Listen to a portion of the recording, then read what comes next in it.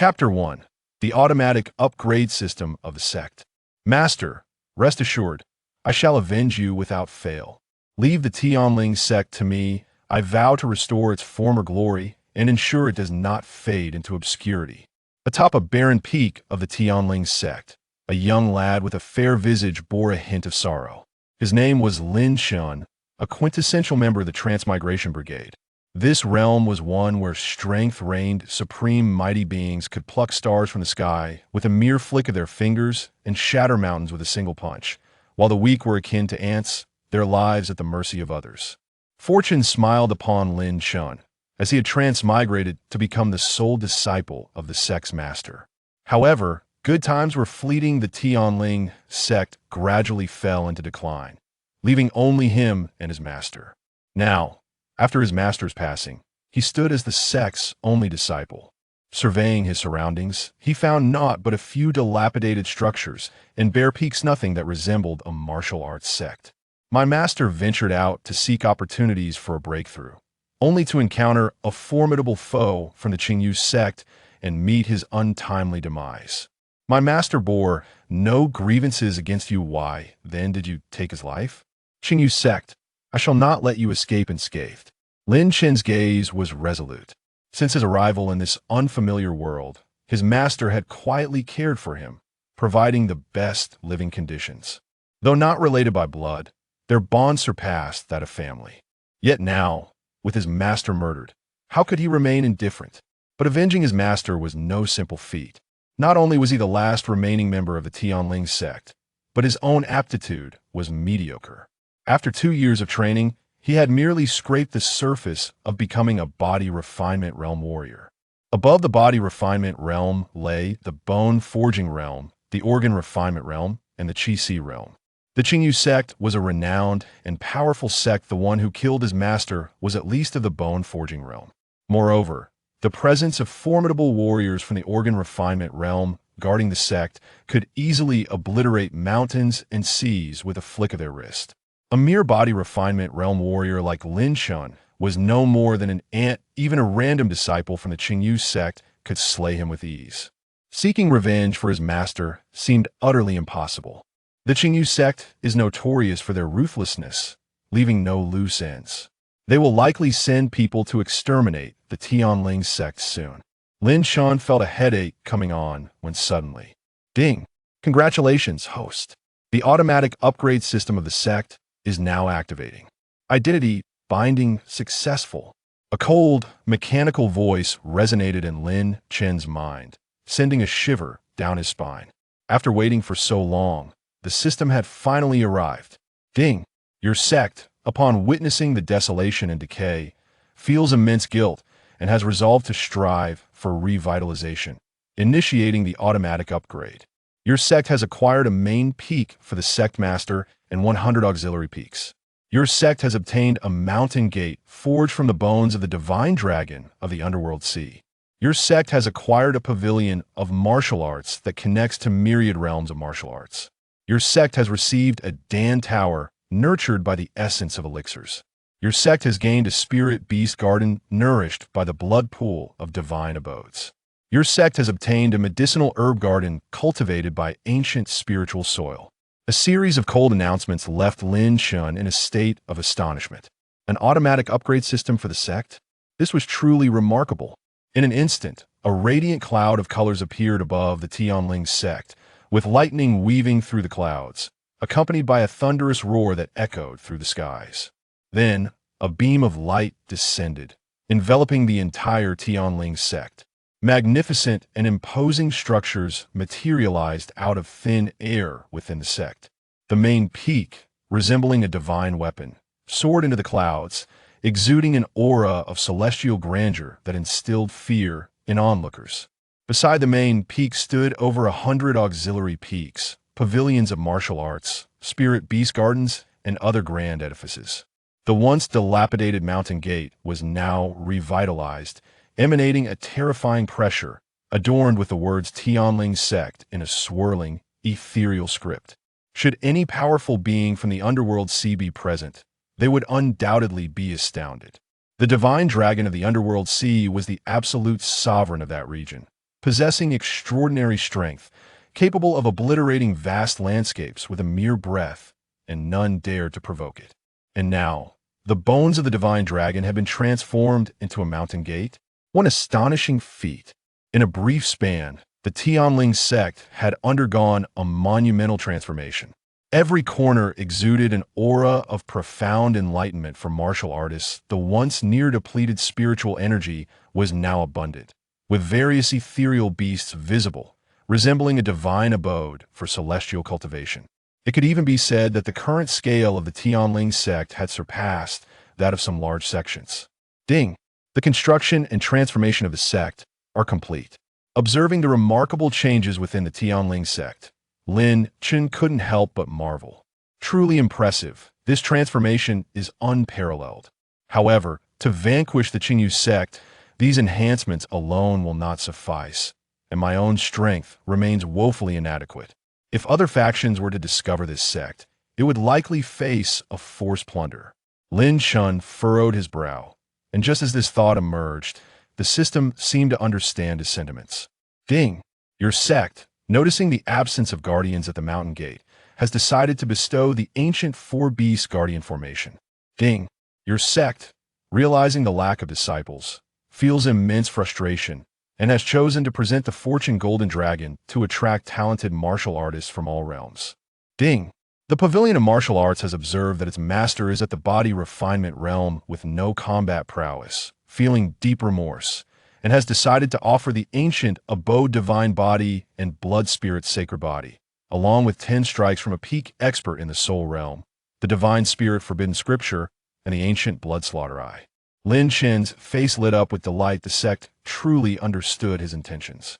In the next moment, a resounding roar, akin to that of a dragon, thundered through the skies, prompting him to instinctively glance upwards. He beheld swirling, multicolored clouds in the sky above the Tianling sect as a colossal golden dragon, measuring millions of feet in length, swept down from the horizon.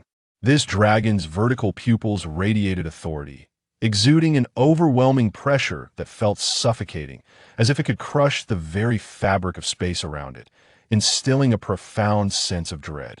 This was the Fortune Golden Dragon, a symbol of destiny and fate. Fortune and fate held immense significance for every faction. Every sect tirelessly sought treasures capable of bestowing exceptional fortune, hoping to ensure their prosperity for millennia without decline. The Fortune Golden Dragon was a legendary entity, recorded only in the annals of ancient texts. Not even in antiquity had anyone ever heard of such a creature. Yet now, this miraculous being had manifested in the Tianling sect, serving as a harbinger of fortune. Chapter 2.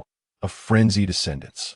With the Fortune Golden Dragon in their possession, henceforth, every disciple who joined the Tianling sect would be nurtured by unparalleled fortune. Opportunities for martial cultivation would abound, and breaking through realms would become as effortless as breathing. The majestic Fortune Golden Dragon circled the Tianling sect, releasing a deafening roar before gracefully approaching Lin Chen. From now on, the fortune of the Tianling sect rests in your hands. Lin Chen spoke calmly, and to his surprise, a rare glimmer of joy appeared in the Golden Dragon's eyes. With a gentle, low rumble, it gradually vanished, merging with the entirety of the Tianling sect to exert its influence over fortune.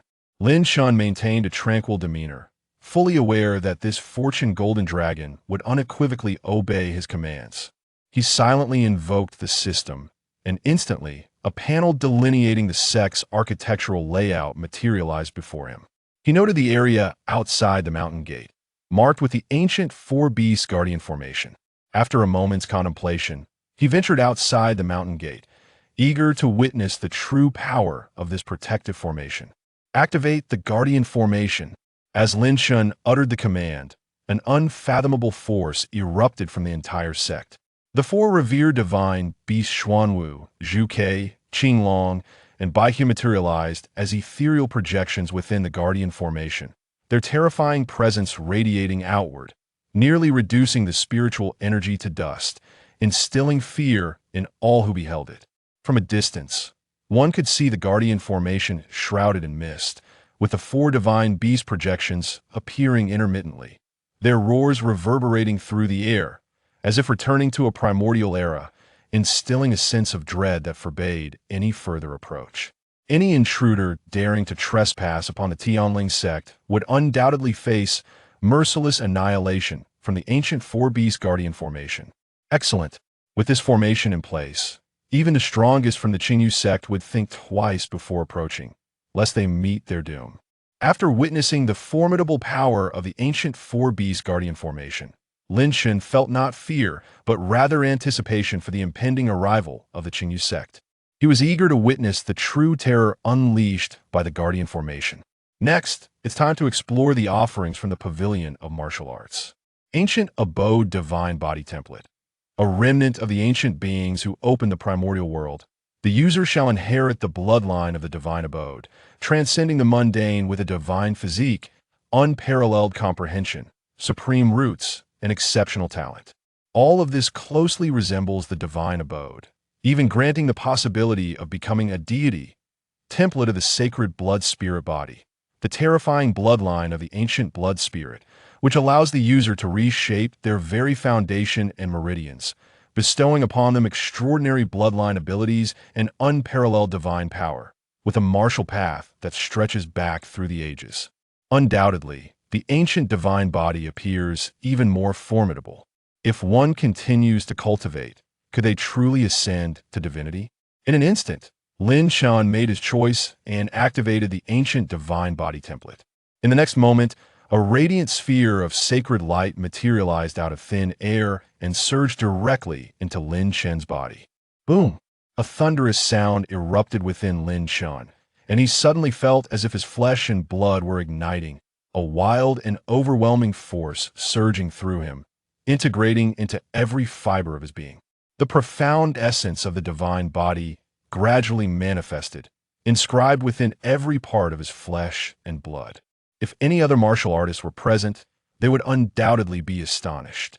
To their eyes, the overwhelming aura emanating from Lin Chen transcended that of a mere Qi realm expert. His entire being radiated with a formidable vitality, reminiscent of a mighty being awakened from the ancient era, adorned with shimmering runes and pulsating with an aura of terrifying strength. It seemed that with a single breath, he could obliterate a mountain. His flesh and bones underwent the metamorphosis of the divine body, and Lin Chen's complexion turned pale, fortunately. This agony was fleeting and soon passed. The ancient divine body had fully integrated. Lin Chen felt his body had become more powerful than ever before, with every fiber of flesh brimming with immense and ferocious strength, his vitality terrifying, akin to a primordial divine beast. His mind was exceptionally clear, able to encompass all that lay before him, with a noticeable enhancement in his mental acuity. Merely through the fusion of the divine body, my cultivation has already ascended to the pinnacle of the body refinement realm. The ancient divine body is indeed fearsome.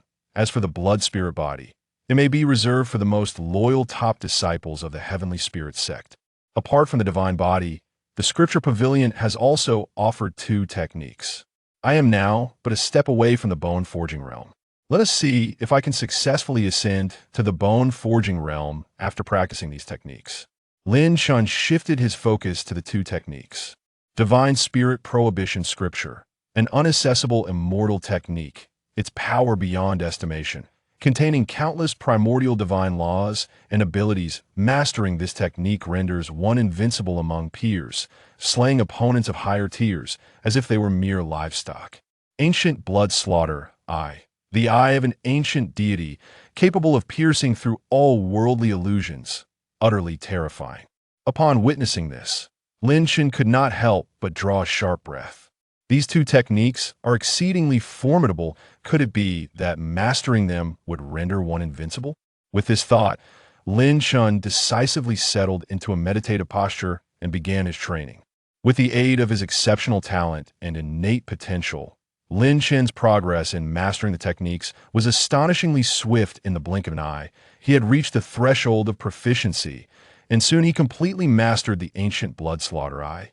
He then directed his attention to the divine spirit prohibition scripture, Being his primary cultivation technique, he knew he must treat it with utmost seriousness.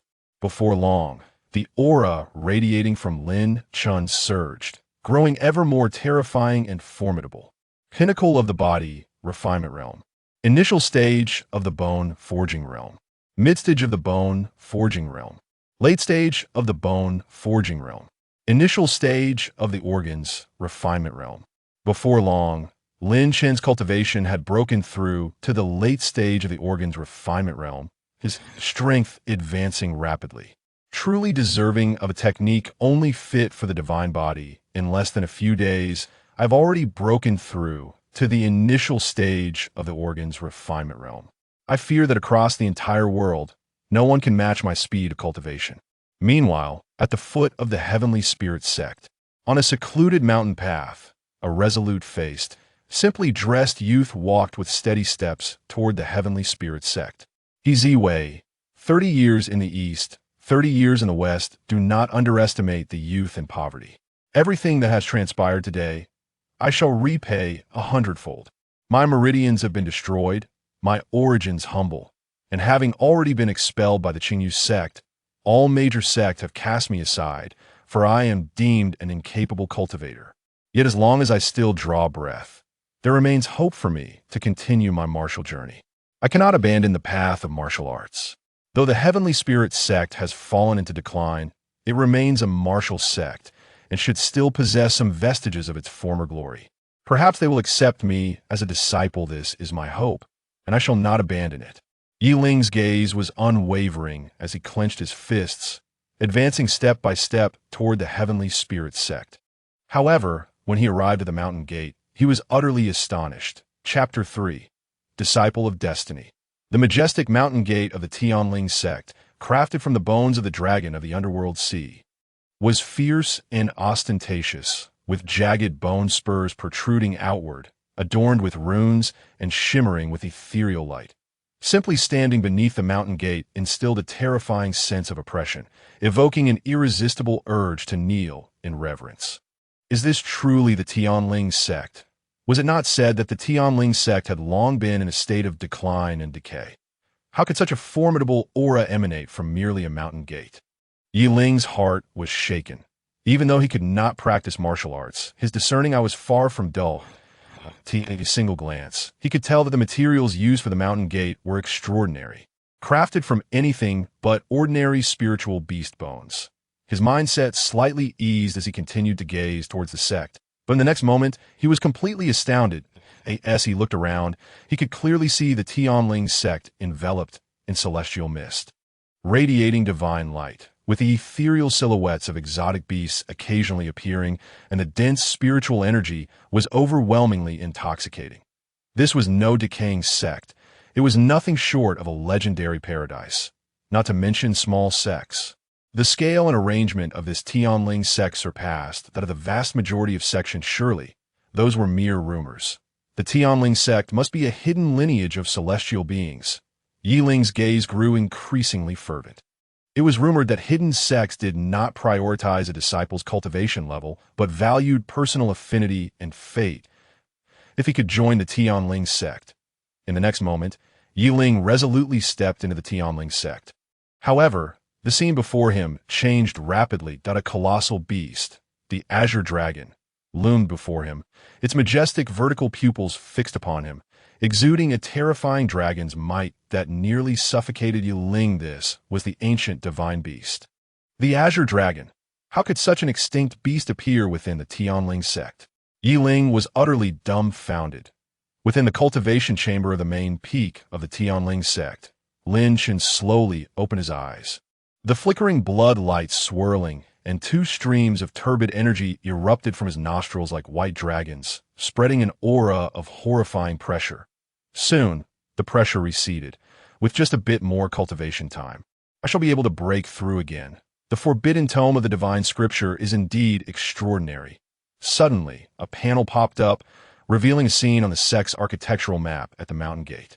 Someone had triggered the sect's protective array. Has someone intruded? Could it be someone from the Qingyu sect? Lin Chen raised an eyebrow, his eyes betraying no sign of fear. Now he was already at the refining vessel realm. Considered invincible among the local powers, especially with the ability to unleash the attacks of 10 soul realm experts. Even if the supreme ancestor of the Qingyu sect were to personally arrive, he could eliminate them in an instant. The soul realm was a level he had never heard of, clearly a terrifying domain beyond Lin Chen's comprehension. Very well, the sect has just completed its upgrade and is indeed in need of new disciples. With a thought, Lin Chen vanished from his position. Within the protective array, Yi Ling's complexion darkened, cold sweat soaking his clothes, yet his body did not tremble in the slightest. He was acutely aware that he had triggered the sect's protective array. The Azure Dragon, the guardian beast of the sect, was far beyond his capability to contend with at a single glance, and he would surely meet his demise. Yet, even so, there was no trace of fear in his eyes. Indeed, his resolve was firm, unafraid of the powerful. If he possessed potential, he could tread the path of martial arts. Lin Chen, observing Yi Ling's demeanor within the protective array, nodded in satisfaction. Subsequently, a flicker of demonic bloodlight flashed in his eyes, activating the ancient blood slaughter eye, a divine gaze capable of perceiving the past and future. Name: Yi Ling. Age: 17. Cultivation: none. Body refinement realm: currently fallen. Talent: exceptional physique, none. Personality: gentle loyalty, none. Fate: 1 in 10,000 past. In his youth, he was the unparalleled martial talent of the Qingyu sect, heralded as the next sect leader, yet fell victim to the schemes of treacherous individuals, resulting in the destruction of his meridians and loss of cultivation. 3 days ago, he was rejected by He Wei, the granddaughter of the supreme elder of the Qingyu sect, his fiancée, who in anger wrote a divorce decree in blood, severing ties with the sect and leading him to his current state of destitution. At this moment, Lin Chen could not help but smile faintly. So, he is a disciple of the Qingyu sect, and a remarkably talented one at that. Yet his meridians are destroyed, and he has been rejected by his fiancée, leading to this divorce. Is this not the quintessential tale of a discarded genius? Lin Chen noted Yi Ling's fate, 1 in 10,000.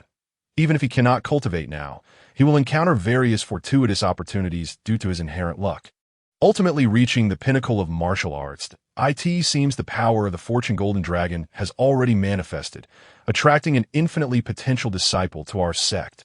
Lin Chen's gaze sharpened as he murmured, "If I let you go, you may become a peerless powerhouse in the future, but there will always be limits. Joining the Tianling sect will surely broaden your path in martial arts." In the next moment, Lin Chen vanished without a trace. What to do? The might of the Azure Dragon is far beyond my capacity to withstand. Am I to be killed before even becoming a disciple? Yi Ling's face flushed crimson. His muscles taut, his clothes drenched in sweat as he struggled against the pressure of the Azure Dragon. Suddenly, the oppressive force acting upon him dissipated, and the Azure Dragon before him vanished as well. Amidst the swirling celestial mist, a handsome figure emerged, exuding an extraordinary aura, as if a celestial being had descended to the mortal realm. Immortal. Yi Ling became overwhelmed with excitement, immediately kneeling, his expression one of utmost reverence. "Please, immortal, take me as your disciple. I wish to join the Tianling sect." Both the mountain gate and this protective array left an indelible impression on Yi Ling. He could hardly fathom how terrifying the sect leader of this hidden realm must be. If he did not seize this opportunity to join the Tianling sect, he feared he would regret it for a lifetime. "You are Yi Ling, with your meridians destroyed, so you cannot cultivate, correct?" Yi Ling's expression froze, a wave of inexplicable disappointment enveloping him. Before he could respond, Lin Chen continued speaking. "I am the headmaster of the Tianling sect. From now on, you shall be a servant disciple of the Tianling sect. Therefore, I shall assist you in reconstructing your meridians, bestowing upon you the ancient sacred body, granting you an unparalleled opportunity to cultivate the you accept." Lin Chen's voice was quiet, yet resonated in Yi Ling's mind like thunder. He was momentarily stunned before his gaze turned serious and solemn. Yi Ling shall be a person of the Tianling sect in life and a spirit of the Tianling sect in death. As long as the sect exists, so shall I. Thank you, esteemed headmaster. Yi Ling's loyalty instantly transformed into an unwavering bond of life and death. Very well. Lin Chen willed it, and a dazzling orb of blood light materialized out of thin air, crashing into Yi Ling's body. This was the template of the blood spirit's sacred body. Ding, a new disciple has been added, and further development has pleased the sect, leading to the decision to present a grand gift package for disciple cultivation. You have acquired the ancient primal decision. You have acquired the Rakshasa sword technique. You have acquired a resting quarters and cultivation chamber for servant disciples. You have acquired unlimited access to a divine spiritual vein. Chapter 4. Cultivating a divine-level disciple. Truly, as a child of fortune, even joining the Tianling sect will yield numerous benefits for me. Upon seeing the array of rewards bestowed by the system, Lin Chen could not help but smile with joy. Meanwhile, Yi Ling's face was flushed crimson, almost as if he were bleeding, his body enveloped in a tempestuous surge of vitality. The terrifying fluctuations of life force raged within him, causing his skin to exude faint traces of blood. Even with his strong willpower, his body trembled uncontrollably, cold sweat pouring down, yet he did not utter a single cry of pain. He was acutely aware that this inexplicable surge of bloodline energy was transforming his roots and meridians, reconstructing them for his rebirth into cultivation. He could not afford to lose this opportunity. After what felt like an eternity, the unbearable pain finally dissipated, and Yi Ling could distinctly feel that both his roots and bloodline, as well as his talent, had reached a terrifying level. Moreover, spiritual energy. I have finally birthed spiritual energy within me. I, Yi Ling, can finally cultivate. Yi Ling, overwhelmed with emotion, wept tears of joy as the nightmare shadow that had loomed over him for years finally dissipated. This revelation deepened his reverence and gratitude towards Lin Chen. He was acutely aware that his transformation was entirely the handiwork of the sect leader. Such extraordinary and almost otherworldly methods were unprecedented. He had never heard of anyone from Qingzhou County possessing such remarkable skills. The sect leader must surely be a hidden master of great renown. It seemed that the sect leader's prowess had ascended to a level far beyond that of mere mortals, even possessing miraculous abilities that transcended the earthly realm. Without further contemplation, Yi Ling prostrated himself on the ground, his gaze filled with utmost devotion. Thank you for your benevolence, esteemed sect leader. He was profoundly grateful that after departing from Qingyu sect, he had not chosen another sect, but had instead arrived at Tianling sect. Without Tianling sect, he would have had no opportunity to continue his cultivation. From this day forth, I, Yi Ling, shall devote myself wholeheartedly to my training, serving Tianling sect with unwavering diligence. I cannot betray the high hopes the sect leader has for me. Yi Ling lifted his gaze to Lin Chen, his determination unwavering. Lin Chen's expression remained calm.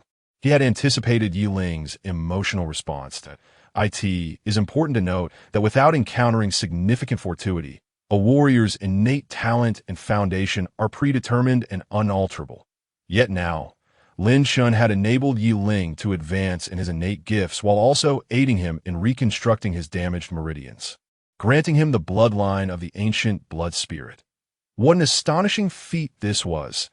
In a mere span of time, a once-destroyed individual had transformed into a prodigious warrior, which was nothing short of remarkable. Should this news reach the outside world, countless powerful factions would undoubtedly flock to Tianling sect in search of the truth. Yi Ling himself was a person of great fortune, naturally endowed with the protagonist's aura. Even without Tianling sect, his future accomplishments would surely be substantial. Now that Lin Chen had preemptively resolved the issue of his destroyed meridians and bestowed upon him the sacred blood spirit body, Yi Ling's future achievements were destined to be remarkable. Lin Chen smiled faintly, envisioning the future splendor and enormity of Tianling sect. After a moment of contemplation, he flicked his fingers, sending forth two luminous orbs that directly entered Yi Ling's brow. Since you are the first disciple of Tianling sect, I grant you two supreme techniques. You must cultivate diligently and never be negligent. Do not let me down. The rest and training rooms are located on the side peak. You may seek them out at your leisure. I, the sect leader, hold great expectations for you and hope you can soon become an outer disciple. With that, Lin Chen's figure flickered and vanished from Yi Ling's sight. Yi Ling was momentarily stunned. processing the two esoteric and profound techniques that had appeared in his mind, still unable to fully react. These techniques were none other than the ancient primordial art and the Rakshasa sword technique. The power of these techniques was extraordinarily formidable, rendering them invincible among peers and capable of challenging opponents of higher ranks without difficulty. They were far from ordinary. In an instant, Yi Ling recognized the immense value of these techniques, his breath quickening. Even Xinyu sect could not produce anything comparable to these two techniques. This realization further confirmed Lin Chen's identity. The sect leader was indeed a hidden master, far surpassing the old-timers of Qingzhou County. Yi Ling's gaze grew increasingly fervent. The mere thought of following the sect leader and becoming part of Tianling's sect ignited a passionate flame within him. Rest assured, esteemed sect leader, I will never let you down. Yi Ling knelt in the direction where Lin Chen had just stood, his gaze distant and profound, remaining in prostration for an entire hour before departing. Making his way to the training room, he seized every moment to cultivate. Meanwhile, Lin Chen did not head to train, but instead journeyed to an open area within Tianling's sect to select a location. Yi Ling's temperament and cultivation talent were exceptional, requiring no guidance. As long as he diligently practiced, his future achievements would undoubtedly be impressive. The divine spirit vein, a miraculous phenomenon capable of birthing spiritual artifacts, was the highest grade of spiritual vein. The higher the grade of the spiritual vein, the richer the spiritual energy of the artifacts produced. Upon selecting a suitable location, Lin Chen silently intoned within his heart. Immediately, a terrifying sound reverberated throughout the heavens and earth. The skies above Tianling's sect were filled with swirling radiant clouds. Streams of auspicious light flowed, and vibrant rays of color enveloped the entire sect, as though treasures were about to emerge. The atmosphere was saturated with an unparalleled density of spiritual energy, particularly at the main peak where Lin Chen stood, where the energy was almost liquid in form, and the nearby side peaks were similarly brimming with this rich spiritual essence. The fortune-laden golden dragon concealed within Tianling's sect slowly opened its eyes, emitting a barely perceptible dragon's roar, as if nourished by this divine spirit vein. Upon sensing the transformation brought about by the activation of the divine spirit vein, Lin Chen began his cultivation at the main peak. After a brief period, he paused, observing the dense spiritual energy gradually assimilating into his being. With the divine spirit vein activated, the cultivation speed of our disciples will undoubtedly increase exponentially. He then resumed his arduous training. Although he currently possessed numerous trump cards, even the arrival of a Qi realm expert did not instill fear in him.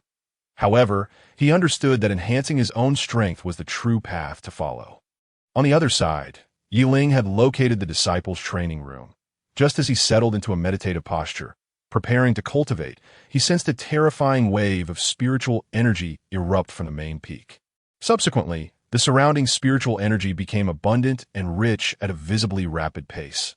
Truly impressive is the sect leader. To elevate the purity of spiritual energy to such heights in such a short time is something even a supersized gathering array could not achieve. Chapter 5. High-grade sacred artifacts and the ancient enlightenment tree. Yi Ling was filled with emotion, his admiration and respect for the sect leader deepening further. Having only recently embarked on this journey, the sect leader has employed such tremendous divine abilities to create a better cultivation environment for me. I must cultivate diligently. Yi Ling quietly resolved to commit himself, organizing his belongings before commencing his training. Within the training room, Yi Ling wielded an ancient long sword, swinging it repeatedly, simple and unadorned, devoid of any flamboyance. Yet, each swing unleashed a powerful wave of spiritual energy capable of tearing through the air itself. The sword technique he practiced was, of course, the Rakshasa sword technique. The Rakshasa was a terrifying demon from the ancient primordial era, and the Rakshasa sword technique was derived from the insights of a powerful cultivator who had paid a heavy price to slay the Rakshasa. This technique was immensely potent, and once mastered, it would unleash a terrifying destructive force. Yi Ling's innate talent was already commendable, and now, with the acquisition of the blood spirit sacred body, his cultivation aptitude and comprehension had reached an exceptional level. After only a short while of practicing the Rakshasa sword technique, A faint yet discernible sword intent manifested within the training room, carving deep, profound gashes into the sturdy walls. He had officially entered the threshold of mastery. As he cultivated the Rakshasa sword technique, Yi Ling's breath grew more profound and elongated, each heartbeat resonating with a thunderous roar, akin to an ancient behemoth awakening from slumber, surging with vitality and instilling fear. This was the essence of the ancient primordial art. With the synergistic effect of the ancient primordial art and the Rakshasa sword technique, it would not be long before Yi Ling's strength soared to a truly terrifying level. Over the next few days, Lin Chen immersed himself in his cultivation. With the assistance of the ancient divine body and the divine spirit codex, combined with his innate top-tier comprehension and talent, his cultivation rapidly ascended from the early stages of the Qi realm to the pinnacle of the spirit servant realm in less than a few days. If outsiders were to witness this scene, they would undoubtedly be left in shock, and it is well known that as one's cultivation level rises, the difficulty of training and advancement also escalates. The ascend from the Qi realm to the condensed soul realm in a matter of days is a feat that is virtually impossible, even for those prodigious talents. Yet this extraordinary event had indeed transpired. After traversing the body refinement realm, bone tempering realm, and organ refinement realm, 5 more realms awaited him: spirit servant realm, condensed soul realm, soul wanderer realm, divine soul realm, annihilation realm, and void treading realm. Each realm, like those before it, was divided into early, mid, late, and pinnacle stages that I never expected to break through to the spirit servant realm in such a short time. This terrifying speed of cultivation is likely unmatched by anyone in existence. After feeling an invigorating surge of power coursing through his body, Lin Chen could not help but reveal a faint smile at the corner of his mouth. Upon ascending to the spirit guardian realm, he had awakened his spiritual consciousness, enabling him to observe everything happening around him without relying solely on the system. Instinctively, Lin Chen activated his spiritual awareness to scrutinize Yi Ling, discovering him diligently practicing in the training room, his face betraying no hint of laziness. Indeed, I have not misjudged him. Yi Ling is an industrious individual, and he will undoubtedly achieve great things in the martial arts realm in the future. Unbeknownst to Yi Ling, who was unaware of the master's covert observation, he felt that the opportunity to cultivate was entirely a gift from the master. After being a useless person for over a decade, unable to cultivate, he was determined to seize this rare chance and work hard, resolutely not to disappoint the master's expectations. Ding! The sect sensed the host's breakthrough in realm, and as the disciples diligently cultivated, their spirits soared, deciding to bestow upon him the master's might. The divine weapon Peak, witnessing the host's advancement, felt a wave of relief and resolved to present the demon god armor and the blood prison immortal sword. The master Peak, not to be outdone, chose to offer an ancient enlightenment tree. Upon hearing the system's voice, Lin Chen was momentarily stunned before becoming elated. The sect truly is formidable. Each time he breaks through a realm, they bestow treasures upon him. Who could possibly rival him in the future? The master's might. Within the Heavenly Spirit Sect, he could unleash a pressure that would compel even the most exceptional talents to submit. Even those of higher realms would feel the impact of his authority. With a thought, a domineering and overwhelming aura erupted from within him, causing his garments to flutter as the entire Master Peak trembled, as if bowing in submission. Such a display of might was indeed terrifying, that if his enemies were significantly weaker than him, they might very well be intimidated to death by his master's might. Fortunately, the pressure emanating from the master's might could be adjusted at will. Lin Chen exhaled in relief, beginning to modulate the aura he projected in the future when he accepted other prodigies as disciples of the sect. The master's authority would serve as the most effective means. Subsequently, he began to explore the treasures he had acquired within the system. The demon god armor, a high-tier sacred artifact, was the invincible battle armor of an ancient demon god, embedded with ancient runes that contained boundless power, reputed to withstand even a deity's strike. Lin Chen retrieved the demon god armor. Its black surface shimmered ominously, pulsating with a terrifying aura that distorted the surrounding space, as if on the verge of collapse, instilling a sense of dread. This demon god armor was indeed extraordinary. Nodding in satisfaction, Lin Chen produced another treasure, the Blood Prison Immortal Sword, a high-tier sacred artifact, which had been steeped for millennia in the cold blood devil pool from the abyss. Infused with the essence of immortality, razor-sharp and capable of cleaving mountains and rivers, that a blood-red immortal sword materialized before Lin Chen, seemingly unremarkable at first glance. Yet an aura of sharpness emanated from its blade, deterring anyone from approaching. That a palpable sword intent enveloped the Blood Prison Immortal Sword, warping the surrounding spirit energy. Yet another sacred weapon of such terrifying caliber. Lin Chen felt a shiver run down his spine, acutely aware of the immense value of these two weapons. Weapons were categorized by rank, from lowest to highest: spirit tools, treasure tools, Dao tools, law tools, sacred artifacts, emperor tools, immortal tools, postnatal spiritual treasures, prenatal spiritual treasures, primordial spiritual treasures, and chaotic spiritual treasures. They were further divided into low-tier, mid-tier, and high-tier. Even the renowned Qingyu sect, a prestigious martial arts sect, possessed only a low-tier Dao tool as its most prized treasure. Yet here stood Lin Chen, in possession of two high-tier sacred artifacts. Such legendary treasures were scarcely seen, often only heard of in tales. Should this news spread, it would undoubtedly provoke countless factions to vie for them. Chapter 6.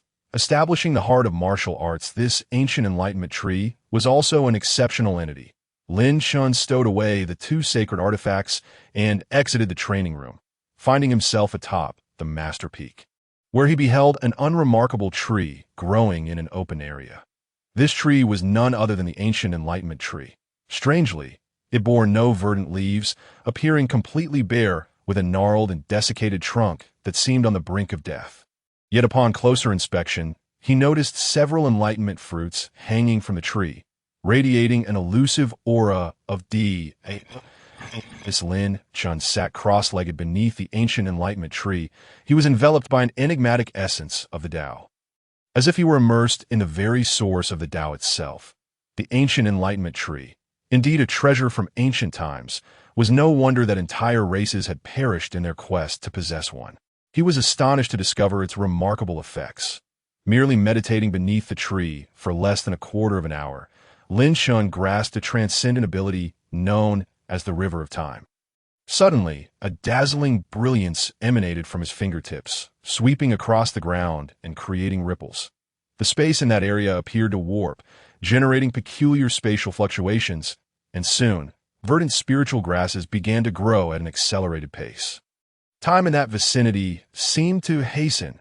In ancient times, such a level of divine power would have been considered formidable. Lin Chen smiled faintly, and his glowing fingertips traced another path. This time, the verdant spiritual grasses rapidly shrank, even vanishing entirely. Time was reversing. Yet he wondered, what effects might the enlightenment fruits possess? As Lin Chen prepared to pluck one of the enlightenment fruits to test its efficacy, suddenly, the system panel popped up, revealing a scene unfolding outside the mountain gate. Did someone dare intrude upon my Heavenly Spirit Sect? Could it be someone from the Qingyu sect? A young man, exuding an extraordinary presence and clad in a blue robe, appeared about a kilometer from the Heavenly Spirit Sect's gates. But he wore a jade crown, his long hair secured by a jade hairpin, and at his waist hung a formidable white jade sword. Trailing behind him was a burly man, bowing and scraping. "Are you certain that the lad Yi Ling is within the Heavenly Spirit Sect?" Zhou Yu's tone was slightly cold, his raised eyebrow perpetually showcasing his arrogance. "Indeed, just a few days ago, I happened to encounter him heading towards the Heavenly Spirit Sect," replied the burly man with a smirk, his voice dripping with flattery. "If I'm not mistaken, he should currently be inside the sect." "Really?" Zhou Yu suddenly turned, his expression turning serious. "Of course, Senior Brother Zhou, being an inner disciple of the Qingyu sect, I wouldn't dare deceive you." As he spoke, the burly man extended his hand toward Zhou Yu with a sycophantic grin. "Let us hope so." Zhou Yu waved his sleeve, dropping a few spirit stones into the burly man's hand. The man turned and left, as if fearing Zhou Yu might change his mind at Yi Ling. "How dare you? A mere waste. Covet's sister, He Wei. You even had the audacity to use blood letters to sever ties with her in front of so many people. You truly consider yourself someone of significance? Zhou Yu snorted coldly, his gaze turning icy. You've even caused Sister He Jiwei to be displeased. Today, I shall send you on your way, ensuring her peace of mind. With that, he unsheathed the white jade sword at his waist and strode towards the Heavenly Spirit Sect with fierce determination. However, upon reaching the mountain gate, his expression faltered, confusion clouding his features. Was it not rumored that the master of the Heavenly Spirit Sect had been slain by our Qingyu Sect's elders? How is it that this sect remains intact? And what is this situation?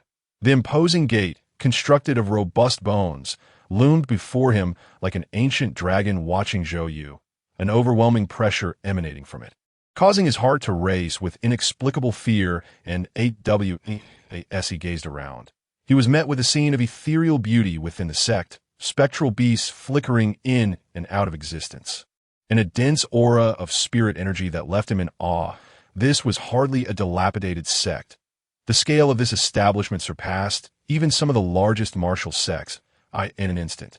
Zhou Yu felt as though the Qingyu sect was worlds apart from the Heavenly Spirit Sect. Am I in the wrong place? Logically, a declining Heavenly Spirit Sect should not exhibit such a scene. Yet the plaque at the entrance. Zhou Yu instinctively took a step back, layers of energy fluctuations radiating from beneath his feet, with countless runes interweaving and expanding, forming an intricate and esoteric formation. A protective sect formation. Zhou Yu's pupils constricted sharply, and in the next moment, he beheld the colossal silhouette of a divine beast materializing before him. This is the divine beast vermilion bird? How is this possible? The searing waves of fire threatened to reduce the very air to nothingness, as the towering and terrifying vermilion bird, standing thousands of feet high, fixed its gaze upon Zhou Yu. The overwhelming sense of oppression rendered Zhou Yu's breathing laborious. His legs trembled incessantly, and his eyes were filled with a profound terror. Meanwhile, in a nearby cultivation chamber, Yiling abruptly opened his eyes, and upon seeing Lin Chen's figure, immediately knelt in respectful reverence.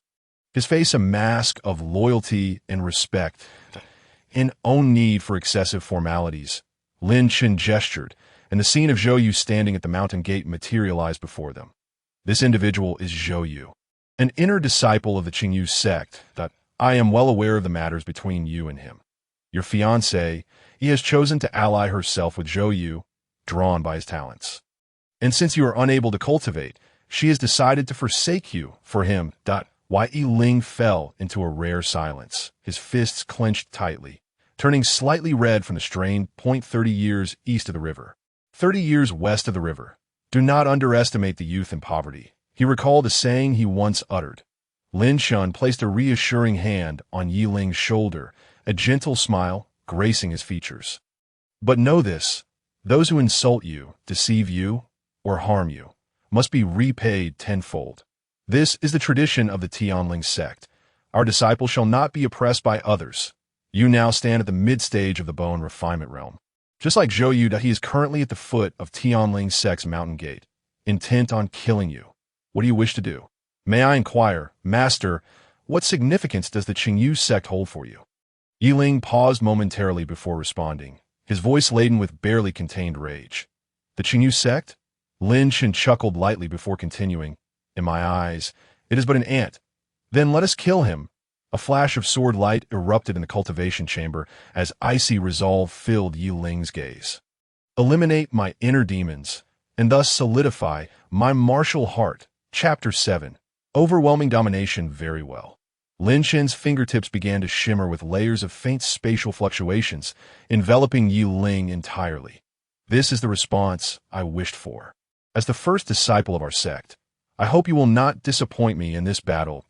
In the next moment, Yiling's figure flickered and vanished from the cultivation chamber, outside the mountain gate.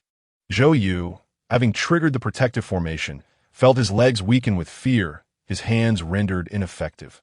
What to do? How can I survive against such a legendary beast? Trembling, Zhou Yu raised his white jade sword. Yet he lacked the resolve to strike. A flicker of hope lingered in his mind. Perhaps if he refrained from attacking, The vermilion bird might spare his life at that moment, the terrifying figure of the vermilion bird, engulfed in dreadful true fire, began to fade away. Soon after, a gaunt figure emerged from the center of the formation. It was Yi Ling. Why Yi Ling? You are indeed here. Upon seeing Yi Ling's appearance, Zhou Yu was initially taken aback, his expression turning peculiar. How did this brat end up within the protective formation? However, he gave it little thought. With the divine beast having vanished, he felt no desire to linger. He could not comprehend why the long-extinct vermilion bird of ancient times would appear within a mere protective formation of the Tianling sect. It seemed utterly impossible, yet reality was unfolding before him, and a single strike from the beast could claim his life, necessitating a swift escape. This time, consider it a stroke of fortune for you. To die so easily. Zhou Yu had come alone with the intention of tormenting Yi Ling before ultimately killing him, but the current circumstances would not allow. As Yi Ling appeared, he decided to strike first, unleashing a beam of spiritual energy towards him. Imbued with formidable power, in Zhou Yu's eyes, Yi Ling remained the same incapable individual, whose casual attack would be enough to end his life. After eliminating Yi Ling, he planned to hastily retreat, but the next moment, Yi Ling's voice echoed behind him. Zhou Yu, is your strength truly this feeble? Zhou Yu shuddered, turning to find Yi Ling standing unharmed, his expression calm. He is still alive? Zhou Yu's brows furrowed in surprise. Upon sensing the surge of spiritual energy emanating from Yi Ling, his complexion shifted, realizing that Yi Ling had regained his cultivation and could cultivate anew. Yet in the next instant, Zhou Yu began to mock him. Why, Yi Ling? Even if you can cultivate again, what does that matter? Do you think my years of arduous training were for naught? Although I am unaware of the fortuitous encounter you experienced in the Tianling sect, you have only been cultivating anew for less than half a month. Dare act so arrogantly before me. You are simply courting death. Zhou Yu's gaze turned frigid as he drew his white jade sword, prepared to deliver a swift end to Yi Ling and then escape. Courting death. Yi Ling's foot struck the ground, and his figure abruptly vanished, declaring, I believe it is you who seeks death, to dare wreak havoc in the Tianling sect and disturb the master.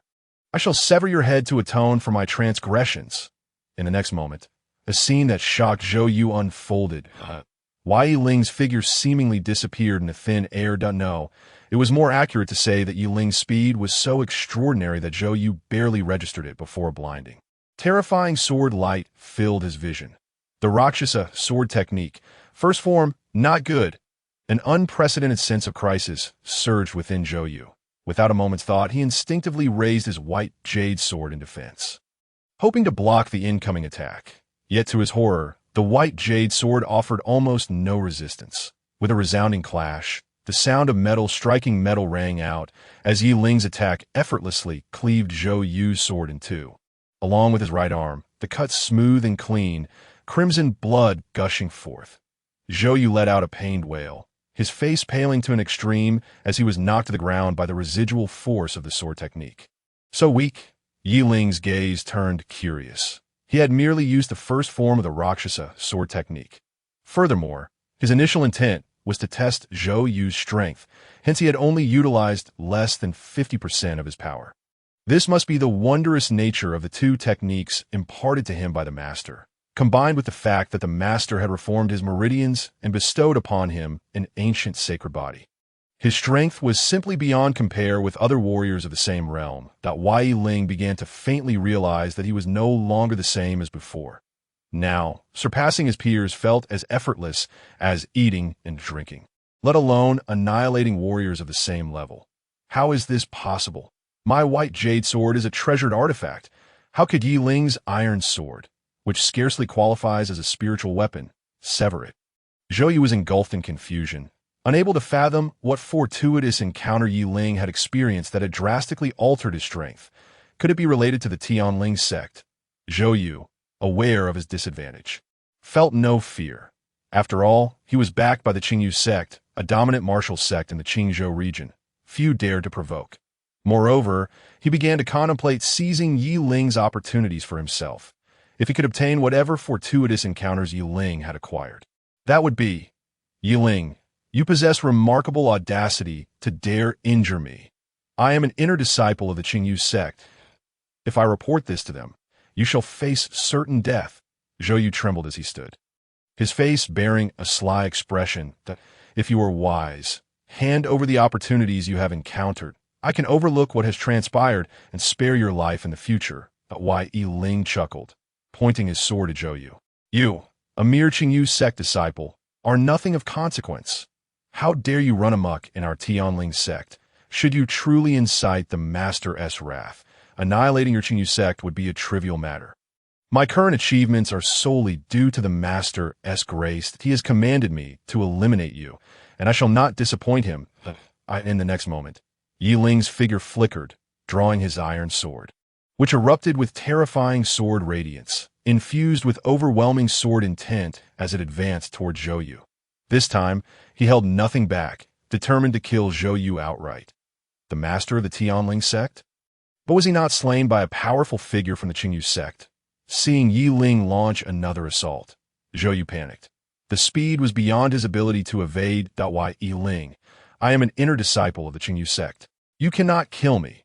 If you were to take my life, not only would it bring you catastrophic consequences, but the one who once bore the title of my fiancé, Heziwei, would also be left in mourning. Yet Ling's onslaught showed no signs of abating. A flash of cold light erupted, and a terrifying sword intent cleaved a deep scar into the ground. In an instant, dust swirled around. Zhou Yu's body was cleaved in two. Lifeless and beyond revival. Chapter 8.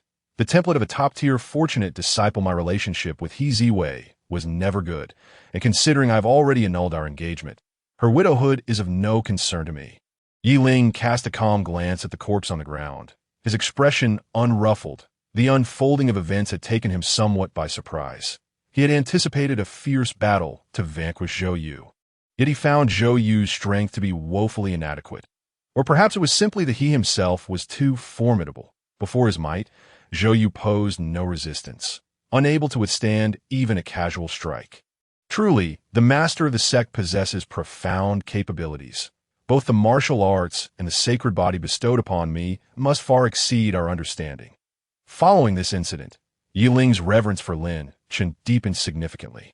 He resolved to devote himself tirelessly to his training, determined to live up to the master's lofty expectations.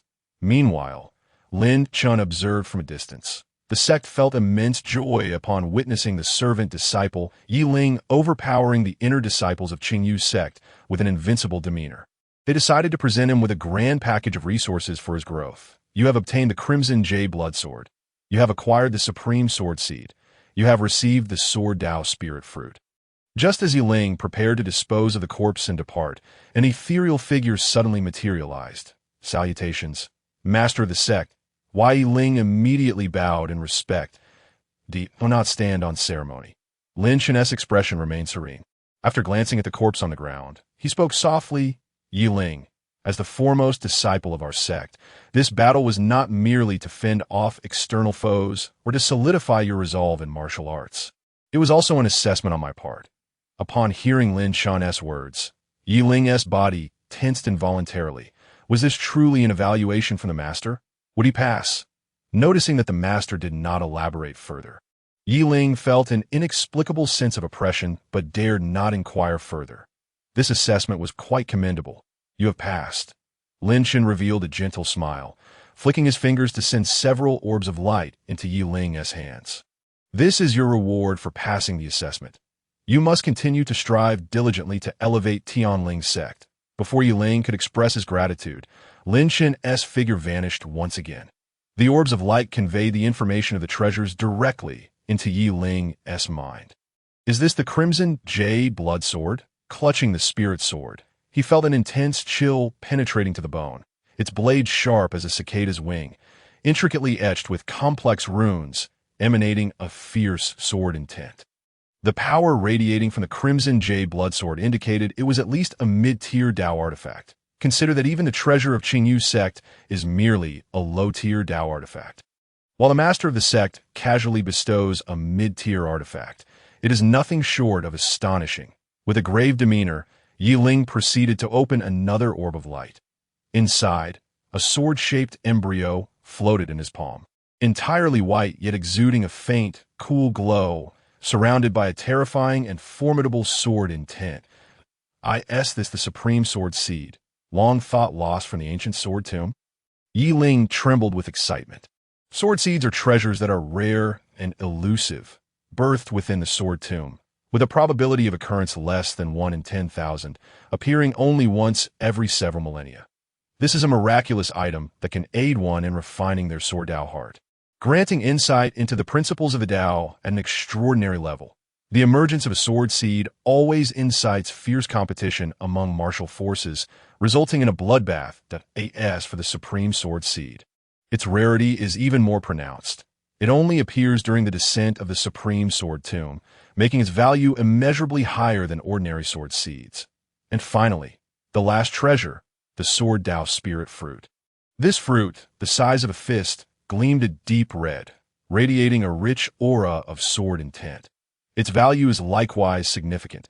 Consuming it will drastically enhance one's talent in the sword Dao and comprehension of the path. The master of the sect holds me in such high regard. I shall not disappoint him. Yi Ling deeply bowed towards the main peak where Lin Chen resided, his expression filled with utmost sincerity. Far away, over 1,000,000 miles from Tianling's sect, within a dimly lit training room, a solitary oil lamp flickered. Seated cross-legged beside, it was a middle-aged man clad in black. Zhou Xing, an inner elder of Qingyu's sect and Zhou Yu's father. This middle-aged man seemed to sense something amiss. His expression suddenly shifted as a special jade plaque manifested in his palm, inscribed with the name Zhou Yu. However, the once pristine plaque had inexplicably cracked, splintering into fragments. Dead? My son is dead. Who dares to slay my child? Zhou Xing's face contorted with disbelief, swiftly giving way to profound anguish and fury as he roared, unleashing a wave of overwhelming energy. The plaque in his grasp transformed into a streak of light, merging into his brow, and images of Zhou Yu's final moments began to flood his mind. Tianling sect, I demand blood for blood. The resounding roar of indignation reverberated across a peak in Qingyu's sect, the main peak of the sect. Just as Lin Chen was about to enter the training room, he received a notification panel from the system. Servant-disciple Yi Ling's loyalty to the sect has reached its maximum value. Tianling sect is now his sole allegiance, warranting full cultivation efforts. Lin Chen then displayed a hint of a smile. Yi Ling is indeed a commendable disciple. My efforts in nurturing him were not in vain. However, with only one servant disciple in Tianling sect, is that not a bit sparse? Lin Chen furrowed his brow, contemplating whether he should personally leave Tianling sect to recruit more disciples. Ding! The sect, upon noticing that Tianling sect only has one servant disciple, felt a deep sense of guilt and decided to present the host with a disciple bearing top-tier fortune. Ding! The template for a top-tier fortunate disciple has been activated. Upon clicking, a prodigious disciple endowed with top-tier fortune will automatically arrive, and the host will be able to check on the disciple's status at any time. The mechanical, icy voice of the system resonated in Lin Chen's ears, filling him with delight. With a top-tier fortunate disciple like Yi Ling, whose strength is already extraordinary, capable of easily overpowering Zhou Yu. If all future disciples of Tianling sect are similarly gifted, then the sect's dominance in the martial world would be within easy reach. In the midst of his contemplation, Lin Chen reached out and clicked on the template for the top-tier fortunate disciple. Meanwhile, tens of thousands of miles away from Tianling's sect, a graceful young woman clad in form-fitting black garments remained motionless, hidden atop a tree trunk. Her fair hand tightly gripped a spirit weapon long sword. Her eyes fixed intently on the ground below. Chapter 9. Clamor. The young woman's name was Xiao Lingxi, evading pursuit from her family members, the Xiao family, to force me into a marriage alliance with the Wang family. They would even resort to murdering my grandfather. The memory of her grandfather's final moments brought tears to Xiao Lingxi's eyes, her vision blurring with sorrow. One day, I will avenge my grandfather, ensuring the Xiao family is utterly eradicated from this world. And the Wang family, I shall not spare you either. Your involvement in my grandfather's death will not go unpunished. However, Xiao Lingxi knew this was not the time for tears. The enemy was closing in swiftly. Before long, 3 individuals clad in black, wielding sharp weapons, appear before her. Only 3 of them, and none possessed the strength of the bone refinement stage. Confirming the situation, Xiao Lingxi wasted no time and leapt into action. Die! She swung her spirit sword decisively, unleashing a chilling arc of sword light. Watch out, she is hiding in the tree. Prepare for an ambush. The nearest black-clad figure reacted immediately, but before he could defend himself, Xiao Lingxi ruthlessly struck him down, causing a rain of blood. The other 2 turned just in time to see Xiao Lingxi charging towards them with incredible speed, her eyes filled with murderous intent. In a matter of moments, 2 more bodies fell to the ground as Xiao Lingxi sheathed her sword. With only 3 members of the body refinement stage, it was evident that others were likely nearby. I must leave at once. If I encounter a master of the bone refinement stage, it would spell trouble. Eliminating these few men clad in black did not bring her any significant sense of joy. On the contrary, she sensed that danger was silently encroaching, compelling her to leave this place swiftly. After fleeing from the Xiao family, I was left with 2 choices. The first option was to join a grand sect, cultivate to attain enlightenment, and then return to exact my vengeance. However, due to my unique physique, not only was it unlikely that I could break through to a higher realm, but I also doubted that any major sect would accept me. The second choice was to enroll in the Tianling sect, which, according to rumors, had fallen into decline and decay thousands of miles away. Joining this sect had almost no prerequisites, making it perfectly suitable for me to conceal my identity while also seeking a solution for my physique. As Xiao Lingxi hurried along, she contemplated her next course of action. Suddenly, a rustling sound emerged from ahead, and a middle-aged man in a purple robe slowly stepped out. Lingxi, why must you endure this? Upon seeing Xiao Lingxi, the middle-aged man couldn't help but sigh. Continuing, Wang Hao from the Wang family possesses extraordinary strength and commendable martial talent. If you were to marry him, your future would be filled with happiness, and the relationship between the Wang and Xiao families would strengthen. Elder Xiao, how can you even utter such words? Xiao Lingxi's gaze turned icy, her face betraying an uncontrollable murderous intent. The middle-aged man before her was a direct elder of the Xiao family, one of those responsible for her grandfather's demise. Yet, most critically, he was at the mid-stage of the bone refinement realm, and Xiao Lingxi was no match for him. She was aware of her limitations, being only capable of barely contending with martial artists at the initial stage of bone refinement. Noticing Xiao Lingxi's retreating steps, indicating her intent to flee, Elder Zhao's expression grew increasingly cold. Sharp-tongued girl, since you feel this way, it is not up to you. This marriage arrangement has been jointly established by the Xiao and Wang families. If I let you leave now, where would that leave the Xiao family's reputation? With those words, the elder's figure surged forward in an instant. However, the next moment, he abruptly halted, rooted in place, afraid to take another step. Before him appeared a man clad in white robes, whose extraordinary demeanor was enveloped in an indescribable aura of Tao. Resembling a divine being descended from the heavens, instilling fear of proximity. This person was Lin Chen. May I inquire who you are? Elder Xiao pondered for a moment, then clasped his hands in greeting. Revealing his identity, that I am an elder of the Xiao family from Huiyin City in Qingzhou Prefecture. I have come to retrieve my unruly niece, so I kindly ask you to spare the Xiao family from interference in this matter. By repeatedly emphasizing the Xiao family, Elder Xiao positioned Lin Chen in direct opposition to them. This was a clear indication of his backing, while simultaneously warning Lin Chen to refrain from meddling. The Xiao family held a measure of power in the area of Huiyin City, and typically, no one dared to provoke them. In Elder Zhao's view, the mysterious man before him would likely take his leave. But the unfolding events proved to be quite the opposite. Lin Chen did not even glance at Elder Xiao, as if he had not registered the elder's words. His gaze was fixed gently and calmly upon the young woman. Xiao Lingxi, causing her ears to flush crimson. Xiao Lingxi was momentarily stunned by Lin Chen's sudden appearance, rendered speechless. Are you currently at the initial stage of the body refinement realm? Lin Chen suddenly inquired, still focusing on Xiao Lingxi. Yes, my cultivation has stagnated at the initial stage of body refinement for 5 years without progress. Xiao Lingxi replied instinctively after a brief pause. For reasons unknown, she felt an inexplicable sense of security emanating from this man. Excellent. I witnessed your battle in the dense forest just now. At the very least, you are invincible among those of your current level. Indeed, Xiao Lingxi could only respond softly. You know that you possess an ancient physique known as the Yin spirit body?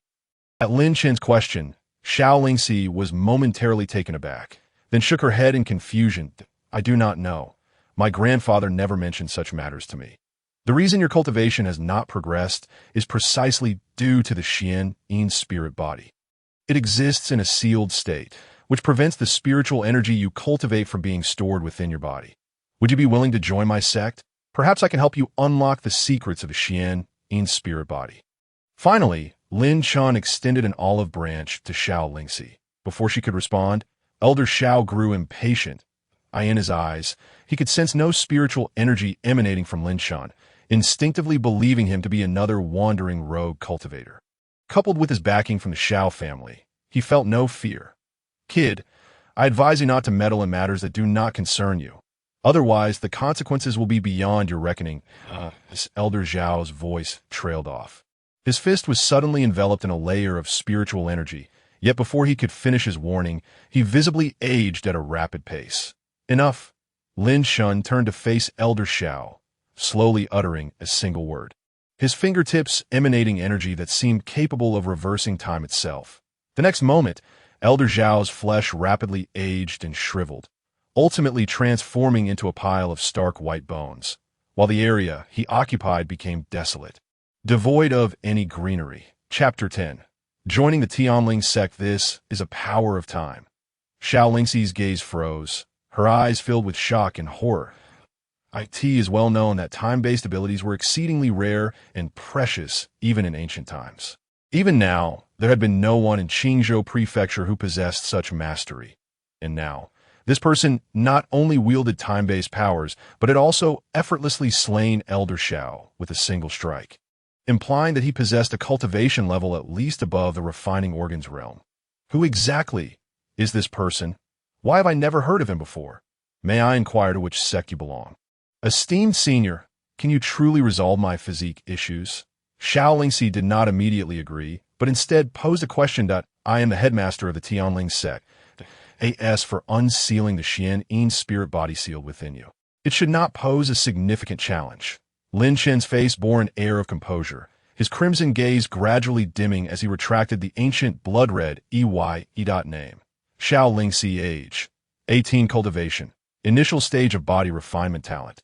Exceptional physique. None personality. Kind-hearted loyalty. Slight favor fate. Extraordinary prodigy background. Abandoned in the wilderness after her parents mysteriously disappeared. She was found and raised by an elderly servant of the Xiao family in Huayan City. She is the only prodigy of the past millennium, the fastest among her peers to break through to the body refinement realm. However, her fortune did not last long. The peculiar nature of her Yin spirit body caused her to remain stagnant at the body refinement realm, leading to her being despised and bullied, resulting in a precipitous decline in her status within the Xiao family. A month ago, due to her enchanting beauty, she was betrothed to Wang Hao, the eldest son of the Wang family, by the head of the Xiao family. Refusing to comply, with the aid of an elderly servant, she secretly fled the Xiao family, only for her caretaker to suffer and be killed in the process. She has since led a tumultuous and unfortunate life. Yet another child of destiny, a template protagonist. Seems the top-tier fortune of the Golden Dragon truly packs a punch. Upon hearing Lin Chen's words, Xiao Lingxi no longer hesitated and promptly knelt, bowing her head in reverence. Disciple Xiao Lingxi pays respects to the esteemed headmaster. Xiao Lingxi's eyes radiated loyalty. She sensed that this was her sole opportunity for ascendance. If her unique physique could be resolved, she would be able to avenge her grandfather. Ding. The sect detected the second child of destiny with infinite potential and felt immensely gratified, deciding to present her with a new disciple welcome package. You have obtained the Yin ancient pill. You have received the core scripture of the Yin royal lineage, the Yin nirvana technique. Ding, the sect's scripture pavilion detected that the number of disciples had exceeded 2, and in a joyful mood, decided to begin acquiring precious techniques and abilities from various realms. I enter mind. The system's notification sounded once more. The system truly understood her needs. Just moments ago, she had been pondering how to resolve the issues surrounding her heinous spirit body. And now, a grand gift package had been delivered to her. Lin Chen then turned his attention to Xiao Lingxi. You are the second miscellaneous disciple to join my sect. Since you have chosen to join, I shall not treat you poorly. These items are a token of my goodwill. With a flick of Lin Chen's fingertips, 2 luminous orbs shot forth, landing in Xiao Lingxi's hands. Initially taken aback by the welcoming gift Lin Chen presented her, Xiao Lingxi's astonishment quickly morphed into unabashed joy upon glimpsing the Xian in ancient pill. Although she had merely become a lowly servant disciple, her expression was devoid of discontent. Rather, her demeanor towards Lin Chen grew increasingly respectful. For the Xian ancient pill in her grasp conveyed a soul-stirring message. This pill could unlock the seal of her Xian spirit body, liberating her from the constraints of her current realm. Everything the master had said was indeed true.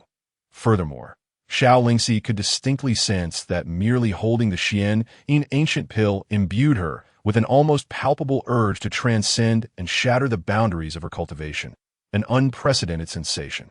Master, this is undoubtedly the pill that unseals the Xian spirit body. Upon consuming it, the spirit will be completely liberated, and all the challenges you face will be effortlessly resolved. As he spoke, Lin Chen waved his sleeve, unleashing 2 formations that enveloped Xiao Lingxi. Your inner demons remain, that if you do not completely annihilate the Wang and Xiao families this time, your future achievements in martial arts will likely be hindered. The 2 formations, the spirit-snatching array and the spirit-shaking array, would assist her in rapidly absorbing spiritual energy to refine the Xian ancient pill while providing protection against any external threats. Warriors beneath the soul servant realm would find it impossible to breach these formations.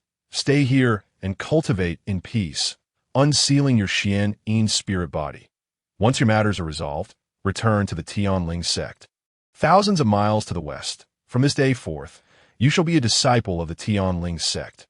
With that, Lin Chen's figure vanished without a trace, not a disciple of the Tianling sect. Hadn't the master of the Tianling sect been slain by a formidable foe from the Qingyu sect? Suddenly, Xiao Lingxi realized that the rumors circulating in the outside world might very well be fabrications. The power demonstrated by the master was nothing short of divine, seemingly omnipotent.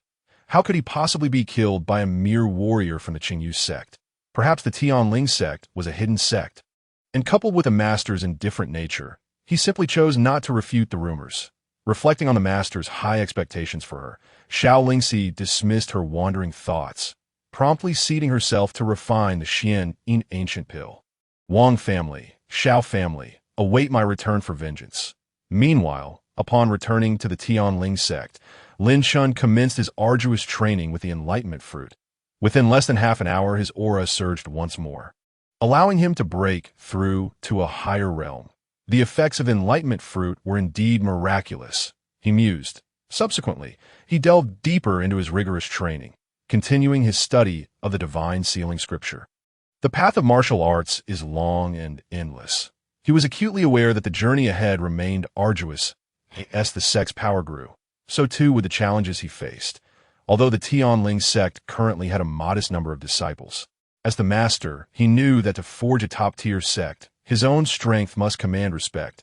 Surpassing all others, he could not afford to be the slightest bit negligent. Soon, half a day passed, and Xiao Lingxi had fully refined the Xian ancient pill, liberating her sealed Xian spirit body.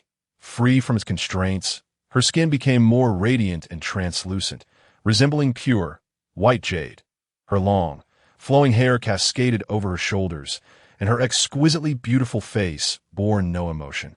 Her lips like petals glistening with dew, delicate collarbones accentuating her ethereal presence, exuding an air of otherworldly grace. Chapter 11. The horror of unsealing rich spiritual energy swirled around her, continuously flooding into her body. And Xiao Lingxi's aura steadily intensified, growing increasingly formidable. She had completely mastered the royal family's core technique, the Xian Nirvana art. With each breath, an icy mist emanated from her mouth and nose. Not far from Xiao Lingxi stood a group of individuals, their eyes fixed hungrily upon her. Young Master Wang, this defensive formation is truly peculiar. We find it difficult to breach. A group led by an elder from the Xiao family expressed to a strikingly handsome young master, revealing their predicament. Not to worry, young Master Wang replied, a glint of cunning flashing in his eyes. This formation is extraordinarily mystical. Merely approaching it triggers an attack mechanism.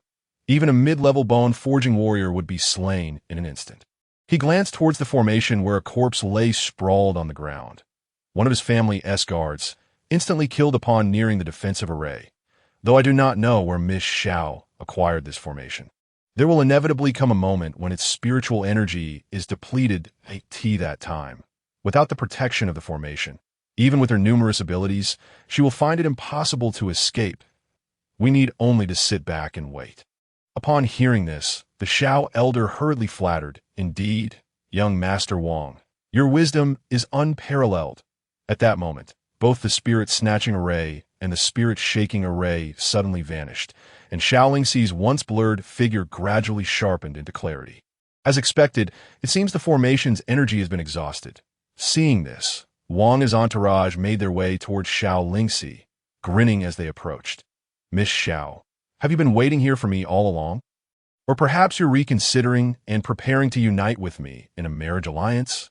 At this moment, Wang still regarded Xiao Lingxi as merely a novice warrior at the initial stage of body refinement, dismissing her as a threat. "Marriage alliance? You think you are worthy?" Xiao Lingxi's eyes slowly opened, revealing enchanting azure pupils that glimmered with a cold, ethereal light. Imbued with an unyielding chill, "I remember it was you who orchestrated my grandfather's murder." With a fierce stomp of her foot, the ground beneath her instantly transformed into ice, shattering into fragments as her mid-level bone, forging aura, erupted forth. She became a gust of wind, rushing towards Wang.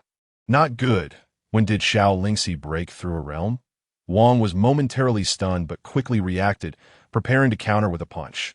However, the moment their hands clashed, an overwhelming chill enveloped the air, freezing everything in its vicinity into a haze of icy mist. Wang was instantly transformed into a fragile ice sculpture, shattered by Xiao Lingxi's palm, leaving nothing but shards of ice in his wake, lifeless and beyond salvation. The others were initially taken aback, but quickly responded, their faces etched with terror.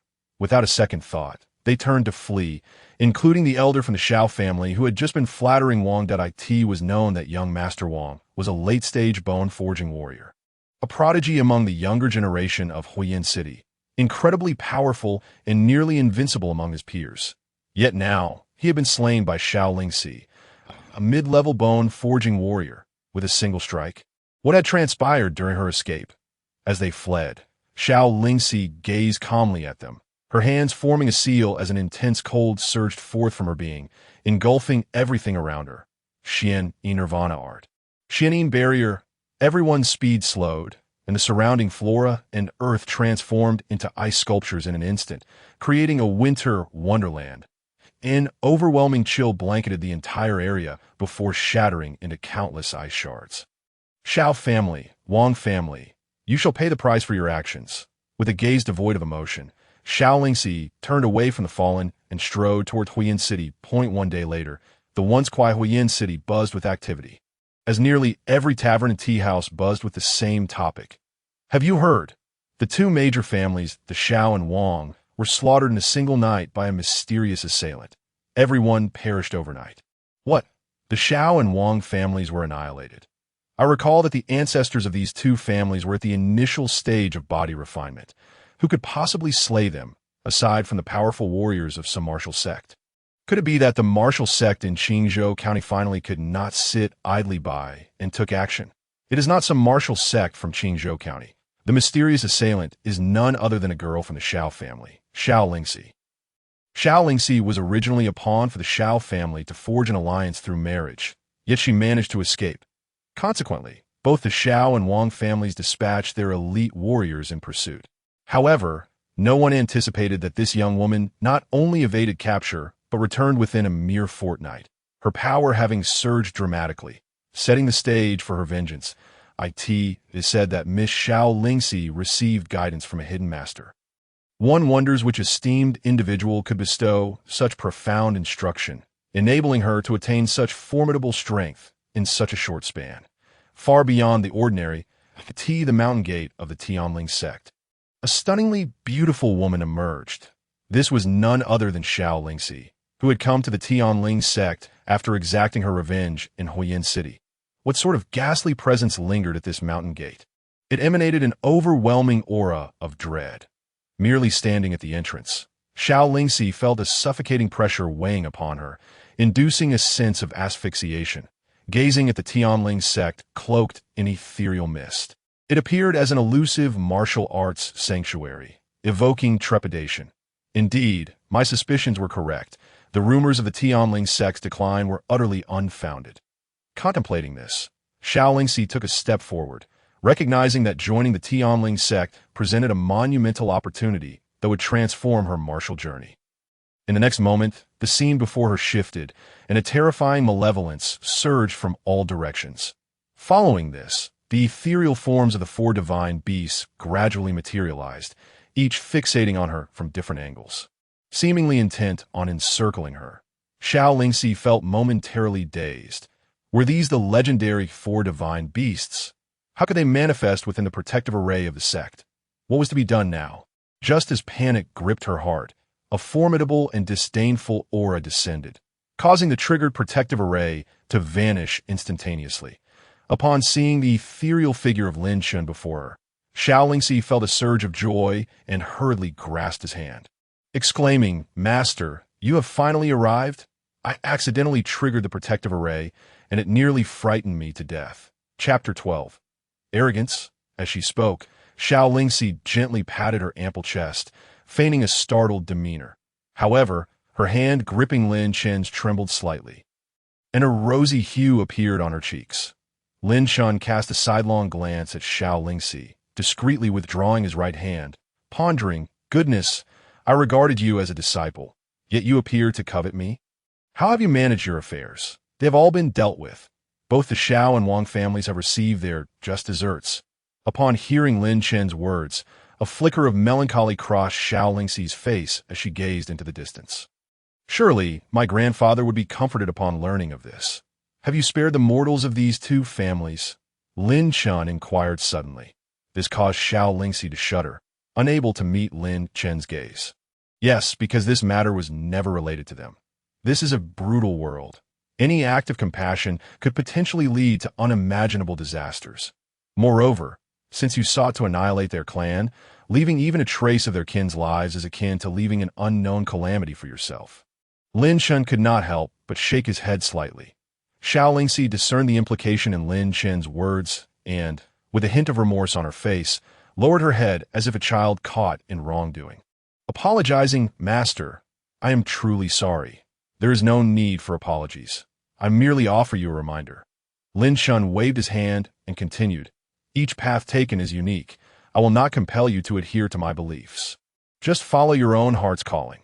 Furthermore, as long as you are a disciple of the Tianling sect, any calamity is but an illusion." As he spoke, Lin Chen's tone radiated an unprecedented confidence. "Thank you for your understanding, Master." Xiao Lingxi's admiration for Lin Chen surged, finding him increasingly agreeable. "Well then, you have just arrived at the Tianling sect. Please take some time to explore, greet the senior brother, and find a suitable peak to settle down. If you have any questions, feel free to consult him." Understood. After Xiao Lingxi departed, Lin Chen returned to the main peak of the sect to commence his cultivation. As half an hour passed, a tumultuous storm brewed outside the Tianling sect, dark clouds rolling in, bringing with it a domineering and oppressive aura from afar. From a distance, several figures clad in the elder robes of the Qingyu sect could be seen hovering in the air. Their blood surged with vigor, each one a pillar of the Qingyu sect.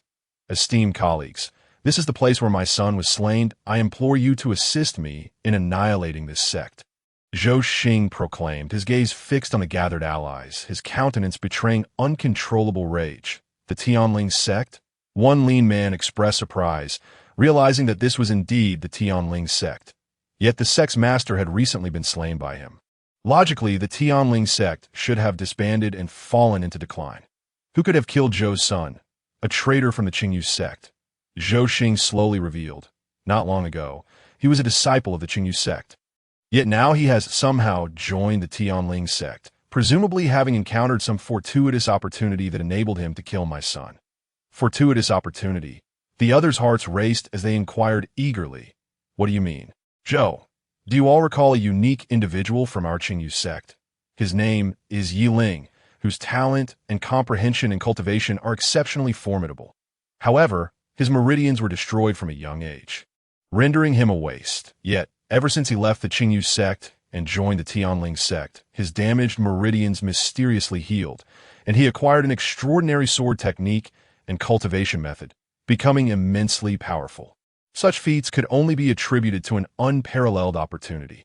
Upon hearing Zhou Xing's insinuations, the gathered individuals displayed fervent expressions, eagerly swallowing their breaths. The elders present had been trapped at a certain bottleneck for many years. If they could seize this unparalleled opportunity, they might break through their limitations and elevate their realms. Rest assured, Zhou, that I will ensure the one who killed your son pays the price. Indeed, those who dare to harm my Qingyu sect truly court death. This insignificant Tianling sect dares to be so arrogant. They are simply seeking their own demise. As these individuals prepare to take action, a light and airy voice peers through the atmosphere that a pack of rabble dares to wreak havoc before my Tianling sect. Do you not care to take a moment to reflect on your own worth? Upon hearing these words, Zhou Xing and the others were momentarily stunned, their faces flushing with rage, their expressions darkening to the extreme. The Qingyu sect was a prestigious and powerful sect in the Qingzhou prefecture. As elders of the Qingyu sect, their status and authority were significant. With a mere word, they could determine the life or death of an individual. Yet now, they were being provoked by a mere Tianling sect. Tianling sect, you seek death. Zhou Xing roared, a tempestuous aura erupting from within him. But before he could make a move, several figures appeared at the mountain gate of the Tianling sect. Among them stood Lin Chen, exuding an ethereal aura, flanked by Yi Ling and Xiao Lingxi. Zhou Xing's gaze swept over Lin Chen before ultimately landing on Yi Ling. He then addressed Lin Chen slowly. You must be the new master of the Tianling sect. I now present you with two choices. First, hand over this little wretch, and let the others take their own lives as an apology for my deceased son.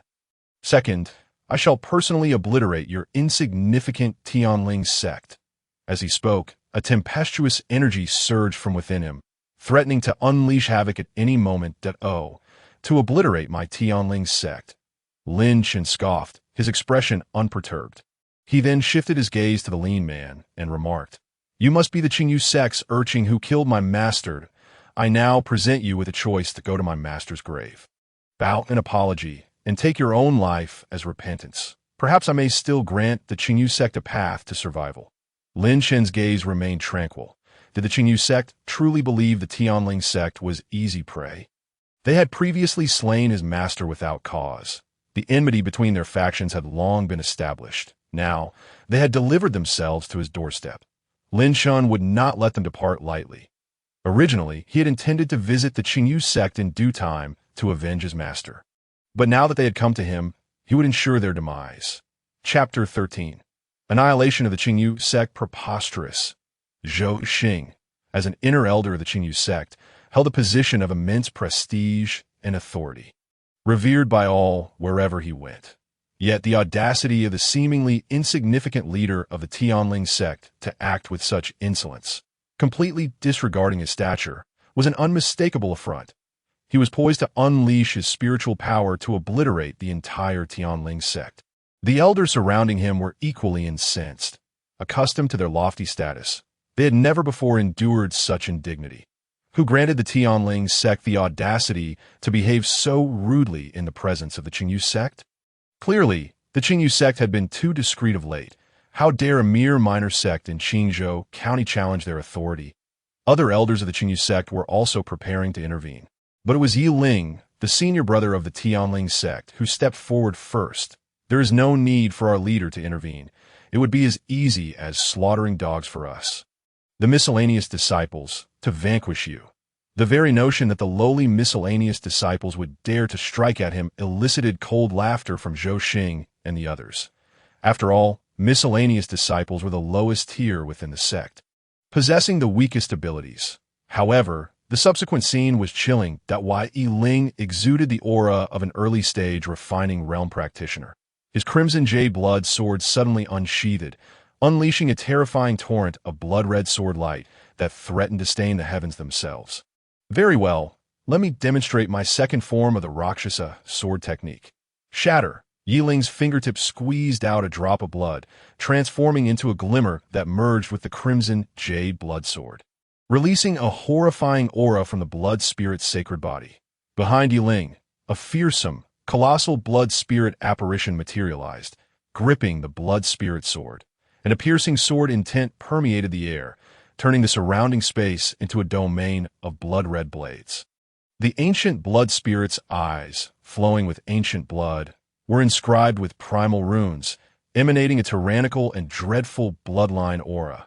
Locking on a Zhou Xing not far away, Yi Ling swung his sword, and the ancient blood spirit seemed to sense it, mirroring the action, unleashing an overwhelming wave of sword light that appeared capable of cleaving the very heavens asunder.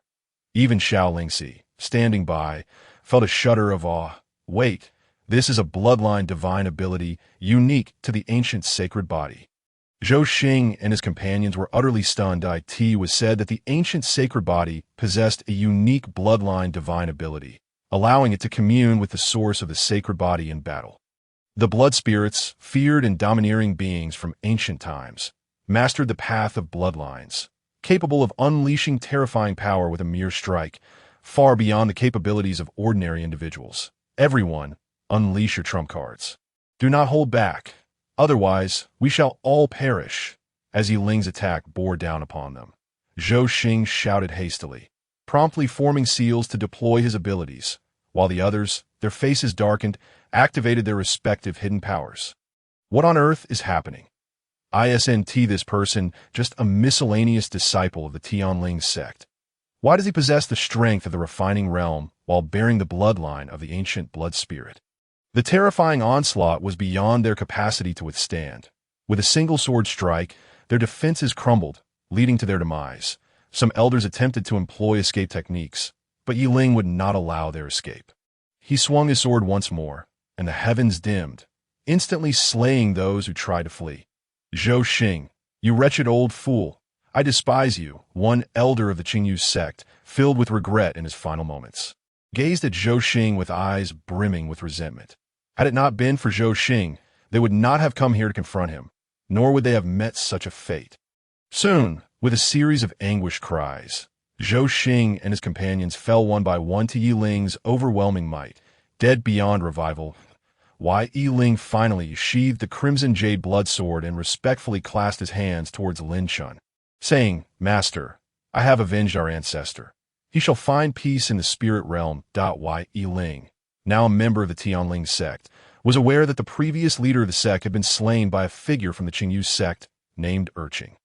Well done, Lin Chen remarked, casting an appreciative glance at Yi Ling before placing a finger on his shoulder, seemingly searching for something. In just over 10 days, you've advanced to the refining realm. Your progress is somewhat slow. You must cultivate diligently and not allow yourself any sloth, Lin Chen gently admonished. Disciples shall heed the teachings of the master. After this matter, I will enter seclusion and not emerge until I break through to the Qi realm. The opportunity that Master Lin Chen had granted Yi Ling to restart his life held immense significance. The esteem Lin Chen commanded in Yi Ling's heart was unparalleled. Every word of instruction was etched into his soul, to which he would obediently adhere. As for Xiao Lingxi, Lin Chen then turned his gaze to her, and her wide, watery eyes sparkled with anticipation. You should report to the sect, if there is anything you don't understand.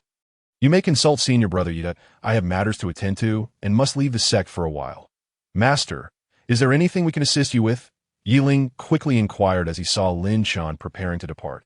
Please trust me. My strength is not insignificant. Lin Chen paused, chuckling softly. It's nothing. Your earnest cultivation is the best assistance you can provide to me. He turned, leaving behind a backdrop that resembled that of an ethereal being, vanishing in the blink of an eye, his lingering presence echoing. However, the Qingyu sect no longer holds any necessity for existence in a vast mountain range, with peaks rising and mists swirling. Uniquely styled buildings stood in harmonious disarray, where various exotic creatures roamed, and disciples donned uniform attire engaged in cultivation and discourse. This place was none other than one of the most renowned martial arts sects in Qingzhou County. The Qingyu sect the mountain gate. Lin Chen's figure abruptly appeared, startling the two disciples on guard. Their expressions quickly hardened, mistaking him for a prankster who had jumped out from nowhere, and they began to berate him. "You little brat, are you tired of living? How dare you trespass without permission?" Before the speaker could finish, Lin Chen turned to him. Upon locking eyes, the man trembled violently and collapsed dead on the spot. Witnessing such a horrific and bizarre scene, the other guarding disciple was utterly petrified, turning to flee in a panic. Yet after only a few steps, he froze and fell to the ground, lifeless. Truly, the Qingyu sect is filled with individuals of such character. Lin Chen's gaze turned icy as he surveyed the bustling Qingyu sect, a flicker of anger flashing in his eyes. It was this sect that had wantonly slain his mentor, who had accompanied him for many years. Ding! The host has used an attack from a soul realm expert. The following day, Lin Chen returned to the Tianling sect. Having employed an attack from a soul realm expert, it could be considered a boon for the Qingyu sect. Not long after, a sensational piece of news swept through Qingzhou County, reaching every ear. Have you heard? The dominant martial arts sect in Qingzhou County, the Qingyu sect, has been annihilated. What? Does the Qingyu sect not have a powerful ancestor residing there? It was said that this ancestor possessed terrifying martial prowess, unmatched even among peers in Qingzhou County. It seemed no one could threaten the Qingyu sect. Rumor has it that the Qingyu sect offended some transcendent power and was subsequently obliterated. But you're misinformed. It is not a transcendent power at all. According to reliable sources, it was the new leader of the Tianling sect who acted. What? But the leader of the Tianling sect had only recently died, and it was at the hands of a strong figure from the Qingyu sect. Indeed, but this leader of the Tianling sect is not the one who perished. He is the newly appointed leader, said to possess overwhelming strength, possibly a reincarnation of a great being, a top-tier power. The Qingyu sect had always been a topic of considerable interest. Its sudden destruction overnight propelled this intrigue to a fever pitch. In no time, discussions of the event permeated every corner of Qingzhou County. In the eyes of many martial artists, the Tianling sect had transformed. It was no longer the sect of old, but rather a mysterious and formidable force that no one dared provoke. All due to its leader being an extraordinary powerhouse. Meanwhile, as Lin Chen returned to the Tianling sect, the system once again presented a gift. Ding!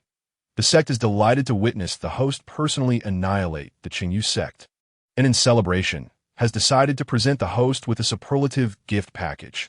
The sect has upgraded your soul realm attack to a destruction realm attack, and the leader's pressure now possesses enhanced effects. The higher the sect's reputation, the more terrifying the leader's pressure becomes. You have acquired an ancient stone sculpture. You have obtained a room for elder cultivation, as well as rooms for outer and inner disciples. You have acquired the celestial phoenix treasure pavilion. You have obtained the enlightenment spring that a series of system notifications filled Lin Chen's heart with joy. Indeed, it seems that good fortune has once again graced him. Subsequently, he began to examine one by one the treasures bestowed upon him by the system. The attack of a divine soul realm expert has been transformed into that of a destruction realm expert.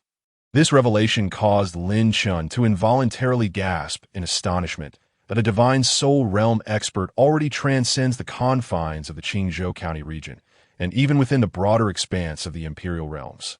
Such beings inspire fear and dread. The destruction realm experts, however, are even more terrifying, existing above the divine soul realm. With the ability to wield the power of a destruction realm expert now at his disposal, Lin Chen felt invincible, bolstered by newfound confidence. The Master S pressure effect has also activated, indicating that he must strive to elevate the Tianling sect to greater heights. Lin Chen opened the sect's map within the system and noted the emergence of new elder training chambers. outer disciple training rooms and inner disciple training rooms.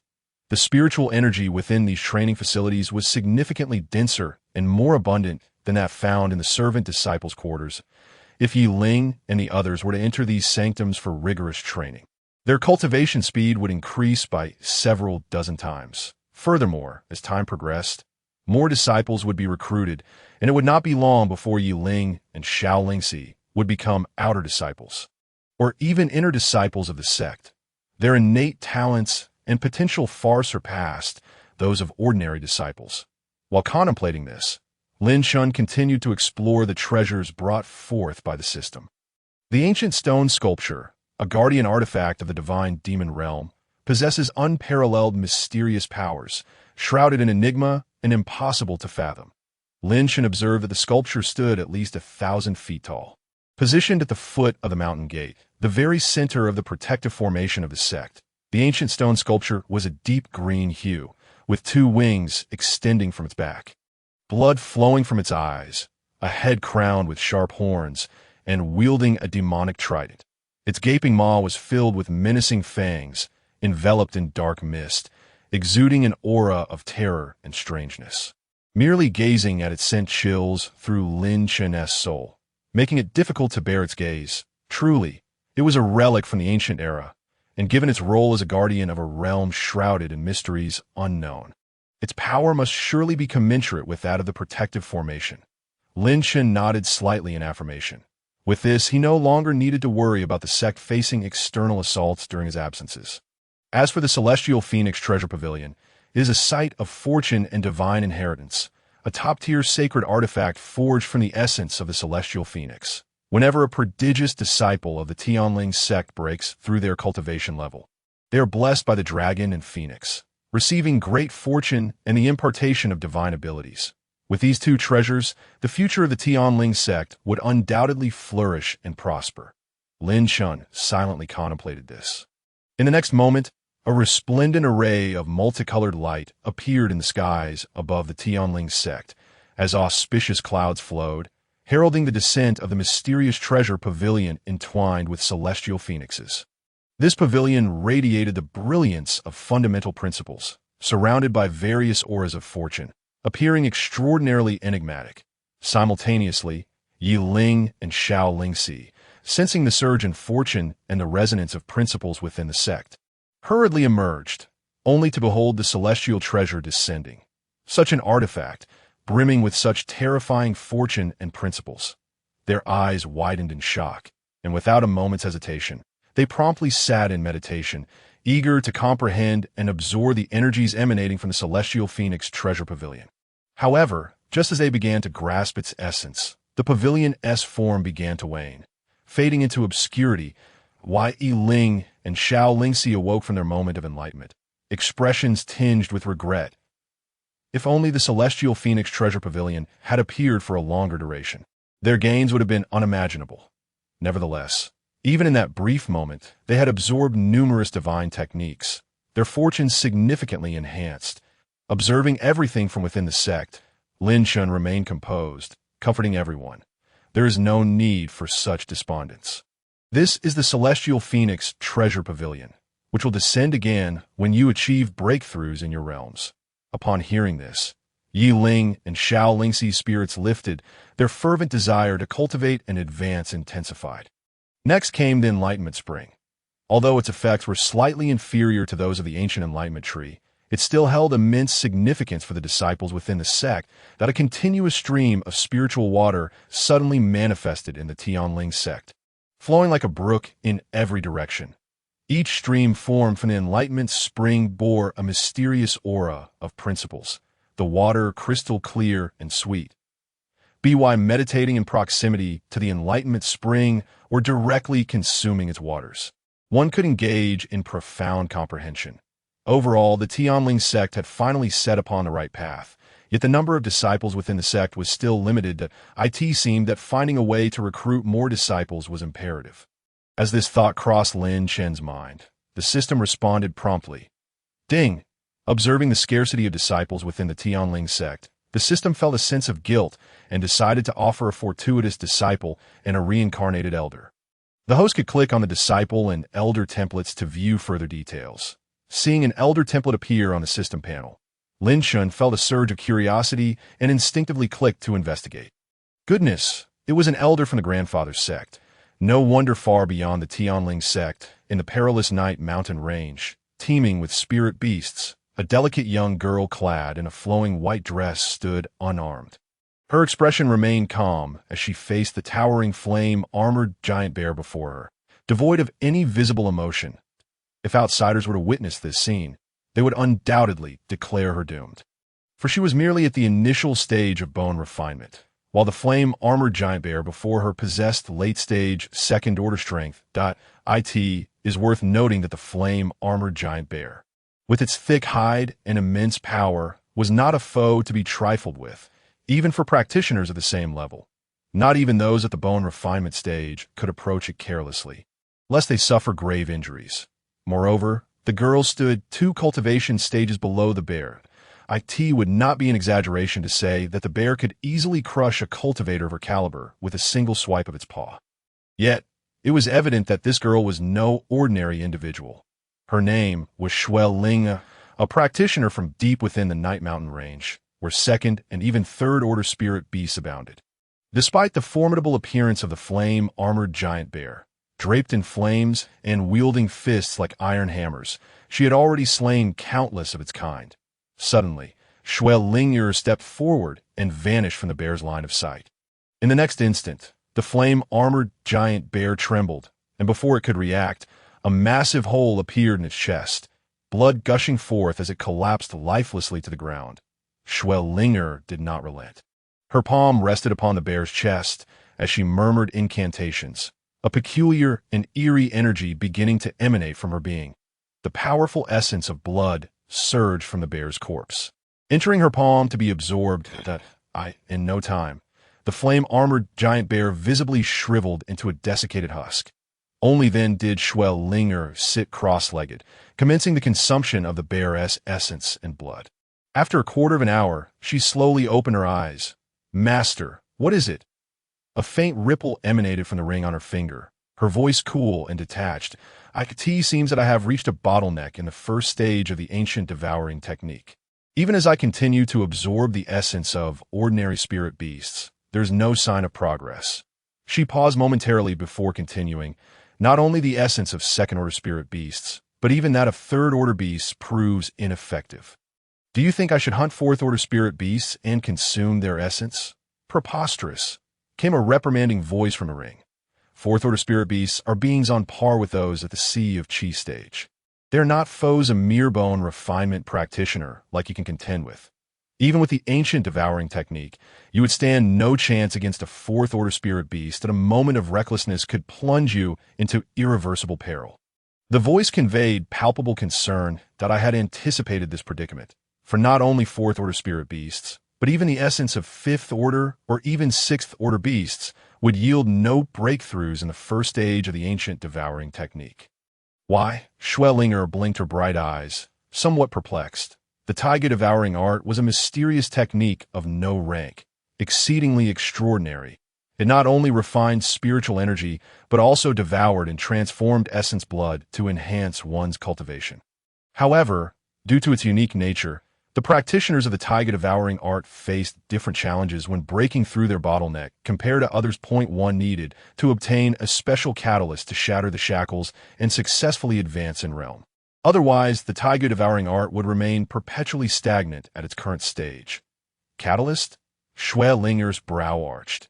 Yes, this so-called catalyst is the essence blood of ancient mythical beasts that a voice emanated from the ring, tinged with a hint of desolation. However, ancient mythical beasts had become nearly extinct, and even the remnants of their essence blood were held tightly by those large factions, leaving us with no means to acquire it. Without the essence blood of ancient mythical beasts, one cannot transcend the first stage of the taiga devouring art. If my master still possessed her former strength, obtaining the essence blood of ancient mythical beasts would be a trivial matter. Master need not blame herself. I will find a way to procure the essence blood of the ancient mythical beast myself. The voice from the ring evidently wished to divert the conversation. urging, "Let us depart from this place first. By the way, how is your injury? I've been searching for spiritual herbs in the Black Knight Mountains these past few days, and with a nourishing essence blood of spiritual beasts. My injuries have nearly healed. That is good to hear. During this time, you must exercise particular caution. The people from the Luo Yun Pavilion are after you again." The voice in the ring paused, seemingly sensing something. Just a few days ago, more than a dozen disciples from Luo Yun Pavilion entered the Black Knight Mountains, likely in search of you. This damned Luo Yun Pavilion, despite being merely a small sect in Qingzhou County, has somehow unraveled the secrets of heaven and discerned that you possess an unranked mysterious technique. They have mobilized nearly all their connections to hunt you down and seize the Taigu, devouring art. The voice in the ring bore an air of resignation and seriousness. "Disciple, during the last desperate situation, my master's forceful intervention has already been sensed by our enemies within a certain range. I can no longer act to assist you for the time being, that if we are detected again, she will surely come for us, and we will undoubtedly perish. Master, please rest assured. I will proceed with caution." Just as Schwellinger was about to leave, a sudden voice echoed from the ring. "Linger, 5 kilometers to your left, there is a disciple from Luo Yun Pavilion. You must resolve him in the shortest time possible, and then turn back. The disciple from Luo Yun Pavilion is currently searching in this direction." "Understood." Schwellinger's expression turned icy as her figure suddenly surged forth. Days later, in a bustling town, twilight descended at a young girl clad in a blue gown. Her face veiled, entered an inn and rented a private room. Chapter 16. Lu Juin. This individual was none other than Schwellinger, who had hastened from the Black Knight Mountains along the way. She had not encountered any disciples from Luo Yun Pavilion. Skirmishes were frequent, yet fortunately, she had sustained no injuries. However, as time passed, she gradually realized that the disciples sent by Luo Yun Pavilion were of considerable strength. With their increasing numbers, she found herself struggling. After all, she was but one person facing an entire sect, and moreover, the spiritual energy within her was not inexhaustible. It required time to recover. For Schwellinger, her personal situation had grown increasingly perilous. "Master, what should I do now? It seems that Luo Yun Pavilion has secretly taken control of my movements and positioning, sending disciples whose numbers and strength are on the rise." Schwellinger brewed a cup of tea, her face revealing a look of worried. "Go to Tianling's sect." A calm voice resonated. "Who is speaking?" Schwellinger's body jolted, her hand holding the teacup stiffening as she cast a vigilant gaze around her. She had been in this inn for some time, yet had failed to notice anyone nearby. Who could this person be? Simultaneously, Schwellinger reached out her mind to contact her master. "Master, something seems amiss. Just now I heard."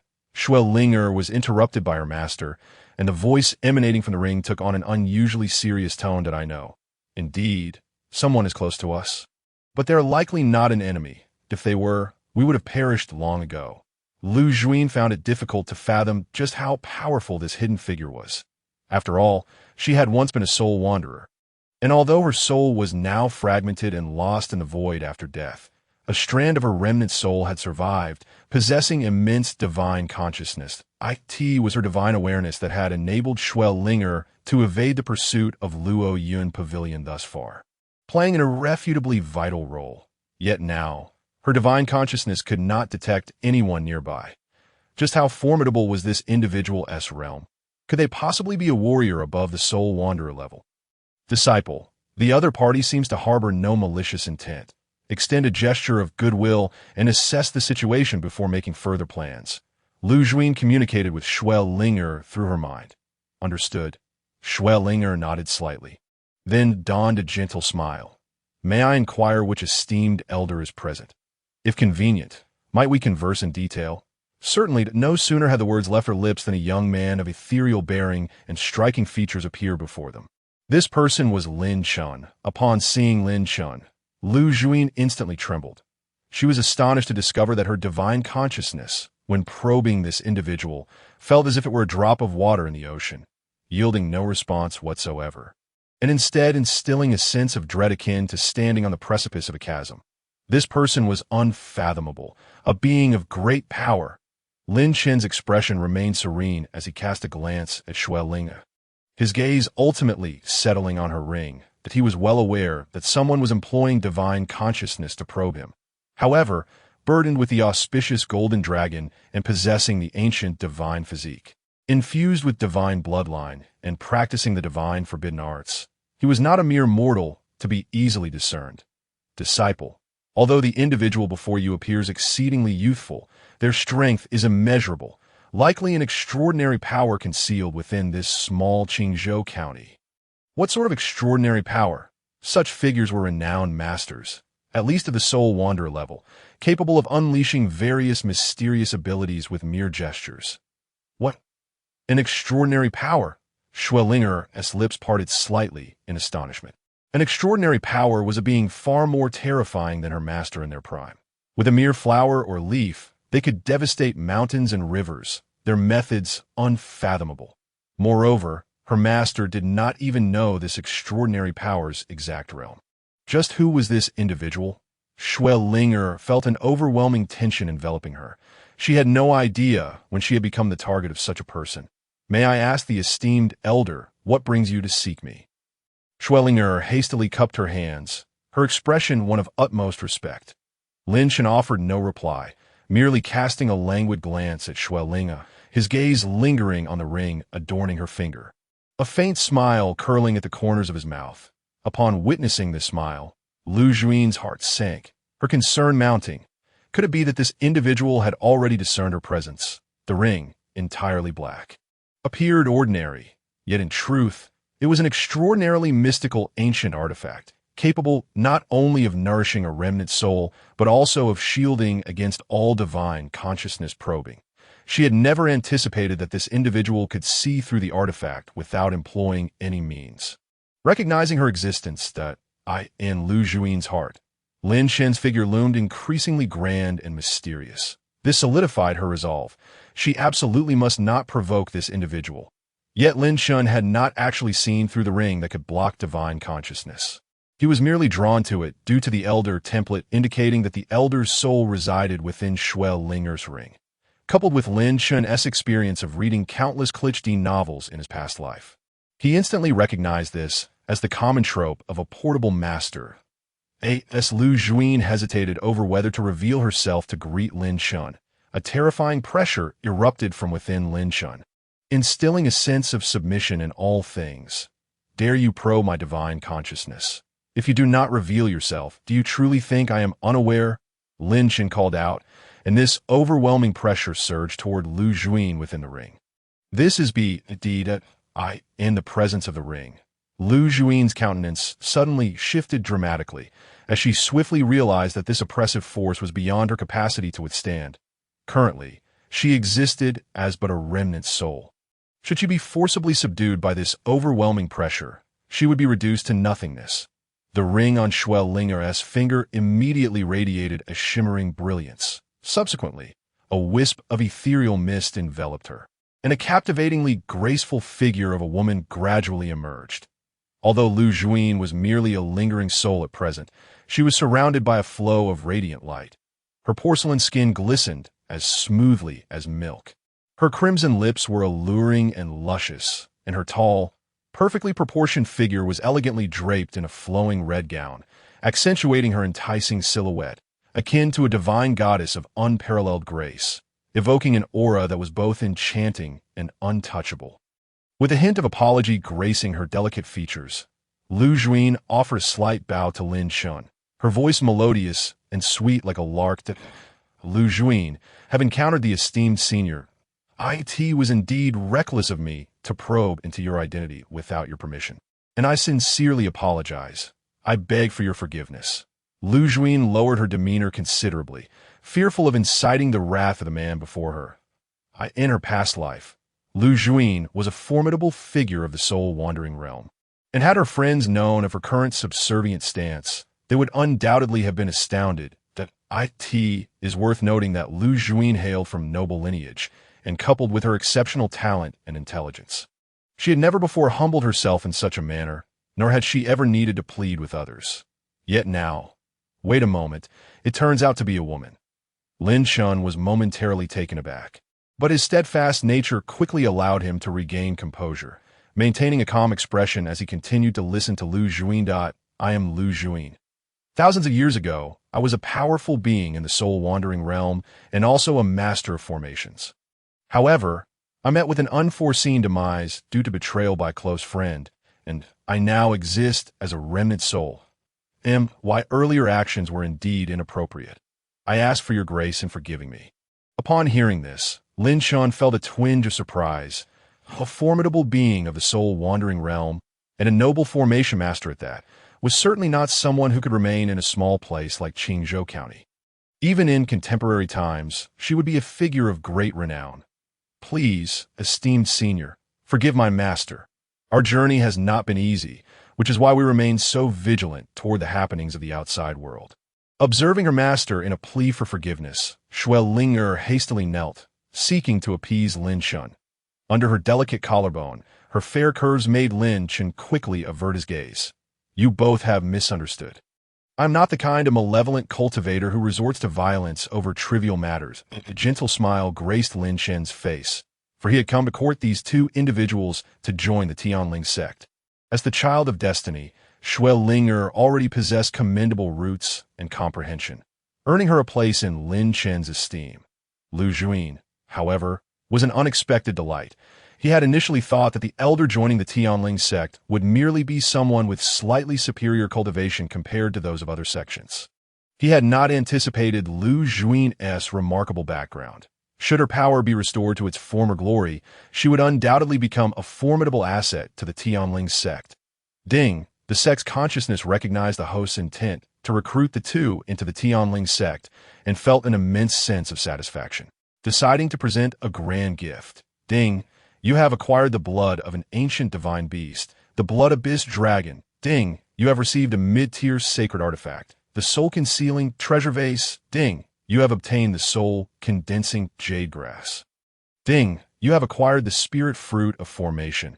A mechanical sound echoed in Lin Chen's mind. This sect system truly resonated with him. He now had the treasures necessary for recruitment.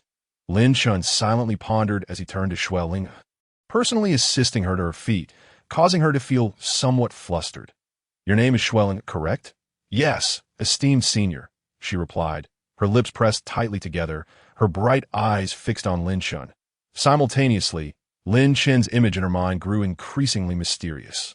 From the beginning until now, she had not revealed her name, yet he was able to discern it at a glance, indicating that he was no ordinary force. I am well aware of your situation. You cultivate the ancient devouring technique, a method devoid of rank. However, it is exceptionally unique, capable of evolving through the consumption of the blood of various exotic beasts, and it was imparted to you by your master, Lu Juin. Upon hearing this, the entire room fell into silence. The expressions on Lu Juin and Xuelinger's faces instantly froze.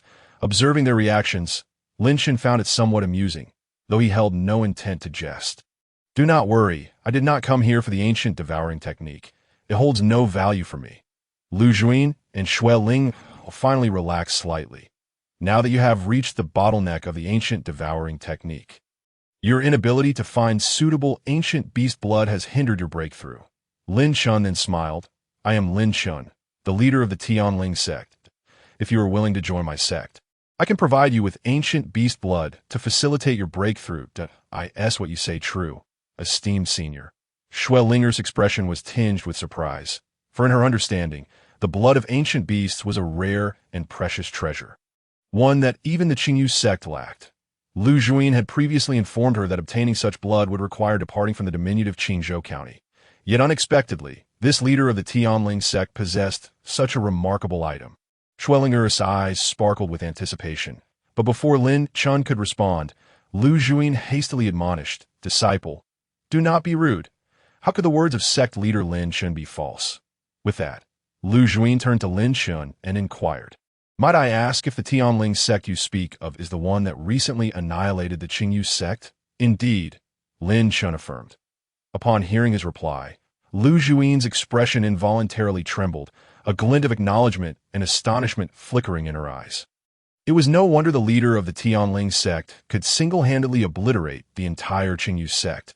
His strength was certainly beyond what a small place like Qingzhou County could contain. Lin Chen flicked a luminous orb from his fingertip, which flew directly into Shui Linger's palm. This is the blood of an ancient divine beast, the blood abyss dragon. Its rarity far surpasses that of ordinary ancient beast blood. It will not only allow you to break through the first stage of the ancient devouring technique, but also the second that a rich, formidable essence of blood floated in Shui Linger's palm, emanating an overwhelming vitality that made her heart feel as though it were being constricted. Although she had never heard of the blood abyss dragon, its name and the energy it exuded indicated that it was no mere trifle. Shui Linger stood in a daze. Lu Juin's crisp voice broke through. Linger, why are you still dawdling? Hurry and pay your respects to the esteemed sect leader. Lu Juin spoke rapidly, as if fearing Lin Chen might retract his offer. Indeed, she was apprehensive that he might have a change of heart. The moment she beheld the blood of the ancient divine beast, the blood abyss dragon, she even questioned whether she was seeing correctly a powerful entity from a millennium ago. She was well aware of what an ancient divine beast was. Such creatures were known to exist only in the myths of the ancient era, referred to as wild beasts. Not merely spirit beasts or exotic beasts, but the rulers of all beasts, the progenitors of their kind. Even the mightiest of exotic or spirit beasts would have to submit obediently before a wild beast, not solely due to the oppression of strength, but also from a suppression of bloodline. The ancient divine beast blood was a legendary existence recorded solely in ancient texts, colloquially termed the ancestral wild beast. Chapter 18. Recruitment. The specifics of their strength were not documented, as those who had encountered an ancient divine beast were typically met with demise. I bow. I pay my respects to the esteemed sect leader. Shui Linger, witnessing her master display such solemnity for the first time, hurriedly knelt before Lin Chen. Very well. Lin Chen nodded slightly, a smile gracing his face. He felt genuine joy at the prospect of accepting Shui Linger as a disciple, for the ancient devouring technique possessed boundless potential.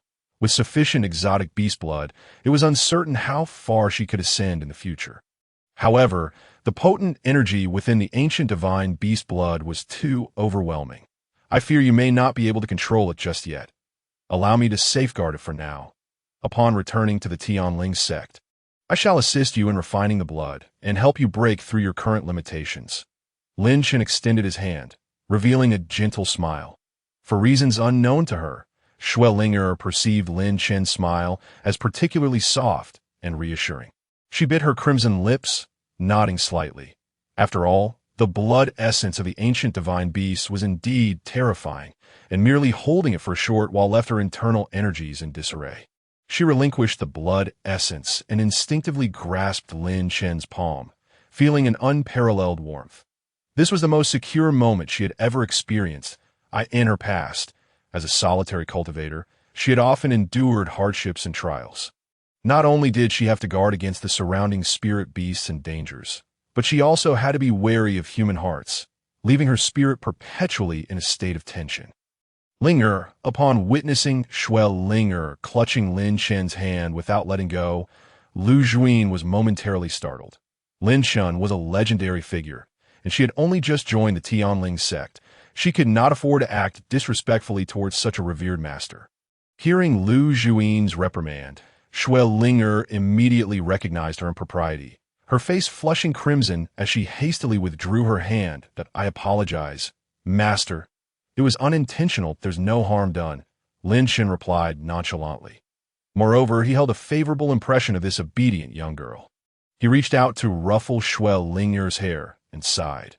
These years have indeed been difficult for you. In your quest for vengeance for your master, you have diligently practiced, spending nearly all your time in cultivation. Devoid of friends or companions, must have been exhausting. Fear not. You shall be able to rest well upon returning to the Tianling sect, where you will find senior brothers and sisters. Lin Chen's words rendered Shui Linger unusually silent, her eyes reddening. Lu Juin was momentarily taken aback, unsure of what to say, guilt surging within her. Sensing the shift in atmosphere, Lin Chen decided not to linger on this topic, as today he was meant to escort these two back to his sect. In the disciple template, Shui Linger's name had already appeared. Having joined the Tianling sect, it was only natural that Lin Chen would nurture her to become a pillar of the sect in the future. Subsequently, Lin Chen turned his gaze towards Lu Juyin. She hailed from thousands of years ago, a powerful spirit wanderer who not only cultivated martial arts, but also mastered formations. Thousands of years ago, you were a renowned formation master. Having already attained the realm of spirit wandering by chance, you met a woman whose character and worldview resonated deeply with you. And before long, you became sworn sisters. Whether delving into secret realms, practicing techniques, or studying formations, you exchanged ideas and discussions.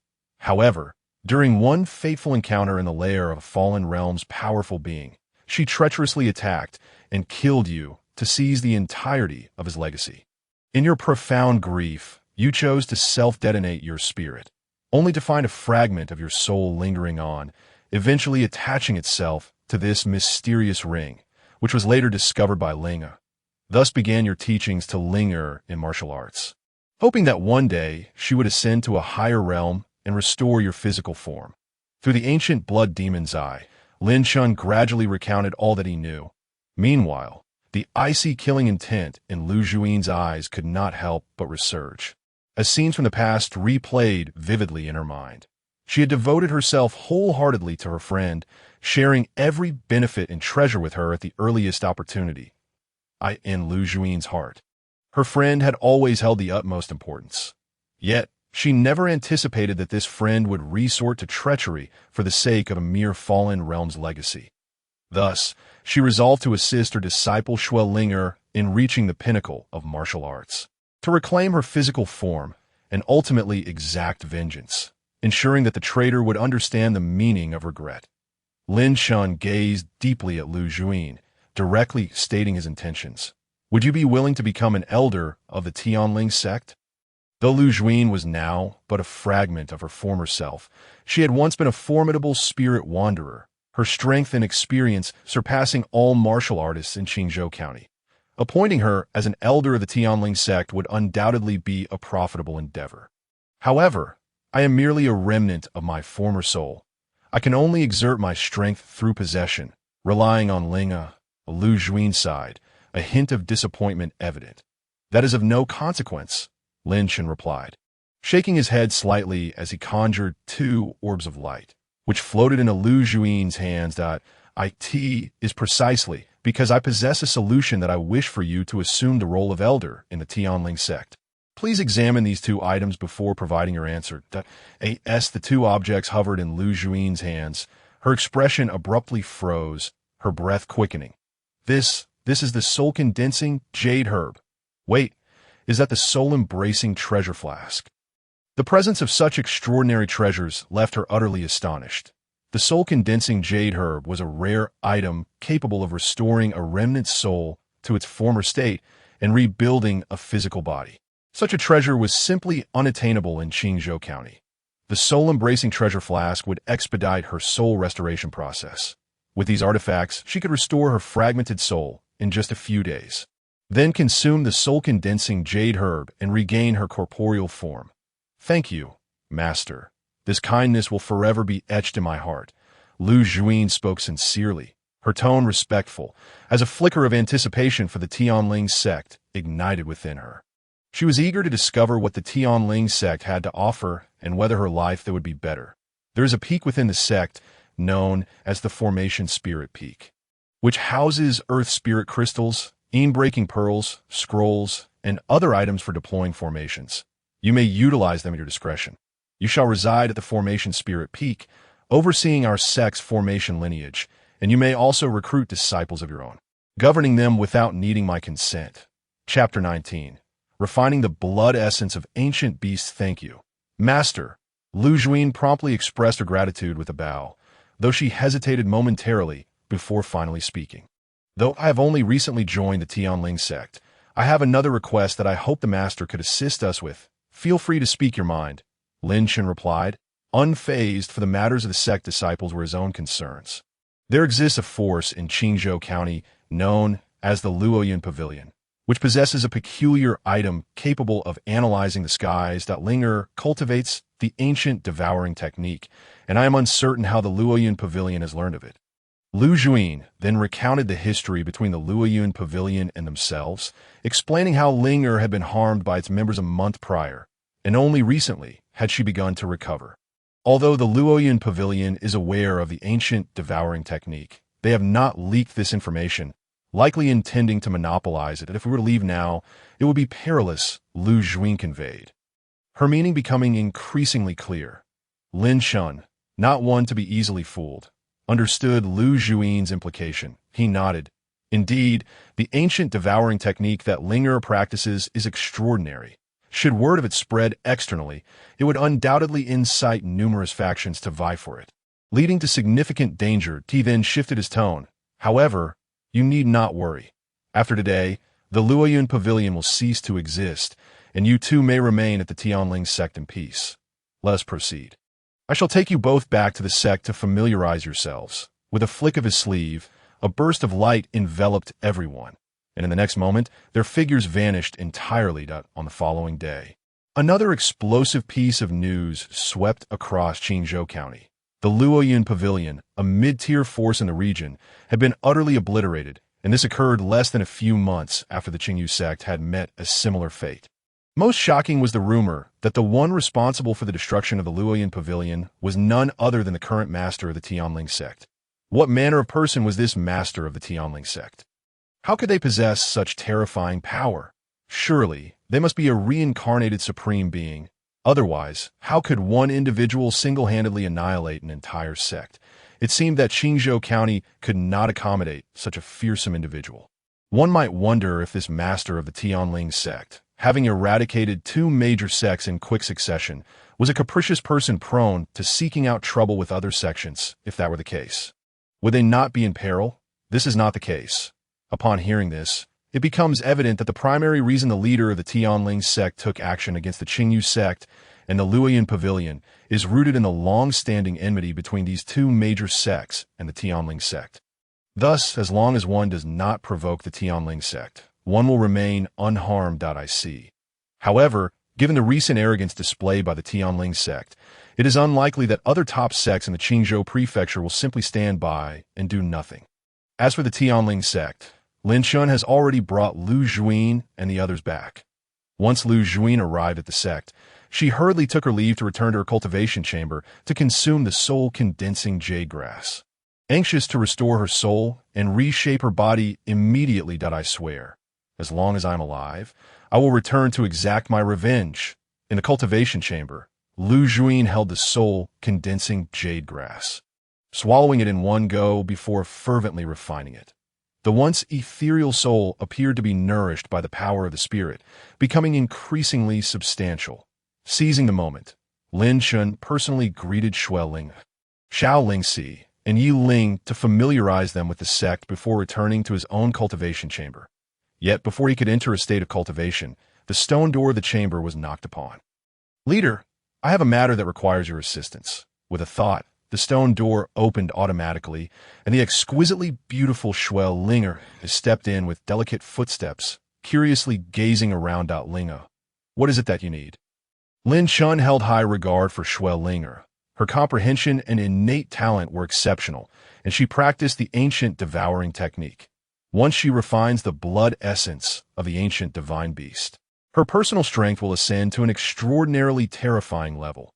The blood essence of the ancient divine beast is imbued with tremendous vitality, and relying solely on my spiritual power would be insufficient for its refinement. I wonder if the leader could assist me in refining the blood essence of the ancient divine beast. As Linger had only just joined the Tianling sect, she was not well acquainted with anyone other than her own master. Moreover, since the other disciples were not particularly powerful and her master was preoccupied with restoring her soul, she had no choice but to seek Lin Chen's help. Lin Chen was momentarily taken aback before realizing. Of course, it would not be a problem. The blood essence of the ancient divine beast possesses exceedingly formidable vitality, and it is not only Linger. Even a warrior of the Qi realm would find it difficult to refine. Lin Chen had momentarily overlooked this detail. "Come, sit cross-legged before me, and I shall refine the blood essence of the ancient divine beast and channel it into your body." You must then activate the ancient devouring technique without hesitation. Otherwise, if this essence were to dissipate, all efforts would be in vain. Upon hearing Lin Chen's words, Xue Linger's expression grew unusually serious as she nodded earnestly. Rest assured, leader, I will remember this. After saying that, she quickly stepped forward, sitting cross-legged in front of Lin Chen, and flicked her fingers, tossing the blood essence into Lin Chen's hands. That we shall begin. The infusion of the essence requires you to withstand this surge of bloodline energy. This energy is exceedingly violent, and as it integrates into your body, it will cause immense pain. You must endure it. Do you understand? I understand, Linger said. All right, let us commence. Lin Chen's expression was calm as, in the next moment, powerful spiritual energy erupted from within him, enveloping the blood essence of the ancient divine beast for frenzied refinement. Strands of pure vitality were extracted, wrapping around the surface of Lin Chen's palm. Linger, extend your hand. I will now input the vitality of the ancient beast into your body. Xue Linger dared not delay for even a moment, promptly extending her palm to tightly press against Lin Chen's. Warm and broad, Xue Linger's heart raced, her face flushed. This was her first intimate contact with a man since her birth, and moreover, this man was the leader of her sect. But in the next moment, her expression shifted dramatically, as if she were enduring immense suffering, cold sweat beading on her brow. Chapter 20. Only to be seen by her husband like a lobster boiled to perfection, her entire body turned crimson and felt unbearably hot. The blood essence of the ancient divine beast surged into Xue Linger's body, the terrifying bloodline from ancient times instantly invading her, merging with every fiber of her being. Xue Linger was aware of the situation and quickly activated the ancient devouring technique to refine the vitality. Her aura gradually ascended, and formidable spiritual power erupted from her, akin to a colossal being awakening from the ancient era. The violent energy enveloped her completely, and the garments she wore disintegrated in an instant, revealing her flawless, radiant skin. Goodness! Witnessing this scene, Lin Chen was momentarily startled. But being seasoned in such matters, he quickly steadied his emotions, recognizing that refining the blood essence of the ancient divine beast was of utmost priority. However, Xue Linger was not of the same mindset. She had rarely interacted with the outside world and had few acquaintances, let alone interactions with the opposite sex. Even conversing with the leader required her utmost caution. Yet now her body was entirely exposed before him without any concealment. How would it be from here on? A deep crimson hue spread across Xue Linger's fair cheeks, and her heart raced tumultuously. Leaving her breathless and uncertain of how to proceed, Linger, focus your mind and devote yourself entirely to refining the vitality of the ancient beast. Do not entertain any other thoughts. Lin Chen suddenly spoke, causing Xue Linger's cheeks to redden even further, but she could only nod in response, lowering her gaze and striving with all her might to refine the incoming vitality, observing the bashful expression on Xue Linger's face. Lin Chen also diverted his gaze, closing his eyes while a ripple of thoughts stirred within him. The young lady has indeed developed rather well. After a quarter of an hour, Lin Chen retracted his hand seals, collecting the remaining half of the blood essence of the ancient beast. Linger, the vitality of the ancient beast is too immense, and you're currently only at the bone refinement stage. Your physical strength is limited, making it difficult to absorb it all in a short time. If you were to forcibly refine it, it could damage your meridians and even lead to death. As for the remaining blood essence, return to me in 3 days, and I will continue assisting you in its refinement, ensuring you successfully break through your realm. With that, before Xue Linger could respond, Lin Chen flicked a radiant orb into her hands, and in the next moment, he vanished without a trace. This orb was a garment, which Xue Linger hurriedly donned, allowing the redness on her face to gradually fade. She understood that the leader's hasty departure was merely to alleviate the awkwardness between them. After all, no one had anticipated that such a scene would unfold. Xue Linger couldn't fathom that the first person to see her undraped form would be the leader of her own sect. In her traditional view, her body was something only her husband should behold. What would the leader think of her? She had not looked at him, making it difficult to imagine the expression on his face upon seeing her. The more Xue Linger pondered, the more chaotic her thoughts became, and feeling a sudden determination, she took small, hurried steps away from the sect's summit. Meanwhile, Lin Chen, seated beneath the ancient tree of enlightenment on the sect's summit, slowly opened his eyes, observing Shuel linger depart in the distance, finally letting out a sigh of relief. She had finally left, but in 3 days he would need to assist her in refining the blood essence of the ancient beast. What would he do then? Lost in thought, Lin Chen began to contemplate in the elder's cultivation chamber. Lu Juin sat cross-legged, adorned in a flowing red gown, her figure alluring and her features enchanting, surrounded by an aura of spiritual energy. Resembling a celestial maiden, captivating all who beheld her, I have molded my physical form. Lu Juin suddenly opened her eyes, her enchanting visage breaking into a smile, truly worthy of the legendary soul condensing jade grass. Its effects are indeed extraordinary.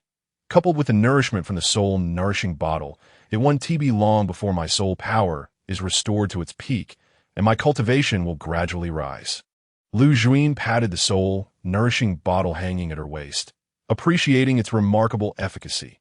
Soon, I shall personally retrieve the life of that wretched person. That a figure flashed through Lu Juin's mind, causing her gaze to turn increasingly frigid. Just as she was about to resume her cultivation, she heard the call of her disciple. The stone chamber opened, and Lu Juin observed the visibly dispirited Shuel Linger entering, causing her heart to skip a beat. She quickly inquired, "Linger, what is wrong? Why do you seem so unhappy? Have the senior brothers or sisters bullied you? You must tell your master. I will seek justice for you." Shuel Linger displayed an expression of hesitation. Glancing around cautiously, Lu Juin, being a seasoned veteran, immediately discerned the meaning behind my demeanor. With a flick of her sleeve, she swiftly set up a simple soundproofing array. "Very well, my dear disciple, I have established the soundproofing array. If you have any grievances, feel free to share them with me." "I have not suffered any grievances," I replied. Yet after a moment's hesitation, I bit my lip and continued, "The truth is the blood energy of the wild beasts is far too formidable for me to refine with my current spiritual power. Since my master is currently engaged in the process of repairing his soul body, I did not wish to disturb him, so I sought out the sect leader. Subsequently, I recounted the entire sequence of events to Lu Juin. Her expression gradually transformed, becoming somewhat peculiar as she cast a curious glance in my direction and then asked softly, "So, what are your thoughts on this matter?" I do not know," I stammered, my fair complexion flushed with embarrassment. My small hands gripping the hem of my dress, as I felt increasingly flustered. "It is precisely because I am uncertain about what to do that I sought your guidance, Master." Lu Juin did not respond immediately. Instead, she pondered for a moment before speaking. What attitude did the sect leader display afterward? His demeanor remained unchanged, and before departing, he even gifted me a dress. Lu Juin nodded in acknowledgement. "That indicates the sect leader still cares for you and has no intention of distancing himself due to this incident. However, whether he has taken this matter to heart remains uncertain. After all, those who reach the realm of the sect leader are often more engrossed in the pursuit of higher martial arts than in worldly emotions." "But, Master, you told me that my body should only be seen by my husband," I suddenly said in a weak voice. Chapter 21. A second breakthrough this statement rendered Lu Juin momentarily speechless. Her gaze turning peculiar as she teasingly remarked, "What is this, my little girl? Are you harboring some secret thoughts?" "I harbor no such thoughts," I insisted, yet for reasons unknown, under Lu Juin's scrutinizing gaze. I felt an inexplicable anxiety rising within me, my face flushing a deeper shade of crimson, and my eyes avoiding her gaze. "Master, I must return to my cultivation now. I take my leave, observing my flustered retreat." Lu Juin shook her head, suspecting that I might have developed feelings. Upon reflection, it seemed quite natural. I had little interaction with men, and the sect leader was undoubtedly the most exceptional among them. Moreover, now that he had seen me in such a state, it would be strange if I felt no stirring in my heart. 3 days passed slowly, and I once again embarked on my journey to the main peak of the sect. During the nights of these past few days, inexplicably, I found myself recalling the events between the sect leader and me, sensing a subtle shift in our relationship.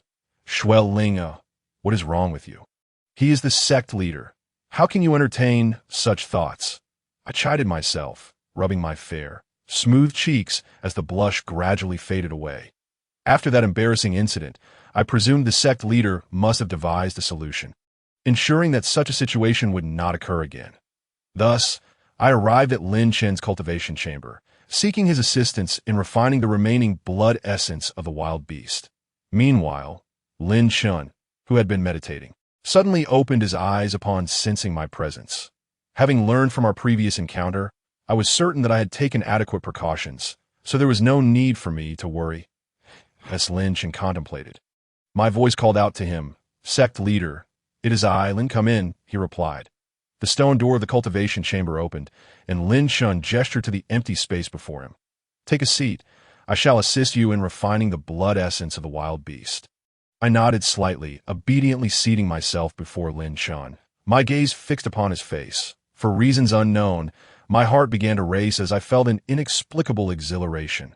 Lin Chen, oblivious to my emotional turmoil, retrieved the remaining blood essence and began the refinement process, condensing strands of potent blood energy in his palm. "Extend your hand. I shall channel this into your body. Quickly refine it," he instructed. I hurriedly extended my palm, pressing it firmly against his dot.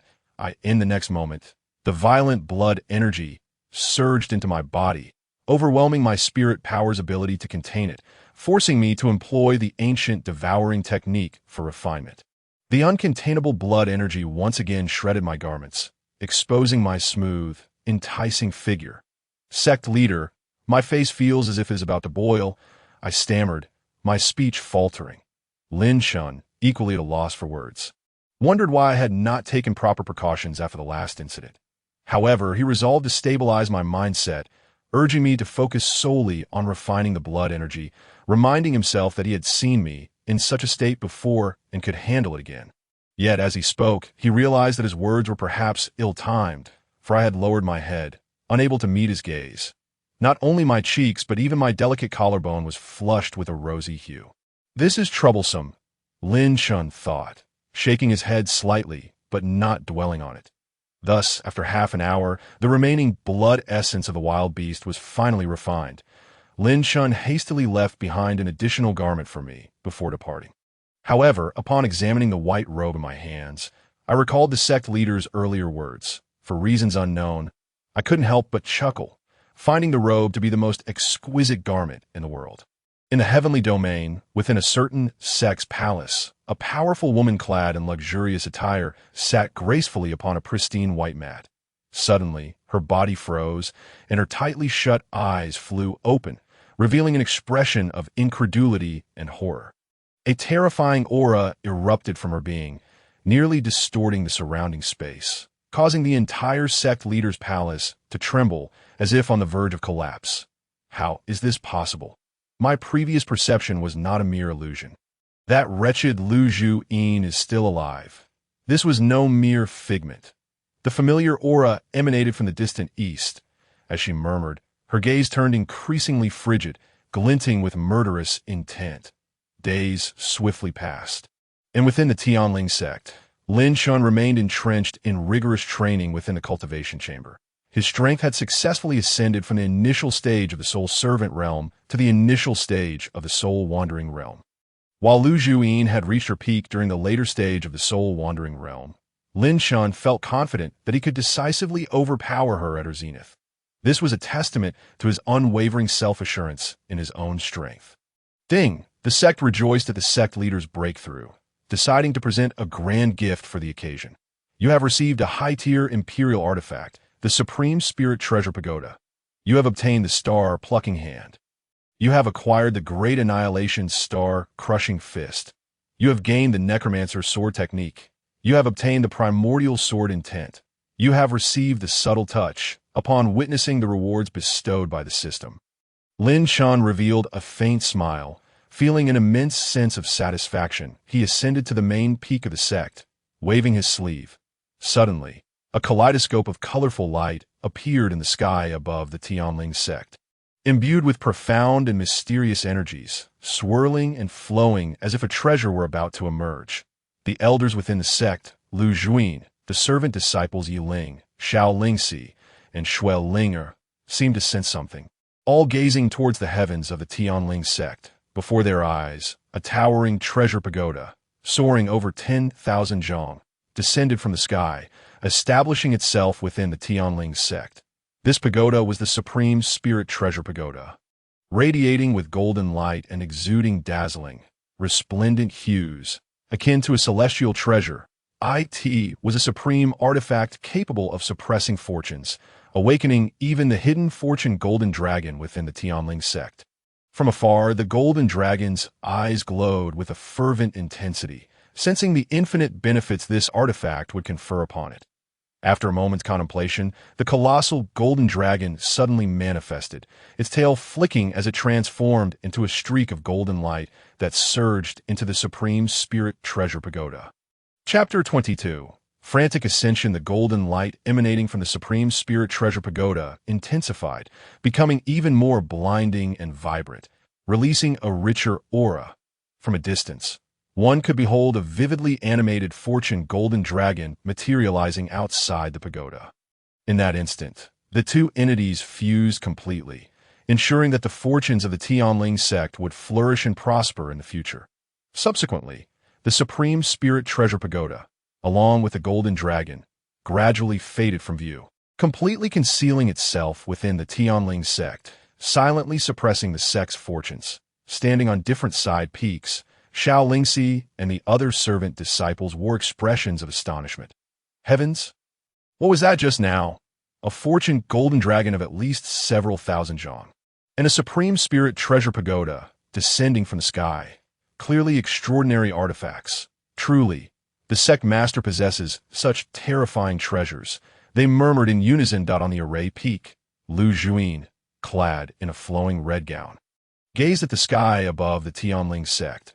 Upon witnessing the fortune golden dragon and the Supreme Spirit Treasure Pagoda, even she, a powerful soul traveler from millennium ago, couldn't help but be startled. As a formidable being, she understood that treasures like the fortune golden dragon could only belong to super-large sections. Before her fall, she had the fortune of encountering a fortune golden dragon in a large sect. Yet that dragon was merely a few thousand zhang long. Compared to the one before her, which spanned several tens of thousands of zhang, it was like comparing a small fry to a giant. What on earth was the sect master's origin? Not only did he possess such terrifying power in Qingzhou County, but he also managed to subdue a fortune golden dragon of such immense length. Lu Juin's breath quickened, her face etched with astonishment. In that moment, the figure standing on the main peak seemed to grow infinitely mysterious and imposing. What shocked her most was the Supreme Spirit Treasure Pagoda that descended, resembling a divine artifact from a celestial realm. Clearly, it was yet another treasure capable of suppressing great fortunes. For the moment it appeared, it drew the fortune golden dragon into its embrace, merging them as one. Observing the development of the Tianling sect, Lu Juin's smile grew increasingly radiant. She felt more than ever that joining the Tianling sect was a decision she would never regret. With the fortune golden dragon and the Supreme Spirit Treasure Pagoda, the sect's fortunes would only grow stronger and more prosperous. As an elder of the Tianling sect, she too would benefit from its flourishing fortunes, achieving seamless progress in her cultivation, with great opportunities at her fingertips. Indeed, she could distinctly feel that at the moment the fortune golden dragon and the Supreme Spirit Treasure Pagoda merged, her own spiritual power had surged dramatically. On the main peak of the sect, Lin Chen looked at the gradually vanishing Supreme Spirit Treasure Pagoda, feeling deeply gratified. Particularly satisfying was the union of the pagoda and the fortune golden dragon, jointly suppressing the fortunes of the Tianling sect. Beyond the Supreme Spirit Treasure Pagoda, the sect had also presented several techniques and supernatural abilities. Lin Chen began to peruse the introductions of these techniques in the system. Star Snatching Hand, absorbing the power of the stars to forge the Star Snatching Hand. Once unleashed, it can change the colors of heaven and earth, and those who cultivate it to its zenith can pluck stars with their bare hands. Great Annihilation Star Shattering Fist, a terrifying fist technique infused with the will of great annihilation, capable of unleashing overwhelming power upon its execution, shattering all in its path. In the hands of a master, it can obliterate stars effortlessly. Deathly Spirit Sword Technique, a fearsome sword art imbued with the essence of ultimate death. When executed, it causes the world to lose its color. Primordial sword intent. Born from the primordial chaos at the dawn of creation, possessing unparalleled might, when this sword intent is unleashed, the heavens tremble, and even deities quake in fear, stopping time. A supernatural ability capable of pausing the flow of time. Those who perfect this skill can freeze time itself. Upon reading the descriptions of these techniques, a faint smile crept upon Lin Chen's lips. Undoubtedly, these were top-tier techniques and supernatural abilities. Should Lin Chen master them all, his strength would ascend to a truly terrifying level. Without further ado, he returned to his cultivation chamber to enter a period of seclusion. Within the cultivation chamber, terrifying and potent spiritual energy surged wildly. The aura emanating from Lin Chen became increasingly formidable. Occasionally, he extended his hand, and the stars of the firmament seemed to respond to his call, showering down the power of celestial light upon the main peak, melding into his palms. Each reach felt as if he could shatter the very space of his palm. With each punch he threw, a tempestuous gale would erupt, accompanied by explosive sounds, as the will of great annihilation swept through, seemingly intent on pulverizing everything it touched. He would also occasionally draw forth the blood abyss immortal sword. As its blade gleamed, the essence of death spread forth, rendering the surroundings desolate. The terrifying primordial sword intent carved deep, ghastly scars into the cultivation chamber, the lingering intent threatening to rend the very air asunder. Instilling fear in all who beheld it is noteworthy that the cultivation chamber on the main peak was forged from unique cold jade spirit crystals, materials of incredible durability. Even a full-force strike from a peak soul traveler would leave no mark upon the cold jade spirit crystals. Yet, under Lin Chen's early soul traveler-level cultivation, the crystals were left battered and on the verge of shattering. As time flowed slowly by, nearly 10 days had passed in the blink of an eye. Inside the cultivation chamber, the atmosphere was charged with the essence of a peak soul traveler. His eyes suddenly snapped open, radiating a soul-stirring aura, as if capable of piercing through all illusions, before gradually receding. In just a few short days, Lin Chen's cultivation had surged once more, advancing from the early to the peak stage of the soul traveler realm. He had mastered and comprehended various techniques, resulting in a remarkable leap in power. In Qingzhou County, he had become an invincible presence. Not only Lin Chen, but other disciples and elders of the Heavenly Sect were also diligently cultivating. In particular, Yiling was in a state of near-constant training, dedicating every moment to mastering the Rakshasa sword technique and the ancient primordial art.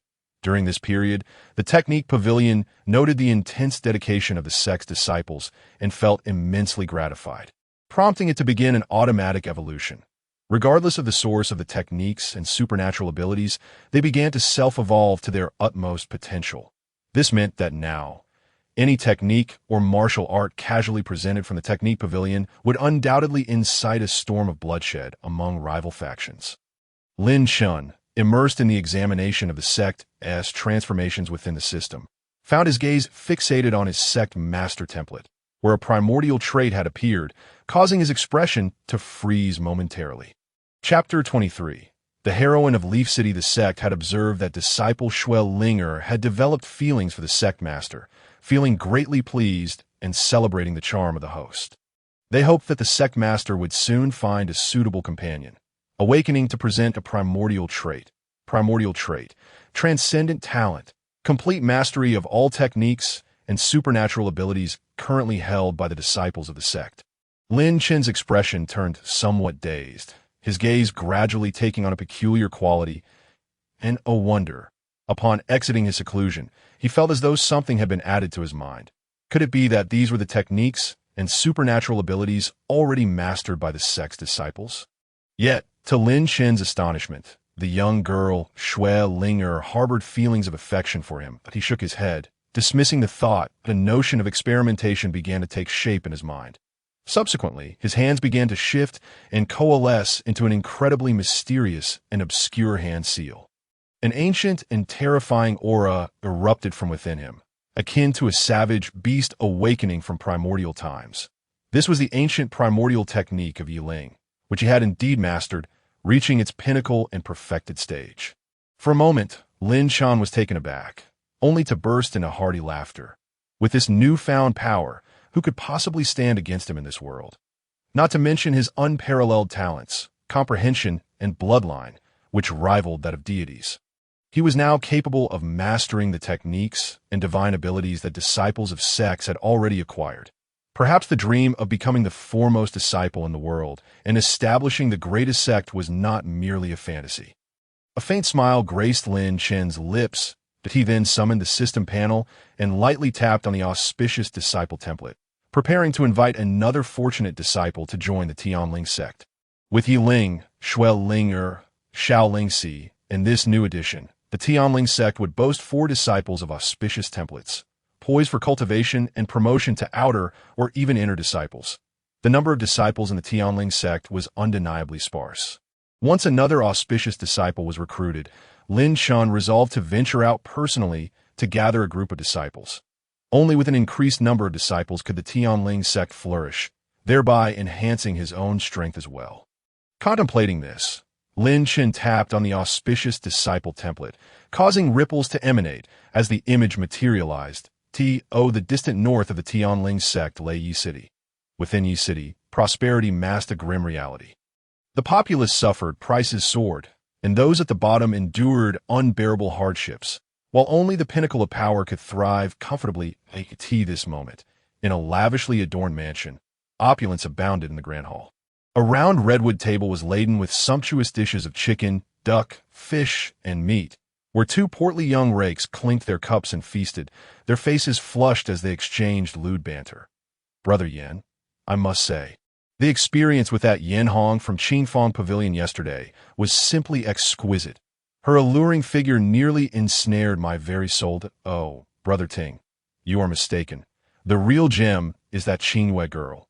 She is truly unparalleled. Oh, Brother Yan, is that so? A slightly intoxicated youth sprang to his feet, his face alight with anticipation. If that's the case, I shall certainly seek her out tonight. Naturally, Brother Ting, you will soon discover that the experience is nothing short of heavenly. As the plump young man chuckled, he was about to continue when a chilling voice suddenly echoed from ahead. I fear that after today, you 2 may not get your wish. Who is it? The expressions of the 2 men shifted instantly, exchanging alarmed glances as they hastily rose to leave. They were well aware that this was their secluded haven, a place unknown to most, guarded by peak-level body refinement realm guards. Making it difficult for outsiders to intrude from a distance, they beheld a woman adorned with a black hat, her face veiled and clad in a dark robe, approaching them slowly. Who is this woman? The slightly plump youth swallowed hard, captivated by her presence. The other was equally entranced, but soon noticed the numerous lifeless bodies strewn across the ground, utterly devoid of life. Wait, Brother Yan, how could the guards be dead? Even the captain of the body refinement realm is dead. The 2 men abruptly realized the gravity of the situation, their eyes fixing on the bloodied sword in the woman's grasp. The guards had been slain by her. Instantly, they felt a chill run down their spines, their hearts racing. Esteemed lady, we are unaware of any offense we may have committed against you. Should we have wronged you, we humbly ask for your forgiveness. The plump youth attempted to maintain his composure, suppressing his rising terror. Indeed, we are direct descendants of the 3 prominent families of Yi City, with considerable standing. Whatever you require, please state it, and we shall do our utmost to accommodate you if you depart now. We can pretend this never happened. It seems you 2 are aware of my intentions. The woman scoffed, her steps unyielding as she advanced toward them, her tone frigid. It is precisely because I know who you are that I have come to eliminate you. You have wreaked havoc in Yi City, abducting countless women and causing untold suffering. Today, I shall cleanse Yi City of this blight. In the blink of an eye, the woman dashed forward, charging toward the 2 men. Without a second thought, they turned and fled, panic etched across their faces. After all, they were merely at the body refinement realm, while even the captain had fallen before her without a sound. How could they possibly stand against her? Esteemed lady, please, I can offer you a fortune of gold leaves and ample cultivation resources. One of them shouted desperately, but before he could finish, a brilliant flash of sword light erupted, and his body stiffened. Cleaved in two, blood gushing forth. Moments later, the second body collapsed to the ground. The woman then withdrew a white cloth to wipe the blood from her sword, preparing to leave. Just then, a gentle voice interrupted. "Are you truly planning to leave like this?" The woman's expression froze, her body rigid as she turned to see an unfamiliar figure seated in the living room. It was Lin Chen, holding a porcelain vial from unknown origins. Pouring its clear spirit wine into his mouth. Do you not wish to sit and converse? The woman, named Shangwan Ro, felt her gaze sharpen upon seeing Lin Chen. Who is this person? Why did I not notice him before? A faint sense of danger stirred within her, for she could not discern his realm. I am Lin Chen. He began, intending to clarify his identity and purpose, but Shangwan Ro seemed disinterested in his words. In an instant, she vanished from her spot, appearing before Lin Chen, her black veil concealing a strikingly cold visage. Without hesitation, she assumed an offensive stance, mistaking him for an accomplice of the slain men. Lin Chen raised an eyebrow, taken aback by her audacity to strike at him. Yet he made no move to defend himself. Instead, he continued pouring wine and uttered a single word. Freeze. The blade in Shangwan Ro's hand halted just half an inch from Lin Chen's head. As if time itself had been suspended, an enigmatic spatial force enveloping her, rendering her immobile. Dare act against me with merely the body refinement realm. Lin Chen consumed the spirit wine, then fixed his gaze upon Shangwan Ro. You are quite bold. Shangwan Ro's eyes narrowed, astonished by his abilities. She realized his strength must far surpass that of the body refinement realm, possibly exceeding even the Qi realm. What do you want? She inquired, her tone icy, devoid of any hint of fear. Lin Chen did not respond. Instead, he approached her, the faint scent of her femininity wafting through the air. He lifted her hat and veil, revealing her smooth, long hair cascading over her shoulders, a stunning and cold beauty devoid of any emotional warmth, resembling an ice-cold goddess. Not bad, Lin Chen mused, nodding slightly, then let his fingertips glide down her delicate neck.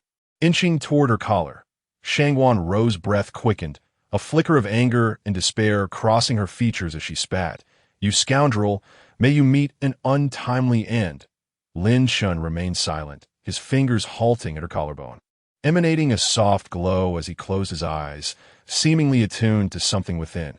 Indeed, it is present. Subsequently, the constraints of the spatial laws binding Shangwan Ro vanished in an instant, allowing her to reclaim control over her own body.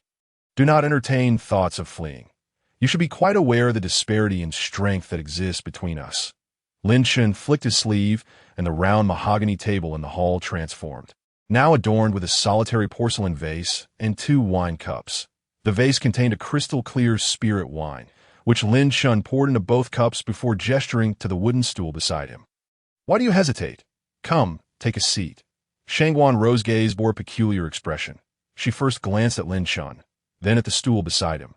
After a moment's contemplation, she approached and sat down, for she knew well that she was no match for him and had no means of escape. Here, partake in this specially crafted spirit wine from my Heavenly Sect. It will prove beneficial for a martial artist of her caliber at the bone-tempering stage. Lin Chen chuckled, pushing a cup toward Shangwan Ro. To his surprise, she turned her head away, refusing to even glance in his direction, her voice frosty. I shall not drink. Lin Chen's countenance remained largely unchanged in response to Shangwan Ro's demeanor. He had already experienced her icy and unyielding attitude and understood the kind of person she was. You need not maintain such a stance with me. I am neither an associate of those 2 ruffians nor your enemy. Lin Chen offered a slight smile before introducing himself. I am Lin Chen, the headmaster of the Heavenly Sect. Would you consider joining my sect, Heavenly Sect headmaster? Upon hearing Lin Chen's words, Shangwan Ro momentarily froze, as if a thought had struck her. Could he be the headmaster of the Heavenly Sect that recently annihilated the Qingyu sect and the Luoyin pavilion? She had indeed heard of the Heavenly Sect headmaster, particularly since the Qingyu sect and the Luoyin pavilion were premier martial arts factions in Qingzhou prefecture, with the Qingyu sect being among the foremost. Yet, they were still targeted by the Heavenly Sect. leading to their complete destruction overnight.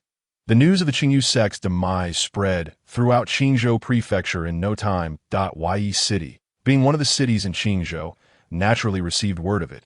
And Shangguan Rou was aware of these events. The power wielded by the headmaster of the Tianling sect, capable of obliterating an entire sect, was unfathomable.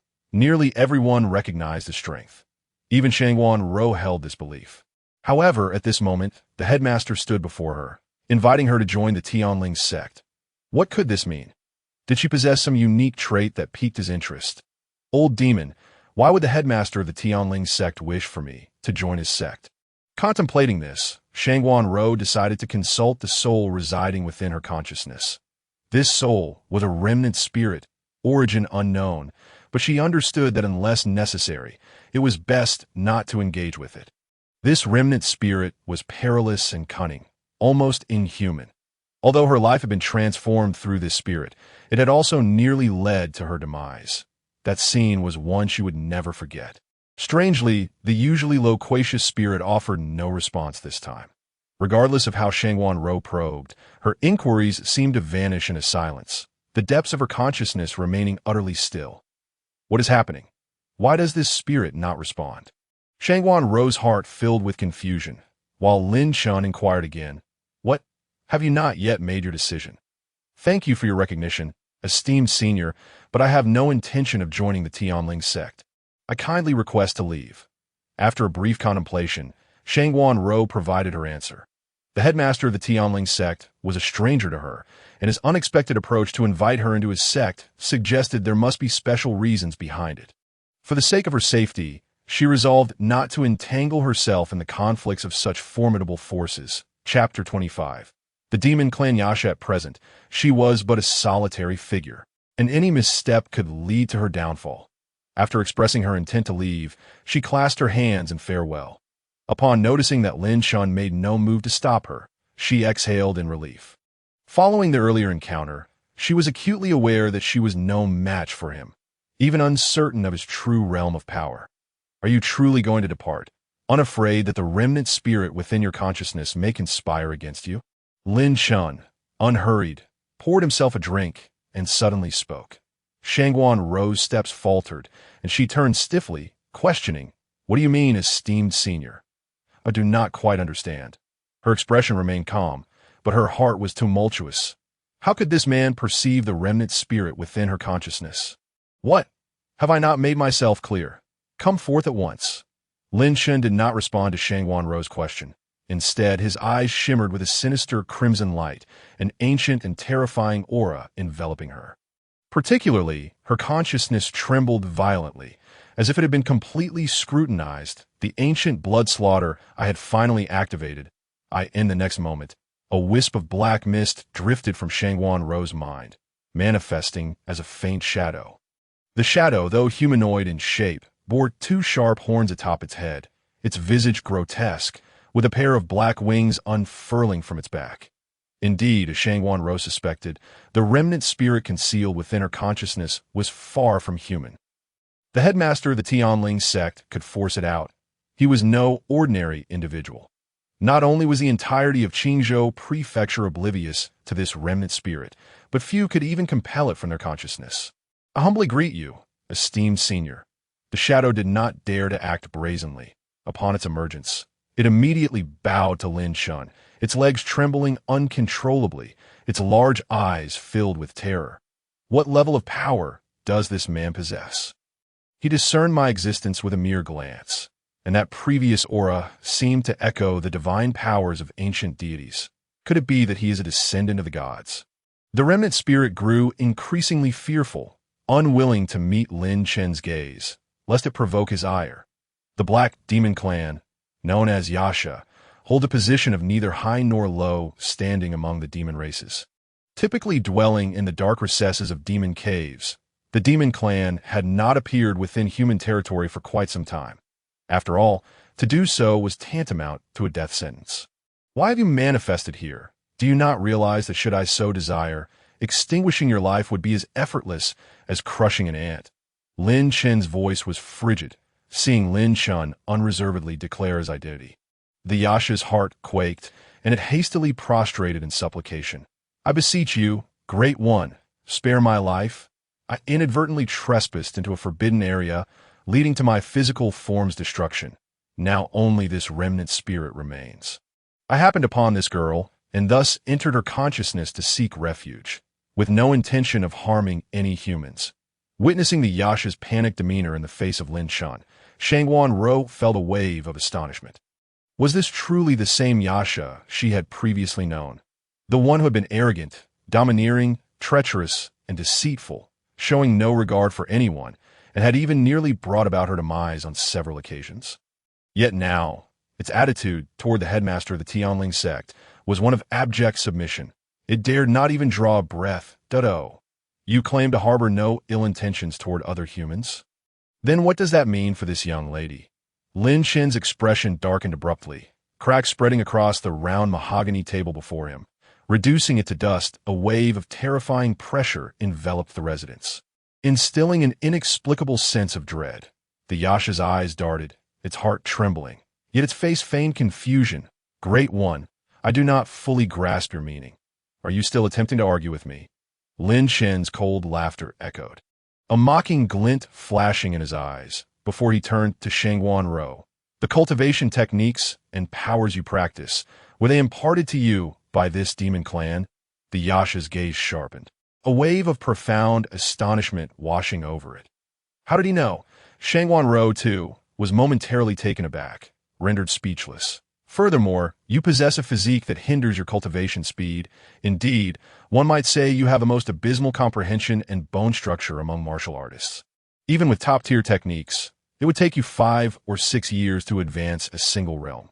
Lin Chen spoke with an air of nonchalance, as if he could see through all of Shangguan Ro's past. Shangguan Ro stood in stunned silence, utterly flabbergasted by how this man could know all her secrets. Indeed, her aptitude for cultivation and innate talent are exceedingly poor, to the extent that she suspects she may be the least gifted warrior in existence. After all, even the most talentless cultivator, if bestowed with rare and precious techniques, would experience a terrifying acceleration in their progress. Yet, she is different, no matter how valuable the techniques or divine power she acquires. Her cultivation speed remains as sluggish as that of a tortoise. The only reason she has managed to reach the bone refinement realm is solely due to the techniques imparted to her by a being of the demon race. Moreover, during her practice, do you not feel a sharp pain in your chest every midnight, as if your heart is ablaze with true fire, a torment that is almost unbearable? However, after the passage of an hour, does that sensation not fade away? As Lin Chen spoke, Shangguan Ro seemed to have come to a realization, her expression grave, fury igniting in her eyes. "Senior, are you suggesting that this demon race Yasha, indeed, this demon clan, is endangering your life?" Lin Chen's gaze turned icy, his hands shifting rapidly as spiritual energy surged violently on T that moment. Wisps of black mist began to emanate from his palms. This was the very essence of the demon race. "The technique you are practicing, could it be the profound demon heart method?" Upon witnessing Lin Chen execute a familiar maneuver, Shangguan Ro instinctively replied, her regard for him deepening to in response to your inquiry. "Yes, then it is so. This is the core technique of the Yasha clan. As long as it is taught in its entirety, humans can cultivate it. However, should the Yasha clan harbor any malevolent thoughts or make even the slightest alteration, the profound demon heart method will transform into the demon sovereign heart method." Lin Chen paused for a moment, regarding Shangguan Ro. "Anyone who practices the demon sovereign heart method will unknowingly allow the demon energy they refine to invade their body, leading to a peculiar affliction. The longer it persists, the more severe the condition will become, ultimately resulting in death due to demon energy invasion." Lin Chen's tone shifted, a smile gracing his lips as he looked towards the Yasha.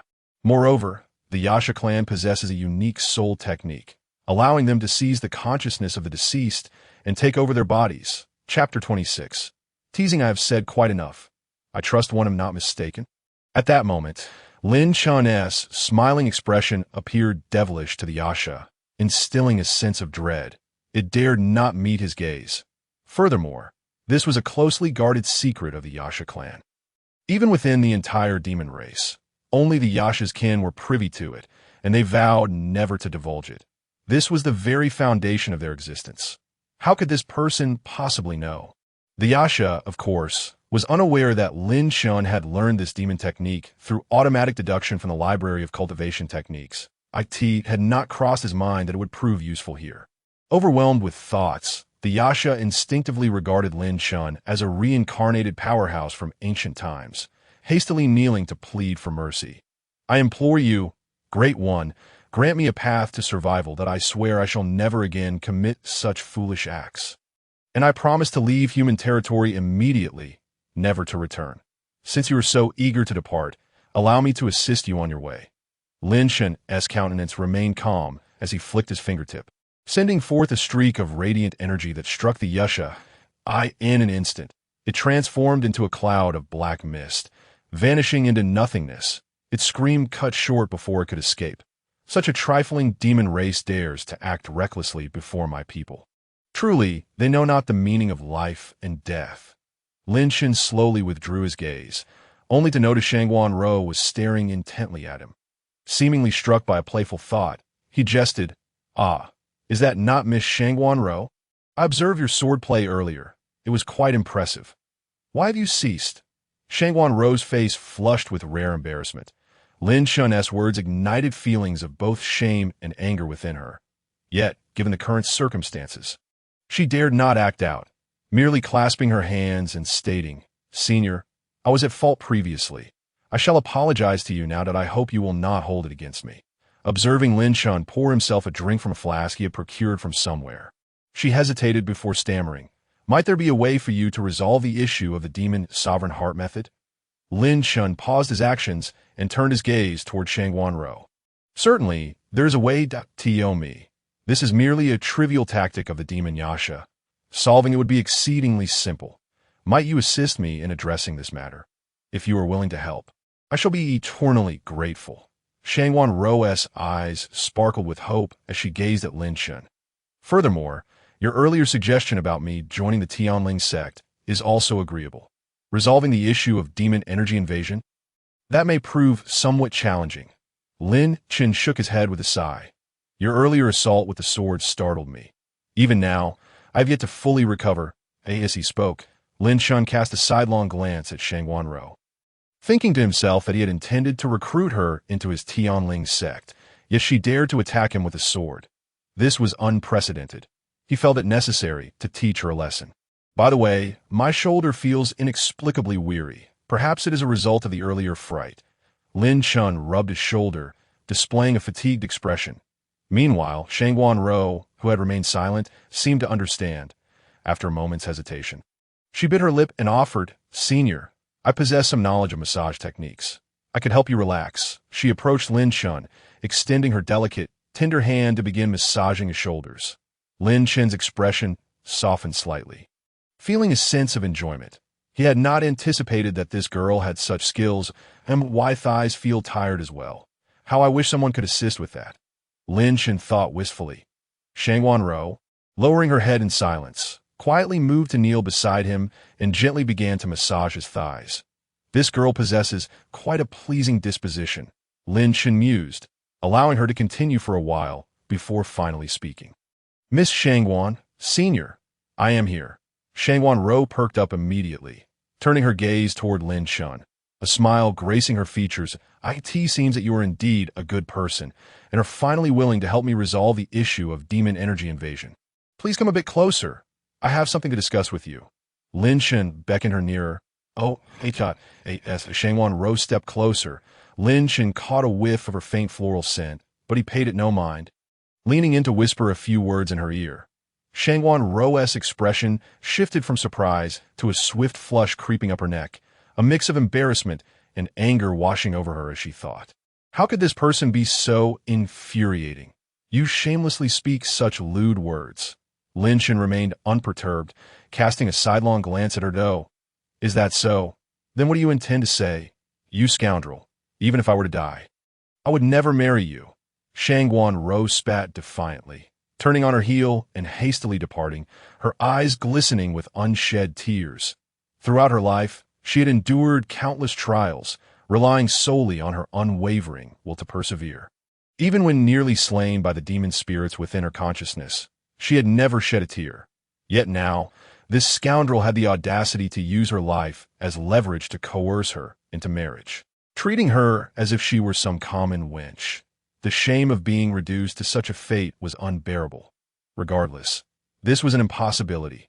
The more she reflected, the more aggrieved she felt, questioning why the world had treated her so unjustly despite her not having committed any grave wrongs.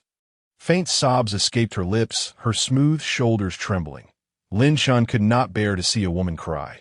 Upon witnessing this scene, he felt a headache coming on. "Miss Shangwan, what are you doing? Be careful not to ruin that lovely face of yours." "As if you care." Startled by Lin Chen's sudden appearance, Shangwan Rose shot him a fierce glare, turning her head away defiantly. "Then do you still wish for my assistance?" Lin Chen feigned seriousness. "If I perish, so be it. I will never marry you, scoundrel." Shangwan Rou retorted bravely, scoffing as she attempted to bypass Lin Chen. "If that is the case, then so be it. I'd intended to help you free of charge." Lin Chen sighed dramatically, expressing regret. Shangwan Rou halted abruptly, then rushed back, her tear-streaked visage invoking sympathy. "Senior, if you assist me this once, aside from marrying you, I shall agree to any other conditions." "Truly?" Lin Chen eyed her skeptically. "Absolutely sincere," Shangwan Rou affirmed, blinking earnestly. "Very well." Lin Chen leaned close to Shangwan Rou's ear and whispered a few words. Chapter 27.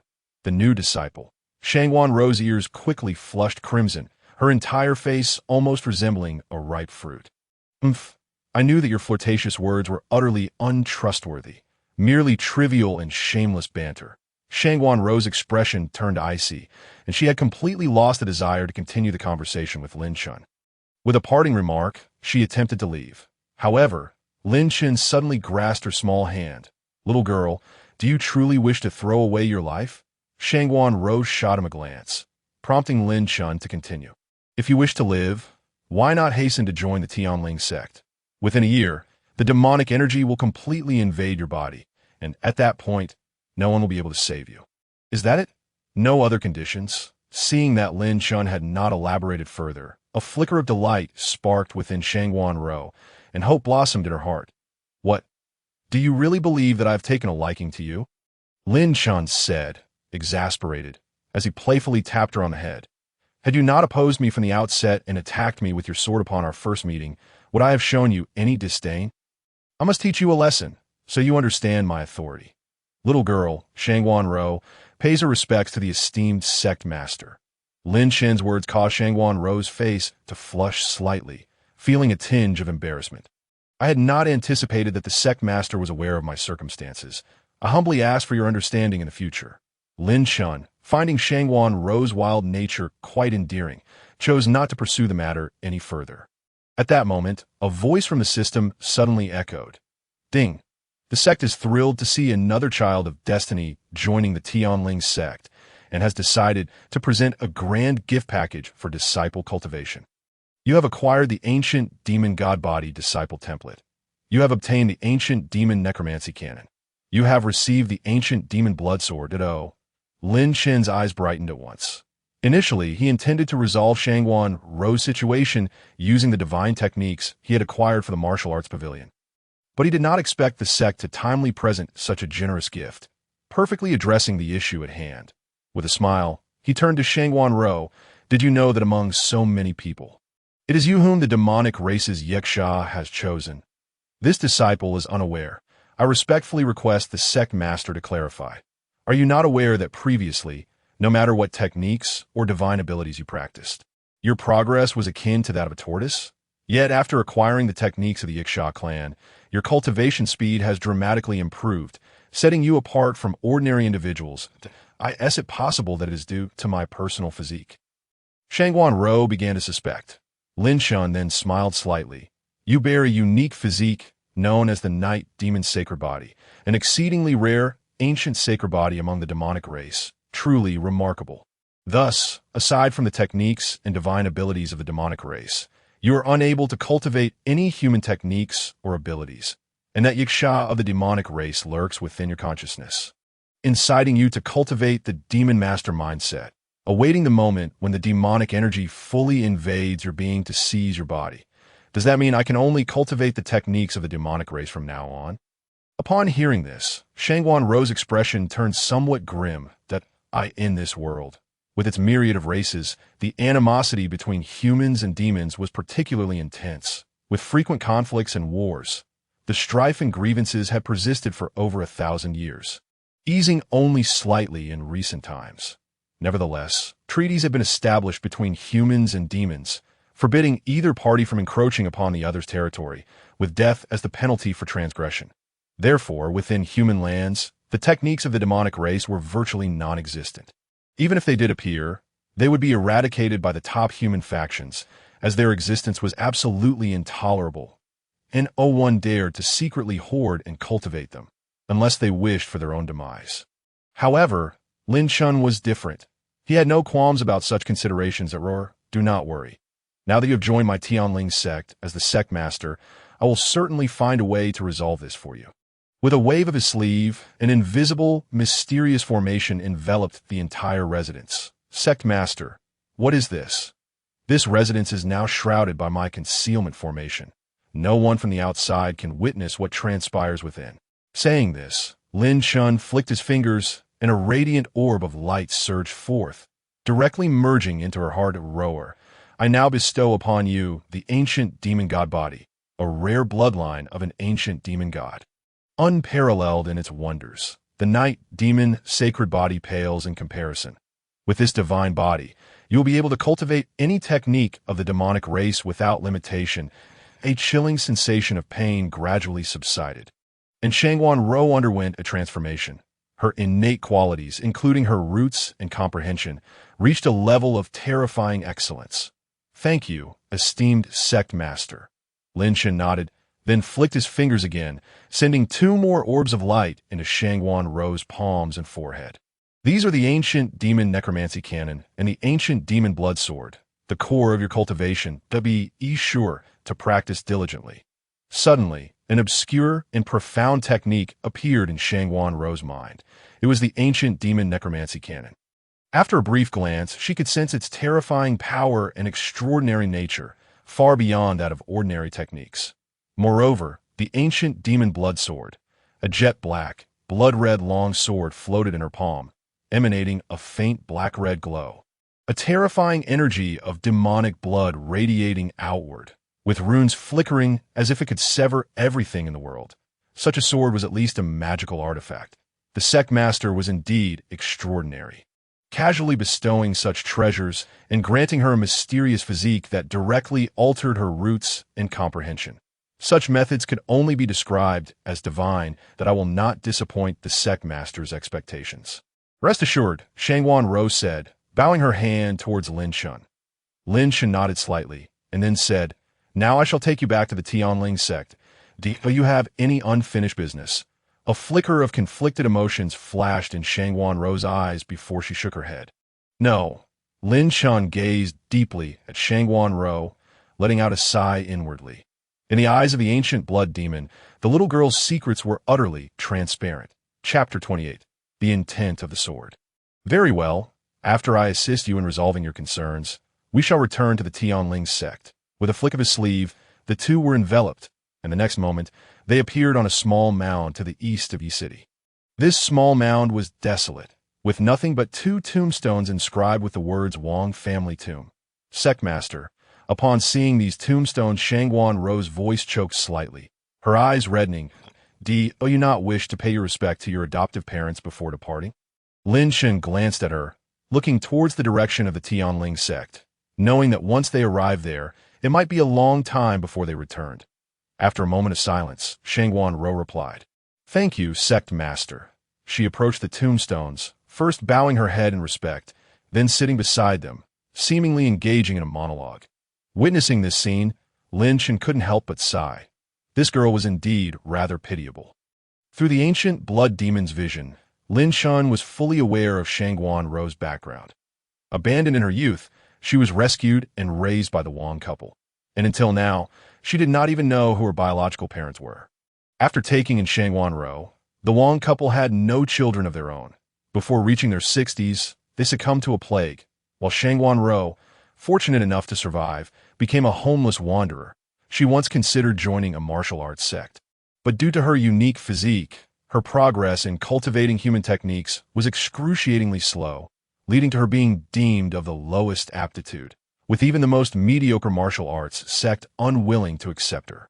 Viewing her as a waste of cultivation resources, it was not until she fortuitously encountered the demonic Yiksha that she truly embarked on her martial path, punishing the wicked and aiding the poor along the way, displaying a kind heart.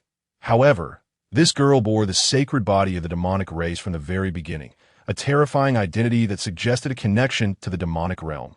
Lin Chen gazed at the silhouette of Shangguan Rou, inevitably falling into contemplation. However, he was not particularly concerned. Based solely on their current strength, who would dare provoke the Tianling sect? It would be prudent for such individuals to prepare a grave in advance, should the need arise for a burial. Before long, Shangguan Rou wiped the tears from her face and approached him. Upon noticing that her master had been watching her intently, she felt a mix of embarrassment and anger, though she dared not voice her indignation. Pouting slightly, she remarked, "I hope I've not caused you any amusement, master. When shall we return to the Tianling sect?" "Indeed, we shall return to the Tianling sect at once." Lin Chen replied with a chuckle to Rower, "Should you ever miss the Wang couple, you are welcome to visit them any time." The moment Lin Chen uttered these words, Shangguan Rou immediately turned her head away, suppressing her tears with a huff. "I would not." Yet, in her heart, she thought, "The master is truly kind." Aware of Rower's temper, Lin Chen did not take it to heart and simply smiled, "It matters not. The Tianling sect is your home as well. Treat it as your OW." In the next instant, a ray of light enveloped the two, and they vanished from sight. I could see the entrance of the Tianling sect. Lin Chen had just returned with the newly initiated disciples. Beaming with joy, he intended to let Shangguan Rou familiarize herself with the sect when he discovered a throng of individuals gathered at the gate.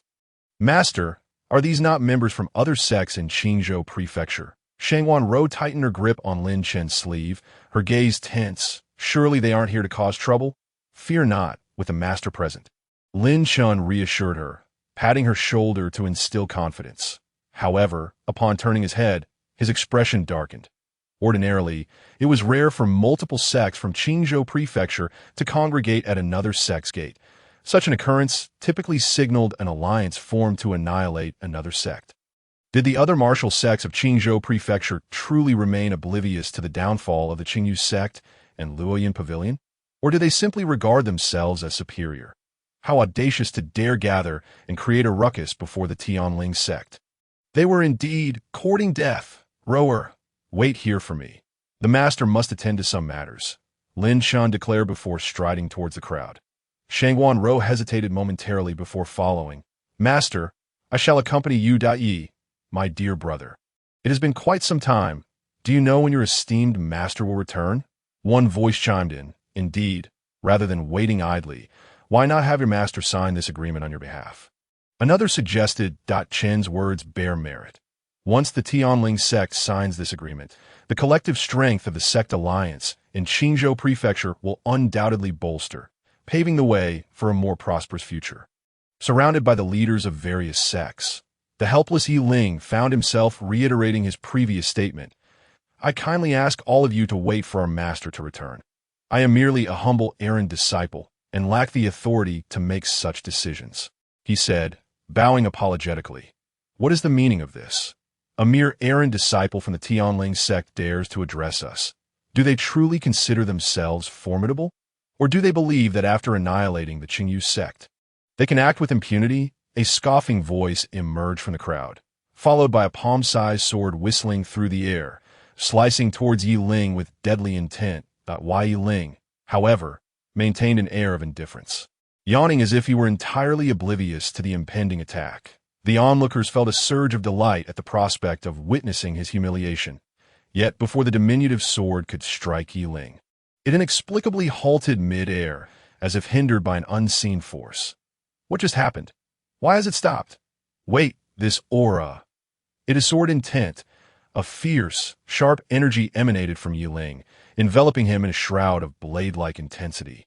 Invisible yet palpable, as though it could tear the very air asunder.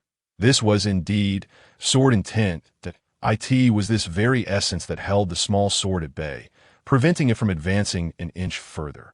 As the crowd sensed this formidable sword intent, their expressions shifted to one of grave seriousness. Etched upon their faces, sword intent was the coveted aspiration of every swordsman, requiring extraordinary talent and understanding to grasp.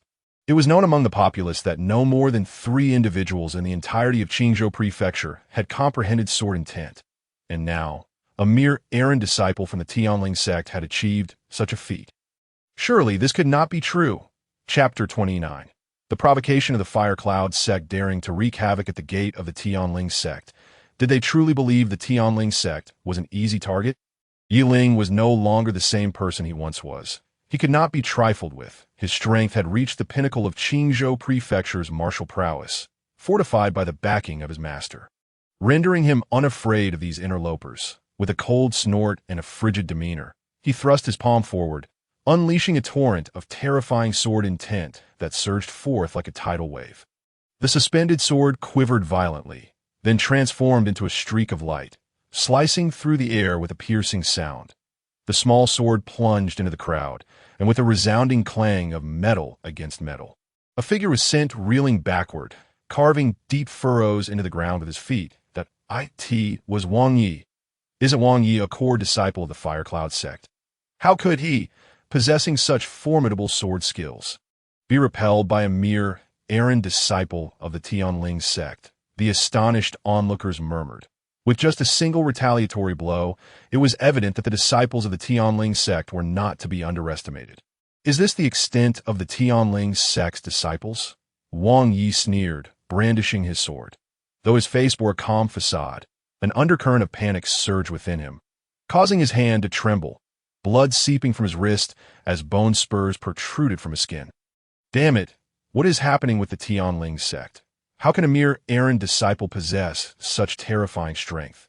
Wang Yi, a core disciple of the Fire Cloud sect and a master at the peak of the bone refinement stage, found himself injured by a casual strike from Yiling. What level of power does this errand disciple of the Tianling sect possess?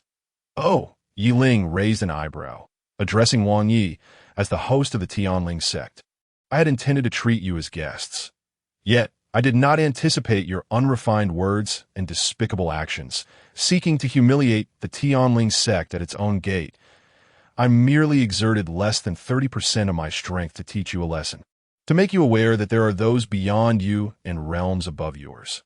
When out in the world, it is best to temper your arrogance. However, your lack of repentance compels me to now employ 40% of my strength to demonstrate that the Tianling sect is not a playground for the likes of you.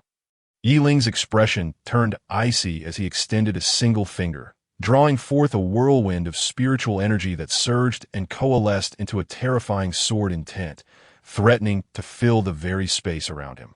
The ground beneath him became marred with invisible sword scars, causing those nearby to retreat in fear, their faces pale with terror. Go. At that moment, his finger became a sword. With a low command, Yiling swung his finger, and the world seemed to dim momentarily as the terrifying sword intent erupted forth. Wang Ye's face turned ghostly pale as he realized that Yiling had previously held back, using less than 30% of his strength. Although Yiling had not wielded a sword, the terrifying sword technique he displayed was beyond Wang Ye's capacity to withstand. Master, save me. Wang Ye's voice was laced with panic as he glanced imploringly at the middle-aged man in green, who was the leader of the Fire Cloud sect. Observing his core disciple falter against the errand disciple of the Tianling sect, the sect leader's brows furrowed in concern, his expression darkening. My young friend, your actions are rather dismissive of our Fire Cloud sect, he remarked.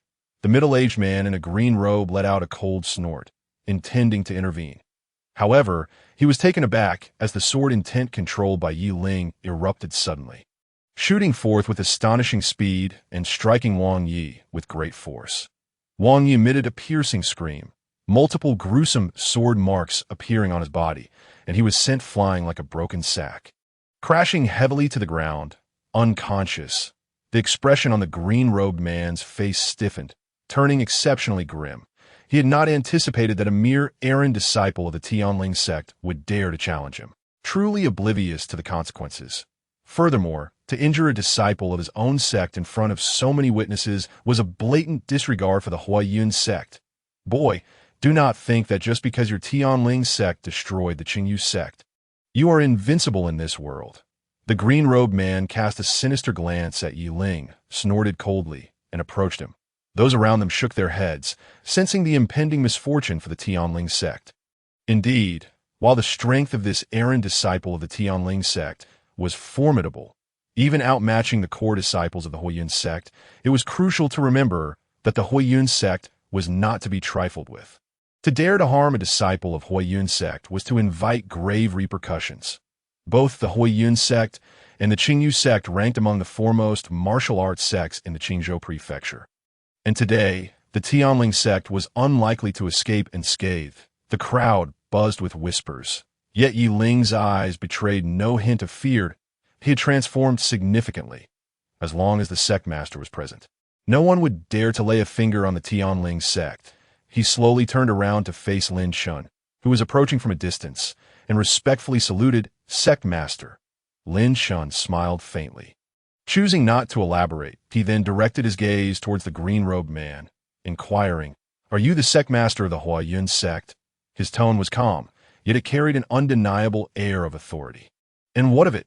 The green-robed man shot Lin Chen a sidelong glance, then scanned between Lin Chen and Yi Ling, sneering, "If I am not mistaken, you must be the sect master of this Qingyu sect." "Correct? Indeed," Lin Chen replied with a slight smile, his expression devoid of any visible emotions. "Your disciple has injured my disciple. What punishment shall you impose? As the sect master of the Tianling sect, how do you intend to resolve this matter?" The green-robed man snorted disdainfully, his eyes filled with contempt. "While I do not know how the Qingyu sect fell at your hands, the Huaiyun sect is certainly not the kind of rubbish that can be bullied. A mere errant disciple dares to injure a core disciple of my Huaiyun sect in front of so many people. This lad is clearly unaware of his own insignificance. If the Tianling sect does not provide an explanation to the Huaiyun sect today." As he spoke, the green-robed man snorted again. His gaze wide-eyed was evident that he did not believe the rumors circulating about the Tianling sect. After all, this Tianling sect master appeared remarkably youthful, and he sensed no significant threat emanating from him. The one who had vanquished the Tianling sect could not possibly be him. Moreover, those were merely rumors, with no one present to verify their authenticity. He even speculated whether this young man had attained the Qi realm in cultivation. "Sect master of the Huaiyun sect, be cautious with your words. We have come to invite the Tianling sect to join our martial alliance in Qingzhou prefecture." Indeed, as martial factions in Qingzhou prefecture, and with the Qingyu sect and Luoyun pavilion recently obliterated, our alliance's overall strength has diminished, and the inclusion of the Tianling sect is essential. Witnessing the confrontation between the Tianling sect master and the Huaiyun sect master, the onlookers hastily began to mediate. "Humph, does the mere Tianling sect even deserve to join our Qingzhou prefecture alliance? I see no need for it." The green-robed man elevated his nostrils. "You all see that the disciples of the Tianling sect are sparse, totaling no more than 10, that even if they were to join our alliance, what difference would it make? Should an external force invade, the Tianling sect would likely be the first to flee." The crowd exchanged glances, their faces revealing hesitation. They were aware of the Tianling sect's long-standing decline. However, upon their arrival, they discovered that the Tianling sect was not as decrepit as rumored. Instead, it thrived with dense spiritual energy and frequent manifestations, resembling a sacred land of immortals. Such a scale rivaled that of a super-large sect, even igniting thoughts of annexation. Yet, curiously, the Tianling sect had few disciples, and the newly appointed sect master was quite young, leaving them uncertain of the sect's true strength. After all, joining the Qingzhou Prefecture Martial Alliance would necessitate sharing a portion of cultivation resources with the Tianling sect, creating a mutual alliance. Should an external force invade, they would stand against it together. However, if the Tianling sect's strength was exceedingly weak, distributing resources to them would be a waste. Lin Chen's gaze remained indifferent. He did not acknowledge the crowd nor glance at the green-robed man, but instead turned to Yi Ling. Yi Ling, what transpired? Please recount the details. Yes, Sect Master Yi Ling leaned in to whisper the sequence of events into Lin Chen's ear. Gradually, Lin Chen's expression grew cold, adopting a tone of admonition. Yi Ling, do you realize you have committed an error? The disciple, perplexed, replied, I do not understand. I implore the Sect Master to enlighten me. If you encounter such situations in the future, simply eliminate the threat. It spares you from attracting a multitude of troubles. Our Tianling sect is a martial arts sect, not a place for every Tom, Dick, and Harry to intrude. You must learn to discern. Do you understand? Understand, Master. Yi Ling nodded respectfully, assuming a posture of humility. The green-robed man's complexion turned ashen, akin to raw liver, his fury igniting. You little rascal, you have only just assumed the position of sect master. And yet, before the green-robed man could finish, a terrifying aura suddenly enveloped him, the mysterious power of the laws swirling around him, freezing him in place as if he were encased in ice, unable to move a muscle or utter a word. What is happening? Wait, this is the power of the laws. To wield such power, this person must at least be a soul servant-level cultivator. Cold sweat cascaded down the green-robed man's brow. He felt his legs tremble uncontrollably, utterly unprepared for the revelation that the sect master of the Tianling sect possessed such terrifying strength that a profound sense of regret washed over him. Had he known, he would not have acted so recklessly. Clearly, the external rumors were likely true. With such power, annihilating the Luo Yun pavilion and Qingyu sect would indeed be effortless. Panic-stricken, the sect master of the Huayun sect watched as Lin Chen slowly turned away. His calm gaze fixed upon him. Might I request that you refrain from interrupting while I converse with my sect disciple? The sect master of the Huayun sect wished he could sever his own head to apologize to Lin Chen. But at that moment he could not utter a single word, let alone take any further action. Bound by the laws, the Huayun sect master could only stand frozen in place, appearing dazed. Be unable to comprehend human speech is of no use to spare your life. Lin Chen sighed, shaking his head slightly. Then, under the watchful gaze of the terror-stricken Huayun sect master, he lightly waved his sleeve, causing the sect master to shudder violently, as if struck by some unseen force. Blood seeping from his orifices, breath extinguished. Yi Ling, see our guests out. With that, Lin Chen turned and departed, returning to the Tianling sect with Shangguan Rou, who had been standing nearby. Yes, Yi Ling replied, stepping forward to dispatch the unconscious Wang Yi with a single stroke of his sword before bowing to the onlookers. Esteemed guests, the Tianling sect has no interest in joining the martial alliance of Qingzhou Prefecture. We kindly ask you to leave. Yi Ling then hastily departed, disregarding the crowd entirely. The remaining spectators stood rooted in place, gazing at the two lifeless bodies on the ground, their faces etched with shock and fear. Dead, just like that. The sect master of the Huayun sect lacked the ability to resist. Is this truly the strength of the Tianling sect master? Who exactly is this person? What was that astonishing ability just now? Not only the sect master, but even the disciples possess extraordinary strength. Did you not notice? The one who wielded the sword with but a finger was merely an errant disciple.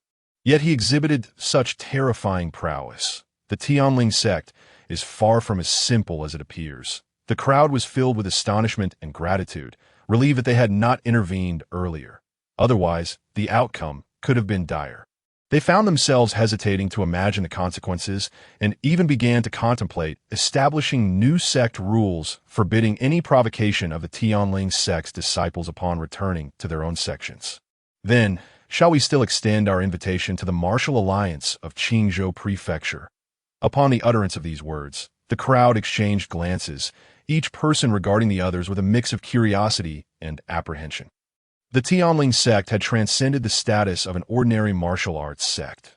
The prowess of its disciples was nothing short of terrifying, not to mention that of the sect's leader.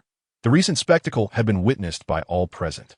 If one wished to foster amicable relations with the Tianling sect, it would be prudent for us to depart swiftly, ensuring that we do not disturb the tranquility of the sect. Otherwise, should we incur the ire of the sect's leader, death would be an inevitable consequence. An elderly man, his visage marked by the passage of time, articulated the crux of the matter, and the others nodded in agreement, hastily vacating the scene, wary of lingering even a moment longer. Chapter 31. Sect Council. The events of today were destined to echo throughout the entirety of Qingzhou Prefecture. The leader of the Huiyun sect had issued a challenge at the gates of the Tianling sect, only to be effortlessly crushed and slain by the sect's leader, thus affirming the formidable strength of this enigmatic figure. It is worth noting that the leader of the Huiyun sect ranked among the most powerful in all of Qingzhou Prefecture. Yet he could not withstand a single blow from the Tianling sect's leader. What does this reveal about the latter's terrifying capabilities? Concurrently, this incident indirectly highlighted the profound heritage of the Tianling sect. It is no wonder the Qingyu sect and Luoyun pavilion met with such devastating fates. Such fearsome power is simply beyond the capacity of a mere Qingzhou prefecture to contain. Various sects that had united in an attempt to invite the Tianling sect to establish a sect alliance were met with refusal, compelling them to retreat in compliance, lacking the audacity to act as recklessly as the leader of the Huiyun sect had. Naturally, who would dare provoke a figure of such terrifying strength as the Tianling sect's leader? To challenge him would be tantamount to courting death, especially after witnessing the instantaneous defeat of the Huiyun sect's leader, who among the entirety of Qingzhou Prefecture possesses such overwhelming might. Not a single soul. The Tianling sect, which had previously exhibited signs of decline, had undergone a dramatic transformation in a remarkably brief period, with the newly appointed leader displaying astonishing power. It is likely that significant changes have transpired during this time. In hopes of cultivating a favorable rapport with the Tianling sect, nearly all sects established new regulations prohibiting any hostility towards its disciples, with death as the punishment for transgressors. Soon enough, news of this decree spread throughout Qingzhou Prefecture, and the reputation of the Tianling sect soared, becoming a topic of widespread discussion. What, indeed, is the true nature of the Tianling sect that incites such fear among other sects? Within the Tianling sect, Lin Chen guided the newly initiated Shangwan Rou in familiarizing herself with the sect's customs. After allowing her to acclimate to the teachings and practices bestowed upon her, he convened an urgent meeting with all sect members. In a grand hall adorned with opulence, a long jade table was laden with an array of delectable dishes, their enticing aromas wafting through the air. Seated around the table were Lin Chen and all members of the Tianling sect. Esteemed colleagues, have you found your time at the Tianling sect to be satisfactory thus far? Lin Chen inquired after the toasts had been made. Leader, my experience at the Tianling sect has been quite agreeable. Yi Ling responded, placing a piece of spiritual meat into her mouth. Thanks to your assistance in refining the ancient divine beast's essence, I have fully integrated it and achieved breakthroughs in 2 realms of cultivation. My gratitude knows no bounds. Xuelinga, usually reserved, appeared slightly flushed as memories stirred within her. The others echoed their responses, and upon observing their reactions, Lin Chen nodded approvingly. As long as you are comfortable. That is what matters. From this moment onward, Yi Ling, Xiao Lingxi, and the rest of you must dedicate yourselves to your training. I shall be departing for a period. During my absence, do not allow any lapse in diligence. Understood? Understood, the group replied in unison. Curiosity flickered in Lu Juin's eyes as she leaned forward, her skin as fair as snow. I heard you mention your departure, leader. May I inquire as to your destination? I have matters to attend to outside. I aim to recruit more disciples for our Tianling sect. Lin Chen replied calmly. To be frank, in Lin Chen's view, the number of individuals within the Tianling sect was woefully insufficient. The total count could easily be enumerated on 2 hands. Currently, the sect had nearly reached its full potential in many respects. The only missing component was the disciples themselves. To forge the mightiest sect in the world. Increasing the number of disciples was imperative. For how long do you intend to be away, leader? Lu Juin inquired, her eyes blinking with curiosity. It is uncertain. It may be a month at the least, or half a year at the most.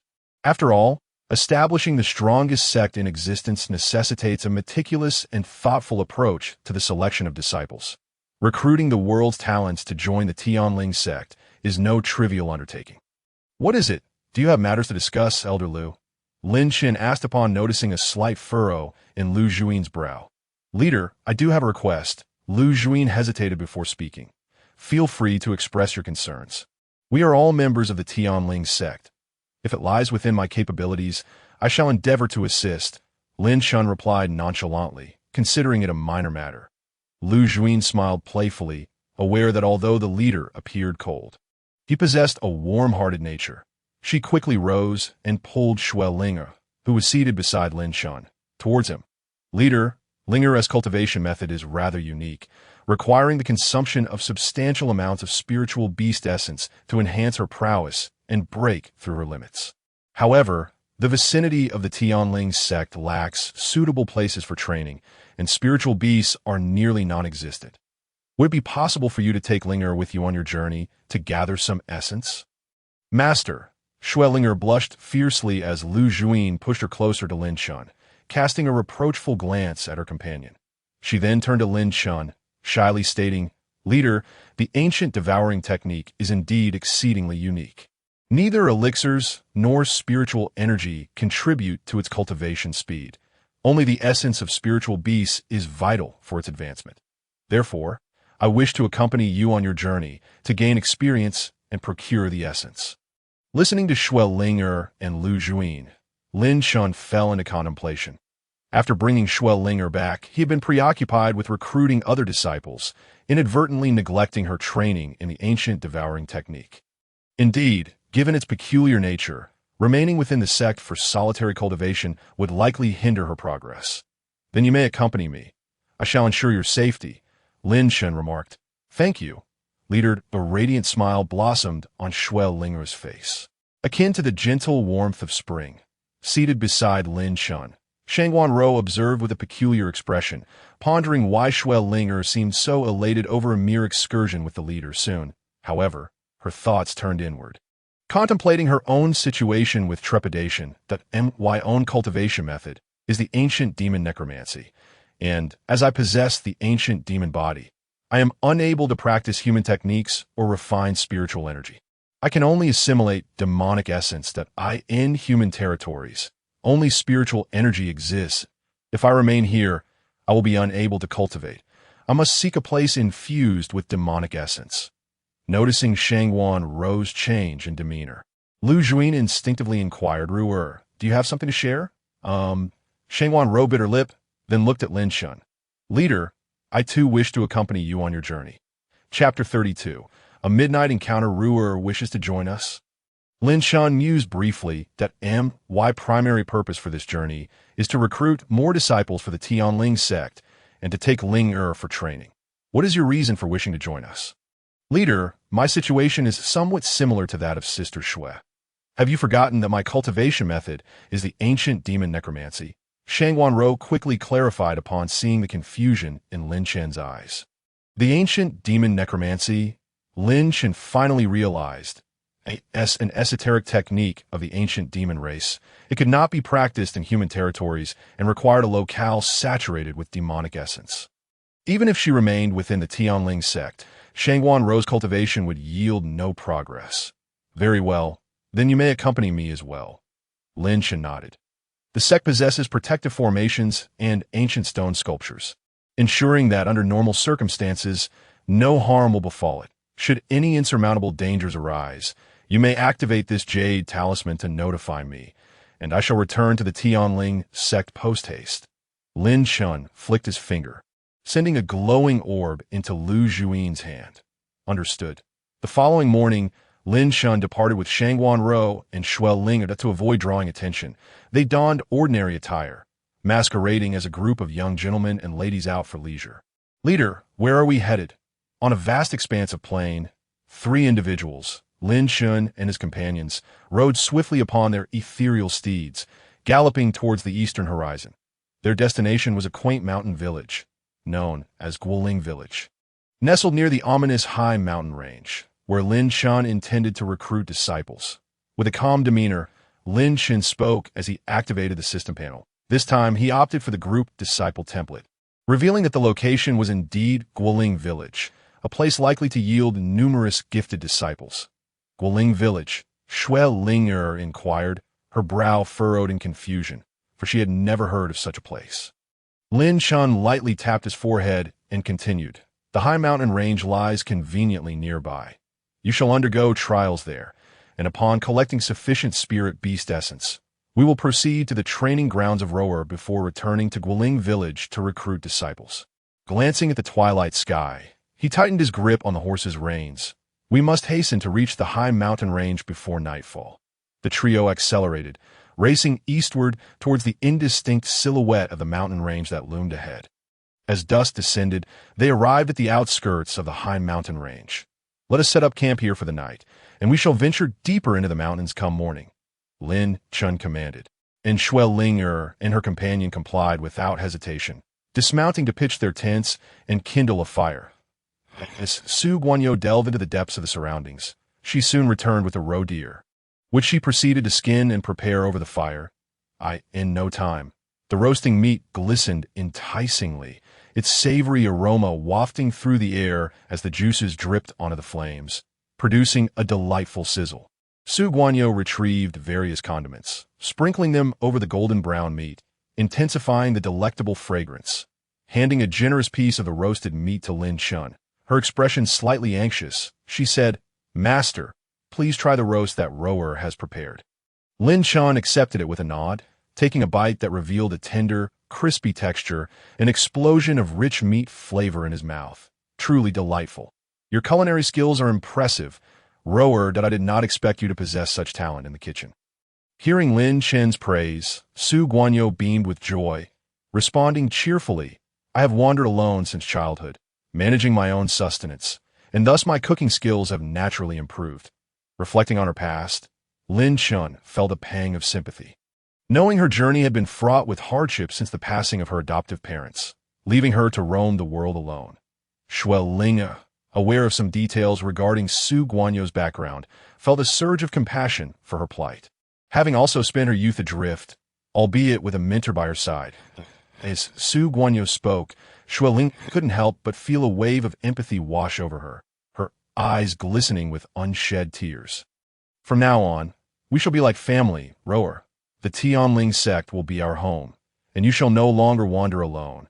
And you too, Linger," Su Guanyu replied, as the two young women found solace in each other's company, sharing their hearts and growing closer.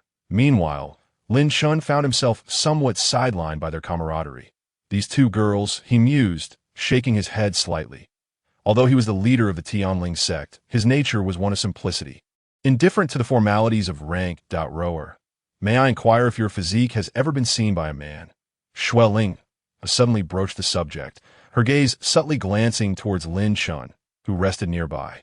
"What are you saying?"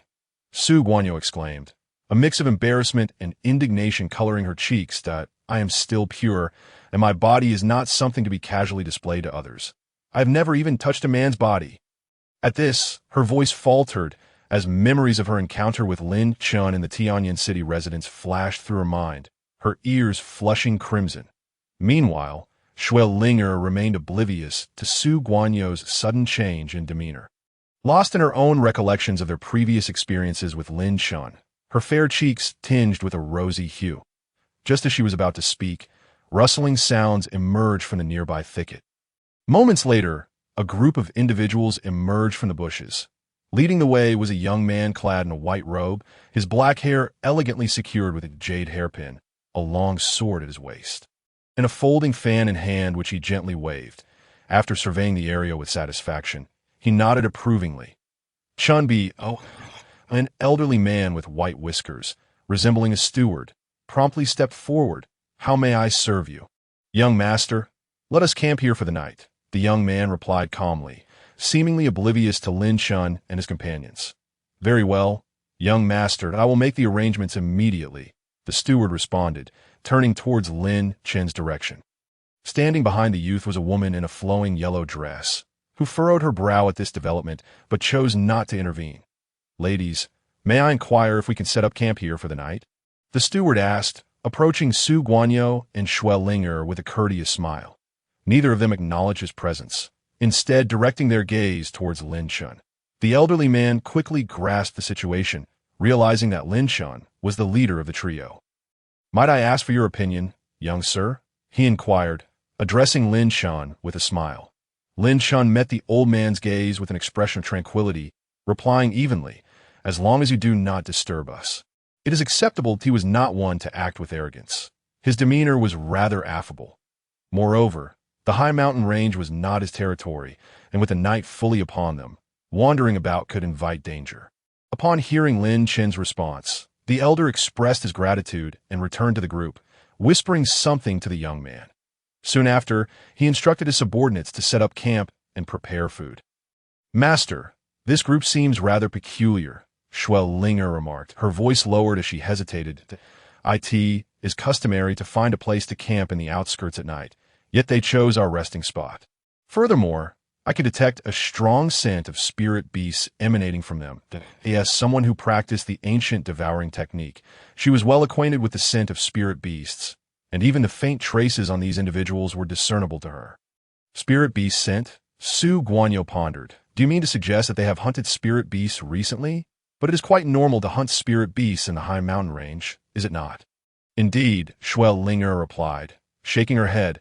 "While hunting spirit beasts is common, the simultaneous presence of multiple distinct spirit beast scents on a single group, over 100 varieties, no less, seems rather unusual.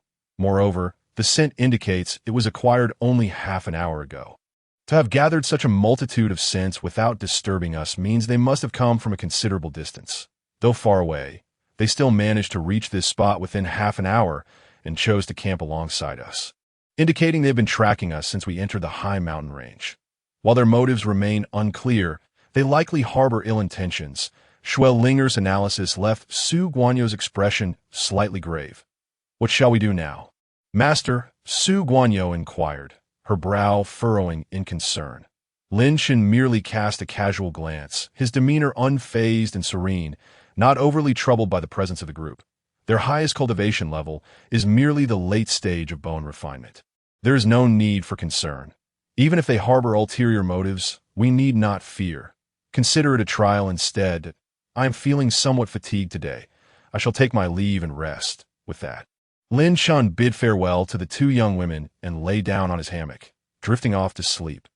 Linger and Su Guanyo exchanged glances, feeling somewhat embarrassed, as expected of the master.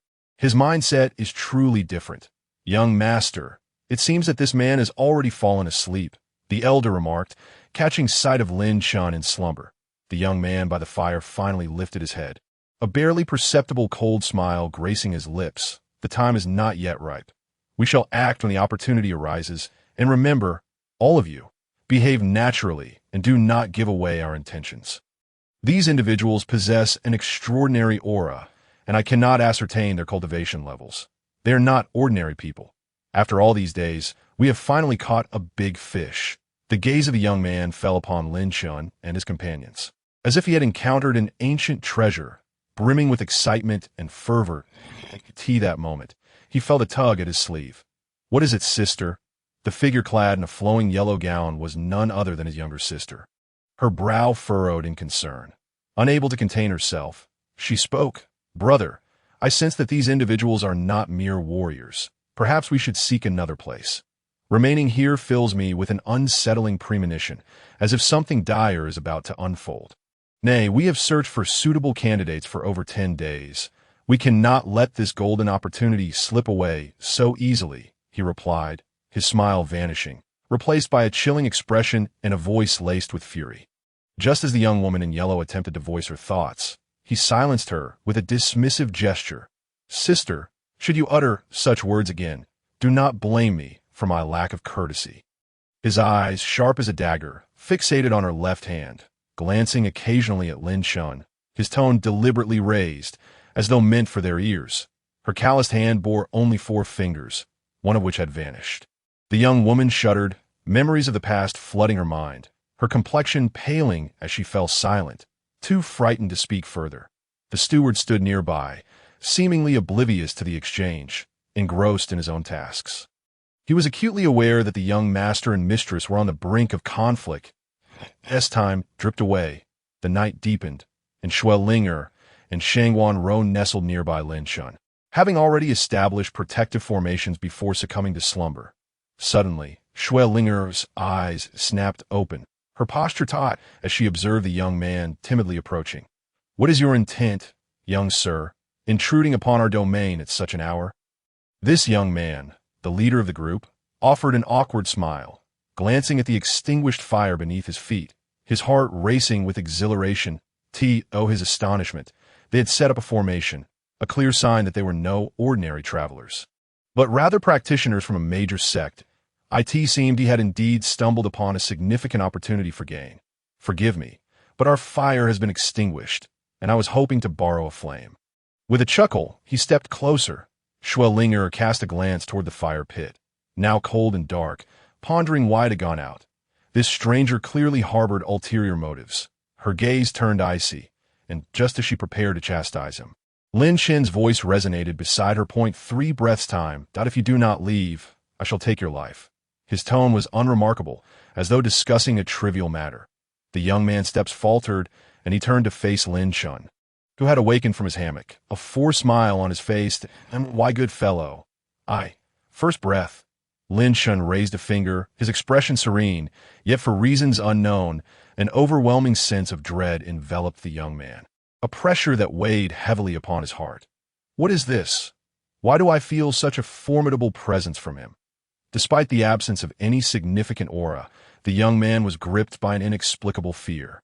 In a moment of hesitation, he employed his observational technique once more, directing it at Lin Chen, yet it was as if a droplet fell into the ocean, causing no ripples, yielding nothing discernible.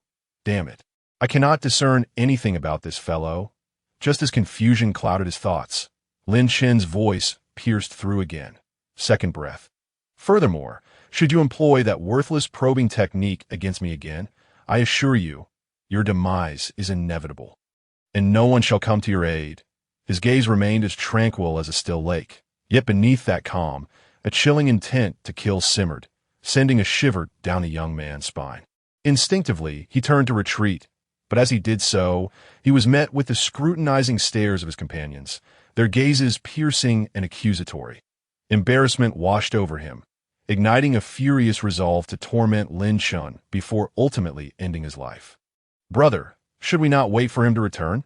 the young woman in yellow began, only to be met with a resounding slap across her face, sending her sprawling to the ground. Silence.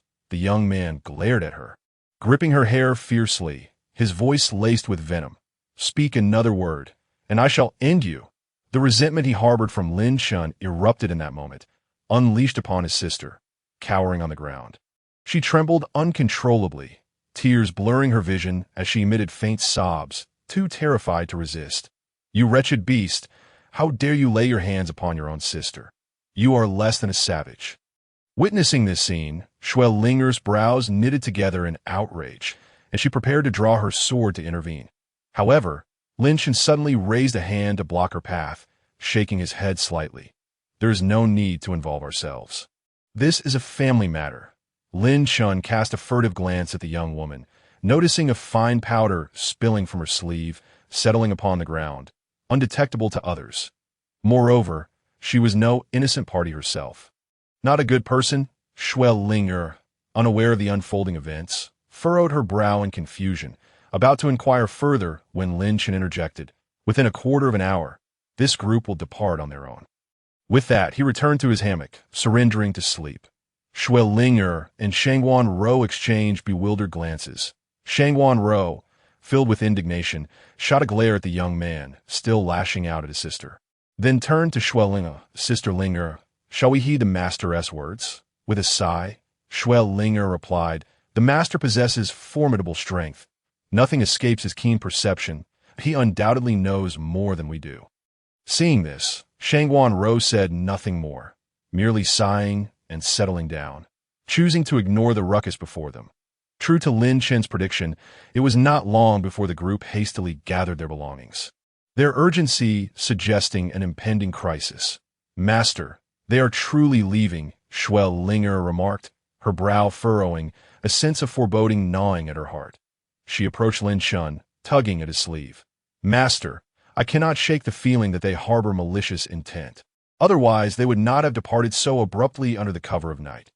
Shangguan Rou nodded in agreement. adding, "Nightfall is the prime hunting time for spirit beasts. To wander carelessly could easily attract the attention of lurking predators. Anyone with sense would avoid such risks. Indeed, it is premeditated." Lin Chen had awakened but bore no trace of alarm. "They have scattered a special powder here that will attract numerous spirit beasts. Intending to use them to eliminate us, but if I am not mistaken, a horde of spirit beasts shall soon descend upon us." "What? We have no grievances with them. Why would they wish us harm?" Schwellinger exclaimed in frustration, suddenly recalling the outlaws that roamed the Black Night Mountains, notorious for engaging in despicable acts to seize others' fortunes. "They are likely those very outlaws," Shangguan Rou deduced, turning to Lin Chen. "Master, since you are aware of their intentions to harm us, why not intervene? Allowing them to leave seems too lenient. I did not permit their departure. The moment they made their move, they sealed their fates." Lin Chen replied with a faint smile, his demeanor deceptively benign. "Fates sealed? I do not comprehend your meaning, Master," Schwellinger began, but before she could continue, the ground trembled violently beneath them. A cacophony of rapid footsteps echoed, accompanied by blood-curdling roars emanating from the darkness, drawing near with alarming clarity. The spirit beasts were upon them. From the shadows emerged an imposing horde of spirit beasts, their outlines stark against the night. Exuding a formidable aura, the air crackled with their ferocious energy, their guttural roars reverberating like thunder. These spirit beasts, seemingly provoked, bore crimson eyes, and within their depths flickered blood-red lightning, an aura of icy malice enveloping the area. The weakest among them were of the second tier, with even some reaching the pinnacle of the third tier. Schwellinger raised an eyebrow, exchanging a glance with Shangguan Rou as they readied their weapons to confront the approaching spirit beasts. Just then, Lin Chen's voice resonated. "You two need not intervene. Tonight, rest well. Tomorrow, I shall guide you to a fitting place to commence your training." Unbeknownst to them, Lin Chen had descended from his hammock, his calm gaze fixed upon the horde of spirit beasts advancing towards the trio. "Such trifling beasts dare to act insolently before me," that he lifted his hand, and with a sharp snap of his fingers, a crisp sound echoed through the night mountains. An overwhelming sense of oppression surged forth. A barely perceptible ripple of spiritual energy emanating from Lin Chen, sweeping across everything in its path. Schwellinger and Shangguan Rou, standing beside him, felt their hearts inexplicably tighten, as if gripped by an invisible hand, threatening to burst at any moment. Divine art, Qianling demon finger. In the next instant, the bodies of all the spirit beasts trembled violently, as if struck by some unseen force. A series of muffled explosions erupted from within them, leaving deep, gaping holes in their chests. Chapter 35. Long-distance annihilation of divine art's blood and flesh scattered. Their chests bore gaping wounds, their bodies collapsing helplessly, seemingly unaware of the manner of their demise. The scene left Schwellinger utterly astounded, her red lips slightly parted, eyes wide with astonishment and shock. Although she had previously encountered her master, Lu Juin, who had spoken of the terrifying strength of their leader, she had never anticipated such overwhelming power. To think a mere snap of the fingers could annihilate this group of spirit beasts. The number of beasts exceeded 100, including dozens of third-tier spirit beasts, whose strength could rival that of warriors in the refining Qi realm. Such sheer and terrifying dominance was simply unfathomable. On the other side, Shangguan Rou was momentarily dazed, momentarily stunned, and just as she intended to investigate further, a series of cracking sounds resonated around her.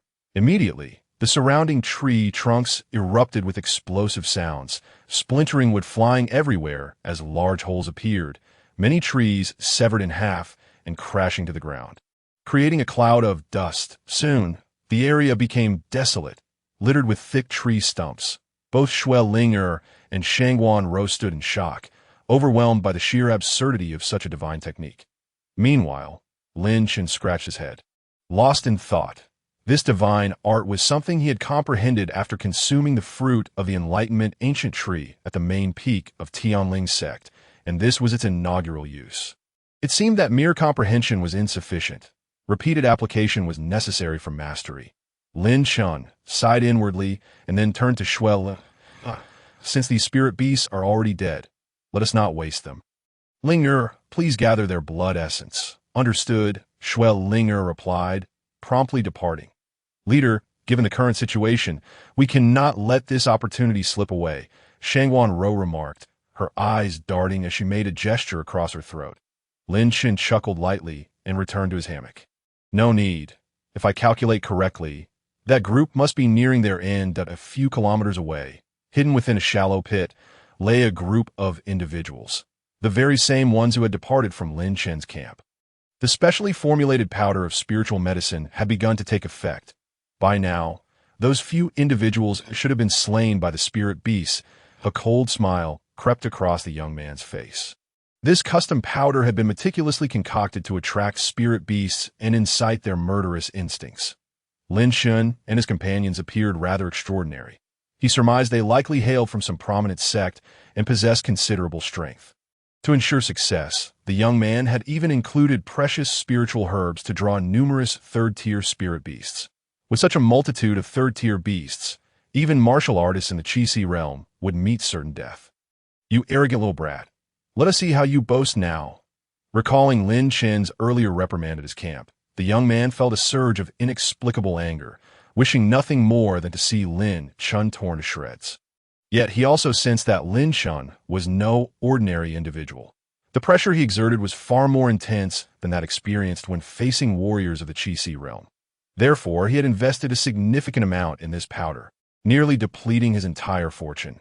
These individuals surely have remarkable identities. Do not let me down. The young man's eyes gleamed with excitement as he prepared to return after an hour to search for corpses. At that moment, a woman in a yellow dress began to sweat profusely, her face pale and contorted in agony, clutching her head as if enduring some excruciating pain, emitting faint cries of distress. What is wrong? The young man's voice softened, his demeanor toward the woman starkly different from before. Husband, my head hurts terribly, as if something is tearing inside, she lamented. It turned out that the two were not siblings. Their earlier interactions had merely been a ruse to attract Lin Chen and his companion's attention, facilitating the spreading of the powder.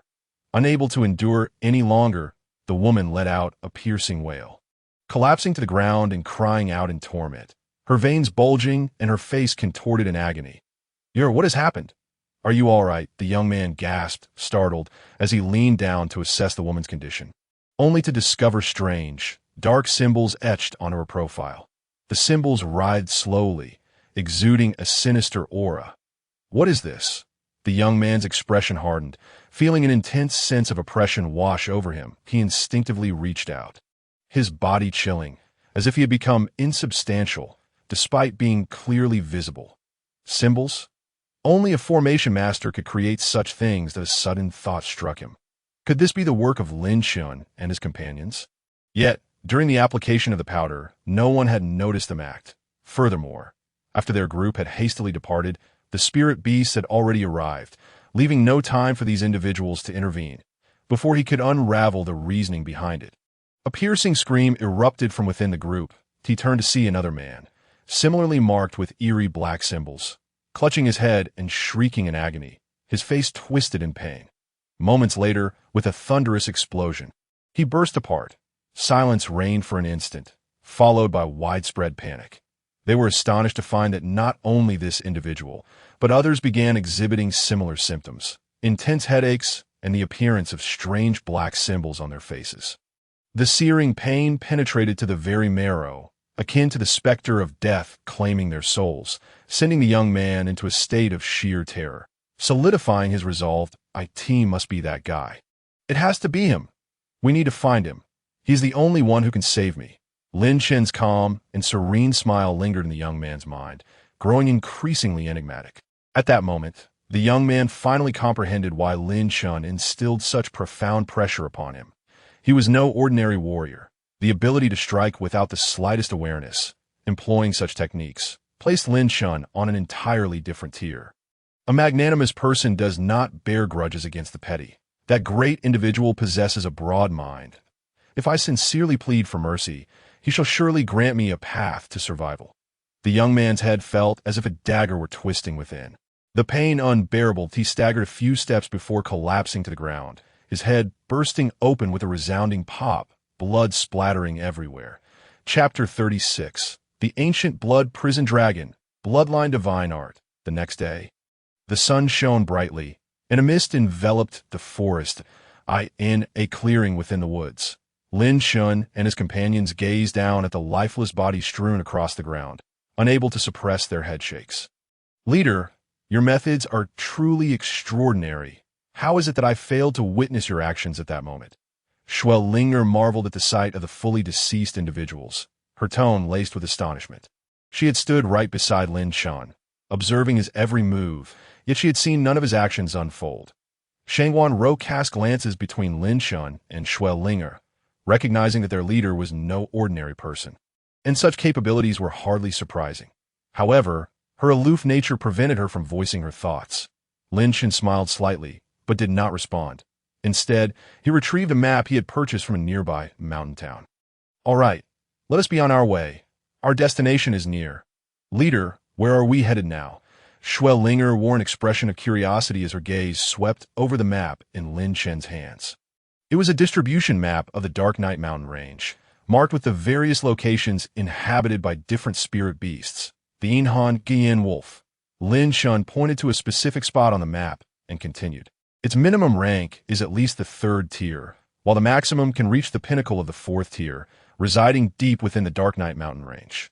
You're currently at the peak of the bone forging realm. So dealing with the 3rd tier Indignation wolf should pose little difficulty. As for the 4th tier Indignation wolf, it can also be defeated, albeit with greater effort. Upon hearing Lin Chen's words, Linger was momentarily taken aback, then became quite perplexed, doubting whether she had misheard. What? You mean I, merely at the peak of the bone forging realm, can slay a 4th tier spirit beast? It's well known that 4th tier spirit beasts possess strength comparable to that of Qi realm experts, which is truly terrifying. The gap between the bone forging realm and the Qi realm spans 2 major tiers, making it a chasm that is difficult to cross. If this were to be known, I would surely be deemed a fool. You will understand soon enough. Lin Chen observed Linger's confusion, but refrained from elaborating further as he urged his horse onward. Linger exchanged glances with Shangguan Rou, both recognizing the uncertainty in each other's eyes, feeling increasingly unable to fathom the true nature of their master. Before long, after the passage of an hour, the two arrived at a higher earthen mound.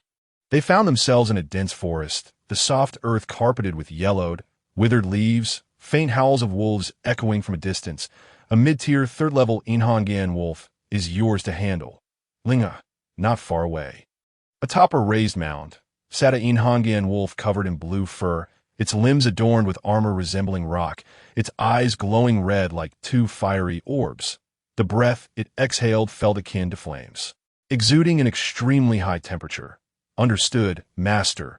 Upon receiving Lin Chen's command, Linger wasted no time. She transformed into a gust of wind and rushed forth with incredible speed, reaching the Indignation wolf in the blink of an eye.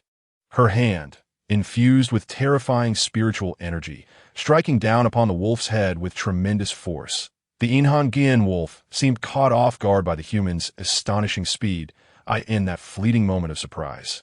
Linger's palm connected with its skull, producing a thunderous sound, and a violent spiritual energy surged forth, the wind howling as a faint dragon's roar resonated in the air.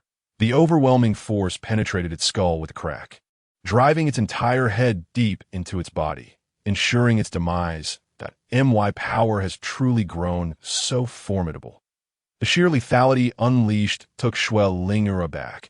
Even she had not anticipated possessing such terrifying strength. Furthermore, this was merely an effortless strike, executed without the use of the ancient devouring technique, relying solely on her physical might to utterly overpower the Indignation wolf. Sister Linger's physical strength has likely surpassed the confines of the bone forging realm. Not only Linger, but Shangguan Rou, who was observing from the sidelines, also narrowed her eyes, realizing the magnitude of Linger's prowess. This was the marvel of the ancient devouring technique. Lin Chen smiled slightly before explaining to Linger. Although you currently occupy only the late stage of the bone forging realm, even 3rd-tier beasts comparable to those in the refining organs realm are no match for you. A single strike is sufficient to slay them. Your training targets are now 4th-tier spirit beasts. Your master acquired the ancient devouring technique by chance, and her understanding of this extraordinary art is limited. She only knows that it relies on devouring the essence and blood of spirit beasts for cultivation, resulting in a speed and strength that far surpasses that of other warriors of the same tier. However, the core of the ancient devouring technique lies in the refinement of the blood of exotic beasts. Each time you refine the blood of an exotic beast, it integrates into your bloodline and body, triggering a transformative metamorphosis. The bloodline of the ancient blood prison dragon has already merged with your being. You now possess the bloodline of the ancient blood prison dragon and can wield its bloodline abilities at will. Possessing the ancient blood demon eye, Lin Chen could perceive the essence of the ancient devouring technique with a mere glance. Bloodline abilities? Shui Linger inquired, perplexed, as her master had never broached this topic with her. Indeed, the refinement of the blood has elevated your physical strength to an extraordinarily terrifying level. Now, whenever you invoke your bloodline abilities, the slaying of 4th-tier spirit beasts will be a trivial matter. Lin Chen nodded and continued to elucidate. The so-called bloodline abilities are not difficult to wield, but such special abilities require the user to bear a unique bloodline. After refining the blood of the ancient blood prison dragon, you have acquired its bloodline and can naturally utilize its bloodline abilities. You need only to introspect within your body, communicate with your bloodline using your spiritual consciousness, and channel your spiritual energy to circulate your blood. Shui Linger's delicate face adopted a more serious demeanor as she sat cross-legged, focusing her mind to connect with her blood. Yet, after half an hour had passed, there is still no sign of success. Master, do you think Linger can do it? Seeing Shui Ling meditating in place, her brows occasionally furrowing, Shangwan Ro began to feel anxious. Do not worry. Linger's talent and comprehension are not lacking. Grasping the bloodline abilities is merely a matter of time. Just as Lin Chen finished speaking, a terrifying and overwhelming wave of blood energy suddenly erupted from Shui Linger, an intense will to kill enveloping the area she occupied, creating a chilling sense of suffocation. Her eyes transformed into crimson vertical pupils, and blood-colored dragon scales emerged from beneath her flesh, enveloping her body like a fierce and violent armor, exuding a bizarre beauty. Chapter 37. Absolute power domination. A fearsome aura radiated from Shui Linger, and from a distance, it was nothing short of soul-stirring, reminiscent of a primordial beast cub born from ancient times. What is this? Shangwan Ro gasped in astonishment, her expression one of shock as she beheld the blood-colored scales resembling armor adorning Shui Ling. The blood she refined came from the ancient blood prison dragon. Thus her bloodline ability manifested as dragon transformation. As long as her physical body could withstand it, she could now unleash any of the ancient blood prison dragon's myriad abilities. With that, Lin Chen called out to Shui Ling. Linger, 500 feet to your left front. There are 2 4th-tier Inhan wolves. Hurry and take care of them. As soon as he finished speaking, a cloud of dust rose at Shui Linger's location, transforming into a streak of bloodlight that vanished without a trace. But on a stretch of flat ground 500 feet away, 2 Inhan wolves were bent over, feasting on the remains of a spirit beast, their sharp fangs tearing into the flesh. Suddenly, the 2 wolves seemed to sense something, abruptly lifting their heads to scan the area, and in the next instant, they sprang away. However, one of the Inhan wolves was abruptly engulfed by a powerful dragon pressure, its blood seeming to freeze in its veins. The next moment, a blurred streak of blood light hurtled toward it, and before it had a chance to register the figure, a resounding crash echoed as the Inhan wolf's body was instantly pierced, creating a gory hole, blood and flesh scattering, and before it could even utter a sound of agony, it was dead beyond recovery. The other Inhan wolf stood frozen in shock. What on earth just happened? It was dispatched in an instant.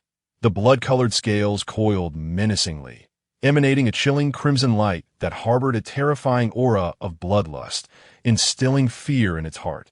The fist cloaked in scales then directly penetrated the abdomen of the Inhan wolf. The flowing blood seemingly drawn in, gradually absorbing into Shui Linger's fist, being refined as her body emitted a vapor of evaporating blood mist. The other Inhan wolf, without a second thought, turned and fled. This human was simply too terrifying. Despite being in the bone-forging realm, they could slay a fourth-tier companion with a single punch. Was this truly human? They resembled a humanoid beast. It is worth noting that fourth-tier spirit beasts are on par with Chi-Si realm experts, and given the innate vitality and robust physique of spirit beasts, even some Chi-Si realm experts are no match for fourth-tier spirit beasts. And now, the fleeing Inhangian wolf had barely taken a few steps when it felt a gust of wind rushing from behind. A blood-colored figure appeared before it. A fist enveloped in terrifying power loomed larger. And before it could react, it was struck squarely on the skull. Blood prison soul. The roar of the ancient blood prison dragon resonated, and a blurred dragon shadow entwined around Linger's arm, emitting a dazzling and resplendent blood-red light. Crack! The bone shattered instantaneously, pierced by a fist, shattering the jaw in an instant. Flesh and blood flying in all directions, resulting in an exceedingly tragic demise. Linger's fierce strikes epitomized the very essence of violent aesthetics. The display of Sister Linger's strength left Shangguan Rou utterly astonished. In contrast, Lin Chen remained remarkably unfazed, for all of this had been anticipated. Master, the bloodline divine ability of the ancient blood prison dragon is indeed extraordinary. The power unleashed is such that even fourth-tier spirit beasts are no match for me. Linger initially stood frozen in place, before hurriedly returning to Lin Chen's side, her face aglow with a smile. Naturally, the ancient blood prison dragon is an ancient divine beast of formidable lineage. Upon utilizing its bloodline divine ability, one can directly wield its powers. Once you fully master it, your strength will surge to unprecedented heights. Lin Chen elaborated, the ancient blood prison dragon can facilitate your breakthrough across 2 stages of the primordial devouring technique. When you are ready to transcend to the 3rd stage, seek me out, and I shall procure even rarer beast blood for you to refine. Upon hearing this, Linger's smile widened. Thank you, Master. Continue your cultivation. If circumstances allow, you may attempt to engage with 5th-tier spirit beasts in combat. I shall observe from the sidelines to ensure your safety. Understood. Thank you, Master. In the next moment, Linger vanished, her vitality surging as she set out to hunt spirit beasts against spirit beasts of the 3rd tier and below mid-4th tier. She dispatched them with a single blow, swiftly and terrifyingly collecting their essence. Given the current situation, it was estimated that within a few days, Linger would amass sufficient essence to return to Tianling's sect for further cultivation. With little else to do, Lin Chen and Shangguan Rou sat down nearby to rest at Rower. What troubles you? Lin Chen inquired, noticing Shangguan Rou gazing vacantly at Linger's retreating figure, seemingly lost in thought. Oh, it's nothing. Shangguan Rou lowered her head, hesitating briefly before she could not restrain herself from asking, Master, am I the weakest disciple in Tianling's sect? During her time in Yi City, Shangguan Rou had practiced a modified technique taught by the Night Demon Clan, placing her among the elite of her peers. However, upon arriving at Tianling's sect, she became acutely aware of the significant gap in strength. Nearly every disciple surpassed her. The recent display of Sister Linger's prowess had left her deeply shaken, and her heart felt increasingly bitter. Lin Chen was momentarily taken aback, but quickly grasped Shangguan Rou's sentiments. He smiled and gently ruffled her hair. What are you thinking? Every disciple who joins Tianling's sect has been meticulously selected. You are no lesser than anyone else. Your strength is formidable, very formidable. You simply have yet to realize it. Once Linger completes her training, I will take you to a place suitable for your cultivation. And then you shall understand the vast potential within you. Really? Shangguan Rou blinked her bright eyes in surprise. Lin Chen's expression turned serious as he feigned sternness. Of course, when have I ever deceived you? You tricked me back in Yi City. Shangguan Rou seemed to recall something, her face flushing. Memories of events in the Yi City estate began to resurface in her mind. Lin Chen awkwardly withdrew his hand, maintaining a calm demeanor while feeling a twinge of embarrassment. How could this girl still remember those incidents? By the way, Master, how many partners do you intend to seek in the future? Chapter 38. Outsiders. Kill. Shangguan Rou's sudden question nearly startled Lin Chen. This girl, typically aloof and reticent, had broached such a topic. I've heard that powerful warriors often have their own partners, and particularly those of higher status tend to have more. As the leader of Tianling sect, having effortlessly slain the leader of the Fire Cloud sect, you are virtually unmatched in Qingzhou Count. Oh, how many partners do you plan to seek? Observing Shangwan Ro's innocent expression, Lin Chen felt a wave of embarrassment. The more partners, the better. He thought it necessary to correct this girl's misconceptions, but just as he was about to speak, the sound of footsteps approached from a distance. Someone is coming. As Lin Chen stood up and moved toward the source of the footsteps, Shangwan Ro felt inexplicably irked. Who were these oblivious fools to interrupt her conversation with her master? She sprang up in a huff. Following after him, a group of about 5 or 6 fully armed practitioners appeared, looking anxious. Damn it. We've inadvertently trespassed into the territory of the cold ghost rock wolf. We must leave at once. Wait, what has happened here? Why are there so many corpses of cold ghost rock wolves? The cold ghost rock wolves are laden with treasures. Are today's practitioners so brazen as to leave their corpses behind? The group moved excitedly around the corpses of the cold ghost rock wolves, their eyes gleaming with anticipation. If we can bring back all these corpses, the profits would suffice for an entire year. Old 3, hurry and start dissecting the corpses. Old 2, keep watch. I'll survey the surroundings. Each of the corpses bore a fatal wound, the cause of which remained unknown. Once we gather the essential parts, we must leave quickly. Understood. With their roles designated, the group dispersed to begin the dissection and lookout duties. As the leader approached the slope, he spotted Lin Chen and Shangwan Ro walking toward them from a distance. There are 2 individuals, but they bear no scent of the cold ghost rock wolves. It seems these wolves were not slain by them. After a brief investigation, the leader realized he could not sense Lin Chen's cultivation level, while the girl beside him was merely in the initial stage of bone refinement. With such minimal cultivation, they dared to wander into the territory of the cold ghost rock wolves. They must be reckless practitioners looking for trouble. Let me teach you how to behave, he sneered, calling over a few of his companions as they approached Lin Chen and Shangwan Ro. Realizing that this group was indeed the intruders, Lin Chen decided to adhere to the principle of non-aggression, intending to inform them that this was a training area and to disperse them. Everyone, this place. But before he could finish, he was rudely interrupted by the leader. You little brat, do you know you've entered the territory of the cold ghost rock wolves? Lin Chen and Shangwan Ro exchanged bewildered glances, their minds filled with questions. Of course, they knew this was the territory of the wolves. Did these fools mistake them for lost practitioners? I'm asking you a question. Are you mute? The leader glared at Lin Chen, who remained silent. Brat, how dare you glare at Shangwan Ro with such fiery eyes? Her expression turned icy as she prepared to draw her sword, only to be stopped by Lin Chen. With a look of keen interest, Lin Chen remarked, We are indeed aware this is the territory of the cold ghost rock wolves. Might I ask what guidance you have for us? Humph. At least you're somewhat perceptive. The leader shot Lin Chen a cold glance before gesturing to the scattered corpses of the wolves nearby. Do you know who killed these wolves? Lin Chen's gaze turned peculiar as a strange smile crept upon his lips. I do not know.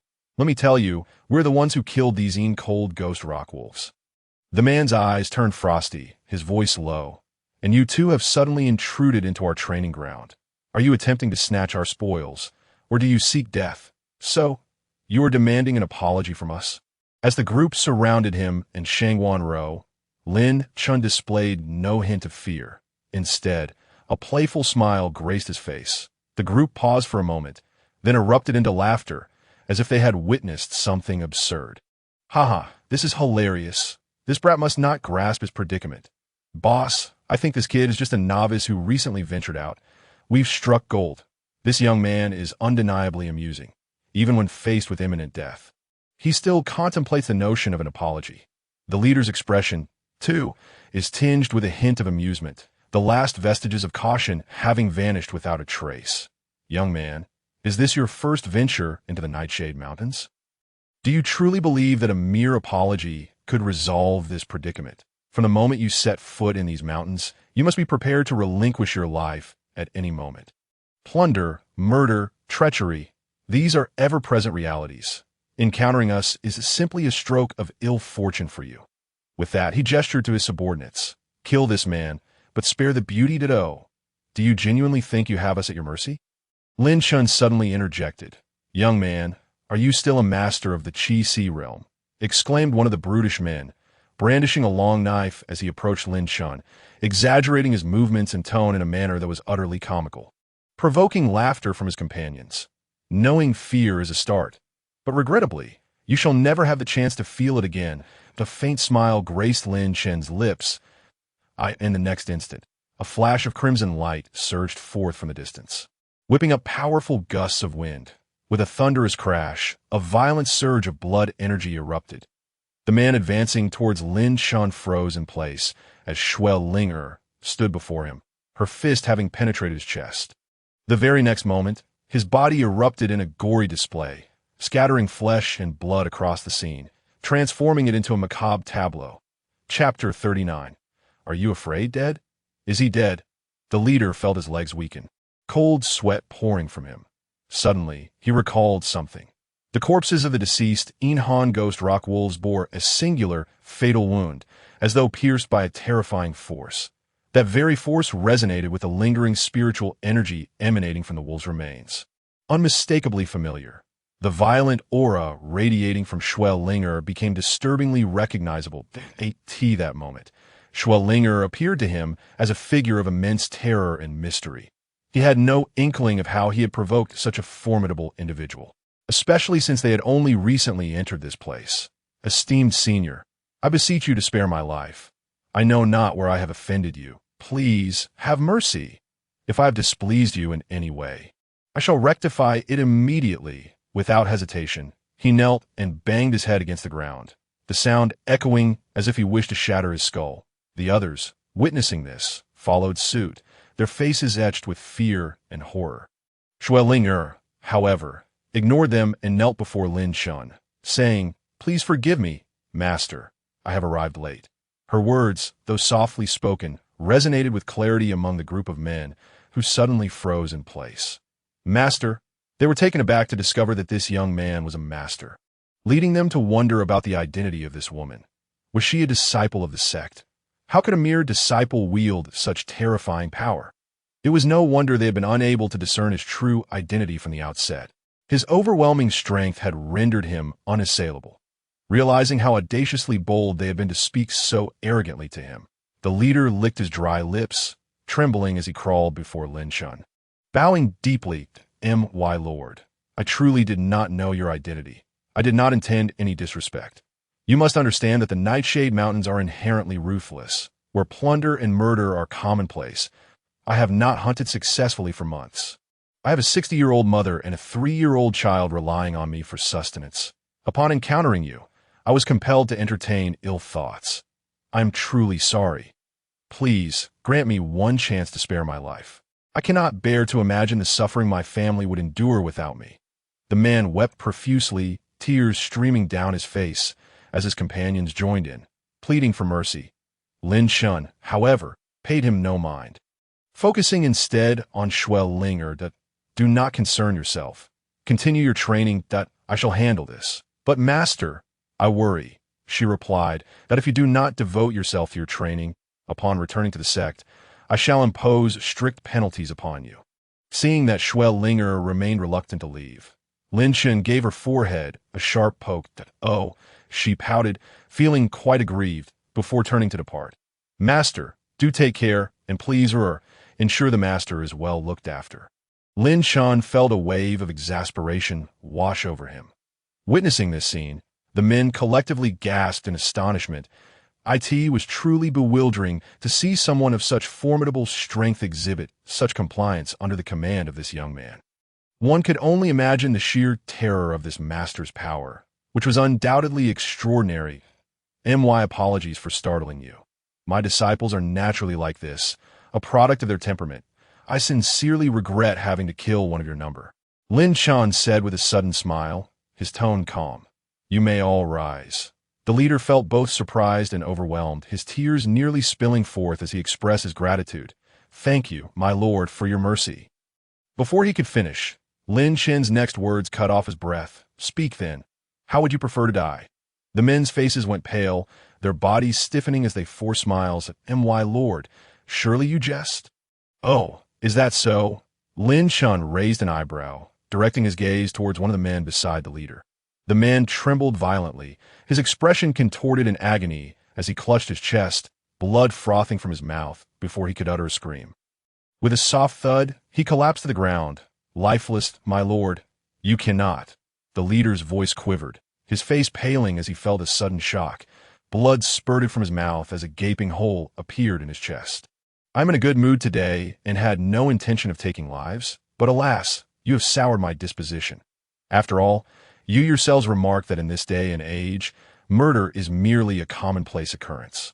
In an instant, screams erupted, only to be swiftly silenced by the tranquility of the mountains. 5 days passed slowly, and the midday sun shone brightly on a small hill. A crimson figure dashed swiftly, pursuing the evil flame spirit snake, leaving deep impressions in the earth with each step. Moments later, as dull thuds echoed, the battle came to a close. With this abundance of spiritual beast blood, I shall be well equipped for quite some time. After refining the essence from the slain beasts into blood seals and collecting them, Xue Linger began her journey back. Over the course of these days, she had been hunting spiritual beasts, employing the methods Lin Chen had taught her to gather their blood. However, the Inhan ghost rock wolves were scarce, and given Xue Linger's astonishing strength, she dispatched them with a single blow. Within a day, she had eliminated the entire pack and shifted her focus to hunting other spiritual beasts. Before long, Xue Linger arrived at a ravine, where she spotted Shangguan Rou and Lin Chen engaged in a game of chess. "Master, I have gathered sufficient spiritual beast blood. We may proceed to the next destination." Her tone carried a hint of displeasure. This so-called game of chess seemed like an odd pastime concocted by the master. At first glance, it appeared unremarkable, yet it proved to be surprisingly engaging once one began to play. However, as Xue Linger was in her training phase, she had devoted most of her time to collecting spiritual beast blood, having only a handful of opportunities to play chess with the master. Meanwhile, Shangguan Rou, finding herself at leisure, engaged in conversation with Lin Chen, thus becoming his chess companion. Observing the two together in recent days, seemingly inseparable, filled Xue Linger with a sense of urgency. Consequently, after successfully gathering enough spiritual beast blood, she hurried over. Chapter 40. Treasures. Demon Heavenly Pearl. "Senior Sister Linger, please hold on a moment. I shall finish this game with the master before leaving." Shangguan Rou furrowed her brow, contemplating her next move on the chessboard. Lin Chen nodded slightly, also deep in thought. Xue Linger, having no other recourse, could only stand obediently to the side, awaiting the completion of their game before departing with Lin Chen. "Master, where shall we go next?" Shangguan Rou's heart swelled with excitement, for there were but 2 destinations ahead. The first was the Green Ridge village, where new disciples were to be recruited. The second was a place conducive to her cultivation. "Let us first venture to the Inma Cavern," Lin Chen remarked, casting a sidelong glance at her. "Inma Cavern? What manner of place is that?" Xue Linger and Shangguan Rou exchanged bewildered glances, for they had never heard of such a location. This place was not situated in Qingzhou Prefecture, but rather in another region, the Hanjin Prefecture. Lin Chen continued, "The Inma Cavern lies at the heart of Hanjin Prefecture, originally a sanctuary for the demon race. However, following a cataclysmic conflict with the human race long ago, it has since been entirely forsaken and transformed into a place for trials and training. The demonic energy here is abundant, making it exceptionally suitable for your cultivation. I shall first escort you for training to assess its compatibility. Should it prove fitting, I shall transport the Inma Cavern directly to the Tianling sect."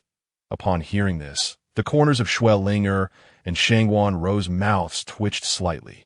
Truly, as the sect leader, Lin Chen's methods were formidable and domineering. Yet, they found themselves rather fond of it. Especially Shangguan Rou, whose beautiful eyes shimmered with admiration as she quickly expressed her gratitude. "Thank you." Sect leader. Her unique cultivation method required the nurturing of demonic energy, and she had not anticipated such grand efforts on the part of her sect leader. "It is of no concern," Lin Chen replied. And with a flick of his sleeve, a silver light enveloped them all, The radiant silver brilliance cascaded gently upon them, as boundary runes swiftly inscribed themselves upon the ground, forming a spatial array. Hanjin Prefecture is quite distant from us. At our current pace, it would take at least a month to arrive. Thus, I shall employ the spatial teleportation array. Steady your minds, and we shall soon reach Hanjin Prefecture. In the next moment, with a flash of silver light, the three figures vanished without a trace, at a place over 1,000,000 miles away from Qingzhou Prefecture. Hanjin Prefecture revealed itself atop a hill in a mountain town. Where the silver light flickered and the trio suddenly materialized, we have arrived. This is Hanjin Prefecture. Lin Chen surveyed the surroundings, noting a small alley lined with buildings and shops, separated by a stream, bustling with pedestrians, including fruit farmers pushing carts, creating a lively scene that it seemed they had reached the edge of a mountain town in Hanjin Prefecture. Let us inquire for directions. Lin Chen lacked a precise map of Hanjin Prefecture, and his knowledge of the Yinma Cavern had been gleaned from various sources during his travels, so he was uncertain of its exact whereabouts. The Yinma Cavern was widely known, and soon enough, they discovered its precise location with little effort. Sect leader, the fame of the Yinma Cavern is indeed remarkable. From what those individuals just described, it appears to have become a prominent training ground for the entire Hanjin Prefecture. Every day, thousands of practitioners journey to the Yinma Cavern for training, that if I were to cultivate there and someone were to discover that my methods are of the demon race, Shangguan Ro hesitated, her expression betraying her concerns. Lin Chen, having discerned her unease, shook his head gently. Oh, not worry. Everything shall be taken care of. Focus solely on your cultivation. Lin Chen paused momentarily before continuing. The overall strength of Hanjin Prefecture is comparable to that of Qingzhou Prefecture, with the strongest among them merely reaching the pinnacle of the Qixi realm. Should anyone dare to provoke us, they would be courting their own demise. With that, Lin Chen leapt into the air, transforming into a streak of light as he soared towards the horizon, accompanied by the two women. Approximately half an hour later, they arrived at the foot of a mountain, where a town nestled against the mountainside awaited them. Tea houses, taverns, and stalls were abundant, and the air was filled with the cacophony of vendors calling out, as the crowd bustled about, each individual bearing their respective weapons, clearly all practitioners here for training. Nearby, a towering, jagged mountain was shrouded in wisps of black mist, enshrouding the entire peak and exuding an eerie, unsettling atmosphere, rendering only the silhouette of the mountain discernible. The black mist was none other than the demonic energy of the Yinma Cavern. This demonic energy appeared to be extraordinarily dense, rising from the depths to envelop the mountain summit. Lin Chen glanced at Shangguan Ro and inquired, "So, how do you find it? Are you comfortable?" Sect leader. "It feels wonderful," Shangguan Ro replied, her face radiant with excitement as she gazed longingly at the distant mountain, yearning to reach the Yinma Cavern at once. "You are indeed correct. This is the only place suitable for my cultivation. Merely sensing this demonic energy has awakened the ancient demonic necromancy within me. Very well. If it suits you, let us first procure a map, and then I shall lead you into the cavern." With that, Lin Chen swiftly departed, and, after various inquiries, they arrived at a local establishment known as the Xianbao Pavilion, which specialized in trading information, goods, and medicinal items. The Xianbao Pavilion was not large, merely 3 stories high, adorned in resplendent gold, with extraordinary and luxurious interior decor, where items were meticulously displayed upon wooden racks. Upon entering, a maid approached to offer assistance. Aside from the map of the Yinma Cavern, Lin Chen had no other needs. With his current prowess, he was a formidable presence in Hanjin Prefecture, rendering the purchase of offensive or defensive spiritual tools unnecessary. After acquiring the map, Lin Chen and the others were about to depart when he suddenly halted, his gaze drawn to a corner of the goods display, where a jet-black orb lay quietly. "Wait, is that not the Yinma Heavenly Pearl?" His formidable consciousness allowed him to sense the entire Xianbao Pavilion, and his instinctive action led him to notice the presence of the Yinma Heavenly Pearl. "This esteemed sir, this is a rare pearl that is yet to be appraised by our establishment. However, due to its origins from the Yinma Cavern, it is said to have remarkable properties, having been born amidst extraordinary phenomena," the maid eagerly explained, but she was abruptly interrupted by Lin Chen. Chapter 41. A Snatch? The birth of demonic energy. Lin Chen regarded the maid with a cold smile, suddenly interjecting. According to ancient texts, treasures born of demonic energy are demonic artifacts, weapons usable solely by the demon race. What? Is your Xianbao pavilion attempting to peddle demon wares on human territory? Are you daring to deceive me? Lin Chen cast this heavy accusation, leaving the maid pale and trembling uncontrollably. Selling demon artifacts on human land was a capital offense, and the thought of the ensuing consequences sent her heart racing with dread as she hastily apologized. I implore you, esteemed sir, forgive my transgressions. That it was merely a pearl found by a practitioner in the Yinma cavern. Even our appraisers cannot yet fathom its mysteries. Lin Chen, growing impatient, interrupted her. There is no need for such explanations. This pearl is of use to me, and I wish to take it. Simply provide me with a price. As the leader of the Heavenly Sect, Lin Chen possessed considerable resources, and his revelation of the maid's deceit stemmed from two reasons. First, the Yinma Heavenly Pearl greatly assisted Shangguan Rose cultivation, and he was determined to acquire it. Second, the audacity of a mere Xianbao pavilion attempting to swindle him displeased him greatly. Though he was affluent, it did not mean he would allow himself to be exploited, seeing that Lin Chen did not press the issue further. The maid's expression softened slightly as she replied, the price of this pearl is modest, yet due to its mysterious nature and potential unknown effects, our pavilion has set its price at 500 high-grade spirit stones. Spirit stones, imbued with pure spiritual energy, were not only a vital resource for practitioners, but also served as the currency of this world. No problem, Lin Chen replied, not wishing to haggle over such a trifling sum. As he retrieved the spirit stones and prepared to proceed to the cashier with the maid, suddenly, a figure stepped forth, blocking his path, and, why, good fellow, that pearl was first marked by my eye. Your interference in claiming it is not in accordance with the rules of Xianbao Pavilion. This individual is a man named Zhang Zhen, adorned in a flowing blue robe with a mane of thick, long hair cascading down his back. His countenance is strikingly handsome, yet his eyes betray a hint of disdain. As he speaks, he delicately fans himself with a paper fan, casting a glance at the maidservant.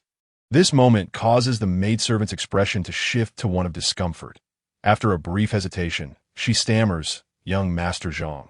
This maid's words have not yet, but her sentence is abruptly cut short as Zhang Zhen delivers a sharp slap that sends her crashing to the ground with a resounding crack. What?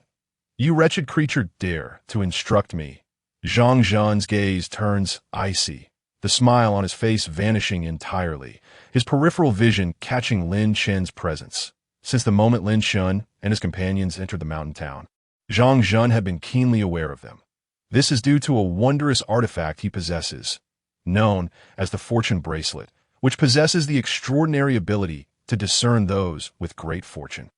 This time, the bracelet indicates that the three individuals before him are indeed of remarkable fortune. Moreover, the aura of fortune emanating from them has reached an immeasurable limit, rendering it impossible for the bracelet to ascertain further details.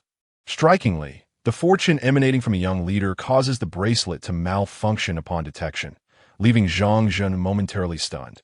This serves as a testament to the terrifying fortune that Lin Chen carries. It is worth noting that identifying individuals of great fortune had only been achieved 6 months prior. Zhang Zhen had previously leveraged his ability to detect such individuals to seize opportunities, allowing his cultivation to soar, thus elevating his status and standing. Although the bracelet is now damaged, this occasion presents the potential to capture 3 significant prizes, ensuring a return on his investment. Zhang Zhen's gaze frequently drifts toward Lin Chen and his companions, his eyes glinting with excitement and anticipation. Upon hearing the commotion, the shopkeeper hurried over, and upon witnessing the scene, he immediately recognized the gravity of the situation. He approached Zhang Zhen with a sycophantic smile, ingratiatingly remarking, young Master Zhang's arrival has indeed brought great honor to our humble establishment. May I inquire what has transpired to provoke such a display of force? You must take care not to harm your health. With that, the shopkeeper's expression hardened as he delivered a swift kick to the maidservant, sending her sprawling in agony. Foolish wretch, How dare you provoke someone of young Master Zhang's stature? Zhang Jun, a core disciple of the Xinjiang sect, possesses exceptional strength and status, far beyond what a mere Xian treasure pavilion can afford to provoke. The shopkeeper's swift action was intended to extinguish any flicker of anger within Zhang Jun. It is nothing. I merely wish to purchase this treasure, Zhang Jun remarked nonchalantly, gesturing toward the Yinma Tianju displayed on the wooden rack, that I had my eye on this gem first, but this boy attempted to intercept me midway. However, I shall not hold it against him. Here are 1,000 high-grade spirit stones, double the original price. May I claim this gem? The grading of spirit stones ranges from low to high, further subdivided into 9 ranks. Certainly, please follow me, young master, the shopkeeper replied with a grin, turning to retrieve the Yinma Tianju for Zhang Jun. I could see this moment. Linger felt a surge of urgency and was about to interject. But Lin Chen gently restrained her, subtly shaking his head. Master, but this... Lin Chen continued to shake his head, turning toward the exit. Observing this, Linger and Shangwan Ro exchanged glances, sighing in resignation as they followed suit. Seeing Lin Chen and his companions depart, without confrontation, only deepened Zhang Jun's contempt. He mused. Accompanied by 2 mere bone refinement girls, they believe themselves formidable. How laughable. They are nothing but cowards. This scene did not escape the attention of onlookers, who began to murmur among themselves. Who are these individuals to dare contend with young Master Zhang for treasures? Have they lost their minds? They speculated that such a fortunate outcome was inevitable for those who knew their place. It was well known that those who had previously offended Zhang Jun had met untimely ends. Moreover, I hear young Master Zhang recently broke through to the Lianzong realm, making him a contender for the position of the Xinjiang sect's leader. Such talent and insight are truly enviable that I have also heard that young Master Zhang has ventured into the Yinma caverns for training, likely seeking to enhance his power. Chapter 42. Arrogant. A punch from our sect's disciple will end you. Master, that individual is merely at the Lianzong realm. Why should we fear him? Linger could not help but voice her frustration once outside the Xian treasure pavilion. Who said I would relent? Lin Chen replied, looking at Linger with surprise as he halted at the entrance of the pavilion. What I desire will never be given up willingly. Then why are we leaving the pavilion? Linger asked, her anxiety palpable. That gem is still inside. We must hurry, lest that man acquires it. Do not fret. He will soon deliver it to us. Lin Chen reassured her, patting her hand in comfort. Deliver it to us? Linger questioned, perplexed. That Zhang Jun is clearly our adversary. It would be a miracle if he refrained from attacking us, let alone offering us anything. Naturally, once we eliminate him, the Yinma Tianju shall fall into our hands. Is that not akin to him presenting it to us? Lin Chen stated with earnest conviction. Shangwan Ro could only shake her head in disbelief. Lin Chen's reasoning was astonishingly clear. Linger, the task shall fall to you soon. Lin Chen continued, closing his eyes momentarily before speaking again. I initially intended to provide the funds, but now I wish to acquire the gem without spending a dime. I am curious to see who dares stand in my way. Lin Chen's tone was grave, causing a shiver to run down Linger's spine. She quickly clasped her hands together, responding with determination. Yes, please rest assured, master. Before long, Zhang Jun emerged from the Xian treasure pavilion, accompanied by the shopkeeper who had seen him off. Young Master Zhang, travel safely. Should you have any needs, do not hesitate to visit our Xian treasure pavilion. Of course, Zhang Jun replied, but as he spotted Lin Chen and his companions, a smile crept upon his lips that, it appears you are still here. I apologize, but the gem is now mine. Only those with strength and status deserve to possess such treasures. Yet it is evident that you lot are not of that caliber. Zhang Jun's mockery did not elicit any change in Lin Chen's demeanor. He merely turned to the shopkeeper, inquiring, is fighting permitted in this mountain town? The shopkeeper's expression shifted. As a resident of Hanjin County, he was acutely aware of the formidable influence of the Xinjiang sect. Thus, he sought to appease Zhang Jun. What do you mean by that? Are you intending to confront young Master Zhang? I must inform you that fighting is strictly prohibited in the mountain town, and there are city guards patrolling. Moreover, young Master Zhang is a core disciple of the Xinjiang sect. You cannot afford to offend him. You comprehend the consequences of such brazen provocation. if you wish to preserve any semblance of a retreat. I suggest you kneel and beg for mercy. If young Master Zhang is in a good mood, he may spare you." With that, the shopkeeper flashed another obsequious grin at Zhang Zhen. Am I not correct? Young Master Zhang? Zhang Zhen clapped his hands in appreciation, exclaiming, "Indeed, I have not misjudged you, shopkeeper. Your future is boundless. Your praise is unwarranted. I am unworthy of your guidance." The shopkeeper beamed, his smile radiant as he continued to flatter. The shopkeeper was not mistaken. The mountain town was indeed guarded by city troops, forbidding any conflict among martial artists. However, Zhang Zhen's expression shifted, revealing a knowing smile as he raised his hand, poised to strike Lin Chen across the face. For some, this rule held no weight, and I am one of them. Boom! But in an instant before Zhang Zhen's hand could connect, his body convulsed violently, and his breath ceased. His head was pierced by a single fist. A dreadful aura erupting as blood and bones scattered, leading to his immediate demise. This scene unfolded before Lin Chen, who remained unfazed, as if he had anticipated it all along. Icy dragon scales enveloped Schwellinger's arm, glimmering with a chilling crimson sheen. Fierce and imposing that a violent aura of slaughter radiated, invoking a sense of suffocation. How dare such trifling scum utter such boasts before the esteemed master? They truly know not the meaning of life and death. Schwellinger's delicate visage was as cold as ice. She slowly retracted her arm, causing Zhang Zhen's lifeless body to crash heavily to the ground. Even a fifth-tier spirit beast would fall before her single punch. And Zhang Zhen, a practitioner of the refining organs realm, was far weaker in comparison, rendering him utterly helpless. The shopkeeper standing beside Zhang Zhen was instantly struck dumb, his mouth agape enough to hold an egg, his face a canvas of shock and terror. Who on earth were these individuals? A warrior of the bone-forging realm could annihilate a refining organs practitioner with a mere fist? Was this even human? How had he never before heard of such a prodigious talent? Moreover, this young man was the disciple of that woman. What terrifying strength did he possess? Suddenly, the shopkeeper felt incapable of continuing his thoughts. He understood that such figures were not ones he could provoke. Forcing a smile, he said, "Young sir, Zhang Zhen is a core disciple of the Divine Sword Sect. Should you take his life, the sect is unlikely to let this matter rest easily. I advise you to depart swiftly. Rules are dictated by the powerful, and when one's strength reaches a certain level, they can shatter existing rules and establish new ones." Lin Chen glanced at the shopkeeper with indifference and continued, "You spoke disrespectfully to me today, even demanding that I kneel and apologize to this brat. Do you understand the gravity of your actions?" Upon hearing this, the shopkeeper immediately grasped Lin Chen's intent, tears flooding his face as he prepared to beg for forgiveness. Yet, in the next moment, his body trembled violently as a fist adorned with blood-red dragon scales pierced through him, shattering his heart. "I know you wish to atone, but alas, some matters cannot be resolved with mere apologies. Should the Divine Sword Sect take issue with this, let them seek me out. I am Lin Chen, the sect leader of the Heavenly Spirit Sect, and I am always available for a confrontation."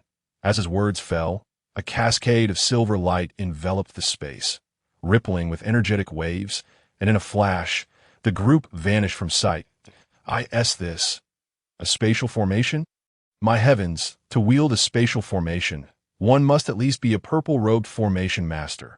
What exactly was this Heavenly Spirit Sect? I cannot fathom the strength of its leader, not to mention that leader. Even the sect disciple who had just committed murder was utterly inscrutable. It was terrifying beyond measure to instantaneously slay a refining organs practitioner with a bone-forging cultivation level is a staggering display of might.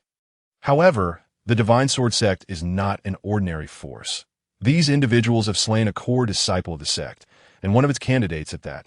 Surely, the Divine Sword Sect will not let this slide. The Heavenly Spirit Sect's leader boldly proclaimed his identity, appearing utterly unafraid. Chapter 43. The Holy Artifact of the Demon Clan. The Demon Spirit Crystal. After Lin Chen and the others departed, the onlookers began to murmur among themselves. Before long, the city guards arrived on horseback, swiftly assessing and securing the scene before inquiring about the details of the incident, subsequently dispatching several individuals to the Divine Sword Sect to report the matter. After all, the murder of a core disciple of the Divine Sword Sect is no trivial matter. Where did this previously unheard of Heavenly Spirit Sect come from? How dare they provoke the Divine Sword Sect? They must be courting death. On a hillside, overgrown with withered grass, the figures of Lin Chen and his companions suddenly materialized. Since departing from the Heavenly Spirit Sect, he had employed the spatial teleportation formation several times. Such formations, which involve the profundities of space, can only be executed by a purple-robed formation master. As for how Lin Chen became a formation master, it was due to a reward from the sect, granting him the Heart of Formation. The Heart of Formation is said to be a rare phenomenon among formation masters, with only a 1 in a million chance of comprehension. Those who grasp the Heart of Formation gain profound insight into the workings of formations, rendering the processes of breaking, constructing, or cultivating formations as simple as eating and drinking. The ranks of formation masters, from lowest to highest, are gray-robed, blue-robed, purple-robed, gold-robed, and emperor-robed. With the assistance of the ancient Tao tree, Lin Chen's understanding of formations grew increasingly profound. In the brief time spent at the Heavenly Spirit Sect, he had already ascended to the status of an emperor-robed formation master, capable of effortlessly laying down various special formations. Sect leader, why are you so intent on obtaining this pearl? Does it possess some remarkable quality? Shuel Linger inquired, handing the Yin Demon Pearl to Lin Chen, her face marked by curiosity. Indeed, Lin Chen replied softly as he accepted the Yin Demon Pearl. This is an exceedingly rare treasure among the demon clan. Specifically a holy artifact of the Nightwing tribe. Possessing it will not only exponentially increase the speed of one's cultivation in the demon clan's techniques, but also render the extracted demonic energy exceptionally pure, devoid of any impurities, causing a drastic enhancement in the strength of those who cultivate the demon arts, propelling them to a terrifying level. With that, Lin Chen placed the Yin Demon Pearl into Shangwan Rou's hands and said gently, "Rower, wear the Yin Demon Pearl. It will greatly benefit you during your cultivation." At that moment, Shangwan Rou realized that Lin Chen's earlier actions were all for her sake, stirring her heart. "Thank you, sect leader," Shangwan Rou said softly as she accepted the pearl, reminiscent of how her adoptive parents had cared for her. It is time to find a suitable place for cultivation, Lin Chen remarked, turning to Shangwan Rou.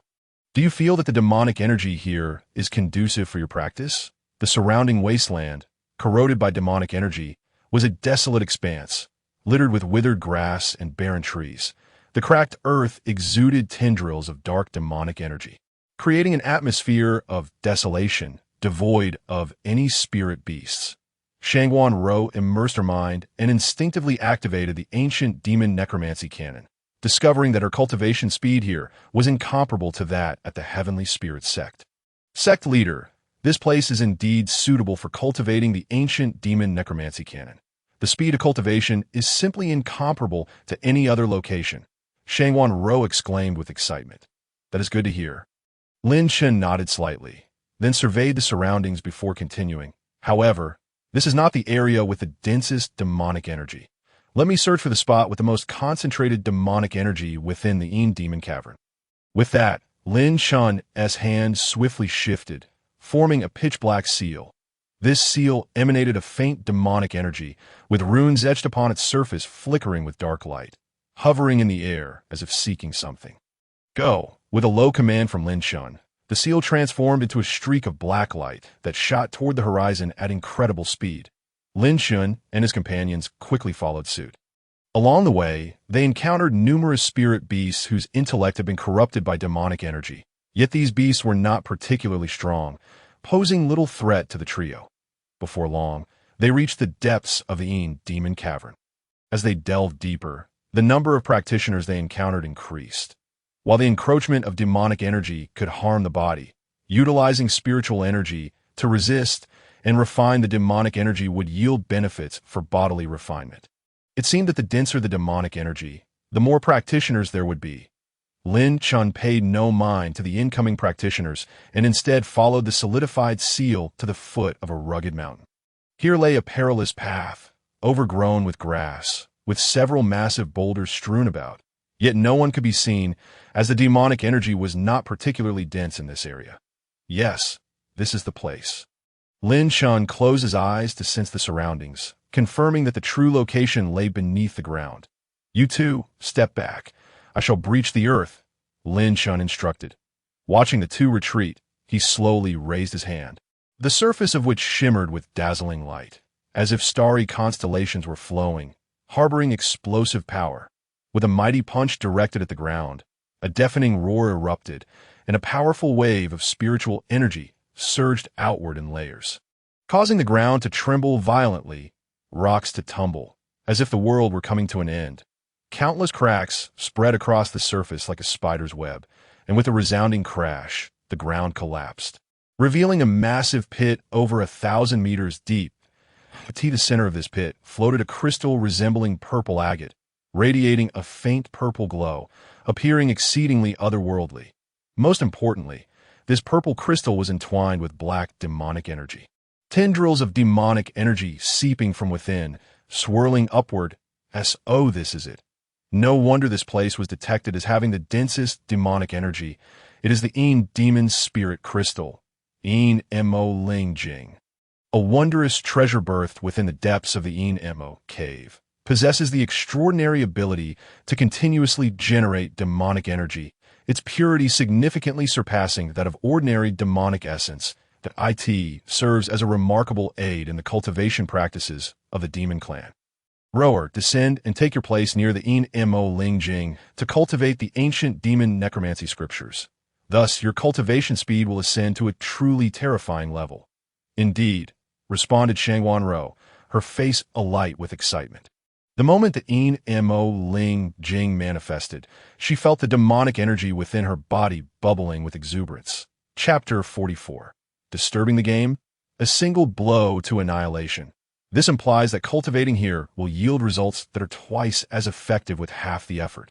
Shangwan Ro leaped into the deep pit, settling beside the Yin Mo Ling Jing to commence her practice of the ancient demon necromancy scriptures, her entire being enveloped in demonic energy, exuding a bewitching, ethereal aura reminiscent of sorceress. Master, the commotion you just caused is likely to have drawn considerable attention. Many may soon arrive, Shuel Linger remarked, her gaze shifting from Shangwan Ro back to Lin Chen. No matter, Lin Chen replied, shaking his head gently, as long as I am here. No one shall disturb Roar as training. He then led Shuel Linger away, his palm adorned with intricate, interwoven mystical runes, and with a sweeping gesture. He solidified a formation while simultaneously concealing the pit. With this formation in place, any intruder would undoubtedly meet their demise. Once they had distanced themselves from the formation, Lin Chen and Shuel Linger found a spot to sit. Shuel Linger then suggested a game of chess. Predictably, as anticipated, it wasn't long before a group hurriedly approached from a distance, their eyes darting about as if searching for something. Master, someone is coming, Shuel Linger instinctively alerted him. Pay them no mind. Let us continue our game, Lin Chen replied. By the way, Linger, I seem to have made a wrong move. I would like to retract it. Master, that is deceitful. You, as the leader of a sect, cannot retract your move. Curiously, the man at the forefront of the group, having just heard the earlier commotion, found it odd that nothing seemed amiss. As he glanced around, his gaze quickly fell upon a wooden sign planted nearby. It simply read, "No entry." What nonsense is this? No entry. I shall proceed regardless. I suspect the earlier noise heralded the arrival of a born treasure, and it lies just ahead. Others in the group also took note of the sign. One freckled man wearing a smug expression confidently strode forward. However, as he crossed the sign, he was suddenly jolted, as if triggering something. A violent surge of spiritual energy erupted from the ground, manifesting into a searing inferno capable of incinerating all in its path. Before he could even utter a cry, he was consumed, reduced to nothingness. The eerie and horrifying scene caused the onlookers' hearts to freeze, their eyes wide with terror as they instinctively recoiled. What was that? How did it instantaneously slay Wang Xiong? If I am not mistaken, that must be a fire-type attack formation, undoubtedly set by Formation Master of the Purple Robe level or higher. Otherwise, its lethality could not be so immense. A fire-type attack formation? Which Formation Master would dare employ such force? Could it be that a treasure truly has emerged ahead? The crowd erupted into hushed discussions, yet none dared to take another step forward. After all, they had just witnessed the devastating power of the formation, which had obliterated an early-stage practitioner of the refining vessel realm before they even had the chance to react. Soon, the leader of the group noticed Lin Chen and Shuel linger beside the mountain wall. Approaching them, he observed a chessboard set between the two, displaying a game he had never seen before. "You two seem to have arrived here earlier. Do you possess some knowledge about this?" he inquired. Upon hearing this, Lin Chen lifted his gaze, responding coolly, "If you wish to request assistance, you ought to learn the value of respectful address. I have no desire to educate you on proper conduct." Lin Chen's focus returned to the chess game, contemplating whether to retract his move, as this young lady's skill seemed to surpass his own, which he found rather unscientific. The man's face flushed with rage. After all, he was a mid-stage practitioner of the refining vessel realm, his strength considerable, and among the challengers within the Inimo cave, he ranked quite highly. Yet these two unfamiliar youths treated him with such disdain, uttering such absurd and arrogant words as if they were invincible. "Boy, do you dare repeat what you just said?" The man swiftly drew his sword, the cold tip aimed menacingly at Lin Chen, signaling his readiness for a fight. Lin Chen remained silent, continuing his game with Shuel Linger, showing no intention of engaging. Today, his spirits were high. He had encountered the Mo Ling Jing in the Mo cave.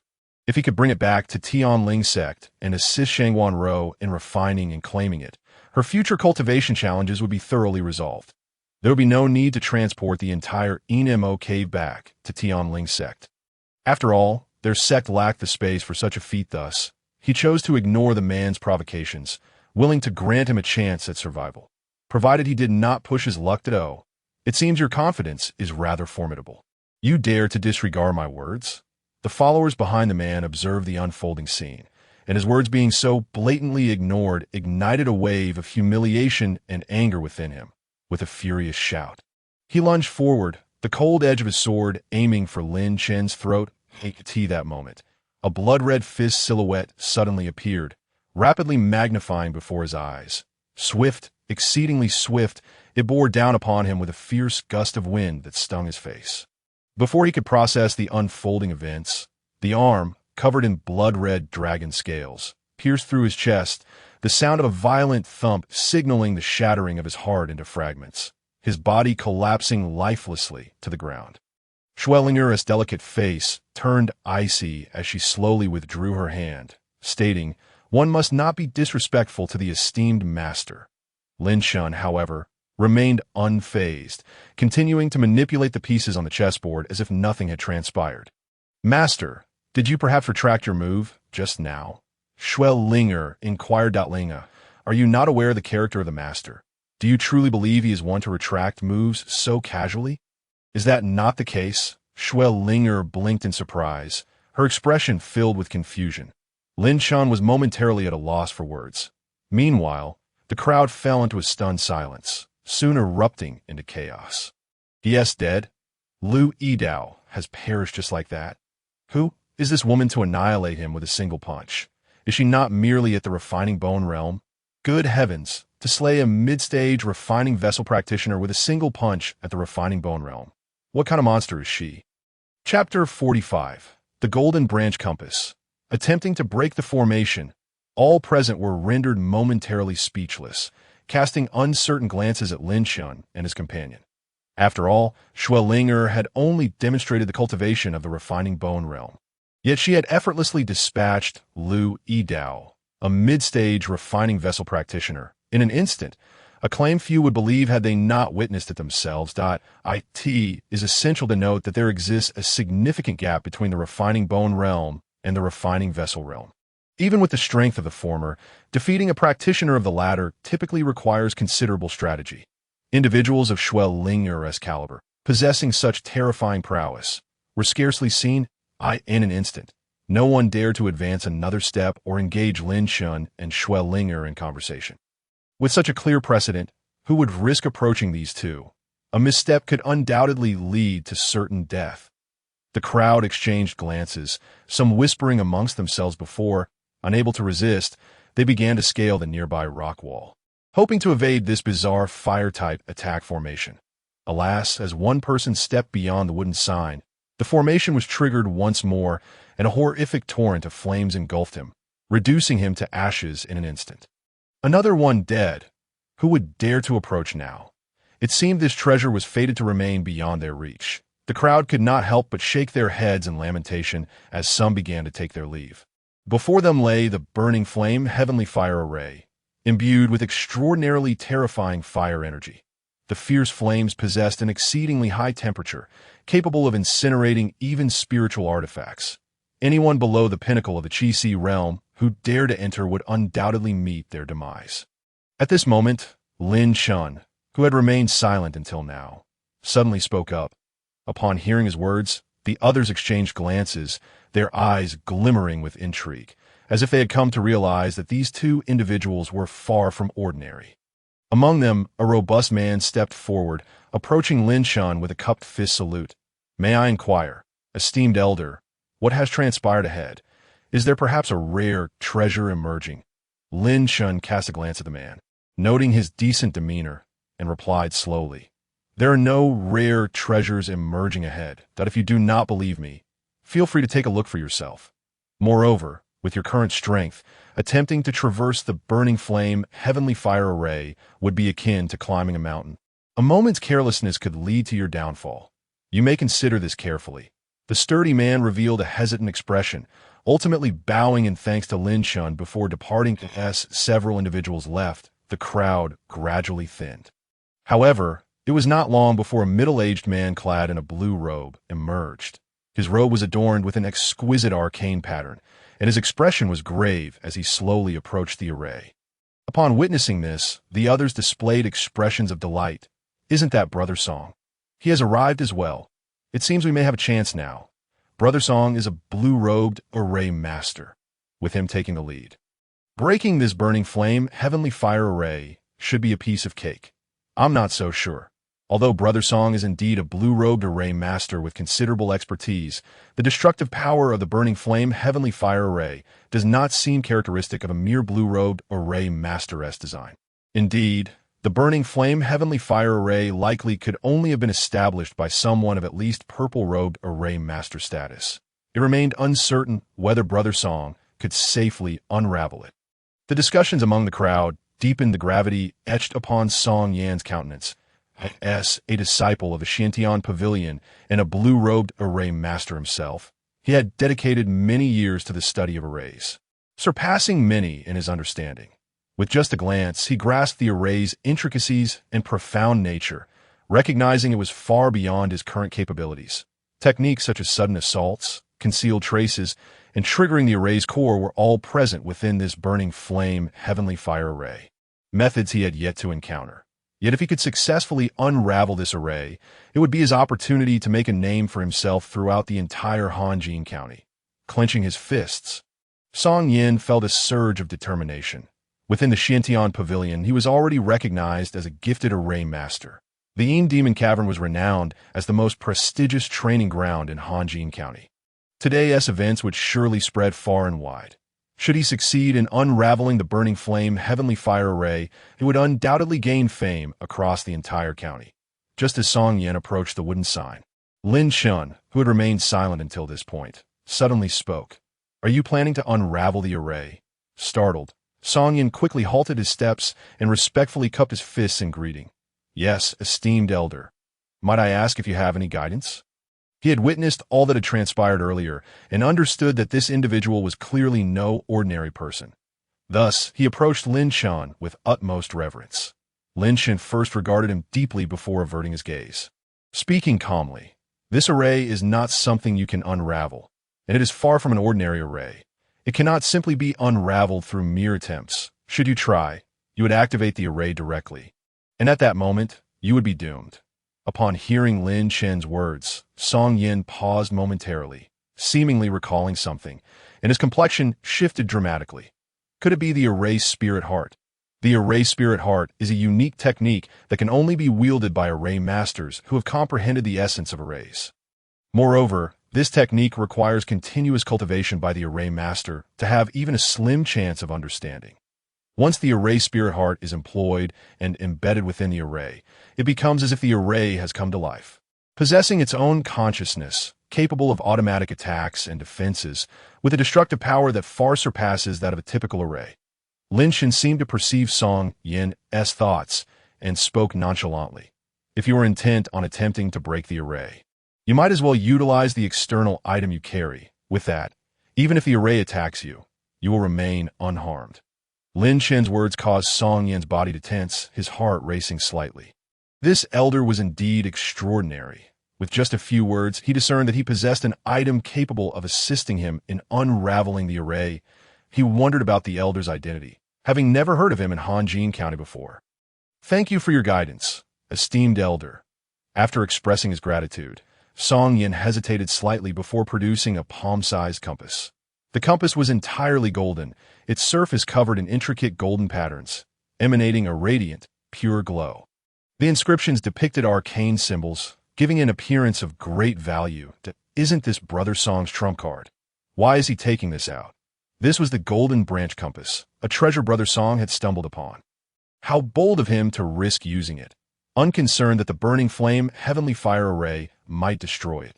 Chapter 46. The Golden Robe Array Master, the ancient terrifying array, upon witnessing Song Yin retrieve the golden branch compass.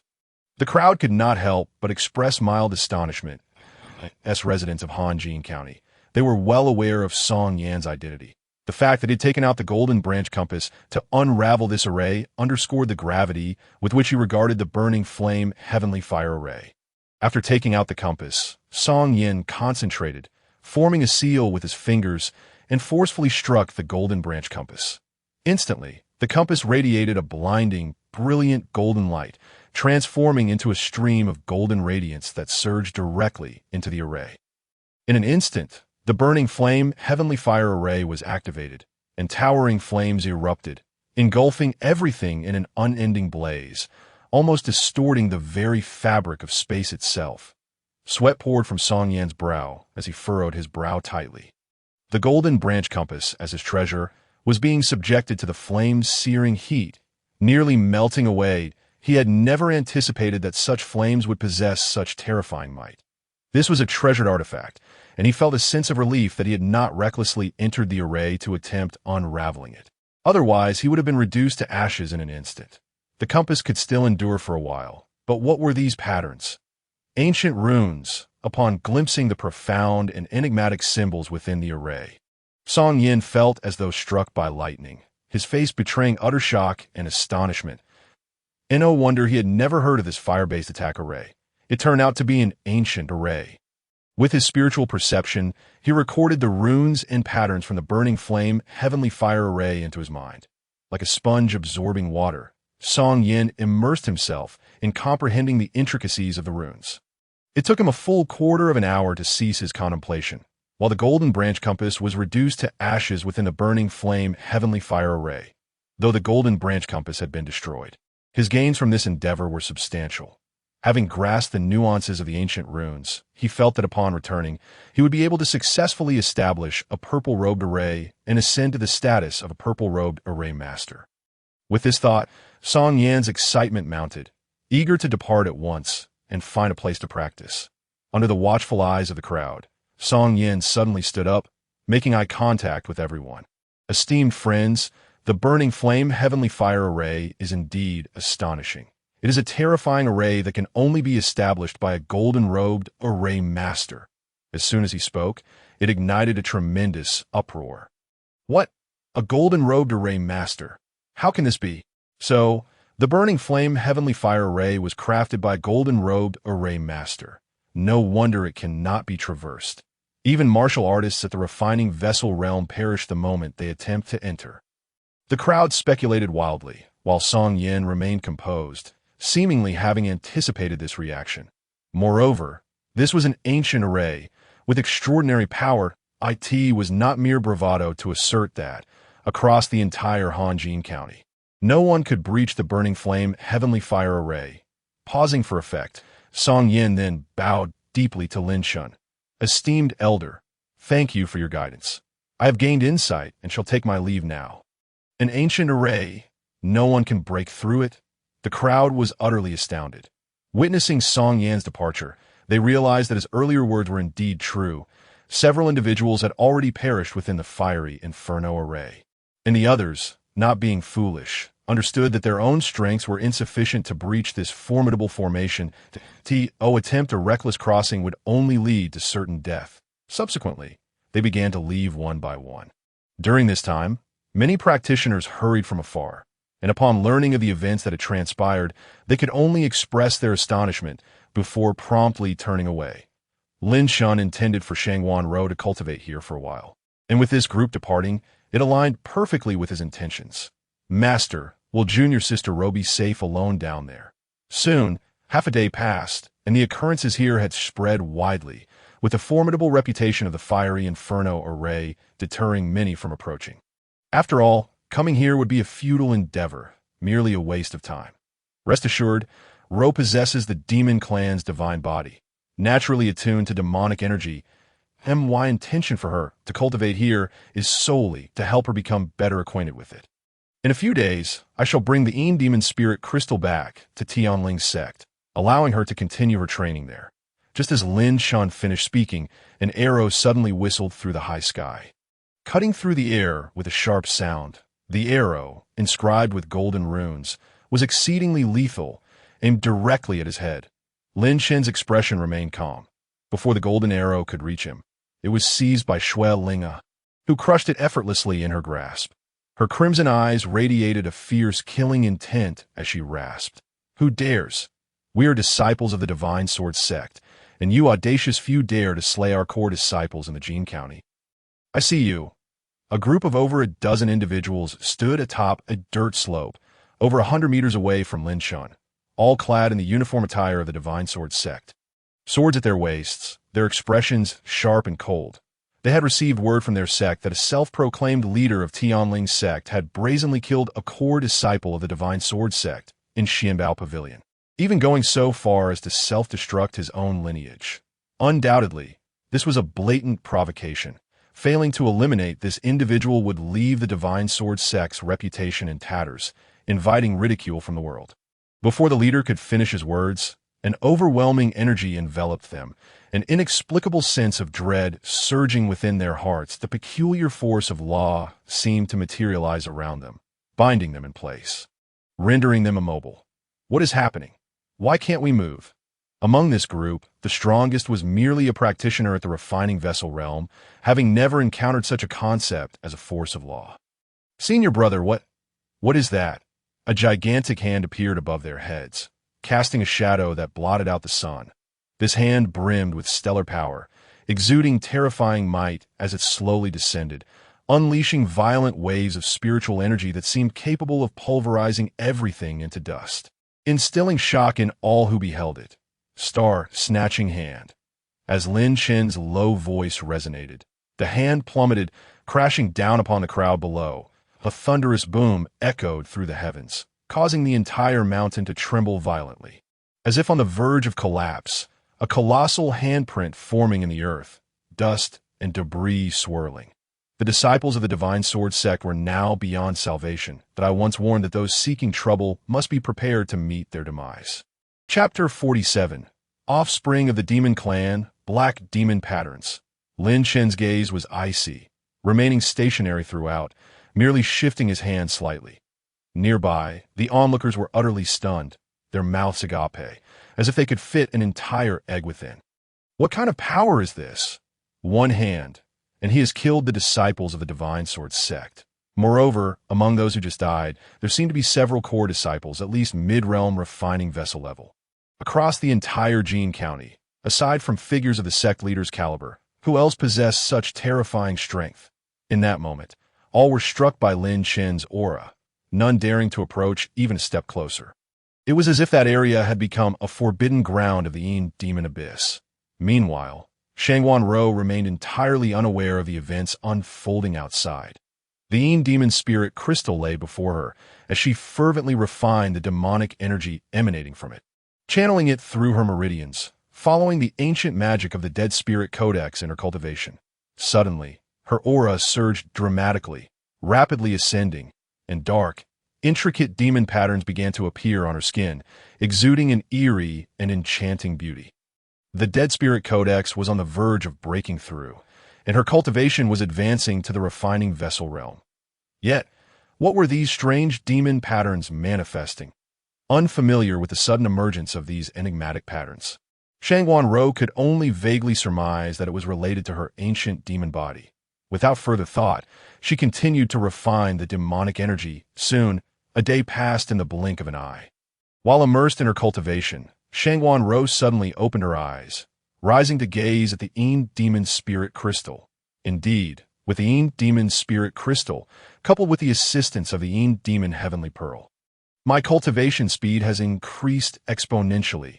It was time to leave with the Master, taking the Yin Demon Spirit Crystal with her so she could cultivate at Heavenly Sect in the future. Shangguan Rou retrieved a verdant jade talisman, something given to her by Lin Chen. When it was time to leave, she could use this talisman to contact Lin Chen outside the formation. Lin Chen, who had been playing chess with Shui Linger, seemed to sense something, pulling the talisman from his sleeve and glancing at it before saying, "Linger, it is time to depart." So soon. Has junior sister Rou made her decision? Shui Linger waved her sleeve, gathering the chessboard. Yes, we will take the Yin Demon Spirit Crystal and then head to Green Ridge Village to recruit disciples before returning to Heavenly Sect.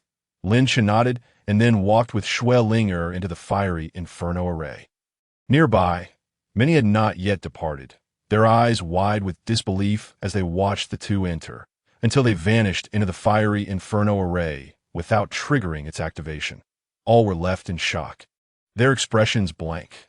What is happening? Why hasn't the fiery Inferno Array been triggered? What method did those two employ?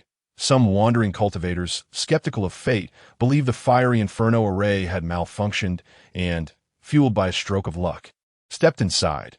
Yet, they had barely taken a few steps before being engulfed by raging flames, reduced to ash. After all, no one knew that the fiery Inferno Array had been personally set up by Lin Chen. Within the array, upon seeing Lin Chen and Shui Linger approach, Shangguan Rou clasped her hands together and said, "Master, this Yin Demon Spirit Crystal is indeed very suitable for aiding my cultivation. Well then, let us take it back. Afterward, we will make a trip to Green Ridge Village to recruit disciples before returning to Heavenly Sect." Just as Lin Chen finished speaking, his demeanor shifted slightly, as if he realized something. Wait, when did those black demon patterns appear on you? Lin Chen's gaze was fixed on the patterns on Shangguan Rou, his expression grave. Observing Lin Chen's change in countenance, Shangguan Rou felt an inexplicable heaviness in her heart and quickly replied. Just now, when the Dead Spirit Codex broke through its first stage, these patterns emerged. Shangguan Rou's tone faltered slightly, her worry growing. "Master, you mentioned these are the black demon patterns? Are they dangerous?" "Indeed." Lin Chen nodded solemnly. He had encountered references to the black demon patterns in the text of the Heavenly Sect's library. The black demon patterns are mysterious markings that manifest only on the offspring of the supreme royalty of the primordial demon clan. The bearer will gradually comprehend the core divine abilities of the primordial demon clan as their cultivation advances, with the purity of their bloodline increasing, thereby enhancing their strength. At this point, Lin Chen's brow furrowed. The troublesome part is that once these black demon patterns appear on you, they will emit the aura of the demon clan. The moment you leave this place, you will undoubtedly be recognized as one of the demon clan, targeted for extermination. Indeed, junior sister Rou, if I had not seen you with my own eyes, I would have thought you were one of the demon clan. At this moment, Shui Linger also nodded, voicing her opinion that it was now Lin Chen's turn to display a peculiar expression, unable to restrain himself from glancing at Shui Linger as he continued. "I nearly forgot to mention that Rower is, in fact, a member of the demon race. The blood of her kin flows through her veins. That it is merely that the ancient demon body I bestowed upon her has masked the demonic essence within her. Now that the black magic patterns have resurfaced, her demonic aura has reemerged." "What?" "Junior sister Rower is actually of the demon race," Shui Linger exclaimed, somewhat astonished. After all, she only knew that Shangguan Rou possessed a unique constitution that allowed her to cultivate demon techniques. Never realizing she belonged to the demon race, there is no reason to be surprised. Rower initially bore a bloodline that is half human and half demon. Her biological parents are one from each race, though their identities remain unclear. Senior Sister Linger, you wouldn't disdain Junior Sister, would you? Noticing the astonishment in Shuel Linger's eyes, Shangwan Ro felt an inexplicable sense of loss and dejection. How could that be? Shuel Linger hurriedly stepped forward to embrace Shangwan Ro, her demeanor lacking any trace of disdain or dislike, instead suffused with concern. Master has traveled extensively in his early years and has encountered many from the demon race. Among them, there are both virtuous and vile individuals. In truth, we are all merely unfortunate souls traversing the path of cultivation. Since Junior Sister Ro has already joined the Tianling sect, she is now a part of us. How could I possibly disdain you? Senior Sister Linger is right. Now that Rower is a disciple of the Tianling sect, I shall protect you regardless of your origins or past. Lin Chen interjected. Casting a glance at Shuel Linger, please step aside. Allow me to conceal these black magic patterns for Rower. Chapter 48. The concealment of magic patterns. Intimate contact. Is it true that the Master has a method to eliminate these black magic patterns? Upon hearing this, Shangwan Ro's heart swelled with joy. Lin Chen nodded slightly, stating, I have perused numerous texts in the scripture pavilion and have come across information regarding the black magic patterns. I know how to eliminate them. He then turned to Shuel Linger beside him. Linger, please wait outside. I require some privacy with Rower here. Understood. Shuel Linger nodded, seemingly comprehending, and quickly departed, not forgetting to offer Shangwan Ro a word of comfort. Do not worry, Junior Sister Rower. The Master will certainly handle it well. Watching Shuel Linger leave, Shangwan Ro looked at Lin Chen with a hint of curiosity. Master, why did you send Senior Sister Linger away? Lin Chen's expression grew slightly awkward as he paused before replying. Because to eliminate the black magic patterns, I must directly touch your body. Even the slightest barrier of clothing is insufficient. Shangwan Ro was momentarily taken aback, yet she calmly extended her arm. Then there's no need for Senior Sister Linger to leave. I apologize for the trouble, Master. Lin Chen shook his head gently, pointing to Shangwan Ro's abdomen. These black magic patterns originate from your dantian and spread outward.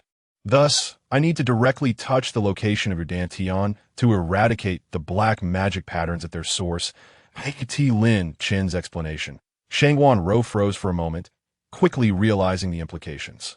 A flush crept across her cheeks, and her ears turned crimson. Oh! Shangwan Ro uttered a soft sound, her expression turning awkward as she fidgeted with her dress. Please take your time to prepare. Call for me when you are ready. Lin Chen, well-versed in the nuances of such situations, turned away, sitting cross-legged as if disinterested in the unfolding events around him.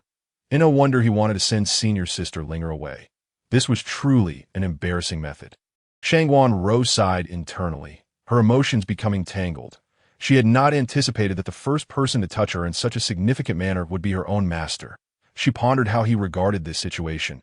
Did he truly see it as a trivial matter? As her thoughts spiraled, Shangwan Ro recalled previous encounters in the Yi residence, where the Master had acted toward her in a certain way. She wondered if he would behave mischievously now that Rower. Are you ready? Don't keep Senior Sister Linger waiting.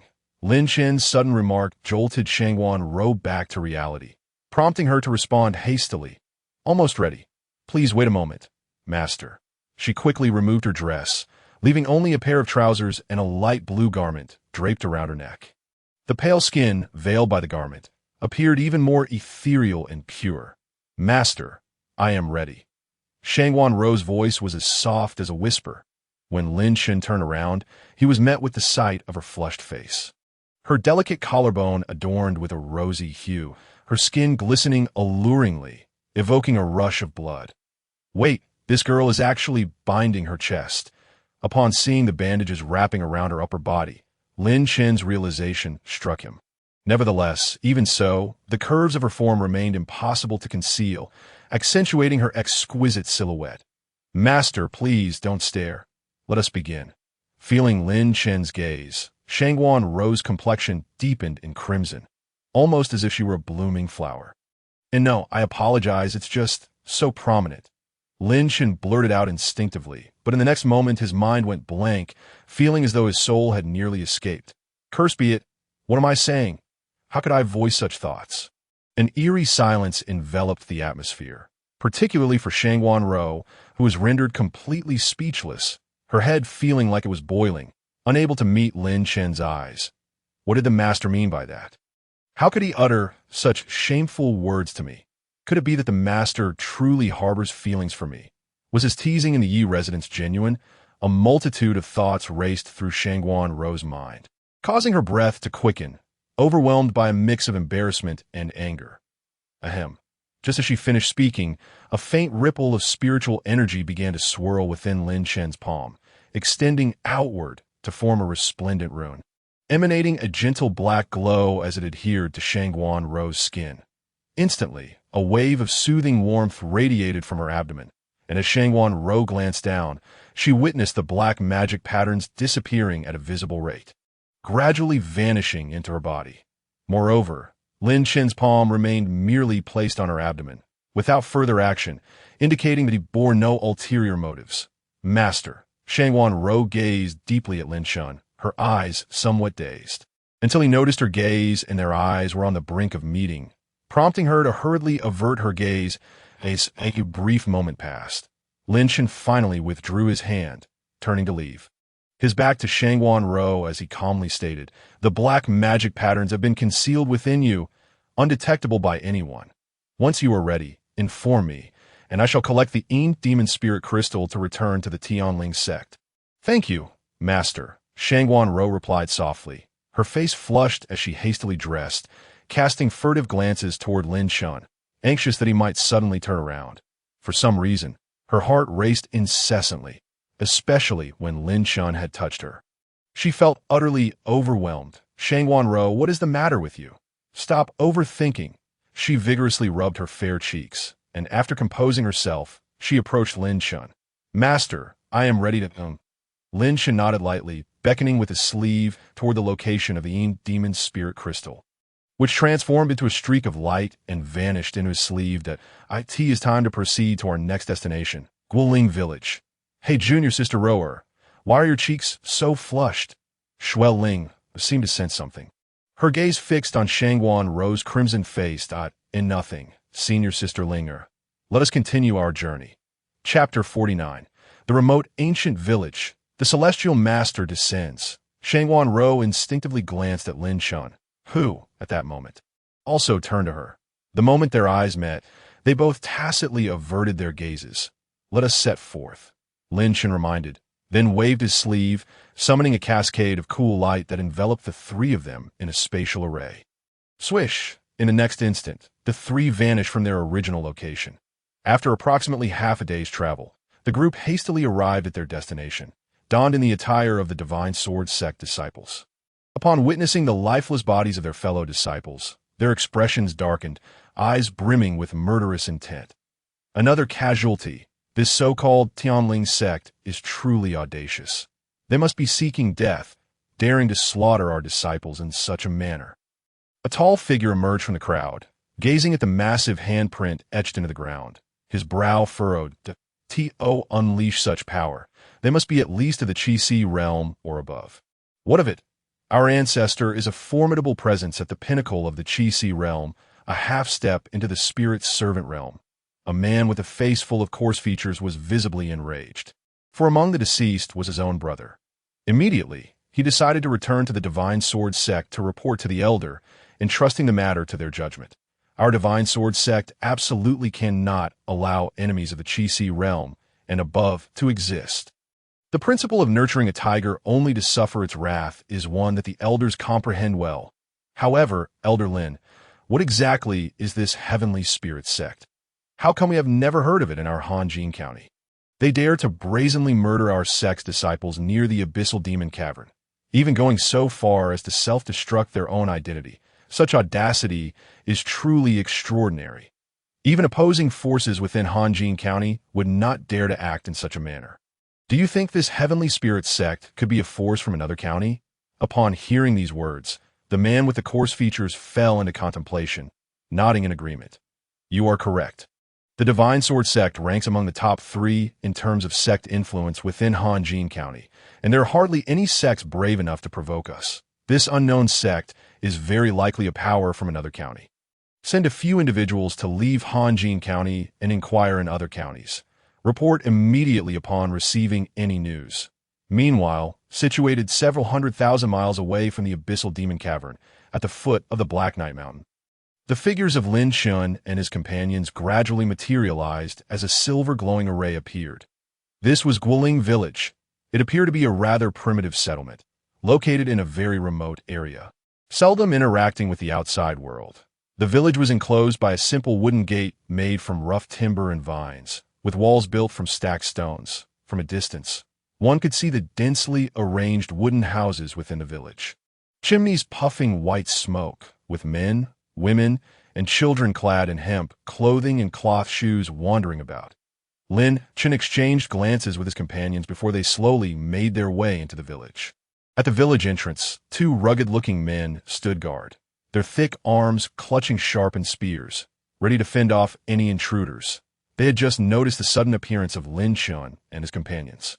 The manner of their arrival was so enigmatic that it left the 2 guards momentarily stunned. Although Guoling Village was established near the Black Knight Mountain, its inhabitants had never ventured into the mountain. They had always hunted on its periphery.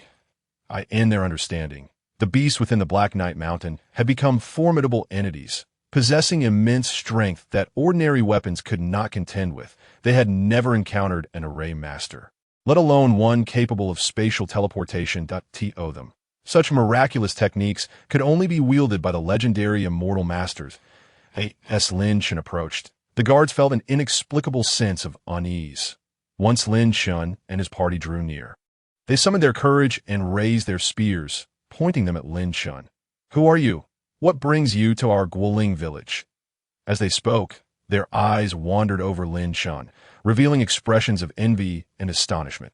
They thought to themselves, "What splendid garments! They are far more exquisite than those made by a May. How come we have never seen such before?" Just as Shuai Linger was about to intervene in the guard's behavior, Lin Chen stopped her. With a look of understanding, he shook his head and turned to the guards, offering a gentle smile as he spoke. "Fear not, young men. We are immortal masters who have come from afar to Guoling Village to take on disciples." Immortal masters? The guards were taken aback, immediately recalling the surreal manner of the trio's appearance. One of the guards hesitated for a moment before turning and hastily making his way into the village, shouting, "Village chief, immortal masters have arrived. Immortal masters are here, and they wear beautiful garments unlike anything we've ever seen." His shout instantly drew the attention of nearly every villager in the settlement, whether at home, playing, or working. They all abandoned their tasks and made their way to the village entrance, where they beheld the extraordinary presence of Lin Chen and his companions. Indeed, they appeared as immortal masters, handsome and clad in magnificent attire. "Father, that immortal master is so handsome. I really like him. Father, look, the sword of the immortal master doesn't seem to be an ordinary iron sword." The crowd buzzed with excitement, their eyes filled with awe and surprise.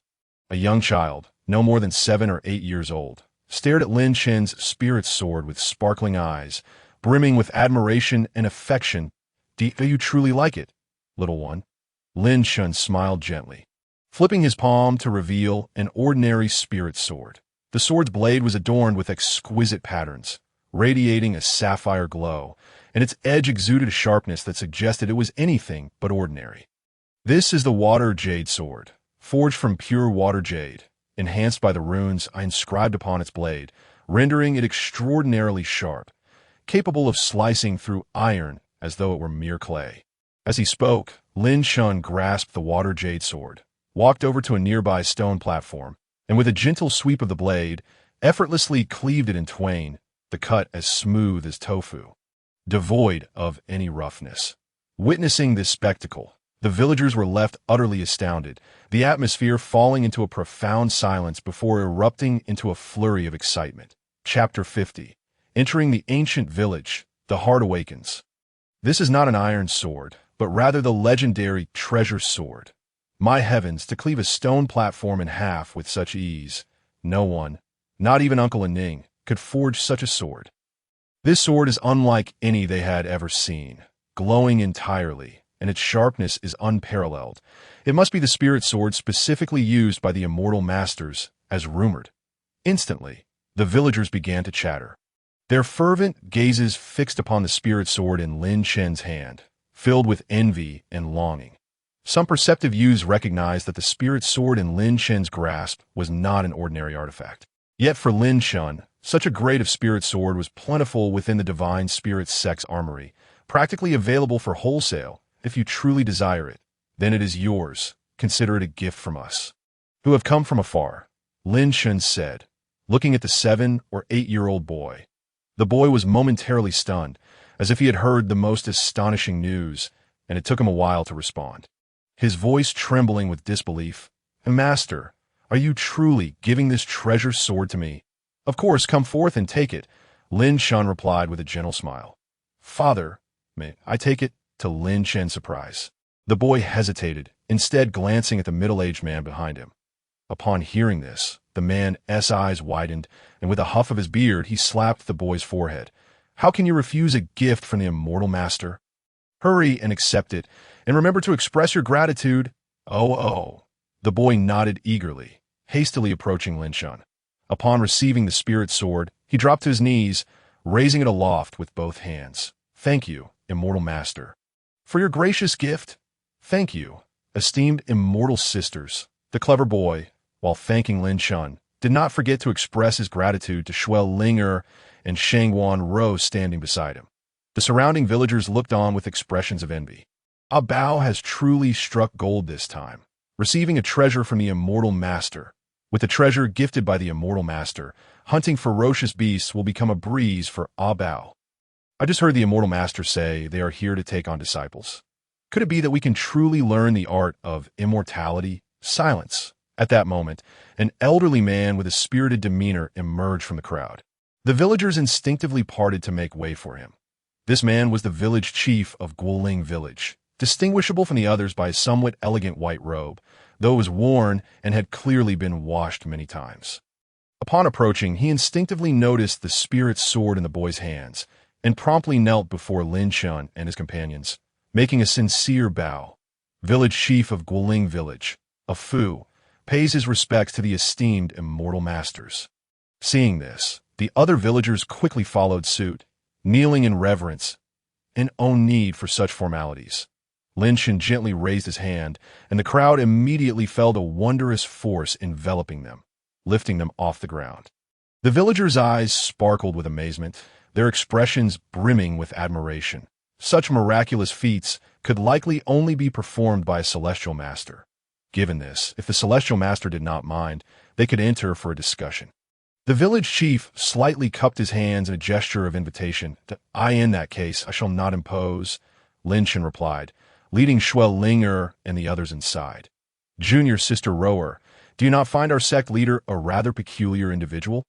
Shuel Linger suddenly asked as she gazed at Lin Chen's retreating figure. Peculiar? In what way? Shangwan Ro retorted. Goodness, how can you not perceive it?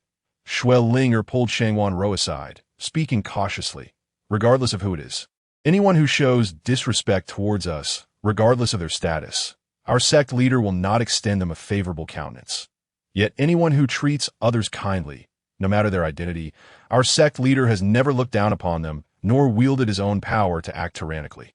Instead, he treats all with equanimity in other sects. If a leader possessed such authority and took a liking to a disciple, they would have likely used their strength to seize them for their own sect long ago. Indeed, Shangwan Ro nodded, somewhat contemplative. During my time in Yi City, I became accustomed to those who abused their power and acted with impunity that I have rarely encountered someone as gentle and unpretentious as our sect leader, who converses without regard for one's status. Moreover, when I first arrived at Tianling sect, our leader dined with us, which is an unheard of occurrence in other sections. I have never heard of sect leader lowering themselves to dine with their disciples. Yes, there are not many like our sect leader, who is gentle, meticulous, and powerful, Shuel Linger remarked, her gaze lingering on Lin Chen. She suddenly inquired, so, Junior Sister Rower, is your ideal partner akin to our sect leader? Shangwan Ro nearly choked, her face flushing crimson as she shot Shuel Linger a glare. "Senior Sister Linger, what nonsense are you speaking? The sect leader is right here. What if he overhears and misinterprets? And if he does, there's no sect rule forbidding disciples from courting the sect leader," Shuel Linger replied with a carefree smile. I could see this moment. Shangwan Ro was rendered speechless, staring at Shuel Linger in disbelief. "Senior Sister Linger, did you not just describe a man of the sect leader's caliber? How did we suddenly transition to discussing whether disciples are prohibited from pursuing a romance with the sect leader?" Seeing Shangwan Ro's peculiar gaze, Shuel Linger felt a chill run down her spine, freezing her in place. "Oh no, how did I let that slip?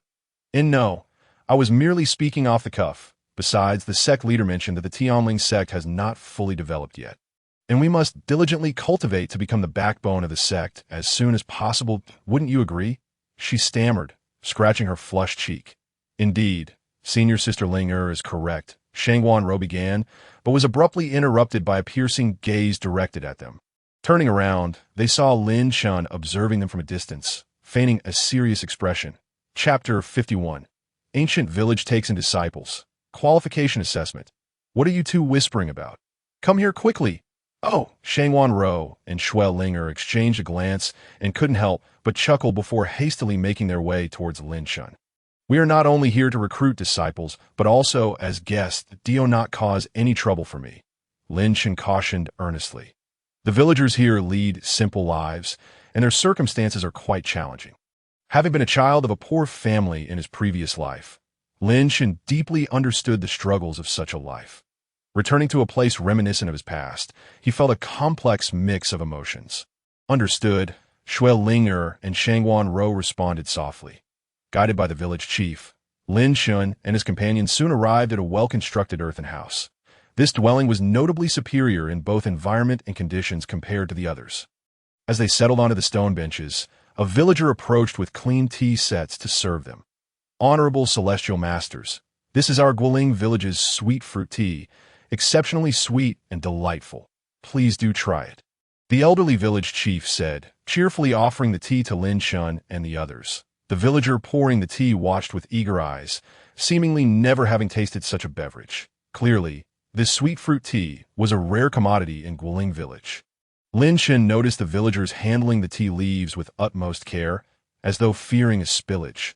Upon taking a sip, a wave of sweetness and fragrant essence filled his mouth, its delicate aroma lingering even as it slid down his throat. "Indeed, this is exquisite tea. That I appreciate your thoughtful hospitality." Lin Chen nodded in acknowledgement. "It is our honor to serve the Celestial Master," the village chief replied, bowing slightly, prompting the other villagers to follow suit. "There is no need for such formalities. I believe you understand the purpose of my visit," Lin Chen stated as he set down his teacup. After a brief pause, he continued, "I am the sect leader of Tianling sect, and I have come to recruit disciples from Guoling village. That I wonder, village chief, would you be willing to allow the village's children to join my sect? Dare I ask, Honorable Celestial Master, does Tianling sect reside outside the mountains as a martial arts sect?" The village chief inquired, his tone tinged with nervousness and reverence. "Indeed, Tianling sect is located within Qingzhou Prefecture. You may send someone to investigate," Lin Chen affirmed. "That I beg your pardon, Honorable Celestial Master. That was not my intention. It's just that Guoling village is quite remote, and we have little interaction with the outside world. Our knowledge of those martial arts sects is only hearsay. Now that the Honorable Celestial Master is personally here to recruit, it is a great honor for us to join your sect," the village chief explained, glancing at a robust man nearby. Go summon everyone in the village and tell them the Celestial Master has an important announcement. No delays or mistakes." "Understood," the man replied, sprinting off while loudly calling out to gather the villagers. "Please allow the Celestial Master a moment. The villagers will arrive shortly. Take your time with this matter," Lin Chen said, unhurried, knowing he would take his time selecting the most suitable candidates. Soon, hurried footsteps and murmurs filled the air as the entire village gathered. Even those who were out hunting were called back. The reason was simple. The legendary Celestial Master, capable of defying the heavens, had come to make an announcement. Once everyone had assembled, Lin Chen stepped out of the house to face the villagers. who immediately sensed that the celestial master was about to speak. An instant silence fell over the crowd. Even the babbling toddlers were hushed by their parents, fearing to disturb the celestial master. I have come here, and I believe everyone knows what is to come next. Lin Chen waved his sleeve, and a cascade of silver light enveloped the villagers. In the next moment, their spirits jolted as the scene before them transformed into images of Tianling Sect, the towering main peak. The grand entrance of Tianling Sect and the ethereal enlightenment springs, all sights the villagers had never beheld before. In the blink of an eye, the vision returned to normal. What you just witnessed is Tianling Sect. Anyone chosen by me may join me in cultivating a Tianling Sect and become the celestial masters of legend. Once your cultivation reaches a certain level, soaring through the skies will be an effortless feat. The villagers fell silent for a moment before erupting in excitement. I asked that where the celestial master resides. It looks like a paradise. The exquisite design and beauty of the structures captivated them, unlike anything they had ever seen. I want to learn the celestial arts. Father, I want to study under the celestial master. Observing the lively scene below, Lin Chen couldn't help but smile. Silence. The old village chief immediately struck the ground fiercely with his weathered, darkened cane, issuing a solemn warning. The esteemed immortal master has yet to finish speaking. Such raucousness is utterly unbecoming. Instantly, the crowd fell silent. Not a single voice dared to break the stillness. Yet the admiration and reverence in their gazes towards Lin Chen deepened palpably. Now then, all villagers aged 5 and under, as well as those over 23, please take your leave. Those over 23 have bones that have reached a certain stage of maturity, rendering them unsuitable for cultivation. Conversely, the children under 5 have not yet fully developed their skeletal structure, making them equally unfit for training. As soon as the words left his mouth, the throng began to disperse, gradually separating those who were unfit for cultivation, leaving behind a select group deemed suitable to ensure there were no oversights. Lin Chen discreetly employed the ancient blood demons to investigate, and the results showed no discrepancies. The villagers' veneration for the immortal master surpassed Lin Chen's expectations. Everything he commanded was met with unwavering compliance, with no one daring to defy him in the slightest. Very well. Now line up in an orderly fashion. Each of you shall approach me one by one, and I will assess your aptitude for cultivation. Those who qualify may join the ranks of my Tianling Sect. Chapter 52. The Ancient Divine Body. The prodigy reappears. Before long, the crowd began to arrange themselves as per Lin Chen's instructions. Stepping forward in succession, the first to approach was a sturdy man, his bronze skin marred by numerous scars from wild beasts, clearly one of the hunters from Green Ridge Village. He hastily made his way to Lin Chen, his expression betraying a hint of trepidation. Greetings, esteemed immortal master. Lin Chen nodded slightly, remaining silent as his eyes began to glow with a crimson light. The ancient blood demons, I was silently at work, revealing everything about the man before him. All the villagers witnessed the eerie red glow emanating from Lin Chen's eyes, and in that instant, every heart tightened with anxiety, uncertain of the challenges that lay in this selection process. Low aptitude, poor foundation, extremely limited potential for cultivation, Lin Chen mused, furrowing his brow before shaking his head slightly. Not qualified. Next, upon hearing this, the man's face fell momentarily in disappointment, yet he respectfully cupped his fists in gratitude. Thank you, esteemed immortal master. He then stepped aside. Although he found the outcome hard to accept, he recognized it as the immortal master's decree and felt obliged to comply. With the first candidate eliminated, a wave of unease swept through the remaining villagers, the pressure mounting significantly. Soon, another individual stepped forward. In a short span of time, nearly a cup of tea's worth passed, with about 6 or 7 individuals attempting to qualify. Yet, without exception, they were all deemed unfit, possessing only mediocre cultivation potential. Even if they joined the Tianling Sect, it would amount to nothing more than a waste of resources. How peculiar, Lin Chen thought, his brow furrowing. The system indicated the candidates were indeed from Green Ridge Village, yet after testing 6 or 7 individuals, not a single one possesses suitable aptitude.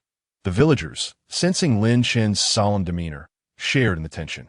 They had not anticipated the selection process to be so rigorous. Would there be anyone in the village capable of qualifying? The atmosphere grew increasingly heavy, and at that moment a young boy stepped forward. This child was none other than a Bao, whom Lin Chen had just gifted a spiritual sword that a Bao's small face was taut, fists clenched tightly. As he nervously approached Lin Chen, in the next instant, Lin Chen raised an eyebrow, a glimmer of joy crossing his features. Name: About age, 7 cultivation, none fortune, extraordinary prodigy physique, blade demon body. A single drop of demonic blade blood can unlock unparalleled blade intent. About. I have a question for you. Lin Chen suddenly spoke. The villagers were taken aback. Previously eliminated candidates had lost their qualifications without so much as a word from the immortal master. Could it be that a Bao was to be chosen? Excitement surged among the villagers, including a Bao himself, who eagerly exclaimed, "Esteemed immortal master, please ask whatever you wish that I will answer truthfully." Lin Chen nodded slightly before inquiring, "Do you prefer blades or swords?" This question caused a Bao to hesitate momentarily. After a brief pause, he replied, "Esteemed immortal master, I prefer the great blade. It feels more powerful and exhilarating to wield." He quickly added, fearful of being misunderstood, "But please do not think ill of me for saying this. Esteemed immortal master, I truly appreciate the spiritual sword you bestowed upon me. I harbor no intention of reprimanding you," Lin Chen said, ruffling a Bao's hair gently, his tone softening. "On the contrary, your candidness brings me great comfort. Your talent is commendable. You are indeed qualified to join the Tianling sect." But a Bao, "Do you wish to become a disciple of my sect? Am I truly to become a disciple of the esteemed immortal master? Will I genuinely be able to learn the ways of the immortals?" Given the recent failures of several villagers, a Bao felt an overwhelming wave of anxiety as he processed this momentous news. Momentarily frozen in place. "What are you dawdling for, you little rascal? Hurry and thank the esteemed immortal master." A voice broke through a Bao's daze. It was his father, who beamed with joy, his sturdy arms gesturing animatedly. "Cultivating the ways of the immortals is a great fortune. Gaining the immortal master's recognition is akin to a blessing from our ancestors. Express your gratitude at once." After bowing in reverence, a Bao exclaimed, "I am honored to join the Tianling sect." In his nervousness, he momentarily mispronounced the sect's name. Lin Chen, being a person of considerable leniency, paid no mind to the minor slip-up. "Excellent, a Bao. Now, please step aside." The selection will continue. Time passed swiftly. The village, seemingly vast, housed over 1,000 inhabitants, and the selection process took considerable time. Individuals with exceptional physiques like a Bao were indeed rare. After evaluating all the eligible candidates from Green Ridge Village, only 3 possessed unique physiques and outstanding talent, a Bao being one of them. The remaining 30 or so individuals displayed commendable talent, falling within the upper middle range of cultivation aptitude, thus qualifying for admission into the Tianling sect. Name: Aching age, 17 cultivation, none fortune, extraordinary prodigy physique, Heavenly Thunder Sacred Body. Consuming the Heavenly Thunder Sacred Fruit allows one to absorb raging thunder into the body, refining the flesh and forging an unparalleled thunderous form. Name: Ayu age, 15 cultivation, none fortune, extraordinary prodigy physique, Demon Fire Divine Body. Consuming the hellfire from the earth's core allows one to absorb myriad exotic flames into the body, refining the flesh and forging supreme demon fire.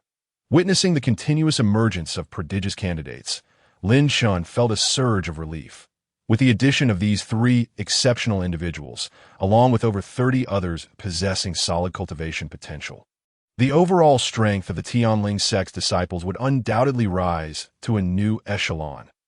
Ding! The sect has welcomed new disciples into the inner circle. The master has acquired 3 prodigious disciples. The rapid development of the sect brings immense satisfaction, prompting the decision to present a grand gift to the new disciples. You have received a drop of demonic blade blood and a demon slayer blade. You have obtained a Heavenly Thunder Sacred Fruit and a blue thunder seed. You have acquired a cluster of hellfire from the earth's core. You have received the sect's core cultivation method, the Heavenly Profound Heart Sutra. This system is quite remarkable. It always resolves my issues at critical moments. With this, the concerns regarding the disciples' unique physiques can be directly addressed. Lin Chen surveyed the villagers before him, gathering his thoughts, and spoke in a calm voice. The recruitment of disciples for the Tianling sect is now complete, and you shall henceforth be disciples of my sect. You will accompany me back to the Tianling sect to commence your cultivation journey. Chapter 53. Demonic Blade Blood. Comprehending Blade Intent. Thank you, Master. The newly inducted disciples knelt in unison, their voices filled with respect. Lin Chen nodded slightly, thoroughly pleased with their response. These simple villagers, raised in the remote mountains, possessed pure hearts and held no objections to Lin Chen's arrangements. Now, while there is still time, please take a moment to speak with your families. After an hour, those who have made their decisions should return to this open space. I will discuss the specifics with you before we set off for the Tianling sect to begin your formal training. Understood. The crowd collectively responded with a murmur and began to disperse, each searching for their own family members. Families embraced, weeping and murmuring indistinct words of comfort. Witnessing this poignant scene, the old village chief felt a pang of sorrow, particularly for the young Abeo, who, at not yet 10 years of age, was already clinging to his father, tears streaming down his face as he repeatedly cried out, "Father, I cannot bear to part with you." Master Xianshi, does the journey of cultivating immortality require an extended period away? The old village chief could not help but inquire. Lin Chen, having no intention to conceal the truth, candidly articulated the reality. The path of cultivation is fraught with challenges. While it bestows longevity and formidable strength, it is also accompanied by myriad dangers. Furthermore, in the realm of cultivation, stagnation equates to regression. A moment's negligence may allow others to surpass you. Once one embarks upon the path of cultivation, it may require several years before one can return home. Upon hearing this, the old village chief sighed and fell silent. An hour later, the villagers returned to their original positions. Lin Chen discreetly counted the heads and found no one missing. All were present. However, most of the villagers had reddened eyes, revealing their reluctance to part with their loved ones. Dear disciples, I am aware of your sorrow for your families and your attachments to Guoling village. But have you considered the purpose of your cultivation? For only through cultivation can one attain immense strength, status, and wealth. Such gifts can provide you with beautiful, luxurious garments, delectable feasts, and elegant lodgings if you wish to bring change to your village and grant them such a life. And not disappoint the hopes of your fellow villagers, you must dedicate yourselves to rigorous training. Do you understand? Understood, the disciples replied in a thunderous chorus. Very well, Abeo. Aching, step forward and approach me, Lin Chen commanded, casting a sweeping glance over the crowd. The three youths trembled involuntarily. Their youthfulness combined with the watchful eyes of the assembly rendered the atmosphere particularly tense. They feared they had erred, their hearts racing with anxiety. The old village chief seemed to sense the awkwardness in the air and hastily interjected, "May I inquire, Master Xianshi, have these three children committed any offense against you? I beseech you to spare them. They are still young and know not what they do. That I implore your magnanimity." As he spoke, the old chief kicked the ground fiercely, his gnarled cane striking the earth with a thud, his voice raised in admonition. "What mischief have you three scamps been up to? Have you offended Master Xianshi? Bow down and confess your wrongs." Abeo and his companions, with their innocent hearts, had no inkling of any wrongdoing. Under the watchful eyes of the crowd, the atmosphere grew somber. Combined with the chief's rebuke, they were convinced of their guilt and hastily knelt, exclaiming, "Master Xianshi, we are sorry. We were wrong." Seeing this, Shuel Linger and Shangguan Ro felt a pang of compassion and urged, "Master, these little ones harbor no ill intentions. If they have indeed erred, might you grant them your forgiveness this once?" Others joined in, kneeling before Lin Chen, pleading for mercy on behalf of Abeo and his friends. Yet, just as they bowed, a force descended upon them, preventing them from kneeling. "You have misunderstood. Abeo and the others have committed no wrongdoing, nor do I intend to punish them," Lin Chen remarked with a bemused expression, feeling quite helpless. Then, "Master Xianshi, why have you summoned them?" the old village chief asked, puzzled. "Abeo possesses remarkable talent, endowed with 3 unique constitutions. Lin Chen's demeanor shifted to one of gravity as he called, "Abeo, step forward." Abeo quickly brushed off the dust from his clothing and hurried to Lin Chen's side, softly responding, "Master Xianshi, Abeo is here." Lin Chen nodded slightly, flicking his fingertip, sending a beam of light into Abeo's heart. "Abeo, you possess a unique constitution known as the Blade Demon Frenzy Body. I now bestow upon you a drop of demon blade blood to awaken your lineage and activate the Blade Demon Frenzy Body. This process will entail immense suffering, which you must endure. Do you understand?"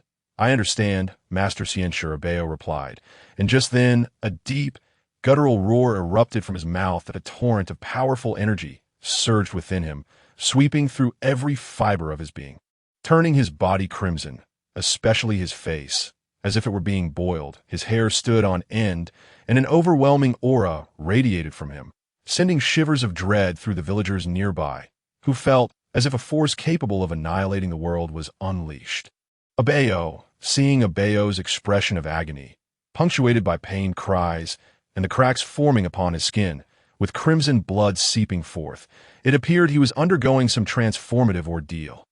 This sight filled Abeo's father with deep concern, prompting him to kneel and implore, "Master Xianshi, Abeo appears to be in great pain. He will not come to harm, will he? He is my only child. He cannot be harmed. Rest assured, Abeo will be fine." Lin Chen reassured him with a sidelong glance. Embark upon the path of martial arts. Such trials are inevitable. Fortunately, this condition did not persist for long, after what felt like a brief moment. Abeo gradually regained his composure. His eyes, once tightly shut, suddenly opened wide, and the terrifying, domineering aura burst forth from him. He raised his arm and swung it down forcefully towards an empty space before him. In that instant, he resembled a legendary sword descending from the heavens, enveloped in a fierce and commanding energy. The essence of the blade emanated from him, stirring the very air around, within a mere moment. Without any assistance, Abeo comprehended the fabled intent of the blade. Chapter 54. The three divine bodies, terrifying divine might. A torrent of fierce and potent blade intent surged forth, crashing into the ground and carving a profound gash. Over a meter deep, dust and debris were flung into the air, creating waves of powerful blade intent. All the villagers were momentarily stunned, their eyes wide with disbelief, jaws agape as if they could fit an entire egg inside. "Uncle, I cannot be mistaken, can I? This is indeed the 7 or 8-year-old Abeo." "Son, you are not mistaken. This is Abeo, the one who has received the master's bestowal." "What sorcery is this, to create such a significant cut with merely a swing of the hand? Hunting will no longer be a challenge." Not just the villagers, but even Abeo himself stood dazed, staring at his right hand, his eyes filled with incredulity. "This is my power. How could it be?" Abeo had never imagined he could possess such formidable strength in such a short span of time. If this is true, could he not effortlessly slay the beasts of the mountains and forests? Abeo died at that moment. Abeo realized Master Xianshi was calling him. "Thank you, Master Xianshi," he exclaimed, bowing deeply in gratitude. Lin Chen nodded, flicking his fingertip again, causing a beam of light to land in Abeo's hand, revealing a pitch-black broad blade. "Your unique constitution has been fully awakened, and you have now grasped the intent of the blade. This is the Demon Slayer blade. When combined with the blade intent, your combat prowess will become even more formidable. You are still young. Do not indulge in frivolity. Dedicate yourself to your training and do not disappoint the expectations I have for you." "Understood." The Demon Slayer blade radiated a faint chill, its solid blade etched with mesmerizing black runes that flickered with dark light, pulsating with destructive energy as if sealing away the power to slay demons. Appearing exceedingly mystical, holding the fierce broad blade that felt as if it were intrinsically linked to him, Abeo was overwhelmed with joy, standing in awe for a time before quickly expressing his heartfelt gratitude to Lin Chen. "Very well, you may step back now." Lin Chen gestured for Abeo to retreat and then called, "Aching, come forward." "Yes, Master Xianshi," Aching replied, stepping forward with a darker complexion and a tense expression that betrayed his inner anxiety. Having witnessed Abeo's earlier display, he was acutely aware of the significance of the Master's words regarding their unique constitutions. You possess a mysterious constitution known as the Heavenly Thunder Sacred Body. As Lin Chen spoke, he flicked his fingertip, sending a beam of light into Ah Ching's hand. Continuing in a soothing tone, I now bestow upon you the Heavenly Thunder Sacred Fruit. Once consumed, your sacred body shall awaken. A fruit the size of a fist appeared in Ah Ching's hand. This fruit was a deep blue hue, with tendrils of flickering lightning entwined around it, resembling a serpentine tempest, exuding an aura of devastating electrical energy. The Heavenly Thunder Sacred Fruit continuously emitted an enticing fragrance, awakening insatiable appetites. Without a moment's hesitation, upon hearing Lin Chen's words, Ah Ching devoured the fruit voraciously, consuming it in mere moments. The next instant, his expression shifted dramatically, contorted in excruciating pain. Visible arcs of electricity materialized around him, as terrifying bolts of lightning coiled around his form, obliterating his garments into mere dust, while his skin charred to a deep black. As if he were engulfed in a tempest of thunder, his muscles spasmed uncontrollably, each arc of electricity refining his flesh and blood, as the power of lightning surged into every fiber of his being. Witnessing Ah Ching's plight, which was even more harrowing than Abao's, writhing on the ground and howling in agony, his body curled like a shrimp, Abao was struck with fear, his complexion paling visibly. Master Immortal, is Ah Ching going to be all right? The old village chief inquired, his face etched with concern. He had never encountered such bizarre phenomena of lightning enveloping a person, nor had he experienced the fearsome nature of thunder, which could slay a man with a mere flash. That he dreaded the thought of Ah Ching meeting with any misfortune. Fear not, this is the lightning attribute energy within the Heavenly Thunder Sacred Fruit, refining Ah Ching's corporeal form. Once the process is complete, he will awaken the Heavenly Thunder Sacred Body. Lin Chen replied with a calm demeanor. Soon enough, the violent spectacle surrounding Ah Ching dissipated entirely. The charred skin that had enveloped his body began to flake away, revealing a luminous white dermis beneath, shimmering with arcs of lightning, harboring formidable electrical energy. With a roar, Ah Ching clenched his fist and struck the ground with a mighty blow, unleashing a bolt of lightning the thickness of finger, which tore through the earth, creating a deep crater, with rocks and soil flying in every direction, a charred scent wafting through the air. The villagers watched in astonishment, their expressions frozen in disbelief. Abao's earlier display had already been astounding, but now Ah Ching had conjured lightning with his bare hands, creating a profound pit in the ground. Such mysterious prowess was akin to that of a celestial being. What extraordinary power has the Master Immortal bestowed upon Ah Ching and Abao, enabling them to acquire such incredible abilities in such a brief span? The villagers gazed at Lin Chen, their eyes filled with admiration and reverence. In their hearts, they knew that Ah Ching and Abao's newfound strength was a gift from the Master Immortal. The Master Immortal shall be our benefactor, was a thought shared by nearly every villager. This is the Tiger Burial Blue Thunder Seed. You have swiftly refined and absorbed it. Ah Ching's face beamed with gratitude as he felt the surging, overwhelming energy of thunder coursing through him, and he respectfully thanked Lin Chen before retreating to the side to undergo further refinement. This moment, Yu stepped forward, her gaze towards Lin Chen tinged with nervous excitement. I have witnessed the Master Immortal's power, she said. You possess a unique constitution known as the Demon Fire Divine Body. I bestow upon you the Earth Heart Demon Heavenly Flame, which will aid you in refining your body with extraordinary fire, forging unparalleled demonic flames. With that, a searing orb of light was ejected from Lin Chen and directly melded into Yu's brow. It was a flame so red it seemed to drip with blood. In the instant it entered her being, a scorching, formidable heat radiated outward. Yu's body turned crimson, as if she were being boiled, steam rising from her form, her clothes instantly vaporizing into ashes, while ethereal flames manifested around her, floating in mesmerizing patterns. Chapter 55. Enemies approach. Prepare for battle. The roaring, searing flames blazed around you, their extreme heat distorting the very air, and the ground beneath her had become charred black, causing those nearby to dare not approach. Before long, Yu emerged from her trance. With a wave of her hand, she conjured a sphere of blazing fire, which surged forth, igniting the earth into a fiery pit, demonstrating astonishing destructive power. The villagers could hardly contain their astonishment. Indeed, the Master Immortal's abilities were formidable, granting a bow and the others such terrifying strength. Would they now fear the ferocious beasts of the forest? "All right, you three may step back," Lin Chen instructed a bow and the others before turning his gaze to the other disciples of the Tianling sect. Their eyes ignited with fervor, excitement coursing through them as they licked their dry lips.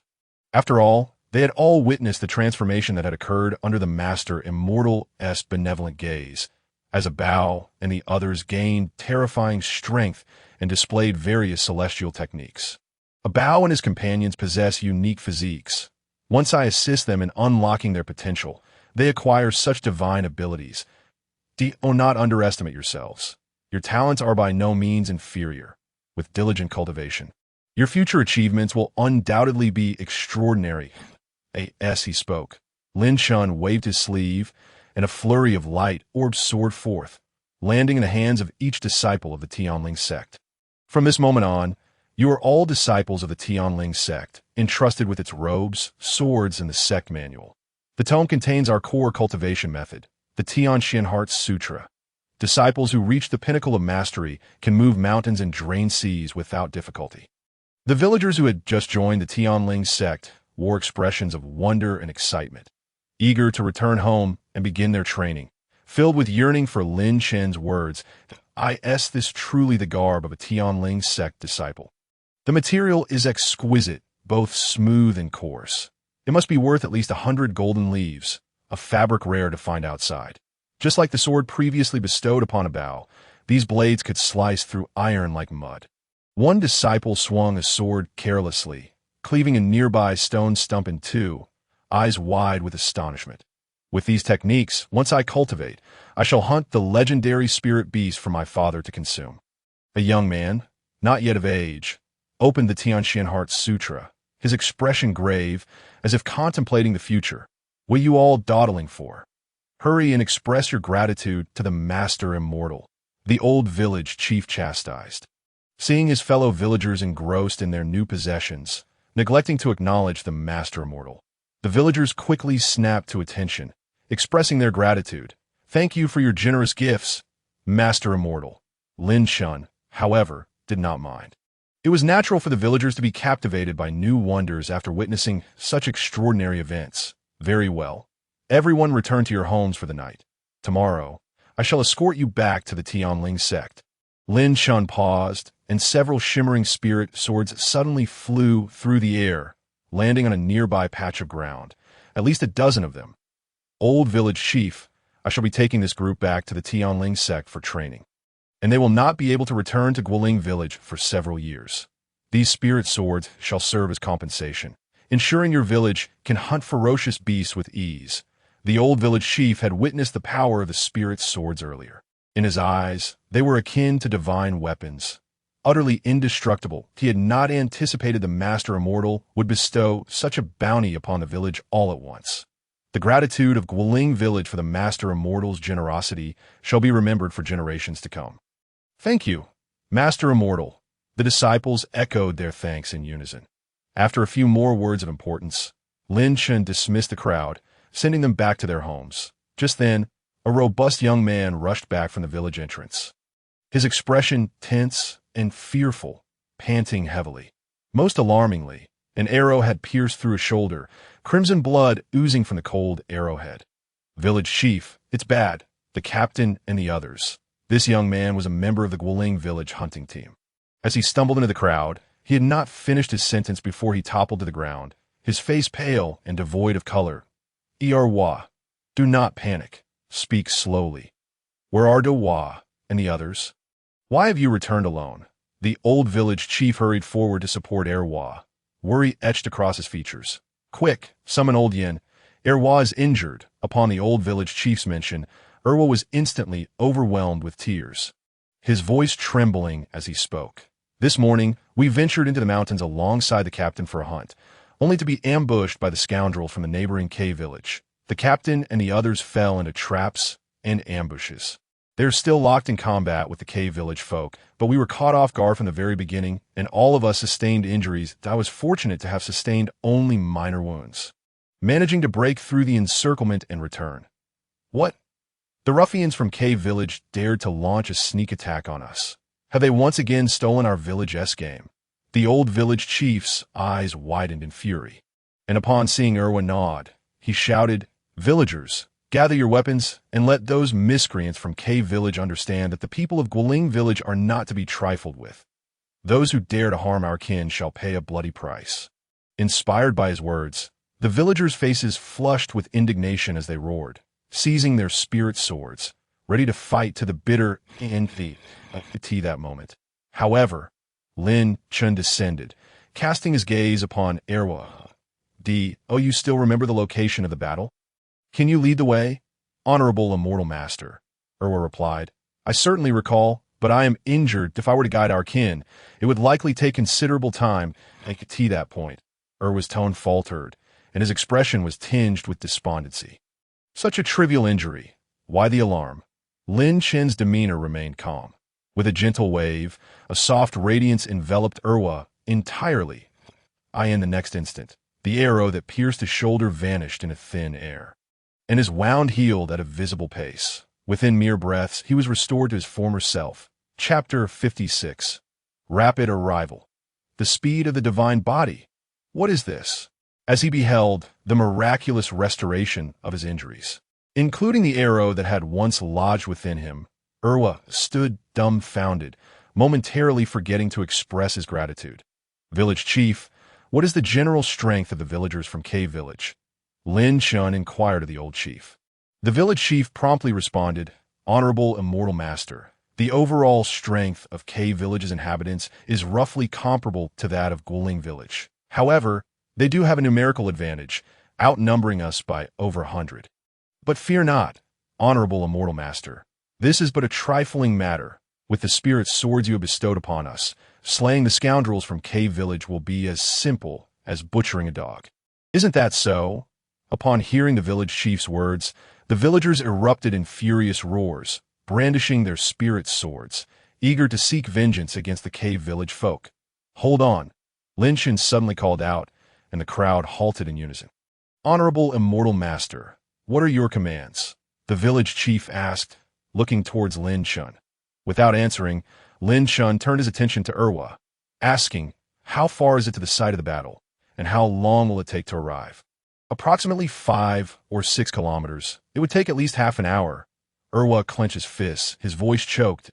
"If it takes that long, the hunting party from Guling Village may already be completely obliterated."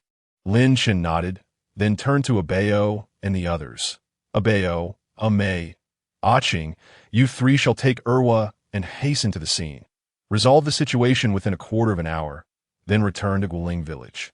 Should you fail, you shall face punishment. Understood?" Abayo and the others were momentarily taken aback, exchanging glances, doubting whether they had heard correctly. "Master, but we—" Lin Chen raised a hand to silence them. "I understand your doubts regarding your capabilities. Let me assure you, there is no need for such uncertainty. You possess that very strength. From the moment your bodies were unlocked, you became warriors. Channel the energy of your dantian with all your might, and depart at once." Seeing Lin Chen's resolute demeanor, the eldest among them, Aching, tightened his expression and immediately scooped up Irwa, charging towards the village gate. In an instant, it seemed as though something within him had been triggered. Energy surged through him, and bolts of lightning flickered around his legs, as if they were enveloped in thunder. Each step left behind dark footprints imbued with destructive energy as he transformed into a blur, vanishing from sight in an instant. The crowd stood in stunned silence, unable to utter a word, engulfed in a this still a human. Such astonishing speed. What on earth is happening with Aching? This speed surpasses even that of the Mountain King. Could it be that the master unlocked a special physique, granting him such abilities? Amei pondered, recalling how he had distinctly seen Aching's legs entwined in lightning, the sound of thunder accompanying his rapid pace. As if he were a bolt of lightning. If that is the case, then I can do it too. Amei closed his eyes momentarily, following Lin Chen's instructions, and immediately felt a surge of searing energy within his dantian. Fiery demon body! In the next moment, his legs glowed with a crimson hue, as if seared by a branding iron. His trousers ignited spontaneously, turning to ash. Flames, imbued with intense heat, coiled around his legs, setting the ground ablaze beneath him. With a powerful stomp, he left a deep, charred footprint, propelling himself forward like a cheetah, disappearing in a flash. The villagers' expressions shifted as Abeo, Ame, and Aching's speed seemed nearly indistinguishable, resembling a blazing figure racing past. Abeo, not to be outdone, brandished his demon slayer blade and charged forth, following closely behind. Seeing only these three youths heading towards the battlefield, the village chief felt a pang of worry. After all, these youngsters were still quite young, having only played around the village, lacking any combat experience, let alone the experience of taking a life. Honorable immortal master, is it wise to send Aching and the others? Is this not too risky? All three have thoroughly unlocked their physiques, and their strength is beyond that of ordinary individuals. Moreover, their innate talents are exceptional. If they fail to accomplish this task, they shall not be deemed worthy of being my esteemed disciples. Lin Chen replied, his gaze resolute. Upon hearing Lin Chen's words, the village chief realized that the master viewed this as a trial. After all, esteemed disciples clearly held a status far superior to that of mere apprentices. Abeo, you three must ensure the safety of those in the hunting party and return without incident. The village chief silently prayed as he watched them depart. Fast, exceedingly fast, beyond description, that Aching's eyes brimmed with astonishment. He had never imagined he could move at such speed, akin to lightning. Is this truly the Master's doing? The heavenly thunder body is indeed wondrous. Obstacles around him blurred as he raced forward, excitement radiating from his face. According to his estimation, he would reach the destination in just 10 breaths. Meanwhile, in Aching's arms, Erwa was in a daze, pondering a single question. What had Aching done to attain such incredible speed? Before long, Aching arrived at the destination. It was an open area within the forest, the soft ground strewn with withered leaves, pockmarked with holes, iron forks and spikes, traps that lay scattered about, stained with blood and littered with corpses.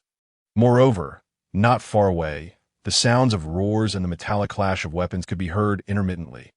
Uncle Ian and Uncle Shui, these despicable fiends, how dare they slay my uncles? I shall avenge them. As soon as he halted, Aching spotted several familiar figures, but they lay motionless, having succumbed to death. Erwa, wait here for me, I shall go alone. Aching gently set Erwa down. Chapter 57. The Might of Thunder. The fire body burns. Aching, wait for me. I want to go too. Erwa protested, clutching a slightly rusted iron sword. Just as he finished speaking, he felt a jolt as if lightning had flashed before his eyes, a tingling sensation coursing through his cheeks. In an instant, Aching transformed into a bolt of lightning, vanishing from Erwa's sight.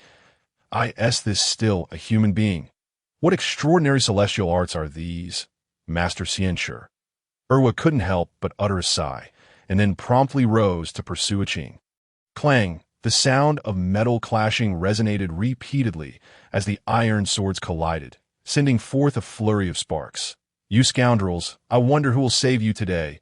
Without your wretched group, Green Ridge Village will inevitably be obliterated by our cave village. A particularly burly man sneered, his face adorned with greenish-blue totems, as his iron sword loomed perilously close to the opposing man's face.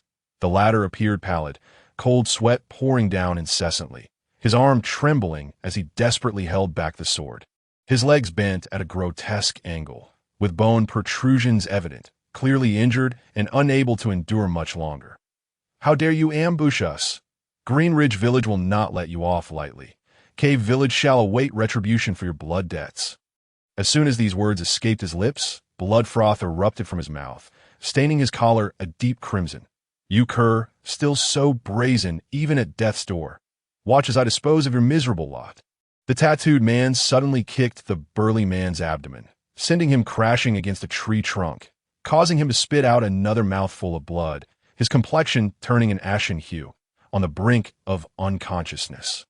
He glanced at his fellow tribesmen, noticing they were suppressing the men from Green Ridge Village, driving them back relentlessly. Clearly, this ambush had been remarkably effective. Haha, delightful. I shall send you on your way.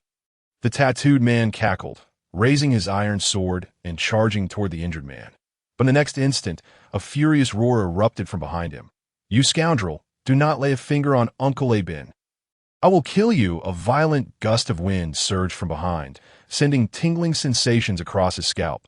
The tattooed man felt a chill run down his spine, hastily turning around, but before his arm could rise, he saw a fist enveloped in electric arcs rapidly magnifying in his vision. The destructive energy of lightning seemed poised to shatter the very air, crackling ominously. What in the world is this? Before the tattooed man could fully comprehend, the electrified fist struck his face with devastating precision. Bang!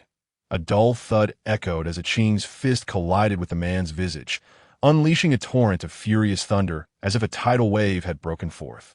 The power akin to a raging thunder serpent, obliterating the man's head into a charred mess. The violent lightning rampaging uncontrollably. Warm blood splattered upon Ching's face, rendering him momentarily frozen, a profound shock etched across his features. The man he had just slain was none other than the captain of Cave Village's hunting team. He had killed him with a single punch. Staring at the lifeless body before him, Ching felt a surreal sense of disbelief. His previous strike had been fueled purely by rage, merely intended to force the man back, utterly unaware that his strength had escalated to such a terrifying level. Meanwhile, the captain of Green Ridge Village, the injured man, was equally stunned by Ching's sudden appearance and the instantaneous demise of the Cave Village captain. What has happened to Ching? How could this young lad possess such formidable power? Was that lightning he conjured? Has he truly mastered celestial arts? The man pondered. Though he understood that now was not the time for contemplation, he quickly called out, Ching, hurry and assist the other uncles. They too have fallen into the ambush of Cave Village and are suffering varying degrees of injury. They are no match for those ruffians. Uncle Abin, do not worry. I will handle everything. Ching's gaze solidified with unwavering determination. The recent skirmish had imbued him with immense confidence, instilling in him the belief that he could annihilate any adversary present. His foot suddenly propelled forward, leaving a scorched arc on the ground, dashing forth like a bolt of lightning, appearing beside each member of Cave Village with ghostly swiftness. Each punch he unleashed was accompanied by the roar of thunder. Flashes of electricity illuminating the air, embodying a man drenched in tempestuous storms, exuding an imposing aura, terrifyingly potent. In the blink of an eye, he had dispatched 3 foes. The villagers of Green Ridge, engaged in battle, stood frozen in shock, gazing at Ching as if witnessing the arrival of a deity, rendered speechless with mouths agape. The members of Cave Village trembled in fear. Damn it! What manner of creature is this? How can he be enveloped in lightning? This little brat must have mastered celestial arts. Otherwise, he would not possess such an uncanny ability to command thunder. I just witnessed him kill the captain. We are no match for him. We must retreat. What? The captain was slain by him. This is dire. If even the captain cannot contend with him, how can we fight? His speed is beyond ordinary, with Ching joining the fray. His overwhelming strength manifested as he moved like a specter, ensuring that each strike resulted in a fatality. Within mere moments, he had turned the tide of battle, with the villagers of Green Ridge beginning to rally and pursue the fleeing members of Cave Village. You rascals from Cave Village, where do you think you're running? Just then, a furious roar echoed from not far away. Everyone turned to behold a sight that nearly made their eyes pop out. A Yu emerged as if the god of fire himself had descended, flames roaring around him, leaving fiery footprints with each step he took. His hands had turned a deep crimson, the flames surging and coalescing around his fists. The temperature rising sharply. The surrounding flora ignited spontaneously before even being touched. Die for me. A U.S. arm swung forcefully, unleashing a torrent of flames that engulfed the members of Cave Village. Fiery serpents coiling around them, reducing their garments to ashes and charring their flesh. Cries of agony echoed, as, moments later, they were reduced to mere charred corpses. Chapter 58. The curtain falls. A tragic finale. There are still 5 or 6 members of Cave Village to your right. Do not let them escape. someone suddenly shouted. Indeed, when you turned, he saw 5 or 6 members of Cave Village sprinting away in a panic, discarding their weapons and their faces etched with terror. All right, but a Yu replied, just as he was about to give chase when a Bao's voice unexpectedly rang out. Brother Au, leave these to me. Positioned ahead of the fleeing members of Cave Village stood a small figure. A Bao, he grasped a pitch-black demon-slaying knife, his expression grave as spiritual energy surged into the weapon, emanating a fierce aura of destruction. The members of Cave Village, upon seeing a mere child obstructing their path, were consumed by rage. One of them brandished a sharp dagger, sneering as he lunged at a Bao. Who dares to block our way? You little brat? You seek death. But in the next instant, a Bao's foot shot forward, and the demon-slaying knife sliced through the air. A terrifying force mingled with a dark blade's gleam surged forth at lightning speed, piercing through the bodies of the Cave Village members. Their forms froze in place, and the next moment, they were cleaved in two, blood gushing forth like a fountain. The surrounding trees were also severed cleanly, crashing down and forming stark wooden stumps. The tide of battle had dramatically shifted. Moments ago, the members of Cave Village had suppressed those from Green Ridge, inflicting severe injuries, making them no match for the Cave Village warriors. Had a Qing and the others not arrived in time, the hunting team would have faced utter annihilation. Gazing at the multitude of corpses strewn across the ground, the villagers of Green Ridge stood stunned, rendered speechless as they stared at a Qing and the others, their expressions filled with shock and disbelief. A Qing, what is this? Finally, one villager could no longer contain his curiosity and asked, How have you gained such bizarre and formidable power? Have you perhaps mastered celestial arts? A celestial master has arrived in the village, seeking disciples, and the villagers are well aware of this news. However, the members of the hunting team, due to their age not meeting the requirements, had ventured out early to hunt, and thus remained oblivious to the happenings in Guiling Village, unaware of what had transpired with the Qing and the others at a Bao. Feeling somewhat bashful, scratched his head and, with no intention of concealing the truth, recounted the events of Guiling Village succinctly. I see now. No wonder you little ones possess such formidable strength. The captain of the hunting team laughed heartily, giving a Qing a pat on the shoulder. You must devote yourselves to rigorous training henceforth, so as not to bring shame upon the clansfolk of Guiling Village. Rest assured, Uncle Bin, I will strive diligently in my training to bring honor to our village. A Qing affirmed with a nod. Enough of this chatter. This is not the place for lengthy discussions. Let us tidy up and return swiftly. There are many injured awaiting treatment, and if we delay, the consequences could be dire. The middle-aged man, appearing quite composed, surveyed the surroundings and spoke. Indeed, the Celestial Master has also instructed us to return within a quarter of an hour. The injured shall be entrusted to us for transport. We are quite swift. With that, Qing lifted 2 injured clansmen, lightning crackling around his legs in an instant, they vanished in a flash. The Yu and a Bao, not wishing to lag behind, quickly hoisted the wounded and departed at astonishing speed, disappearing in the blink of an eye. These little ones truly are remarkable. The captain of the hunting team shook his head in exasperation, followed by a deep sigh. Back in the day, they spoke of joining the hunting team. Yet who could have anticipated they would become the fabled practitioners? Truly, our ancestors are wise. Uncle Bin, let us hasten back. The villagers must be quite anxious about you. The entrance of Guiling Village. A throng of villagers paced anxiously, awaiting their return. Suddenly, an excited shout erupted from the crowd. A Qing and his companions have returned. Soon after, 3 figures were seen racing toward them from a distance, carrying several individuals. Village chief, Uncle, they are injured.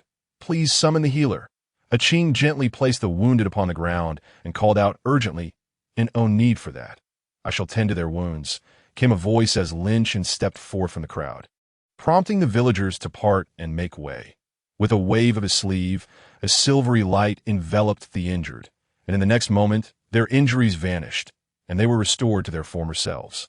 Thank you, Celestial Master. The injured and villagers expressed their gratitude in unison. It is of no consequence. Lin Chen's demeanor remained calm as he turned to a Qing. How did the battle unfold? Living up to the expectations of the master. Aching and the others successfully completed their mission within the stipulated time. Aching beamed with confidence as he replied, "The hunting team from Rongdong Village has been completely annihilated. Well done." Lin Chen offered rare praise before continuing. "Continue your training, and your strength will only grow. This is merely the beginning for you." The villagers gasped in astonishment. Such terrifying strength is merely the starting point for Aching and his companions. As their training progresses, one can only imagine the formidable heights they will attain. The thought was almost too much to fathom. Shortly thereafter, the members of the Guoling village hunting team began to return. But their numbers were few, only half of the original crew. A heavy silence fell over the villagers, the atmosphere thick with sorrow, punctuated by the faint sounds of weeping, as some of the deceased were indeed their kin. Their husbands, the old village chief, bore a grim countenance. Remaining silent, his resentment towards Rongdong village reaching a boiling point. This ambush had claimed nearly half of the hunting team's lives, underscoring the premeditated nature of Rongdong village's attack. "Village chief, what is the nature of the relationship between Rongdong village and Guoling village?" Lin Chen suddenly inquired. Responding to the celestial master, the village chief replied, "The relationship between Rongdong village and Guoling village is one of irreconcilable enmity. For the sake of food and territory, our two villages frequently clash, resulting in numerous lives lost." The old village chief sighed, his expression tinged with sorrow. Chapter 59. Wrathful Thunder, Crushing Annihilation. In light of this, there is no longer a need for the existence of Rongdong village. Lin Chen's tone momentarily paused before he continued, "I will take them back to Tianling's sect for training, and we shall not return to Guoling village for an extended period. The reduction in the number of villagers in Guoling village will significantly diminish their overall strength. Facing the conflict with Rongdong village will only become more arduous and perilous, potentially plunging us into a grave crisis. To err on the side of caution, I believe it would be prudent to eliminate that village altogether." Upon hearing this, the villagers were momentarily stunned, but soon their faces lit up with exhilaration and joy. The old village chief trembled with excitement, stammering, "Celestial Master, is what you say truly the case?" "Indeed," Lin Chen nodded. "However, I shall not engage directly.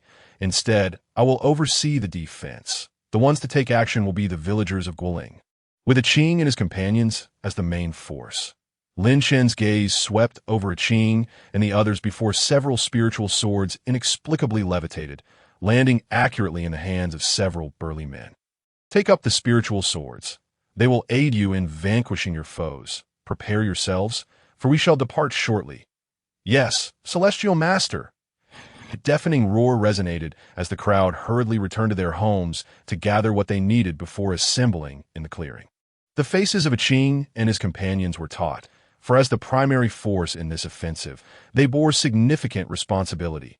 Forward, not far from Guoling village, at the foot of a mountain several dozen kilometers away, a lush forest and flat terrain greeted the eye, where a grand stone gate constructed of stacked stone stood, flanked by two guards wielding machetes.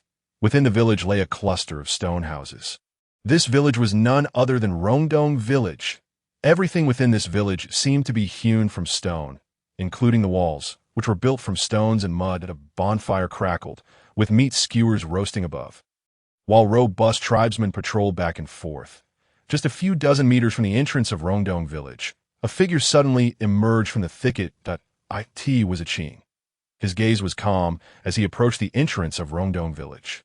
As the nemesis of Guoling village, both settlements regarded each other as forbidden territory. As a villager of Guoling, he had never set foot in this place before.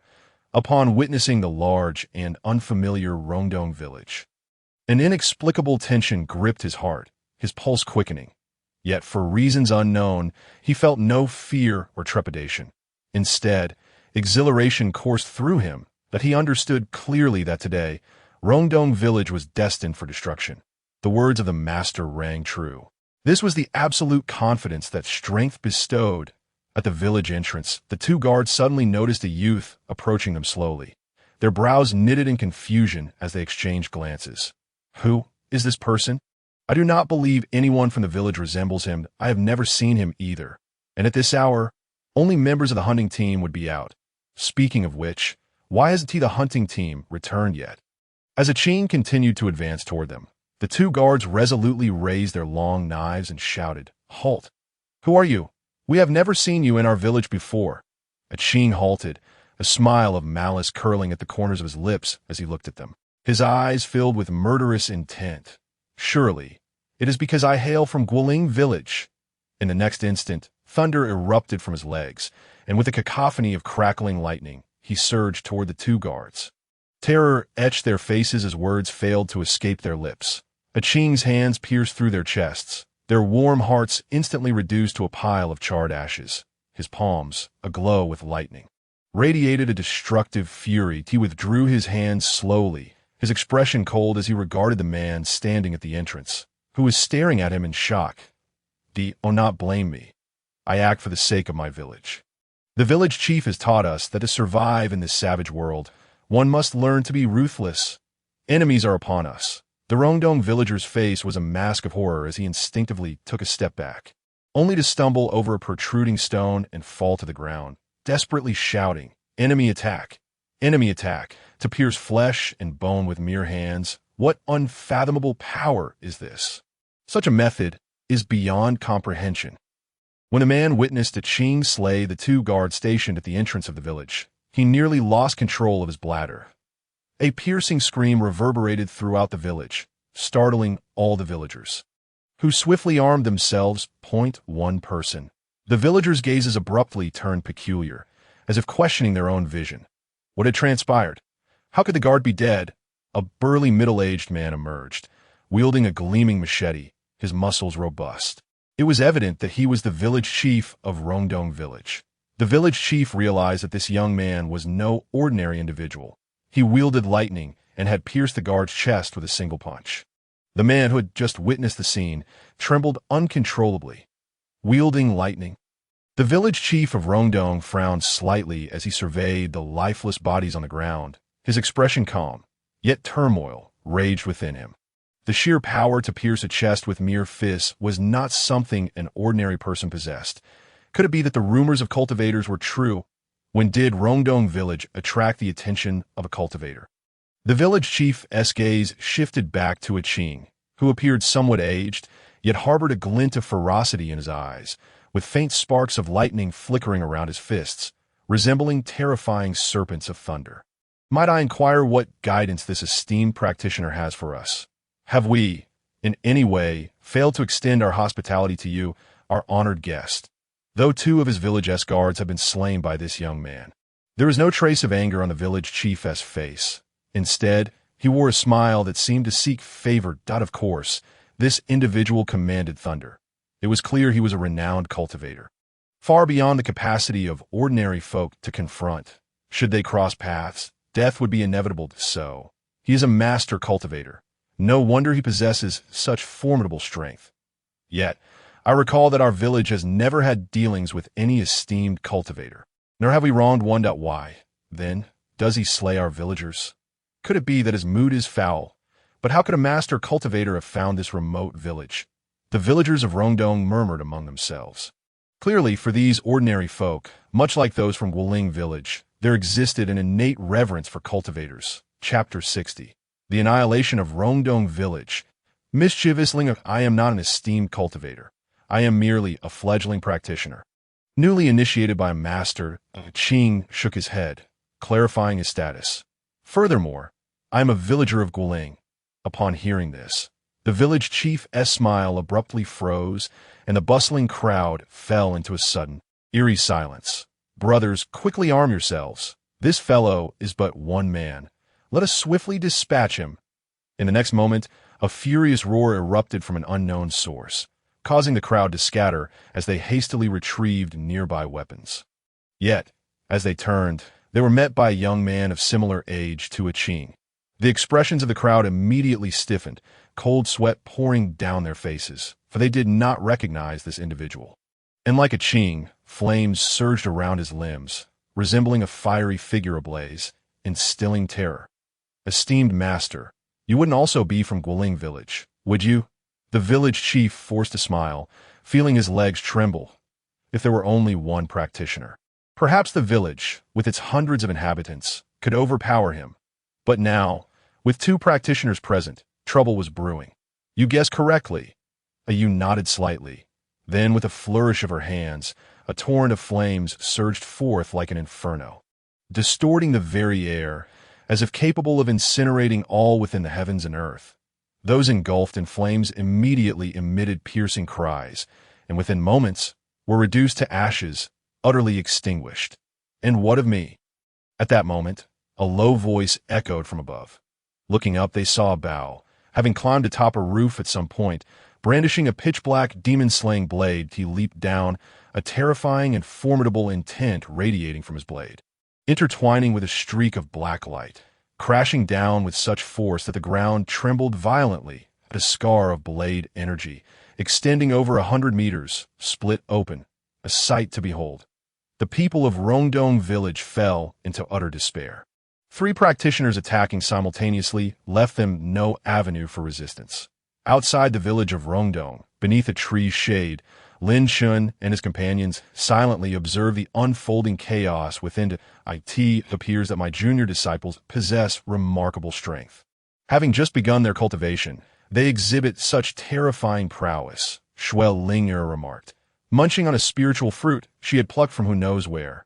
Indeed, after unlocking their unique physique, their strength is incomparable to that of ordinary cultivators. Shangguan Rou concurred. Turning to them, Lin Chen shook his head with a sigh. Sensing his demeanor, Linger instinctively inquired, "Master, what troubles you? Are not the performances of the 3 junior disciples commendable? Arrogance, pride, recklessness." Lin Chen shot her a blank stare. As cultivators, we must contend not only with heaven and earth, but also with humanity. Do you think their reckless behavior is commendable? Linger's cheeks flushed slightly, feeling a bit embarrassed, but upon reflection, she sensed something was amiss. "But master, are you not the same?" As Linger spoke, time seemed to stand still, and Shangguan Rou shot a peculiar glance at the 2, wisely choosing to remain silent. While internally musing, Sister Linger is quite audacious, daring to speak back to the master repeatedly. "It is because I possess formidable strength. Not to mention the entirety of Qingzhou Prefecture. Even if all of Hanjin Prefecture were combined, they would not be my match.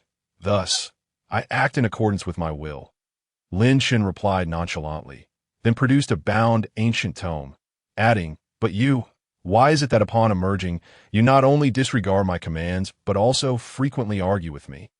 "This is the sect's rule. You are to copy the regulations 100 times. Without further ado, Lin Chen thrust the ancient tome into Linger's hands. She froze, the spiritual fruit falling from her grasp. Taking a while to process what had just occurred, incredulously gazing at Lin Chen.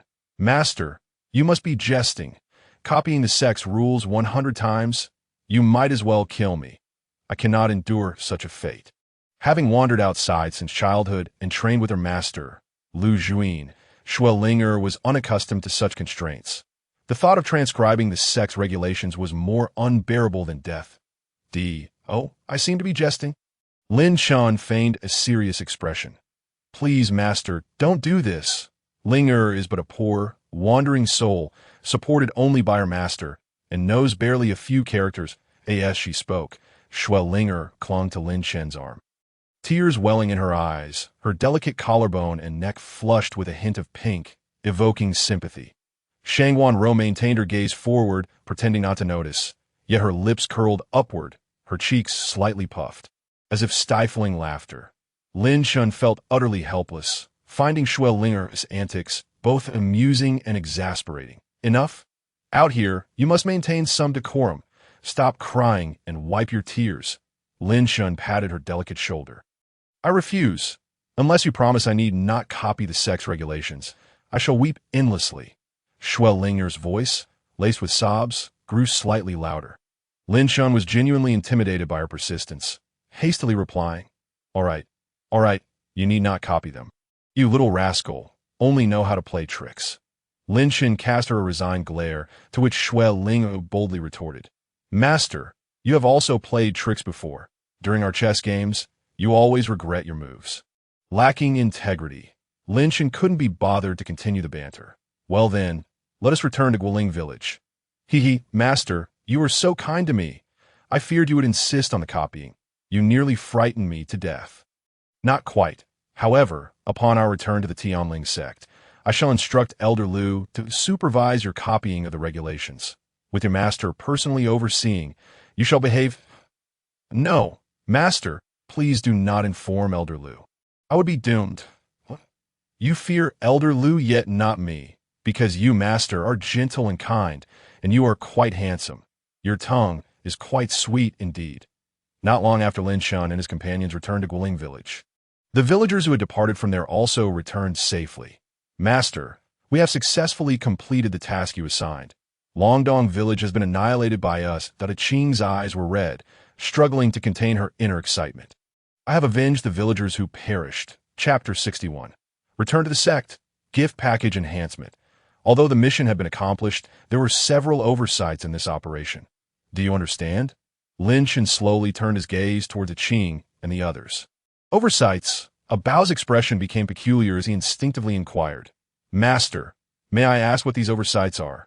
Fatal oversights, ones that could lead to your demise, Lin Chen said coldly. You three boldly entered Longdong village, and the villagers witnessed your arrival.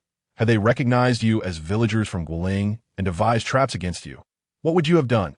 Do not forget, you are but fledglings in the realm of cultivation. Your defenses are inadequate.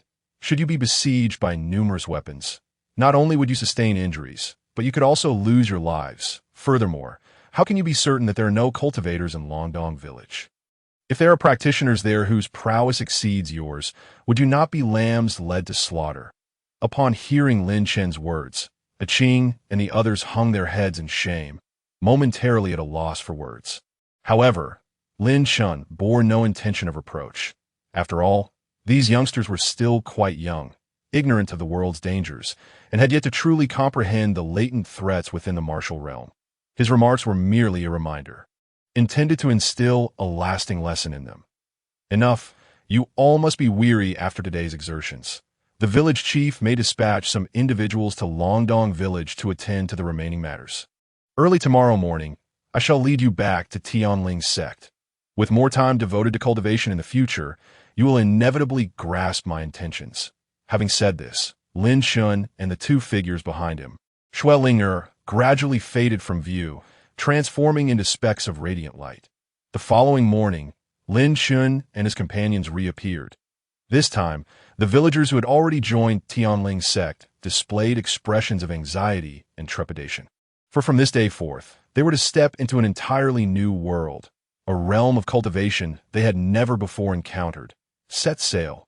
With a sudden wave of his sleeve, Lin Chen unleashed a cascade of cool, silver light that enveloped everyone. Instantly, intricate and mysterious runes spread from beneath their feet, forming a spatial formation. With a whoosh, those covered by the formation vanished without a trace, watching the abruptly departing figures. The old village chief quietly closed his eyes, silently bidding them farewell, as did the other villagers. In that moment, the entire Guiling village became imbued with a serene tranquility outside Tianling sect's grand gates. As a flash of light flickered, Lin Chen and his group suddenly materialized, gazing upon the majestic gate forged from dragon bones and the ethereal scenery beyond. The villagers were momentarily awestruck. This? A realm of immortals? How have I never encountered such beauty and grandeur before? This is indeed a martial sect. Yet, it is overwhelmingly magnificent. Upon arriving here, I must dedicate myself to rigorous training. I cannot let my father down. Noticing the newly recruited disciples engaging in animated discussions, Lin Chen smiled slightly, unfazed by their excitement. All right, let us enter the sect. With a flick of his sleeve, he dispelled the sect's barriers and led the disciples inside. Yet, as they passed through the gates, the system's mechanical voice suddenly resonated in his ear. The sect is pleased to witness the host successfully recruit over 100 disciples back to Tianling sect. Leading to its burgeoning growth. In celebration, the sect has decided to bestow a supersized gift package upon you. The host's 10 attacks as a destroyer-level cultivator have been upgraded to 10 peak attacks as a void walker-level cultivator. The master's oppressive aura has been further enhanced, and its usage is not restricted to Tianling sect. It can be employed anywhere. You have acquired the template for sect expansion. You have obtained the talented disciples ranking. You have received the monstrous talent ranking. You have acquired external disciples training chambers and internal disciples training chambers. Lin Chen paused momentarily, feeling a sense of gratification. It seemed the sect was truly considerate, promptly rewarding him upon bringing the new disciples back. Excellent. Let me see what these rewards entail. Lin Chen began to examine them one by one. First, he noted that the attacks of the Destroyer level cultivator had been upgraded to those of the Void Walker level. Well, this renders me virtually invincible. Now, I am even more formidable. With the attacks of a Void Walker level cultivator, Lin Chen felt an enhanced confidence in all his endeavors, no longer fearing anyone. The training chambers for external and internal disciples were abundant in spiritual energy, allowing disciples who trained there to enhance their progress by at least tenfold. Indeed, my recent expedition to Guoling village, where I recruited over 100 disciples, necessitates careful planning. After all, for a powerful sect to thrive, it must continuously absorb fresh blood and welcome more disciples and elders. From the current situation, I shall categorize the sect's disciples into miscellaneous disciples, external disciples, and internal disciples as long as they pass the tests I set. They may ascend in rank. This approach not only ensures the sect's healthy development, but also instills a competitive drive among the disciples, as their ranks determine their respective benefits. Having organized his thoughts, Lin Chen waved his sleeve, and the residences and training chambers for external and internal disciples materialized within the sect. These training chambers and peaks offered an environment and abundance of spiritual energy far superior to that of miscellaneous disciples. Moreover, they were infused with Tao rhythm, enabling cultivating disciples to comprehend the mysteries of Tao rhythm. The sect expansion template, once utilized, would allow the sect's area to expand tenfold. Indeed, after the expansion, we will be able to recruit even more disciples. Lin Chen nodded slightly, observing the scroll in his hand, and then with a swift motion, he unleashed the scroll, which transformed into a stream of golden light that shot forth. The scroll ascended into the air above the sect, radiating a resplendent golden glow akin to auspicious clouds, enveloping the entirety of Tianling's sect. Centered around Tianling's sect, it continuously expanded toward the outside until it had expanded tenfold, at which point it ceased. Simultaneously, a myriad of buildings and pavilions began to emerge within the newly expanded area. At last, Tianling's sect scale began to take form. Upon witnessing the tenfold expansion, a smile crept across Lin Chen's face, and his satisfaction deepened. Furthermore, these two items, the talented disciples ranking and the monstrous talent ranking, serve as strength rankings for external and internal disciples, respectively. Chapter 62, Cloud Ascension Tower Assessment, Striving with All Might. After bringing the disciples recruited from Guoling village back to the sect, Lin Chen departed. Shortly thereafter, news rapidly spread throughout Tianling's sect. Tomorrow, the sect will commence the disciple assessment. Disciples participating in the assessment may ascend to external or even internal disciples. The Cloud Ascension Tower shall serve as your assessment venue. Upon receiving the news, the disciples were filled with excitement, especially the newly initiated disciples, whose hearts raced with anxiety and exhilaration upon ascending to external or internal disciples. The benefits and privileges will significantly improve, providing immense assistance in their cultivation journey. Who would not aspire to become a powerful being capable of reshaping mountains and seas, who would not wish for eternal life? This disciple assessment would take place tomorrow. It was their singular opportunity, and they must give it their all. Who do you think will ascend to external or internal disciples? I just heard Elder Lu mention that most of us are at the initial stage of body refinement, making our hopes of becoming external disciples rather bleak, let alone internal disciples. I see. Then we must diligently cultivate. However, I have heard that the earliest disciples who join Tianling sect have a good chance of becoming internal disciples. Considering their extraordinary strength, the disciples displayed a myriad of expressions as they gathered together, engaged in fervent discussions. The following morning, a towering pagoda, shimmering with golden light and radiating an aura of the divine, stood majestically.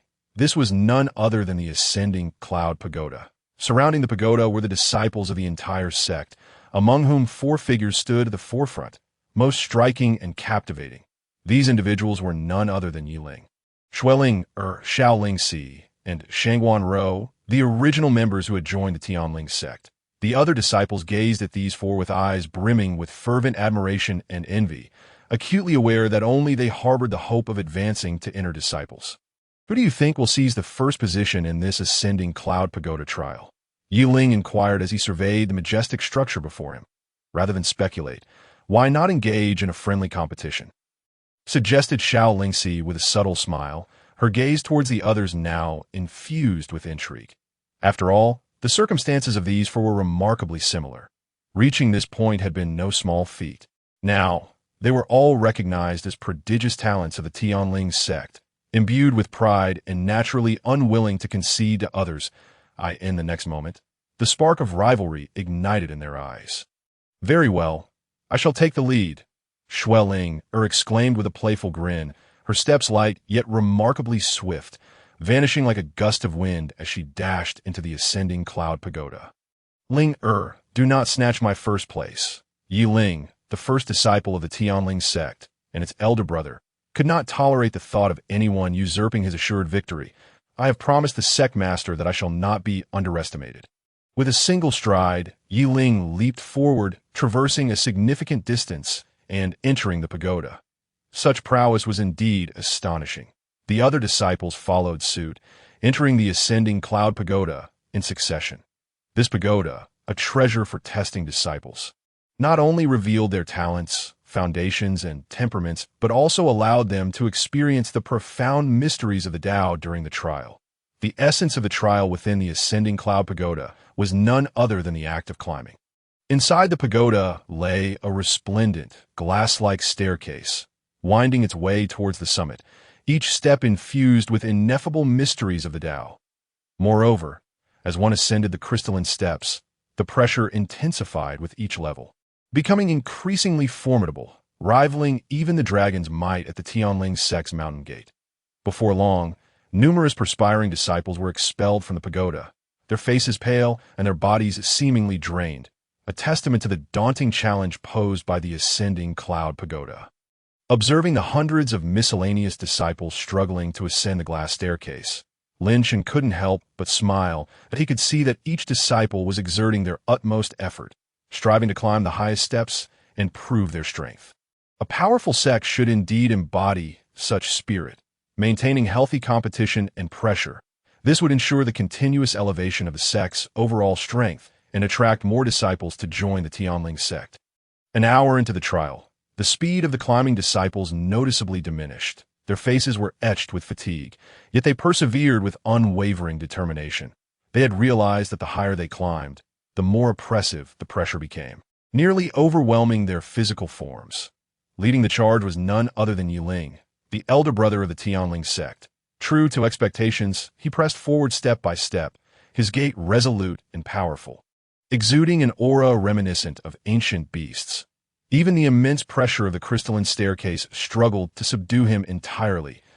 I have vowed not to disappoint the sect master, as the first disciple of our sect and the elder brother to all. I must claim the highest seat. The ancient primal energy surged within Yiling, allowing him to counteract the pressure emanating from the pagoda. He continued forward, with Xueling and Shangguan Rou following closely behind. Even Xiao Lingxi, in a fierce struggle, exerted all her strength as each disciple unleashed their abilities in a frantic attempt to ascend the glass staircase. The others, with specially awakened physiques, like a Qing, lagged far behind due to their lower cultivation levels. After approximately 3 hours, the assessment finally concluded, leaving all participants utterly exhausted. The glass staircase within the ascending cloud pagoda comprised 100,000 steps. And as the elder brother, Yiling led the way, having ascended a staggering 90,000 steps.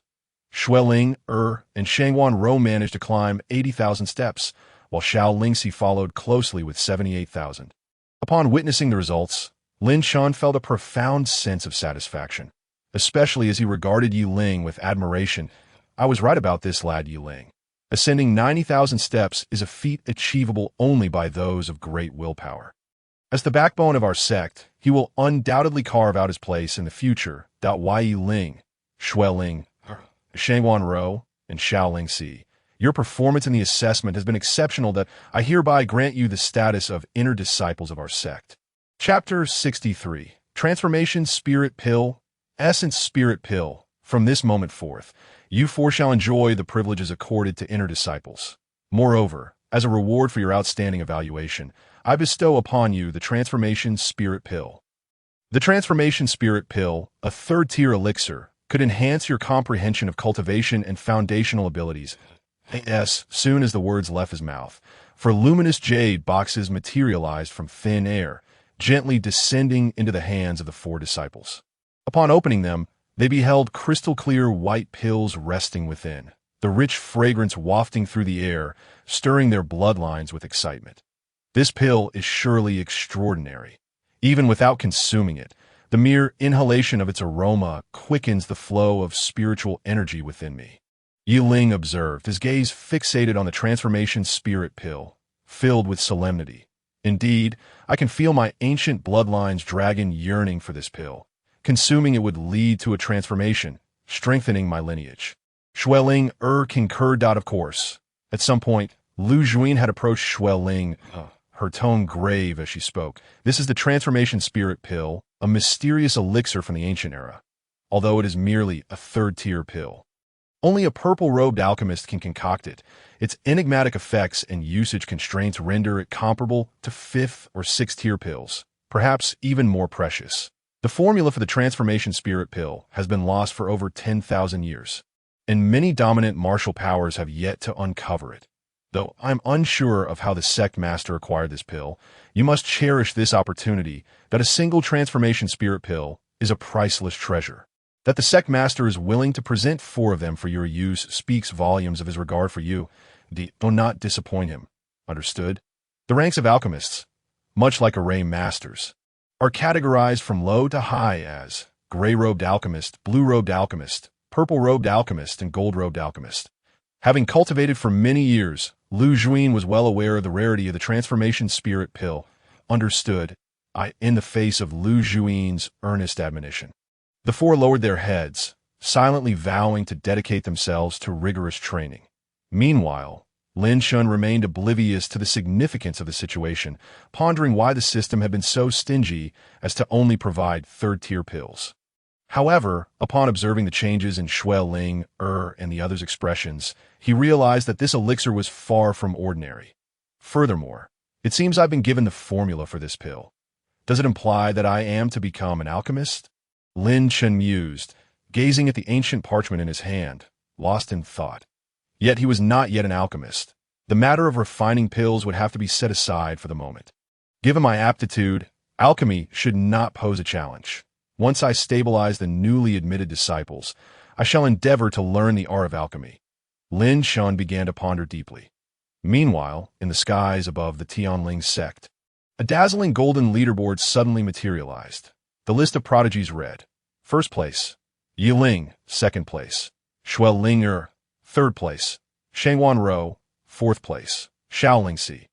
Although Shangwan Ro and Xiaoling Si ranked third and fourth, it did not imply that their strengths were inferior to those of Xueling and Yi Ling. After all, both Shangwan Ro and Xiaoling Si were favored by fortune, and their own abilities were commendable, coupled with unwavering determination and exceptional cultivation methods. That if they were to engage in a full-scale battle, it was entirely possible that they could hold their own against Yi Ling and Xueling.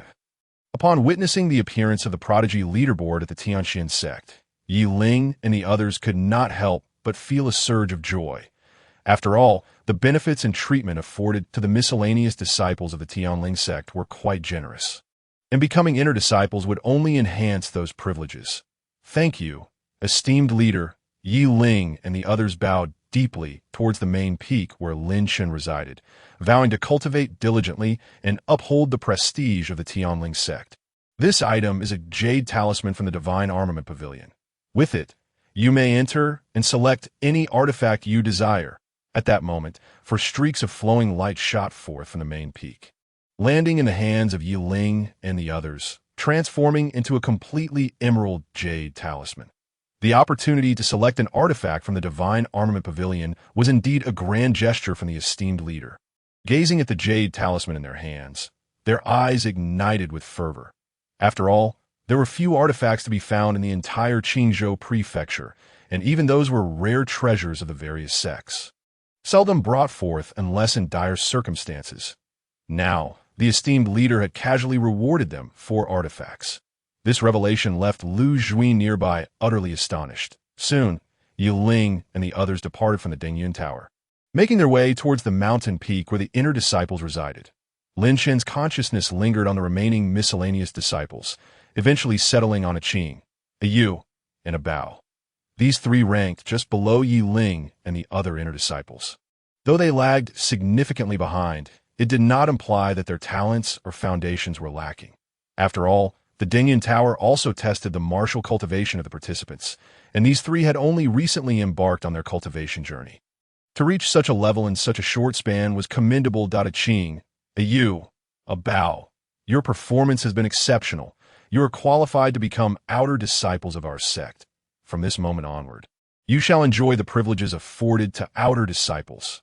Furthermore, as a reward for your commendable assessment, I bestow upon you the spirit-nourishing pills. The spirit-nourishing pill is a 3rd-tier elixir, possessing a high purity of spiritual energy. When ingested, it can rapidly enhance a martial artist's cultivation speed in a short period. Though the spirit-nourishing pill cannot compare to the transformation pill, for a Qing and the others, is precisely what they need. After all, their unique constitutions have already awakened, and both their foundations and talents have reached an elevated stage. However, as they are at the onset of their cultivation journey, their primary need is to accelerate their training and swiftly elevate their levels. The spirit-nourishing pill can perfectly address these needs. Upon hearing Lin Chen's words, excitement and exhilaration radiated from the faces of a Qing and the others. Initially, they feared they would be overlooked. Having only recently joined the sect, yet they found themselves promoted to outer disciples and receiving a reward from the esteemed leader. How could they not be elated? Conversely, the other miscellaneous disciples appeared somewhat disheartened. Casting envious and longing glances at a Qing and the others oh, not be dismayed. Other miscellaneous disciples. The Dingyun Tower will always exist, and you may continue to undergo assessments to elevate your disciple ranks. Of course, this requires diligent cultivation on your part. Chapter 64. Welcoming Guests. Enlightenment Spirit T. Thank you, esteemed leader. A shimmering silver leaderboard began to materialize above the Tianling sect, prominently displaying the names of a Qing, a Yu, and a Bao. After dispersing all the disciples, Lin Chen was poised to return to his main peak to attend to his own matters when Lu Juin approached him. Someone seeking to join our Tianling sect? Lin Chen regarded Lu Juin with a peculiar expression and continued to inquire. Where do they hail from, and what are their qualifications? If it is a matter of recruiting disciples, Elder Lu may proceed as per my previous instructions without needing to report every detail to me. The Tianling sect possesses specialized instruments to assess disciples' talents, foundations, and comprehension. Should anyone wish to voluntarily join our sect, they need only meet the Tianling sect's assessment standards to become a disciple. However, the issue is that these individuals are not aspiring to be disciples. They seek the position of elder. Lu Juin paused before continuing. The esteemed leader recently vanquished the Qingyu sect and the Huayun sect, thereby elevating the reputation of our Tianling sect. Now, the entire Qingzhou prefecture is almost aware of our sect's deeds. Consequently, many wandering cultivators are seeking refuge with us, wishing to become elders of our sect. Moreover, among these wandering cultivators, the lowest cultivation level is the refinement realm Dado. The lowest is the refinement realm. That indicates substantial strength. Lin Chen mused, stroking his chin, though his notion of substantial strength pertained to the region of Qingzhou prefecture. After all, the Tianling sect aspires for sustainable development and will not confine itself to a mere Qingzhou prefecture. It is destined to become a formidable martial sect. Even in the case of elders, both their cultivation aptitude and disposition are matters of great importance to me, regardless of their current strength. The evaluation of their cultivation aptitude remains paramount. If their aptitude is lacking, they will eventually be surpassed by our sect's disciples, and I cannot accept such individuals as elders of the Tianling sect. That is certainly reasonable. The decision rests entirely with you, esteemed leader. Lu Juin nodded. She held no contempt for Lin Chen's words. Through their time together, she had come to understand just how formidable this man was. Not to mention that within the entire Qingzhou prefecture, he had no rivals. Even her past enemies would find it futile to contend against him. So, where are they now? Lin Chen inquired. During this period, the esteemed leader has been out recruiting disciples for the sect and is temporarily away. And as the Tianling sect does not have a custom of retaining guests, I sent them away. They are currently in a town near the Tianling sect, less than 10 kilometers away. As she spoke, Lu Juin produced a jade talisman that emanated a cerulean glow with shimmering runes that I have already notified them. They should be arriving shortly. Very well. Accompany me to receive the guests, and let us see if we can find one or two suitable candidates among these wandering cultivators. Indeed, it was not long before, at a grand and luxurious hall atop a main peak of the Tianling sect, a group of individuals arrived, their faces pale and haggard, gasping for breath as they clearly sprinted here, their legs still infused with spiritual energy. To all of you who have traveled from afar, my sincere apologies for my absence, which has delayed your time. I hope for your understanding. Lin Chen offered a slight smile and uttered a few courteous words. He then waved his sleeve, and wooden tables arranged themselves before each person, while pristine cushions suddenly appeared beneath them. Please, have a seat. This is our Tianling sect's unique spirit tea. Feel free to sample it and calm your spirits. Seated at the forefront, Lin Chen smiled faintly, then turned to Lu Juin with curiosity. Elder Lu, why are you squeezing my neck? Esteemed leader, I was not squeezing your neck. I was merely giving you a massage. Lu Juin replied, leaning forward, her tone somewhat teasing. Have you forgotten? Such is the custom among the powerful, and as the leader of a sect, it is rather unbecoming to lack a maid by your side. Wouldn't that be quite embarrassing in front of others? I care not for such trifles. These antiquated customs should have long been discarded. Even if someone disapproves of me, they would not dare to act presumptuously before me. Anyone who dares provoke me shall be dealt with swiftly, Lin Chen retorted dismissively. That may be so, Lu Juin conceded, her approval evident as she nodded, her perception of Lin Chen improving considerably. Instinctively, she began to retract her hand, creating some distance. Yet at that moment, Lin Chen suddenly spoke again, a bit gentler. The massage is indeed quite pleasant. Lu Juin's expression suddenly turned melancholic, revealing that the sect leader was indeed a peculiar individual. A middle-aged man clad in a blue robe plopped down onto a mat, surveying the desolate wooden table that bore only a solitary teacup. He couldn't help but grumble inwardly. Isn't the Tianling sect being a tad miserly? After our arduous journey, this is how we are received. No spiritual fruits or even a maid in sight. Truly, they are just as arrogant and disdainful as the rumors suggest. They clearly look down upon us loose cultivators. With a faint sigh, the blue-robed man lifted the cup's lid, gulping down the spiritual tea in one go, intending to drink it all, exchange a few pleasantries, and take his leave, given the lack of respect shown to him here and such meager hospitality. Even becoming an elder of the Tianling sect seemed utterly meaningless. It likely wouldn't yield any significant benefits for his cultivation journey. However, just as he was about to set the cup down, his arm froze mid-air, eyes wide with shock and horror. This, the Enlightenment tea? One must understand that such a gem is nearly impossible to find. It is almost extinct, only surfacing occasionally in certain special secret realms. Even the larger martial sects treat it as a treasure, never offering it to guests. This tea is priceless, capable of inducing a state of sudden enlightenment, akin to a divine artifact. The blue-robed man's eyes nearly bulged out as he peered into the cup. There were no tea leaves, yet an enigmatic, mystical aura floated within. Just inhaling that essence seemed to grant him a glimmer of understanding.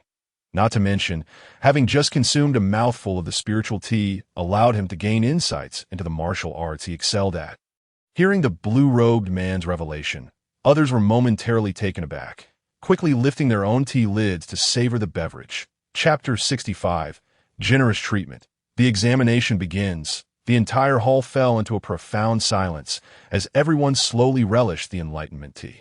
Their eyes gently closed, not to savor the taste.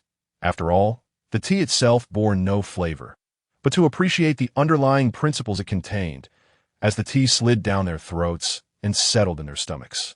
It transformed into a wondrous flow of insights, plunging everyone into a state of epiphany. Seated at the forefront, Lin Chen smiled faintly, his expression unchanged. He seemed to have anticipated this scene. Meanwhile, the blue-robed man wore a look of despair, his face nearly etched with defeat, that he had recklessly consumed the enlightenment tea out of frustration, spilling quite a bit in the process. What a tremendous loss! One must grasp that enlightenment tea is meant to be savored slowly, allowing for gradual insights into one's unique abilities. Yet the blue-robed man had gulped it down, leaving him with only a fleeting moment of clarity. After a moment's hesitation, the blue-robed man mustered his resolve and approached Lin Chen, wearing a sycophantic smile. Esteemed sect leader of the Heavenly Sect, this enlightenment tea is truly extraordinary. After merely consuming a small cup, I have reaped benefits akin to years of arduous cultivation. Might I inquire if there is any more of this tea available? If so, I would be willing to offer precious items in exchange. A smile graced the blue-robed man's face as he revealed several rare treasures with a flourish. However, these so-called precious items held little value in Lin Chen's eyes, who regarded them with indifference. I must implore your understanding. The enlightenment tea is exceedingly rare, and our sect has only acquired it by chance. To offer it to guests is already the utmost courtesy, and our remaining stock is quite limited. This so-called enlightenment tea originates from the Heavenly Sect's sacred spring. In fact, one could say that the Heavenly Sect produces it in abundance, with disciples consuming it to the point of excess. Lin Chen's refusal stemmed from the fact that this privilege was reserved for the sect's disciples alone. An outsider, especially one with limited qualifications and cultivation, simply could not be granted such benefits. Lin Chen slowly retracted his ancient blood demon eye, shifting his gaze to the others. The blue-robed man nodded in agreement, acknowledging that being able to serve enlightenment tea to guests was indeed a hallmark of exceptional hospitality. Other major martial sects would never extend such a courtesy. After a quarter of an hour, the gathered individuals gradually emerged from their states of enlightenment, bowing slightly to Lin Chen in apology. Truly, the enlightenment tea is remarkable. Just a small cup allowed my fire giant fist to achieve a state of perfection. Sect leader Lin, I am immensely grateful. Indeed, only someone as magnanimous as sect leader Lin could afford to serve enlightenment tea to guests. It was a pity that such a treasure was so elusive. It truly was a generous expense on Lin Chen's part. The crowd could not help but express their admiration, their gazes towards Lin Chen filled with respect and reverence. Lin Chen chuckled softly, unperturbed by their praise, as he perceived their words to be mere formalities. I shall not bore you with trivialities. I have heard that you all seek to participate in the examination for the elder positions of the Heavenly Sect. As the sect leader, I am here to assess your qualifications. Lin Chen's icy gaze swept across the crowd before he spoke deliberately. Once you become elders of the Heavenly Sect, the benefits are indeed substantial. With enlightenment tea among them. I shan't elaborate further. I trust you understand. Upon hearing this, the words struck the crowd like thunderclaps, reverberating in their minds. The notion that the enlightenment tea was among the benefits sent them into disbelief. Was this some sort of jest? Their expressions were momentarily dazed, some attempting to clarify.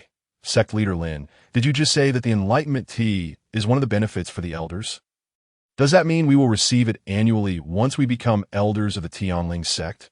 In response, Lin Chen shook his head slightly, and with calmness amidst their disappointed expressions, he stated, not annually, but monthly or even more frequently. You'll have access to the enlightenment TAAS for the specifics.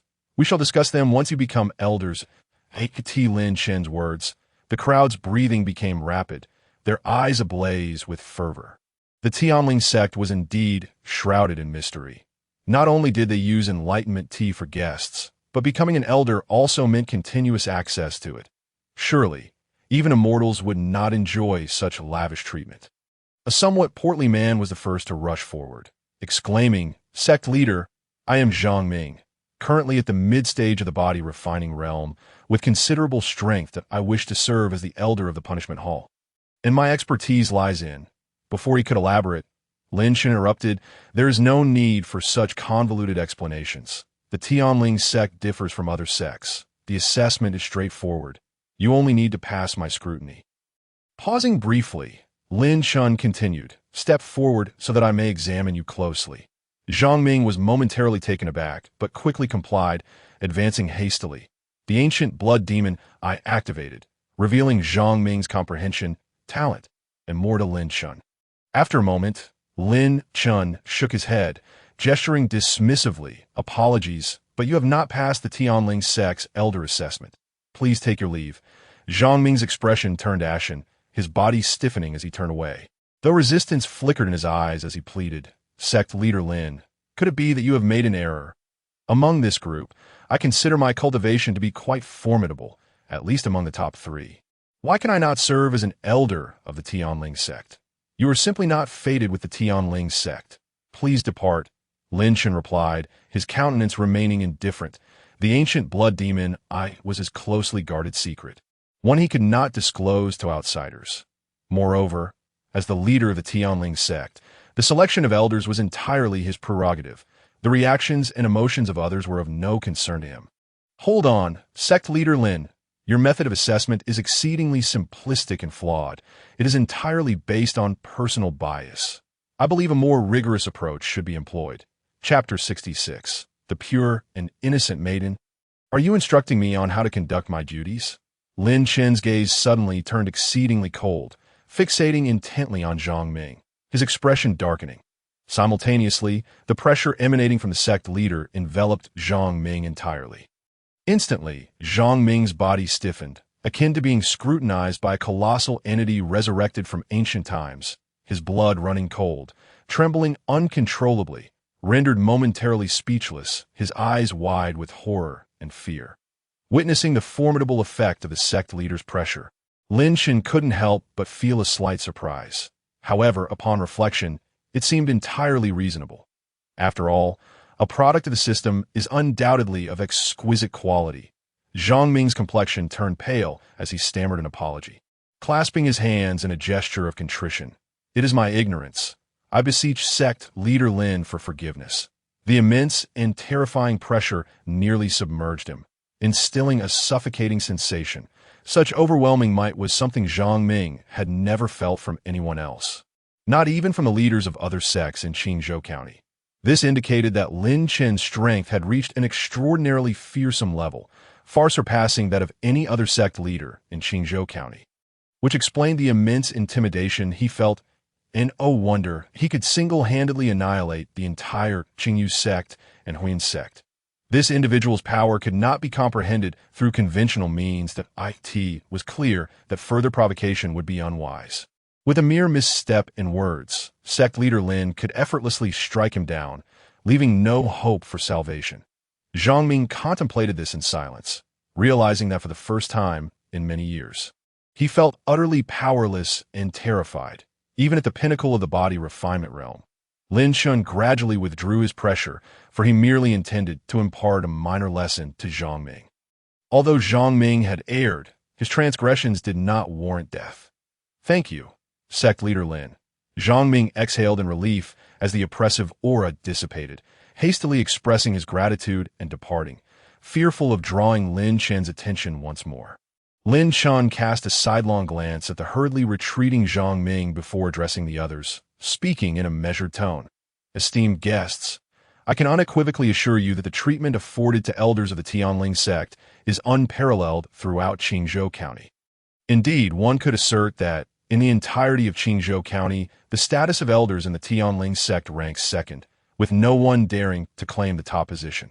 However, it follows that the qualification assessments for elder positions shall be conducted by me. Regardless of the assessment methods employed, I kindly ask that you refrain from unnecessary commentary. What I undertake is well within my understanding, and I require no guidance from others on how to proceed. Once you arrive at the Tianling sect, you shall adhere to its regulations. Lin Chen spoke. The entire hall fell into an eerie silence, with everyone refraining from even a single breath, fearful of attracting Lin Chen's notice. The earlier scene had been witnessed by all, and coupled with the rumors circulating in Qingzhou County, nearly everyone believed that Sect Leader Lin was no ordinary individual. His strength beyond measured, to be accepted as an elder within the Tianling sect, was undoubtedly a pathway of great promise. Naturally, sect leader Lin's actions are bound to have their reasons. It is evident that sect leader Lin employed some arcane technique to conduct his inquiries. Such methods are truly remarkable. And as for Brother Zhongming's lack of discernment, to dare suggest otherwise is quite shameful. Indeed, almost everyone donned sycophantic smiles, but Lin Chen remained unperturbed by their flattery. He waved his hand dismissively, stating, "Very well, let us conclude this matter. Please line up in order to approach. And I shall conduct the assessments as I did previously at the tea that moment." The expressions of all present grew serious, obediently lining up one by one, none daring to utter a word or make any other moves. Sect leader Lin, I call upon a fair-skinned and beautiful young woman to step forward. Just as she intended to introduce herself, Lin Chen abruptly interrupted her. There is no need for words. Simply approach me. A mystical red glow emanated from Lin Chen's eyes, settling upon the young woman, and after a brief moment, he waved his hand, calling out. Next, a sense of despondency washed over the woman's face, but she refrained from lingering, promptly turning to leave, fully aware of Zhang Ming's earlier fate. Brother Qian, did you notice the red glow emanating from sect leader Lin's eyes? Ah, it seems I'm not the only one. Even you noticed? Of course, sect leader Lin has been scanning those who approach with those eyes, undoubtedly employing some form of ocular technique. Such abilities are rare and extraordinary, even among the larger martial factions. The sect leader of Tianling possesses such powers and has recently risen to prominence, gaining considerable renown. Almost everyone in Qingzhou County is aware of the enigmatic and formidable sect leader of Tianling. Who knows what his true origins are? Sect leader Lin is beyond our purview for speculation. It would be prudent to simply undergo the assessment that if one can pass the evaluation for elder status within the Tianling sect, one would be fortunate indeed to enjoy the benefits of the Enlightenment Spirit Tea. Such a treasure is truly beyond reach. After approximately 15 minutes, nearly half the candidates had been eliminated, yet no suitable candidates had emerged, causing Lin Chen's brow to furrow slightly. Surely, I am not to return empty-handed. This would be a waste of my Enlightenment Spirit Tea. However, recalling that the Tianling sect's Enlightenment Springs provided an inexhaustible supply of Enlightenment water, he soon felt at ease.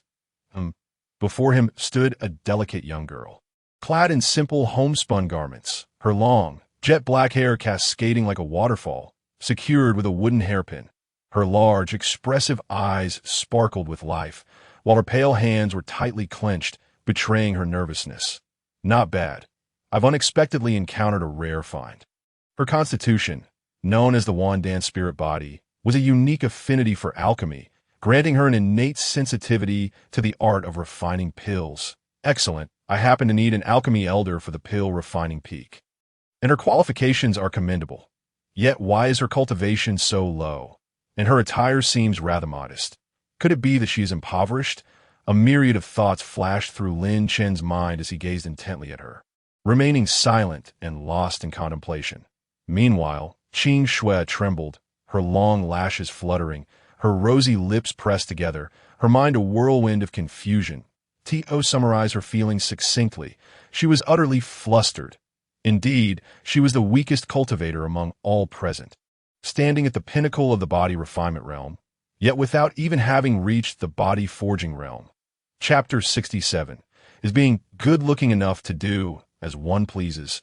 As a peak body refinement realm cultivator, Qing Shui had always existed on the fringes of the martial world, tirelessly strategizing for her survival. She roamed the land in search of cultivation resources and a place to stay, having traversed nearly the entirety of Qingzhou County. When she heard of the gathering to participate in the elder assessment at the Tianling sect, she hurried over, eager for the opportunity to partake in the sect's hospitality, hoping to gain some benefits. However, the current situation was clearly beyond Qing Shui's expectations, as she found herself under prolonged scrutiny amidst the crowd. What is happening? Could it be that sect leader Lin has discerned my intent and is contemplating how to deal with me? With her head bowed, Qing Shui dared not meet Lin Chen's gaze. Her large eyes darted about, frantically pondering her predicament and considering her next move. Not only Qing Shui, but the others also sensed something amiss. Isn't that the girl who insisted on joining our group for the elder assessment just a couple of days ago? She dares to come here at her peak body refinement realm? What audacity! This girl is surely doomed. To come here with such a low level of cultivation signifies a blatant disrespect for the Tianling sect, an outright provocation. Does she believe she possesses the qualifications to become an elder here? Sect leader Lin's methods are far from ordinary. After all, his exploits are well known. I wonder how he will handle this individual. A whispering murmur rippled through the crowd, akin to the scratching of a cat's claws, causing Qing Shui to feel increasingly anxious, beads of cold sweat forming on her brow. As she contemplated how to apologize, Lin Chen suddenly spoke up. "Raise your head." Qing Shui was momentarily stunned, instantly realizing something was amiss. She knelt down, and a cute little monkey sprang forth, clinging tightly to Lin Chen's pant leg. "Please spare me, Master Lin. I did not intend to play tricks on you that I've been drifting alone since childhood.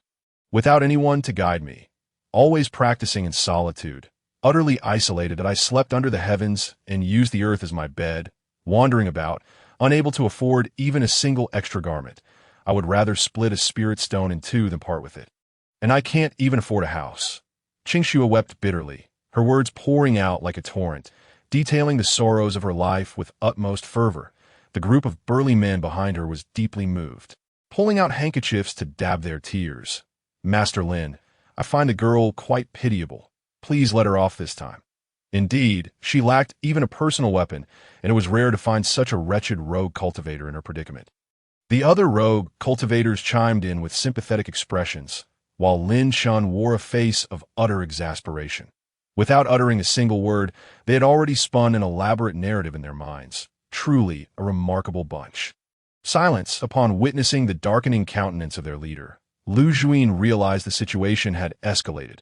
Her expression momentarily faltered before she bellowed, unleashing a powerful wave of sound that swept through the crowd. Everyone felt their eardrums tremble, as if struck by a mighty force, their hearts heavy, gasping for breath, nearly overwhelmed. All gazes froze in terror, directed at Lu Juin, a peak Qi realm cultivator. How could this be? Was this truly the case? The elder of the Tianling sect had reached such a level of power? This was beyond comprehension, nearly inducing panic among the onlookers. "Enough. I do not intend to chastise you. You have committed no wrongdoing, so there is no need for such alarm," Lin Chen remarked helplessly, casting a glance at Qing Shui. "Then, Master Lin, what is it you wish?" Qing Shui inquired, her expression one of confusion. Lin Chen pondered for a moment before asking, "Have you never engaged in alchemical practices?" Qing Shui paused, then nodded. "Alchemical refinement requires not only a cauldron, but also expensive spiritual crystals to cultivate the flames, along with various spiritual herbs for the process. Moreover, the success of alchemical production is not guaranteed. For me, it feels akin to gambling. IT is far too costly. I do not even possess the funds to purchase spiritual herbs, let alone concoct elixirs. Precisely, it is no wonder your unique constitution corresponds to such a low cultivation level. Initially, I thought I had misjudged you," Lin Chen mused aloud. Qing Shui blinked in bewilderment. "Master Lin, did you just mention a unique constitution?" "What do you mean?" "I will elaborate on that later. We are currently undertaking the Elder's assessment. You have passed and may become the alchemical elder of our sect. Will you accept the title of alchemical elder?" Qing Shui's face blossomed with joy, but confusion soon followed. "But I have never refined alchemical products. Why would you appoint me as the alchemical elder?" Yet she did not dwell on her doubts. The master was enigmatic and powerful, and his motives must surely have merit. "I accept." "Thank you, master," Qing Shui exclaimed, her sweet smile illuminating her face as she obediently stepped aside to await further instruction. "Oh, her name is Qing Shui. It is rather pleasant, though somewhat plain." Lin Chen glanced at her figure, unable to suppress a slight click of his tongue, wondering if she truly was as impoverished as she seemed, seemingly starving. Several eliminated candidates who remained to watch were left dumbfounded, their expressions blank. This is madness. A mere refinement realm individual, with no experience in alchemy, being appointed as the alchemical elder. One burly man, bewildered, questioned Lin Chen's intentions. Does the master truly select elders based on mere intuition? This girl is not only weak but also lacks alchemical skills. She is merely attractive. Can beauty alone suffice? As the man prepared to voice his concerns, his companion swiftly restrained him. Are you insane? Have you forgotten what just transpired? If you provoke Master Lin, you will surely meet your demise. Chapter 68. Weeding the Spiritual Garden. Placing spiritual crystals. Lin Chen's power is no jest. Do not forget, our two major sects in Qingzhou County, the Qingyu sect and the Huiyun sect, were both obliterated by his hand. Such strength is truly terrifying to you genuinely believe you possess the capability to contend with Master Lin. Hearing this, the burly man's bravado quickly deflated, and he turned away in defeat. Next, Lin Chen paid no mind to the unfolding scene. His primary objective was to recruit elders. The affairs of others were of no concern to him. Soon, one by one, cultivators approached, and under the scrutinizing gaze of Lin Chen's ancient blood-red eyes, all were eliminated. Apart from Qingxue, not a single one passed the selection. It was no wonder they were all rogue cultivators. Even sects had no interest in them, as their qualifications were simply inadequate. Lin Chen couldn't help but click his tongue in disappointment. Lu Juin managed the aftermath, escorting those who failed the assessment away from the Tianling sect, while Lin Chen led Qingxue to the alchemical peak. The alchemical peak, as the name suggests, is primarily dedicated to alchemy and houses a garden of rare and precious spiritual herbs. Here is where you will reside from now on. This expansive courtyard featured a stone pavilion, a serene stream, and uniquely designed buildings, all enveloped in rich spiritual energy. Although you have just become the alchemical elder and have yet to engage in alchemical practices, you should begin experimenting on your own during this period. Should you encounter any difficulties, you may consult the library in the Technique Pavilion for relevant literature. Here is your identity token. With it, you may freely enter and exit any part of the Tianling sect. Lin Chen flicked his fingers, sending a glimmering light into Qingxue's grasp that it was a jade token of vibrant green. Emblazoned with her name, emanating a bright glow. Gazing at her surroundings, Qingxue felt a sense of unreality, questioning if she were dreaming. She had initially come to the Tianling sect with ulterior motives to gain an advantage during the elder assessment. Yet unexpectedly, she succeeded despite her low cultivation compared to others. Master, I do not quite understand. Why appoint me as the alchemical elder? As Lin Chen's gaze fell upon her, Qingxue instinctively lowered her head.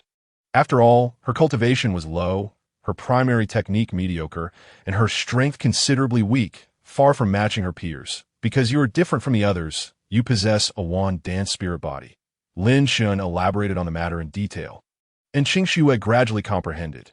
Thus, you must diligently cultivate and refine elixirs. Only then will your proficiency in alchemy increase swiftly.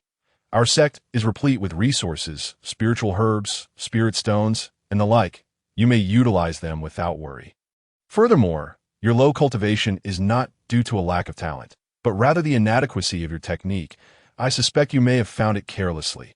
Lin Chen wore an expression of exasperation, prompting Qingxue to blink in surprise, retorting, Master, how did you know my technique was found? Lo and behold, it truly was found, and oh wonder it lacks any proper classification. Lin Chen's lips twitched as he sighed. Continuing, then you should abandon that technique and select a new one from the Technique Pavilion.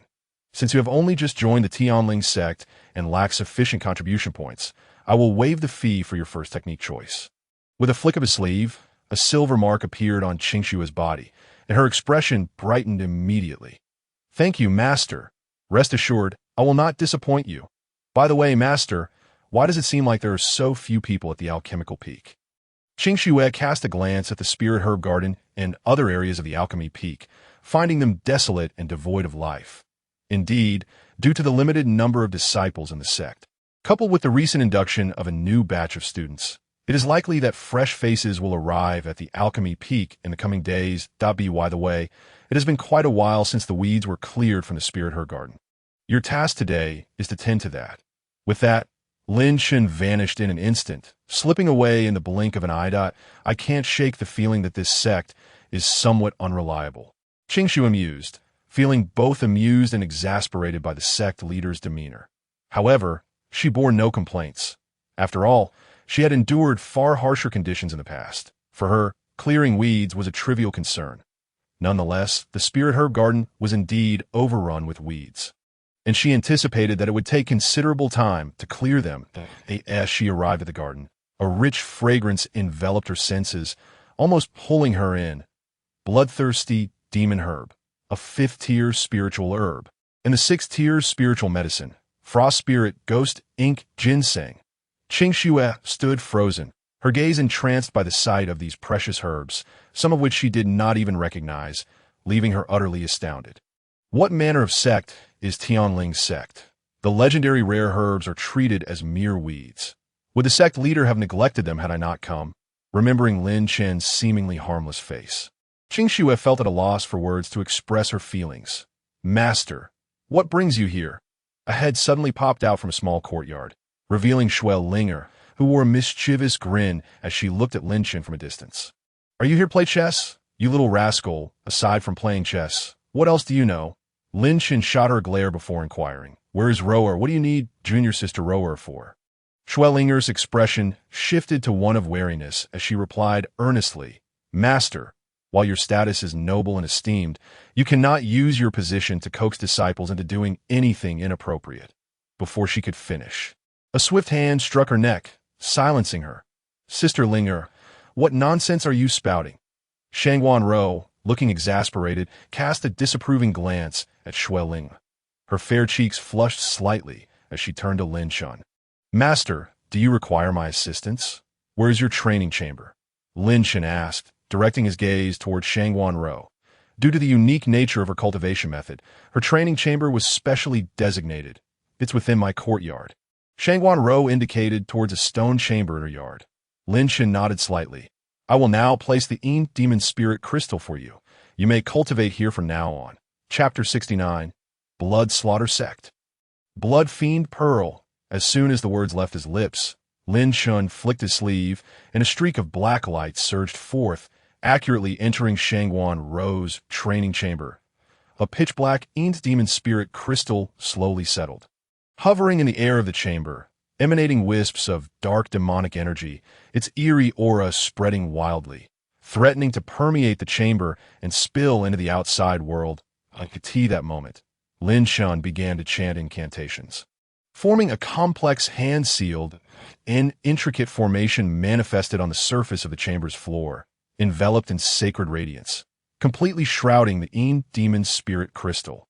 The demonic energy it released seemed to be restrained, unable to diffuse any further, echoing within the training chamber. All right, the spread of demonic energy has been suppressed by my formation. You can now cultivate in peace. Thank you, Master. Shangguan Rou's eyes sparkled with gratitude.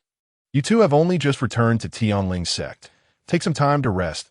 I have matters to attend to, Lin Chen stated before disappearing without a backward glance to the sect's main peak. Beneath the ancient enlightenment tree, Lin Chen sat cross-legged, meditating on the profound mysteries of the divine spirit's forbidden classic, AS for alchemy. He had yet to find the time to delve into it. The number of elders in the sect was indeed rather few. Without more elders to oversee matters, everything became a burden on me, which was quite troublesome at that moment. Lin Chen's communication jade talisman flickered. Upon opening it, he found another message from Lu Juin. Although it was merely a minor sect matter, it fell outside her jurisdiction, requiring Lin Chen's consent for her to act. After addressing this issue, Lin Chen promptly summoned the system template. Selecting the Fortune Elder template, a gentle ripple spread forth. The Fortune Elder template had been confirmed and was currently searching. The template confirmed a powerful figure who had seized possession of another's life, now residing within the Blood Fiend Sect. Blood Fiend Sect? Lin Chen's brow arched in intrigue. The Blood Fiend Sect was the foremost sect in Qingzhou Prefecture, boasting formidable strength. Its disciples practiced a powerful technique known as blood slaughter art, capable of unleashing tremendous lethality in an instant. However, this suited my intentions perfectly. Only those with great strength and exceptional potential are worthy of becoming elders in my Tianling sect, as long as you adhere to the rules. I shall bring you back as an elder. What I set my sights on, I shall never relinquish. In the next moment, Lin Chen transformed into a wisp of mist. Fading from view. The east of Qingzhou Prefecture lies the Blood Slaughter Sect, which is built upon towering mountains of the Blood River flows perpetually within the sect, branching out to different peaks. The entire sect is shrouded in a crimson mist, giving off a deeply sinister and eerie vibe. Not far from the entrance of the Blood Slaughter Sect, a figure materialized out of thin air, none other than Lin Chen. Sensing the fluctuations of vitality in this area, Lin Chen couldn't help but express his admiration.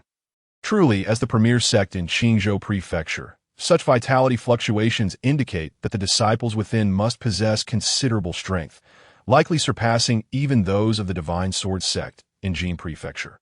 With this thought, Lin Chen waved his sleeve, enveloping himself in a faint glow that rendered him invisible, before making his way toward the Blood Slaughter Sect's entrance. Then, an extraordinary occurrence unfolded. The disciples guarding the entrance seemed utterly oblivious to Lin Chen's presence, allowing him to stroll in unimpeded. Moreover, the formation designed to detect the identities of Blood Slaughter Sect disciples also malfunctioned, failing to register any intruders. Let me see where the Blood Fiend Peak is. At this moment, Lin Chen had donned an entirely new outfit. He casually approached a slender man on the street and inquired, "Brother, could you direct me to the Blood Fiend Peak?" The man, whose pallid complexion resembled that of a sickly specter, first cast Lin Chen a glance but delayed his response, instead smirking. "Newcomer, are you?" "Indeed," Lin Chen replied, maintaining a steady demeanor. "Since you're new, let me enlighten you about some rules." The sickly man chuckled before gesturing with his fingers. "When conversing with seniors, do you need me to teach you the proper etiquette?" Lin Chen was taken aback for a moment, before quickly regaining his composure, offering a slight smile. "Apologies, I was momentarily forgetful." It seemed that the Blood Slaughter Sect truly embodied a wild nature. If such behavior were to occur in his own sect, Lin Chen would surely be reprimanded for not adhering to the sect's regulations. "Brother, I hope you will accept this." Lin Chen hesitated slightly, then revealed several high-grade spirit stones, placing them in the man's hand. The man's hand trembled as he accepted the spirit stones, a glimmer of strange and barely perceptible light flashing in his eyes. He then pointed toward a distant peak, saying, "That peak is the Blood Fiend Peak." "Thank you." Lin Chen expressed his gratitude and departed. The man watched Lin Chen's retreating figure until he disappeared from sight, then glanced at the spirit stones in his hand. High-grade spirit stones, and not just one, but 10. This was merely a reward for asking for directions. Even the core disciples of the sect could not be so generous. This individual is quite extraordinary. It is likely that he harbors an abundance of spiritual stones. Most importantly, he is merely a practitioner at the bone-refining stage. A fleeting glimmer of malevolence flickered in the man's eyes as he let out a cold chuckle and departed into the distance, his sinister gaze seemingly lost in contemplation. En route to Blood Demon Peak, Lin Chen, whose personal cultivation had masqueraded as that of a bone-refining warrior, remained oblivious to any anomalies and the sinister intentions of the ailing man. After all, the Heavenly Spirit Sect had established a premium spiritual vein that high-grade spiritual stones were the lowest quality among them, lacking the inferior characteristics of mid-tier and low-tier stones. However, once Lin Chen had left, the ill-intentioned man contemplated stealthily tailing him, only to find that Lin Chen had vanished without a trace. "Zhang Xian, I shall grant you one final opportunity. Surrender the Blood Soul Pearl." Within a courtyard at Blood Demon Peak, a man clad in purple fixated his unfriendly gaze upon the youth sitting leisurely under a stone pavilion, sipping tea. His palm crackled with spiritual energy, poised to launch an attack at any moment. "If you hand over the Blood Soul Pearl, I may consider sparing your life." Unperturbed, Zhang Xian leisurely brewed his tea, displaying not an ounce of fear or panic on his visage. Instead, he inquired, "What is the matter? Has Brother Liu forgotten the sect's regulations of the Blood Fiend Sect? Murder is strictly prohibited within the sect. Do you truly intend to slay me, a newly recognized genius core disciple?" "Humph, and you think you can stop me?" At this moment, a middle-aged man standing beside Liu Xen interjected.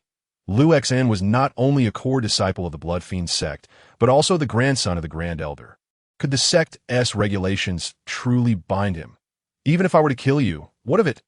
Remember, rules are but dead words. while life is very much alive. Should you perish, your value would vanish entirely. And the Blood Fiend sect would never punish Liu Xian for your sake. In terms of cultivation talent and aptitude, Liu Xian is no less formidable than you. The middle-aged man's flattering words bolstered Liu Xian's pride.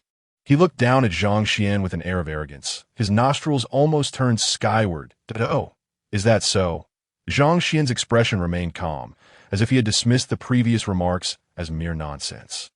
He continued, if that is the case, why does Brother Liu not partake in the Bloodchild trial to seize the Blood Soul Pearl?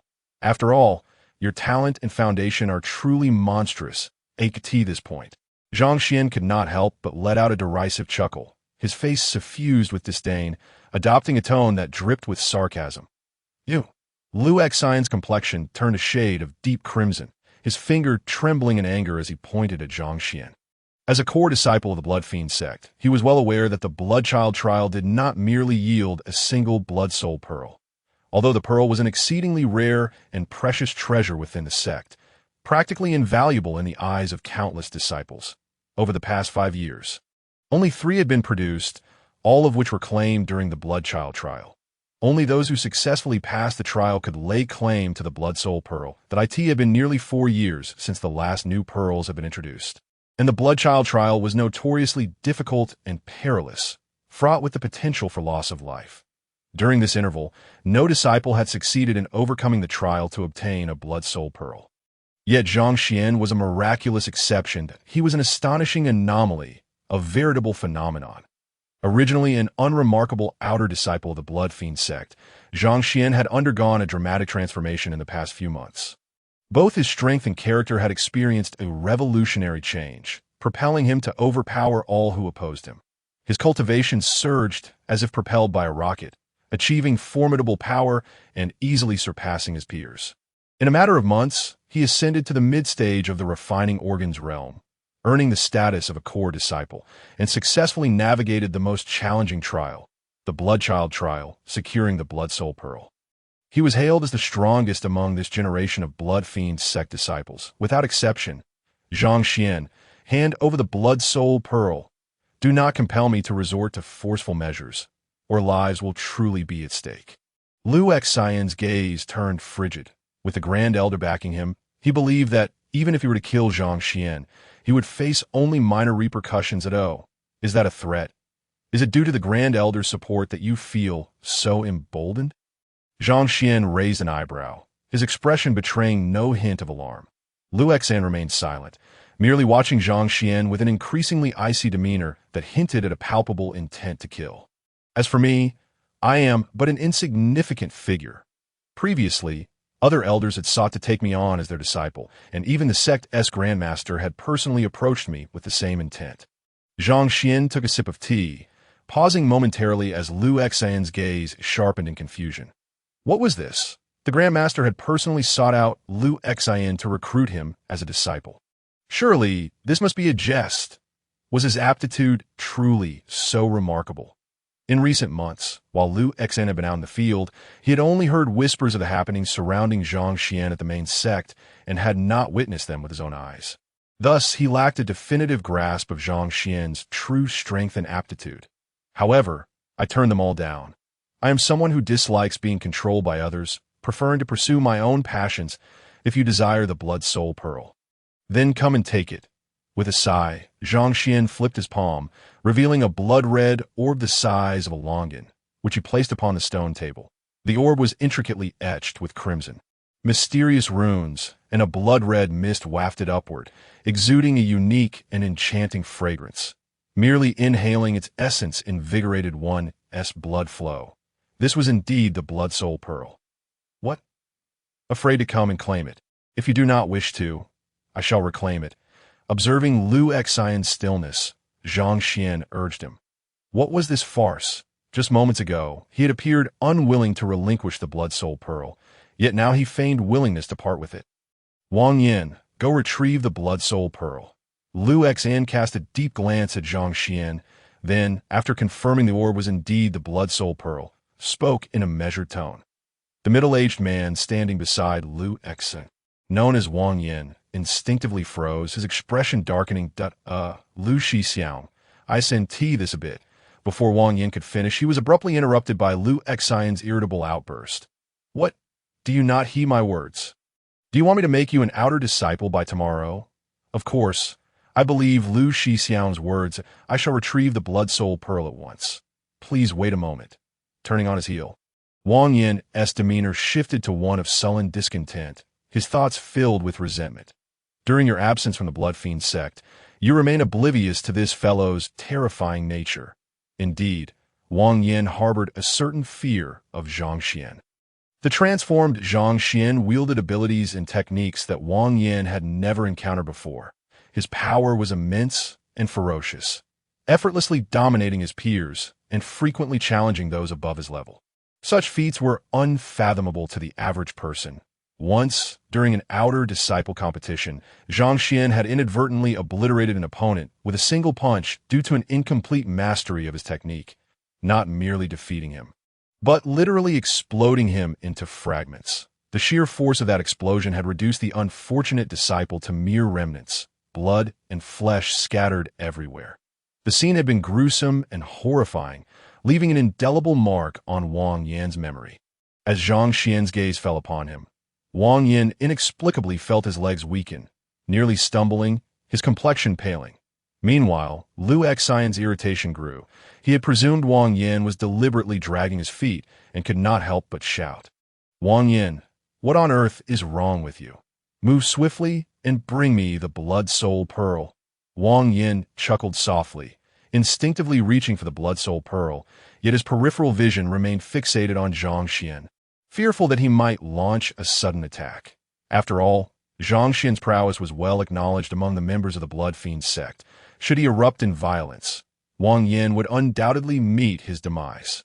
Cold sweat beaded at his temples, and it was only when his fingers grazed the blood soul pearl, with Zhang Xian still unresponsive, that he finally exhaled in relief. However, the next moment, his expression froze in shock as he realized that the blood soul pearl appeared to be embedded in the stone table. Resisting any force he exerted to move it, even slightly, a chill coursed through his heart, and upon looking up, he found Zhang Xian gazing at him with an unsettling smile, silent and motionless. This unusual demeanor only heightened Wang Yin's anxiety. He hastily attempted to retract his hand, only to discover that it seemed glued to the blood soul pearl. The instant he harnessed his spiritual energy or attempted to move, the blood soul pearl emitted an eerie crimson glow, voraciously siphoning off his vitality and spiritual energy. This left Wang Yin's body frozen in place, paralyzed by fear of further movement. Nearby, Lu Xian furrowed his brow. Unable to contain his frustration, Wang Yin, what the hell are you doing? Are you trying to drag this out? Do you still wish to remain in the Blood Fiend sect? Wang Yin's thoughts turned murderous towards Lu Xian. Yet he lacked the inclination to engage in conversation, instead forcing a bitter smile toward Zhang Xian, his tone stiff. Xingu, please don't jest. If my vitality is depleted, it could be fatal. You must remember, the Blood Fiend sect strictly prohibits disciples from killing one another. Otherwise, the punishment is severe. Moreover, killing me would bring you no benefit. Let us sit down and discuss this matter calmly, shall we? Wang Yin employed both soft and hard tactics in his plea. Upon hearing this, the smile on Zhang Xian's face gradually faded, his tone chillingly rare. I, too, wish to sit down and have a proper discussion with you, but it seems you two do not share the same sentiment. Did you think I was unaware of the soul guiding powder you held earlier? Wang Yan's countenance instantly paled, a sense of foreboding rising within him. The soul guiding powder was a rare spiritual powder with a singular, dreadful effect. It suppressed the spiritual energy of mid-stage practitioners in the refining vessel realm. Once subdued, their potential would dwindle to less than half of their peak capabilities. Consequently, this powder served as a lethal weapon against mid-stage practitioners. Wang Yin had initially employed it, believing Zhang Xian to be oblivious, with the intent of ensnaring him. However, he had not anticipated that Zhang Xian would not only evade its effects but also perceive its presence. Xingu, allow me to explain. Wang Yin stammered, cold sweat trickling down his forehead as he forced a strained smile. Yet before he could finish, a fist blurred past him in an instant that a fearsome and overwhelming gale struck. Akin to blades slicing through the air, and before he could react, A searing pain erupted from his chest. With a thud, blood bubbled forth from his mouth, and his consciousness began to wane, his vision rapidly darkening. Straining to lower his head, he dimly perceived an arm piercing through his chest, obliterating his heart. "You can't kill me." Wang Yan's voice weakened, his body collapsing lifelessly. Zhang Xian's gaze remained frigid as he shook his arm, scattering the blood droplets away. "Those who dare provoke me never survive beyond a day." In the next moment, his attention shifted to Lu Exin, whose body trembled involuntarily. Terror etched across his face as he instinctively took a step back, his legs trembling. How could this be? He died. Just like that. The swiftness was incomprehensible. The sheer rapidity of Zhang Xian's strike left Lu Exin no chance to react before Wang Yan was slain before his very eyes. Lu Exin questioned himself. Could he withstand such a blow? Absolutely not. The speed and lethality were far beyond his capacity to counter. While he could have eliminated Wang Yan, it would have required time and strategy. Unlike Zhang Xian's overwhelming force, sensing the chilling murderous intent in Zhang Xian's eyes, Lu Exin's heart sank, and he immediately turned to flee, glancing back only to find Zhang Xian's figure had vanished. Simultaneously, a piercing sound of rushing wind arose on his left, accompanied by a terrifying surge of vitality. Even he felt the chaotic flow of energy, a suffocating pressure enveloping him. This sensation was reminiscent of standing before the Grand Elder or the Sect Master. Zhang Xian had no intention of letting Lu Exin escape, and his strength had evidently surpassed the refining vessel realm. "Zhang Xian, you cannot kill me. I'm the Grand Elder's grandson. I am a core disciple. If you kill me, you will perish too." Lu Exin screamed desperately, his eyes blazing red, a surge of spiritual energy erupting as he shielded himself with his arms. Yet the next second, his body was struck as if by an invisible force, hurtling like a cannonball against the stone wall, creating a massive hole amidst the chaos. Eventually, he fell to the ground, leaving a deep scar in the earth. His left shoulder and arm lay mangled, bloodied and tattered, his breath weak and faltering, as though he were on the verge of death. He was a mere shadow of his former self. "Zhang Xian, you have cultivated dark arts. You are certainly not a disciple of our blood fiend sect." Lu Exin's voice was but a whisper as he lay on the ground, continuing, "But it matters not. If you spare my life, I vow to keep your secret and even serve you.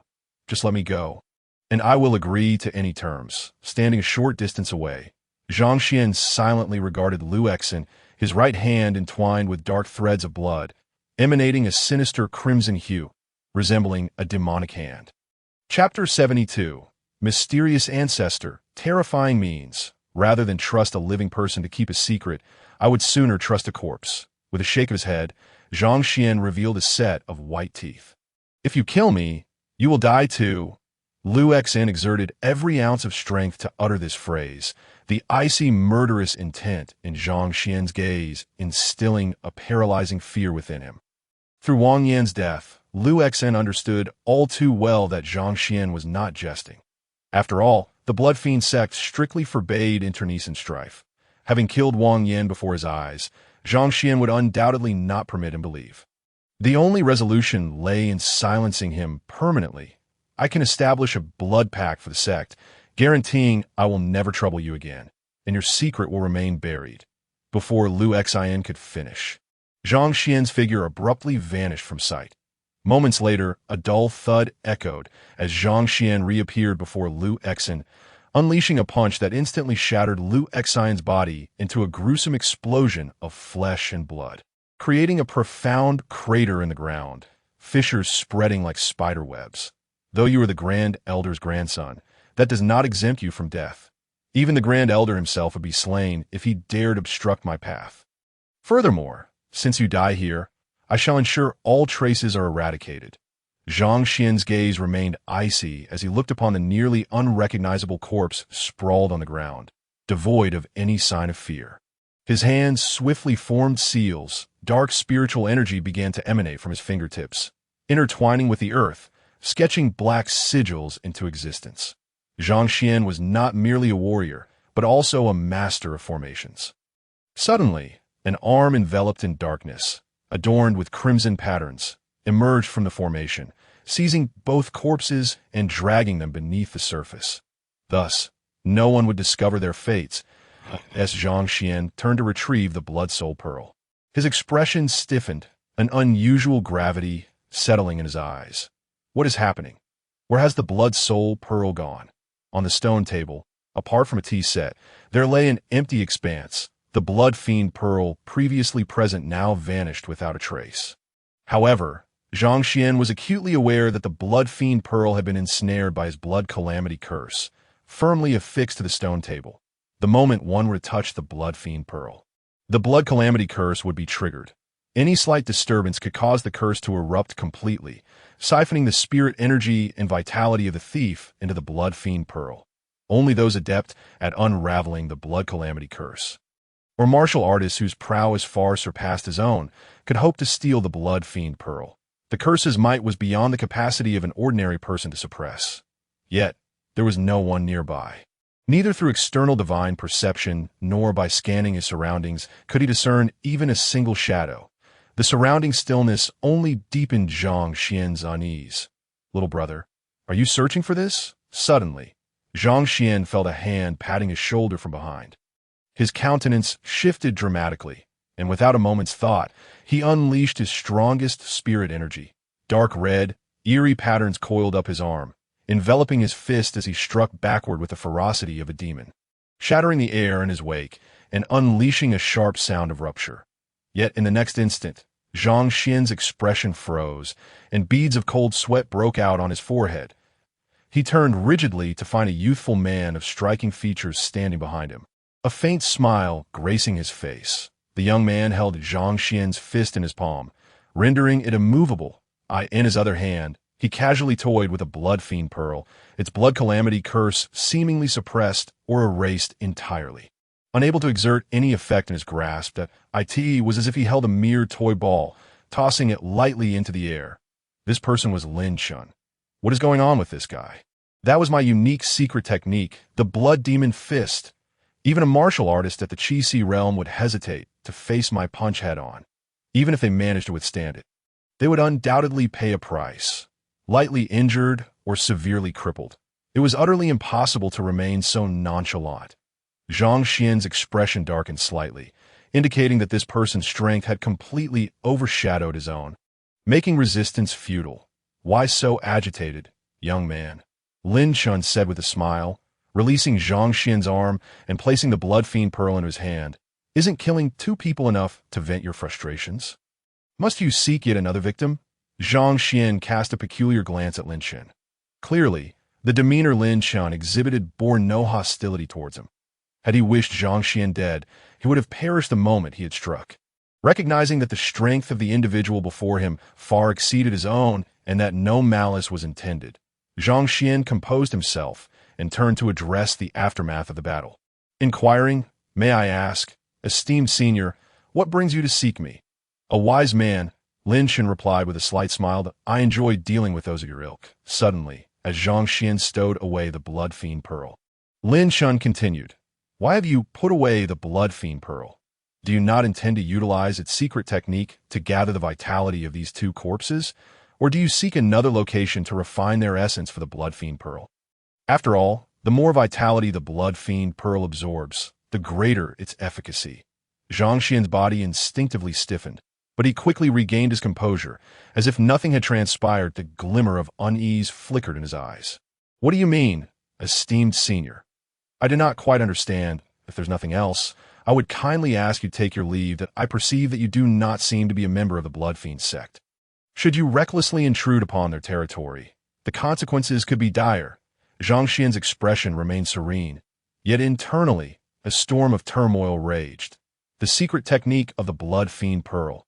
This was already a lost and rumored art, one that even the Blood Fiend Sect had not grasped. A reincarnated powerhouse. Zhang Xian had stumbled upon knowledge of this technique, which was why he had refrained from destroying the corpses of Liu Xian and Wang Yan. Instead, he had chosen to preserve them using a spatial array, intending to refine their essence elsewhere once the scene had been dealt with. He had not anticipated that this young man could discern his intentions so easily and accurately guess his thoughts.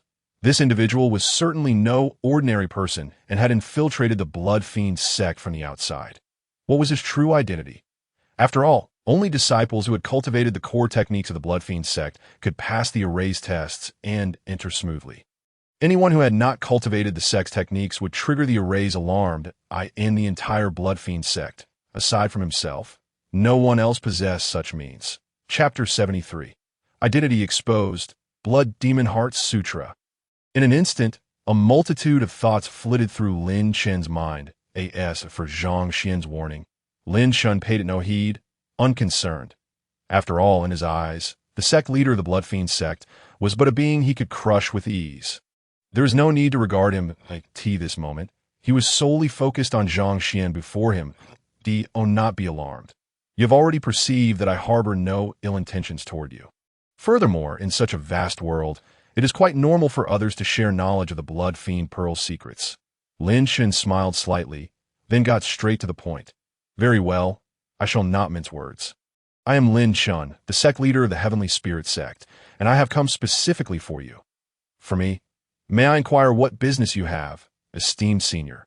Upon hearing Lin Chen's identity as the leader of the Heavenly Spirit Sect, Zhang Xian's eyelids instinctively twitched. After all, the impact Lin Chen had made recently had been monumental, single-handedly annihilating both the Qingyu sect and the Huiyun sect, a feat that attested to his terrifying power and earned him widespread renown throughout the Qingzhou prefecture, becoming a household name. Zhang Xian even suspected that this individual might be a reincarnated being even stronger than himself.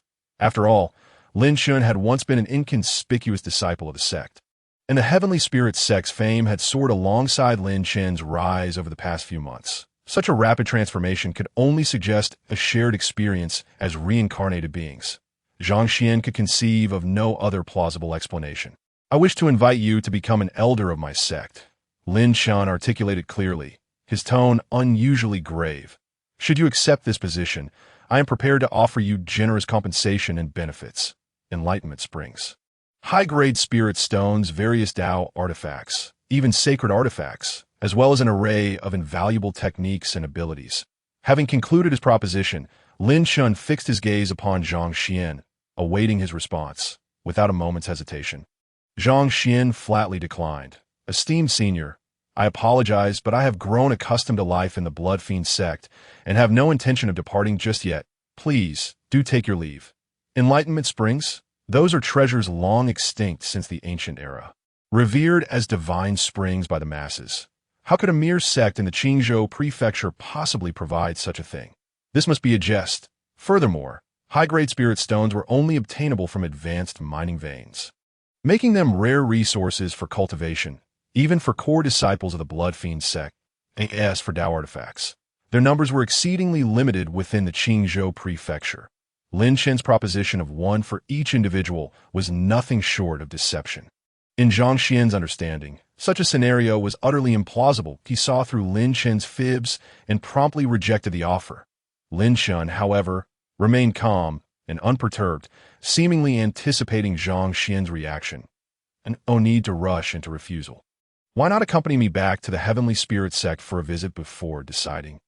Zhang Xian paused his actions, furrowing his brow as if in contemplation, and asked, with so many individuals in the Blood Fiend sect, why have you chosen me for the position of elder in the Heavenly Spirit Sect?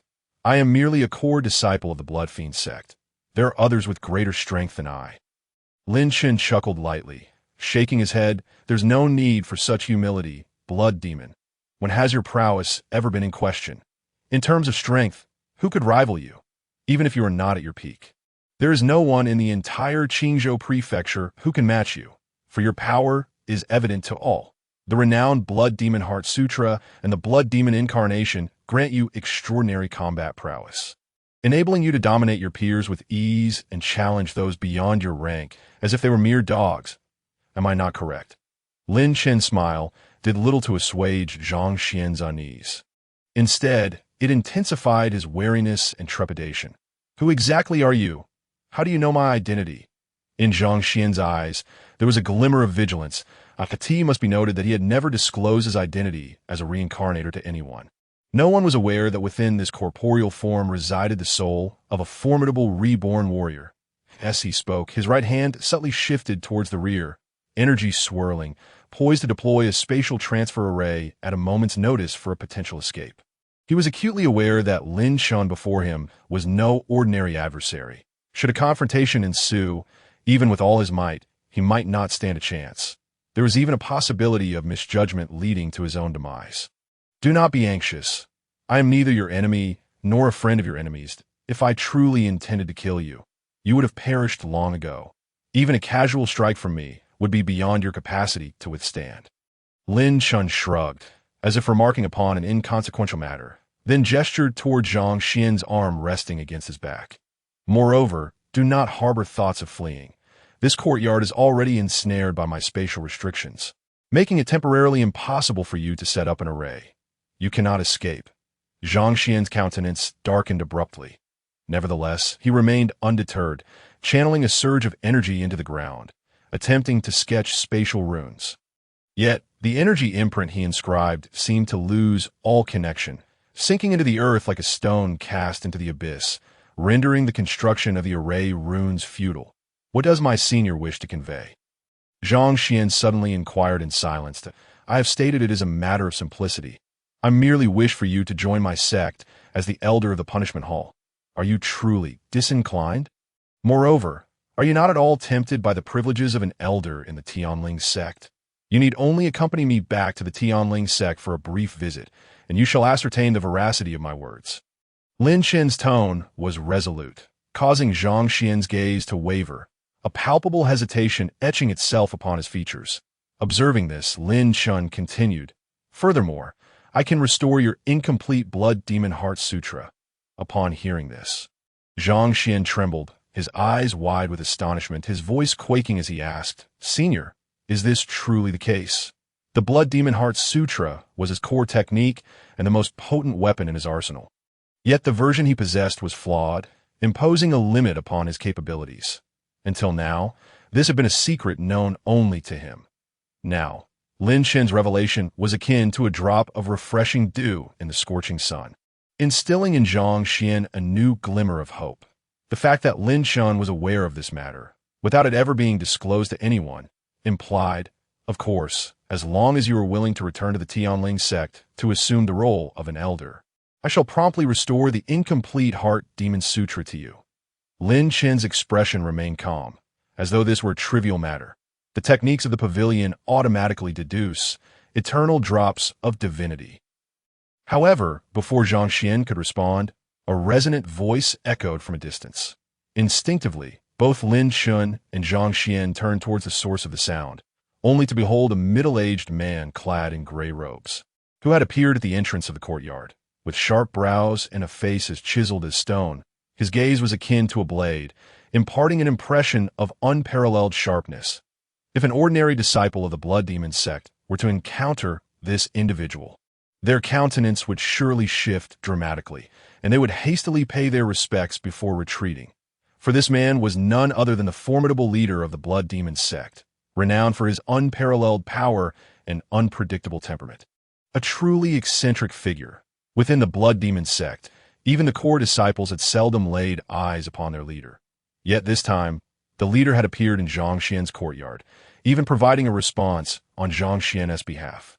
Zhang Xian is a core disciple of my Blood Demon Sect, and the only one in recent years to have acquired the Blood Soul Pearl. He's been included in the Bloodkin trials and is one of the most valued disciples of our sect. He will certainly not join your Tianling sect. The leader's expression was devoid of warmth as he continued, a hint of menace lacing his tone. Although the outside world claims that the leader of the Tianling sect single-handedly annihilated the entire Qingyu sect and Huoyan sect, my Blood Demon sect is not to be trifled with that. We have earned the title of the foremost sect in Qingzhou County through sheer strength, not mere bluster. Even combined, the strength of the Qingyu sect cannot match that of my Blood Demon sect. As he spoke, the leader cast a sidelong glance at Lin Chen and remarked indifferently, Out of respect for your position as the leader of the Tianling sect, I shall refrain from holding you accountable for this. I kindly ask that you depart swiftly. Otherwise, do not blame me for being impolite. However, Lin Chen showed no inclination to heed the man, instead turning to Zhang Xian and inquiring, So, have you made your decision? Zhang Xian seemed equally unconcerned with the leader's threats. He did not refuse, but rather pressed on with his questions. I currently possess the first and second volumes of the incomplete scroll. What is the title of the missing third volume? His gaze bored deeply into Lin Chen's, as if trying to gauge whether Lin Chen truly possessed the complete Blood Demon Heart Sutra. The Blood Spirit chapter, Lin Chen replied calmly, unhurriedly. Just moments ago, he had utilized the system to activate the Heavenly Sect's technique pavilion for the Blood Demon Heart Sutra's deduction. Thus, he was aware of the title of the third volume. I can even tell you that the fourth volume is the Blood Ghost chapter, .as for the specifics. Once you have become an elder of the Heavenly Sect, I shall naturally present you with the scrolls. Lin Chen's voice was soft, yet within Zhang Xian's heart, a tempest had already erupted, his expression reflecting sheer astonishment. After all, the Blood Demon Heart Sutra had been a serendipitous acquisition from a hidden and perilous realm in his previous life. A pursuit that had nearly cost him his life. Following its successful cultivation, he had roamed far and wide, dedicating the latter half of his life to seeking the remaining chapters of the Blood Demon Heart Sutra, yet had yielded no substantial results. He only knew that it was an ancient, lost, and mysterious technique, and while he was aware of the names of the subsequent volumes, the actual content of the cultivation method remained elusive. Having been lost to time, Zhang Xian considered himself fortunate to have obtained the first 2 volumes of the Blood Demon Heart Sutra, which was already a stroke of incredible luck. The likelihood of acquiring the subsequent volumes was exceedingly slim. Bordering on impossible, it was rumored that the Blood Demon Heart Sutra had long since faded into obscurity with the passage of history. Initially, Zhang Xian harbored little hope regarding Lin Chen, especially in a place as diminutive as Qingzhou County, where news of the Blood Demon Heart Sutra's later volumes seemed implausible. However, upon Lin Chen's accurate revelation of the titles of the third and fourth volumes, Zhang Xian's stance shifted dramatically. He immediately recognized that the situation was far more complex than he had imagined.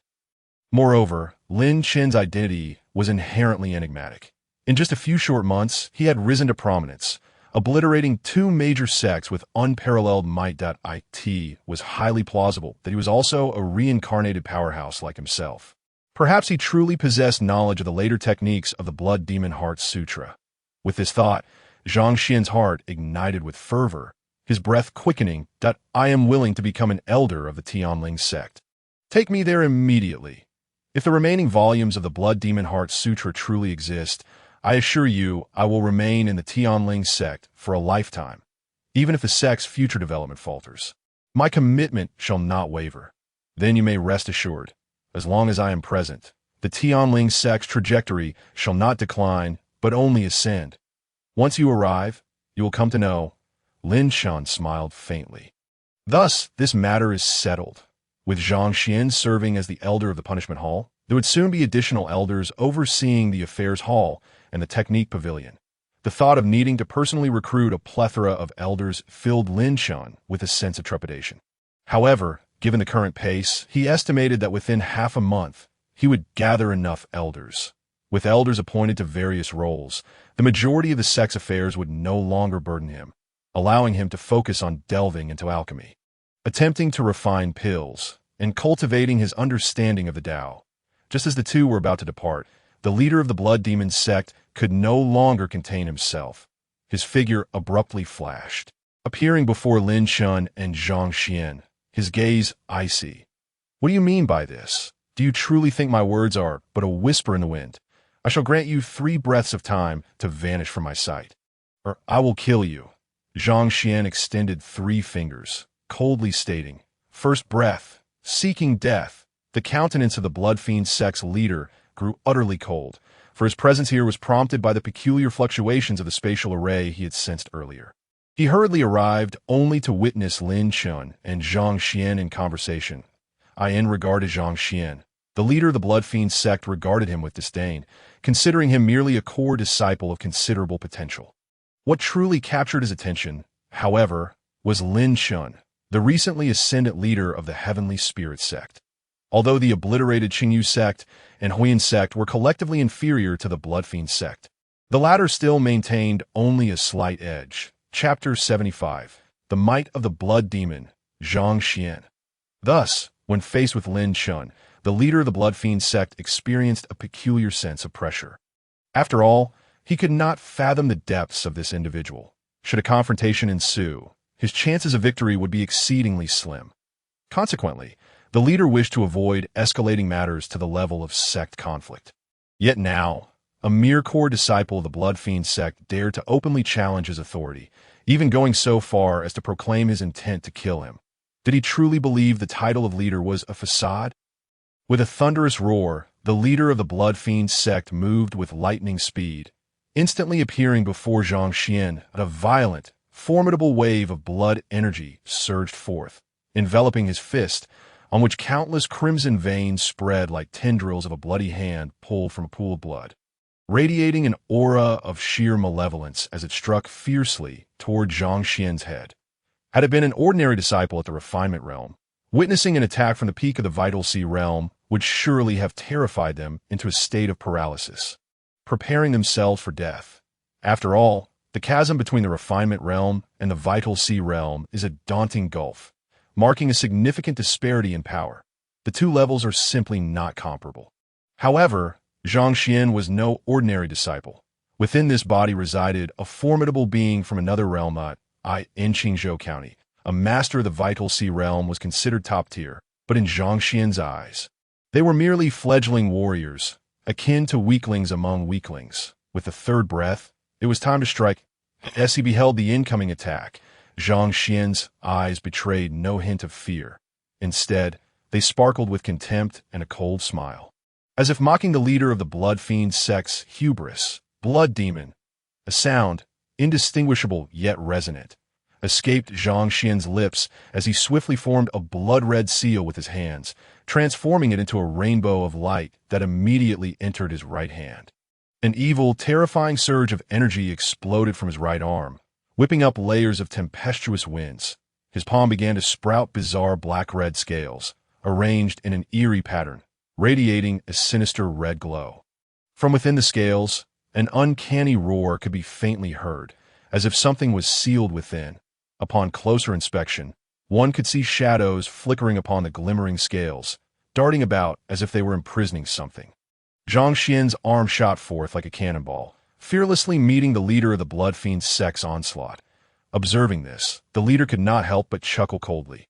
This was one of his signature moves, one that even warriors of the Vital Sea realm would not dare to confront directly. Yet here was Zhang Xian of the Refinement realm, audaciously attempting to withstand it, truly a path to self-destruction. The leader had already envisioned the next moment.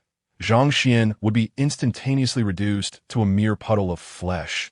Very well, since the Heavenly Spirit Sect's leader is present, I shall use you, the rebellious disciple, to establish my authority. Boom! A thunderous and resounding explosion suddenly erupted as the violent surge of spiritual energy raged, raising clouds of dust. This is bad. The leader of the Blood Fiend sect's expression changed dramatically.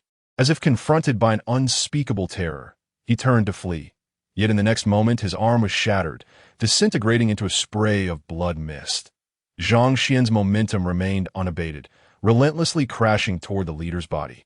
With terrifying power augmenting his strike, he pierced through the leader's form. The blood-red runes on the scales of Zhang Xian's hand began to shimmer, as the leader's vital energy was violently siphoned toward Zhang Xian's palm. In mere moments, the leader was reduced to a withered corpse. Had any disciples of the Blood Fiend sect been present to witness this scene, they would have been utterly aghast. After all, the gap in realm between the leader and Zhang Xian was akin to a vast chasm. Yet Zhang Xian had brutally ended his life with a single punch? Was this not utterly absurd? A mere leader of a small sect dared to act arrogantly before me, truly unaware of his impending doom. Zhang Xian's gaze was icy as he snorted disdainfully, then turned to Lin Chen, who appeared entirely unfazed, even smiling at him. That it seems you have mastered the Blood Demon Heart Sutra quite well. Your Blood Demon hand is executed with remarkable finesse. Zhang Xian did not respond, but instead stated, "Return to the Heavenly Spirit Sect, and do remember to bring me the remaining fragments of the Blood Demon Heart Sutra." Though Zhang Xian's expression remained largely unchanged, his heart was stirred with tumult. This Lin Chen had discerned his technique in an instant. Who exactly was he? Could he possibly hail from a powerful sacred domain? The death of the leader of the Blood Fiend sect was not a matter of great concern for Lin Chen. With a swift motion of his sleeve, a spatial array materialized, enveloping the two of them before they vanished without a trace. Zhang Xian's gaze flickered, filled with a peculiar light. The spatial array formed in an instant. This was the hallmark of the Heavenly Spirit Sect's leader, indeed, not an ordinary individual. Shortly after their departure, the patrolling disciples of the Blood Fiend sect stumbled upon a courtyard in disarray, with a wall completely shattered, debris strewn everywhere. Is this not Senior Brother Zhang Xian's courtyard? How could it be destroyed? What transpired? The patrolling disciples exchanged bewildered glances. Ultimately, the leader among them stepped forward. I shall investigate the situation. You all remain vigilant. Yes, Senior Brother. Upon entering the courtyard, chaos reigned. Rubble littered the ground, stained with blood, and craters marked the earth as if a fierce battle had taken place. The sight caused a man's complexion to pale. What on earth happened here? Such a commotion. Could it be that Senior Brother Zhang Xian engaged in combat? Surely, it could not have resulted in death. Is Senior Brother Zhang Xian present? The man called out loudly, a flurry of thoughts racing through his mind. Suddenly, he halted, astonished to see a familiar figure lying amidst the ruins, though he could not immediately recall the individual's identity. He hurried over and leaned down, exclaiming, "Hey, are you all right?" As he turned the figure over, his words faltered, and he could not help but scream in horror, his face awash with terror and shock at the identity of the individual. The corpse, the leader, is dead. In the next moment, the man nearly went mad, bursting out of the courtyard and shouting to the patrol team, "Quickly, summon the Grand Elder and the others. The leader is dead. The body is right here in Senior Brother Zhang Xian's courtyard." What? Dead? The leader has actually died? How is that possible? The leader is a peak vital sea realm powerhouse. Chapter 76. The news leaks. The Divine Sword Sect's conspiracy. Today, the Blood Fiend sect was destined to be an unstable day. The entire sect was in an uproar. The death of the leader of the Blood Fiend sect signified the loss of the cornerstone of the sect. Furthermore, this was not a case of suicide. It was murder. From the injuries sustained, it was clear that his entire arm had been forcefully shattered, and subsequently, his body had been pierced through, with all of his vital energy siphoned away. What kind of terrifying, formidable power was this? One must remember, this was a supreme powerhouse of the peak vital sea realm. In all of Qingzhou County, there were hardly any who could match him. Moreover, within Qingzhou County, the number of individuals capable of killing the leader of the Blood Fiend sect was virtually non-existent. Even those who could defeat him were exceedingly few, and defeating him would require a significant price to be paid. Not many would dare to undertake such a thankless task.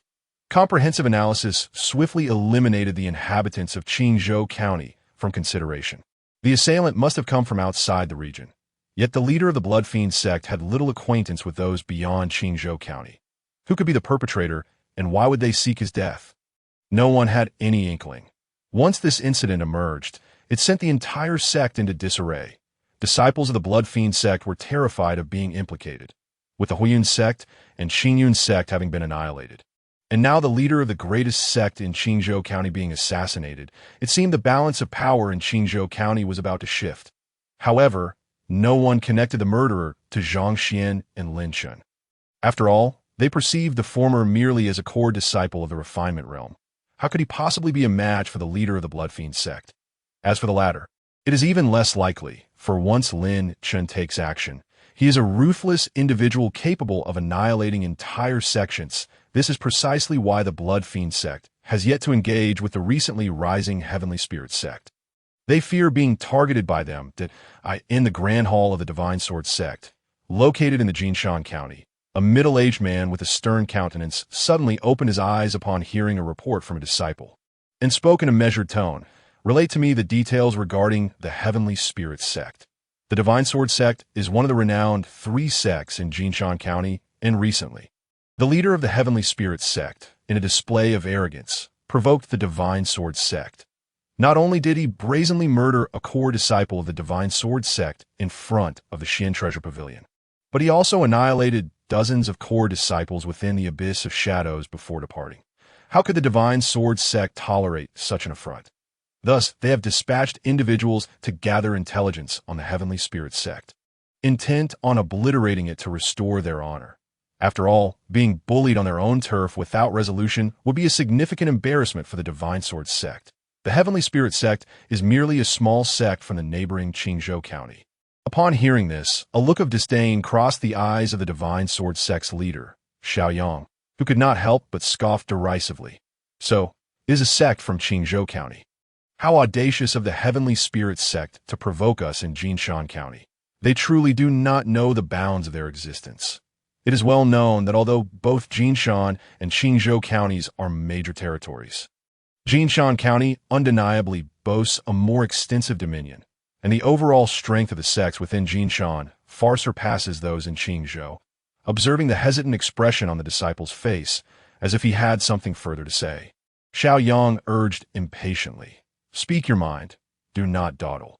The disciple slightly cupped his hands in respect and proceeded to recount all the information he had gathered.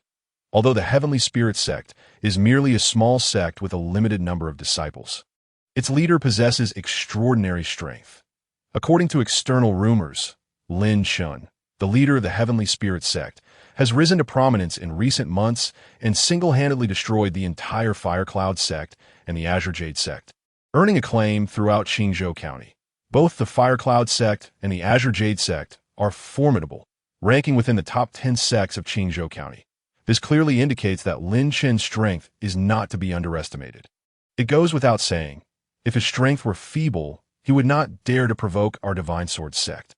However, since this young man has already slain our disciples, there is no reason to allow him to escape unscathed. He must pay the corresponding price. Furthermore, this young man is quite youthful, suggesting he possesses considerable talent in cultivation. Should we allow him to continue growing unchecked, he would pose a significant threat to our Divine Sword Sect. We must eradicate this potential danger at its roots. After speaking, Xiaoyang turned to the disciple and continued to inquire, "What is the highest realm of the strongest individuals from the defeated Azure Jade Sect and Fire Cloud Sect?" "They are at the Qi realm, though the specifics remain unverified, as the strongest members of those sects are their leaders, and information on them is scarce. So they are merely at the Qi realm." That is to be expected considering the meager cultivation resources of Qingzhou County compared to our Jinshan County. Xiaoyang chuckled coldly and waved his hand dismissively. "Understood, you may leave now." The disciple bowed and exited. After watching the disciple depart, Xiaoyang retrieved a jade talisman and transmitted a message to the elder who was currently in seclusion, recounting the entire situation and concluding with, "From my various inquiries, I have learned that the leader of the Heavenly Spirit Sect is merely in his 20s. Exceedingly young, to possess such formidable strength at that age indicates he must have encountered significant fortuitous opportunities. Most importantly, this individual was just an ordinary disciple a few months ago. His cultivation at the body refinement realm rise so rapidly and decisively obliterate two major sects in such a short time proves that he possesses unparalleled opportunities. If our elder can seize this chance, he may very well ascend to the spirit's servant realm. Not long after, the jade talisman in Xiaoyang's hand emitted a brilliant glow, followed by a message appearing. "I will emerge from seclusion in 1 month. You all shall accompany me to the Heavenly Spirit Sect in Qingzhou County." Upon seeing this, a smile unconsciously spread across Xiaoyang's face. For him, the primary objective was to eliminate Lin Chen and seize the opportunities he possessed. Avenging the sect's disciples was merely a secondary concern. His emphasis on these matters was merely to divert the focus of others. It is imperative that we act decisively to annihilate the Heavenly Spirit Sect before other factions can intervene and seize the opportunities held by its leader. This is the crucial moment for the rise of our Divine Sword Sect. Unbeknownst to Lin Chen, he remained completely unaware of the unfolding events outside, nor did he anticipate that upon returning from a visit to Jinshan County, he would attract the attention of the local Divine Sword Sect. Chapter 77. The affluent sect, the Spirit Spring, is available for drinking. At this moment, Lin Chen had returned to the Heavenly Spirit Sect with Zhang Xian, whom he had rescued from the Blood Fiend Sect. Standing at the mountain gate, Zhang Xian was momentarily dumbfounded as he beheld the menacing bone spikes protruding from the gate, an overwhelming dragon aura emanating from it, inducing a sense of suffocation. as a reincarnated powerhouse. He may not have known the specifics of the dragon's skeletal structure, but he was acutely aware that any entity associated with dragons was beyond their level of engagement. The fact that the Heavenly Spirit Sect had constructed its mountain gate from dragon bones was simply astounding. How could this be considered normal? Noticing Zhang Xian's expression of shock and horror, Lin Chen remained unfazed. Almost everyone who visited the Heavenly Spirit Sect for the first time exhibited a similar reaction, and he had long since grown accustomed to it. Enough staring. Let us proceed into the sect. Come with me to the technique pavilion. I shall hand over the remaining fragments of the Blood Demon Heart Sutra to you. You will now serve as an elder in the Hall of Punishments. Oh, right. Zhang Xian finally snapped out of his daze. Still feeling somewhat overwhelmed, he hastily stepped forward to keep pace with Lin Chen. But as he did, it seemed he triggered something, and suddenly, countless beams of light erupted from ground, dazzling runes flashing and coalescing to form a formation. Following this, an intensely hot flame materialized before them, gradually taking the shape of a life-infused ancient divine beast. The vermilion bird. Is this the vermilion bird? Zhang Xian felt as though he might faint from shock, frozen in place, that hadn't they claimed this was a small sect? How could there be a vermilion bird here? Suddenly, he heard a deafening roar behind him. He stiffly turned around to see a majestic and imposing Qilin, its fierce gaze locked onto him, seemingly poised to attack at any moment. In the next instant, however, with a flick of Lin Chen's sleeve, these ancient divine beasts vanished without a trace. Zhang Xian immediately understood that this was a formation. Lin Chen's expression remained calm as he said, "Apologies, I forgot to disable the protective formation of the sect." Zhang Xian's eyes widened in disbelief as he couldn't help but ask, "Master, are you trying to show off?" Lin Chen was taken aback. "How did you know?" "Zhang Xian, I'm still trying to recover from the shock." Suddenly, Zhang Xian's expression changed drastically as he pointed toward the mist-shrouded spirit spring, where the aura of spiritual energy intertwined, stuttering in disbelief. "Master, this is the Enlightenment Spirit Spring. How can this be? How could our Heavenly Spirit Sect possess an Enlightenment Spirit Spring? It is known that this phenomenon has long since become extinct, and if it were to appear, it should only be found within a secret realm." Back at the Blood Fiend Sect, Zhang Xian had thought Lin Chen was merely deceiving him, but now he realized it was all true. The Heavenly Spirit Sect indeed had an Enlightenment Spirit Spring. "Calm down. Do not be overly anxious." Observing Zhang Xian's frenzied demeanor, Lin Chen wore an expression of exasperation, poking Zhang Xian's forehead with his finger. "Zhang Xian, as an elder of our Heavenly Spirit Sect, can you not bring some honor to me? It is merely an Enlightenment Spirit Spring. What is so remarkable about it? Haven't you seen one before?" I truly have never seen one." Zhang Xian was momentarily at a loss for words.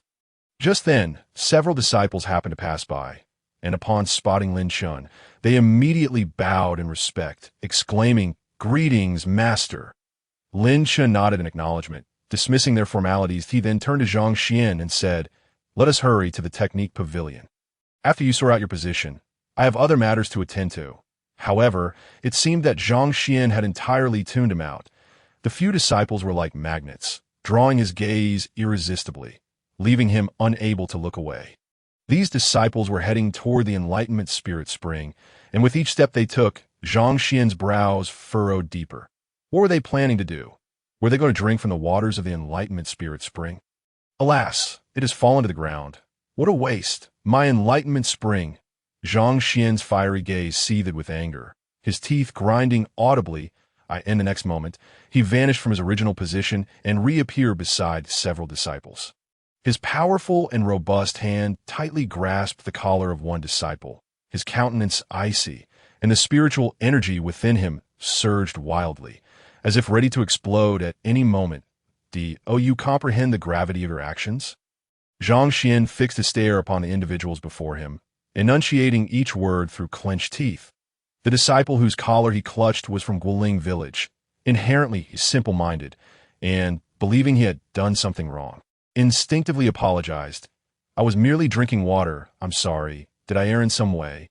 "Nonsense. You treat the Enlightenment Spring as mere water, and that is a grievous mistake. The Enlightenment Spring is an incredibly precious resource for cultivation." rare and hard to come by. Yet you have the audacity to use it for drinking. Seeing the nonchalant demeanor of the person before him, Zhang Xian could hardly restrain his desire to deliver a fatal blow. Do you even realize what you are consuming? I am aware, came the puzzled reply from the disciple, that if you are aware, then why do you treat it as ordinary water? Because it is a regulation set by the sect master. The disciple's gaze instinctively shifted to Lin Chen beside him, as if questioning, Sect master, what is the meaning of this? Hey, Zhang Xian, what is the matter with you? Our Tianling sect advocates peaceful coexistence. How could you resort to violence against a disciple? Lin Chen waved his sleeve, and Zhang Xian felt an extraordinary force compel him to release the disciple-'s collar. This is our sect's new elder, the elder of the punishment hall, Zhang Xian. Lin Chen briefly introduced to the disciples. Greetings, Elder Zhang. Very well, you have no business here, so please depart quickly. Lin Chen gestured with his hand, prompting the disciples to leave, albeit reluctantly, casting curious glances back at Zhang Xian, seemingly perplexed by the elder's earlier actions. Once the disciples had vacated the area, Lin Chen could no longer contain himself and poked Zhang Xian's forehead with a finger, his expression a mixture of disappointment and frustration. Zhang Xian, you are a newly appointed elder I brought back from outside. Can you not afford me some dignity and show a bit of promise? Must you make a mountain out of a molehill over trivial matters? Is it really necessary to be so agitated over a mere enlightenment spring? Zhang Xian appeared to be somewhat subdued by Lin Chen's rebuke. He did not react with anger, but rather grew increasingly anxious. But sect master, did you not witness what just transpired? That was the enlightenment spring they were consuming.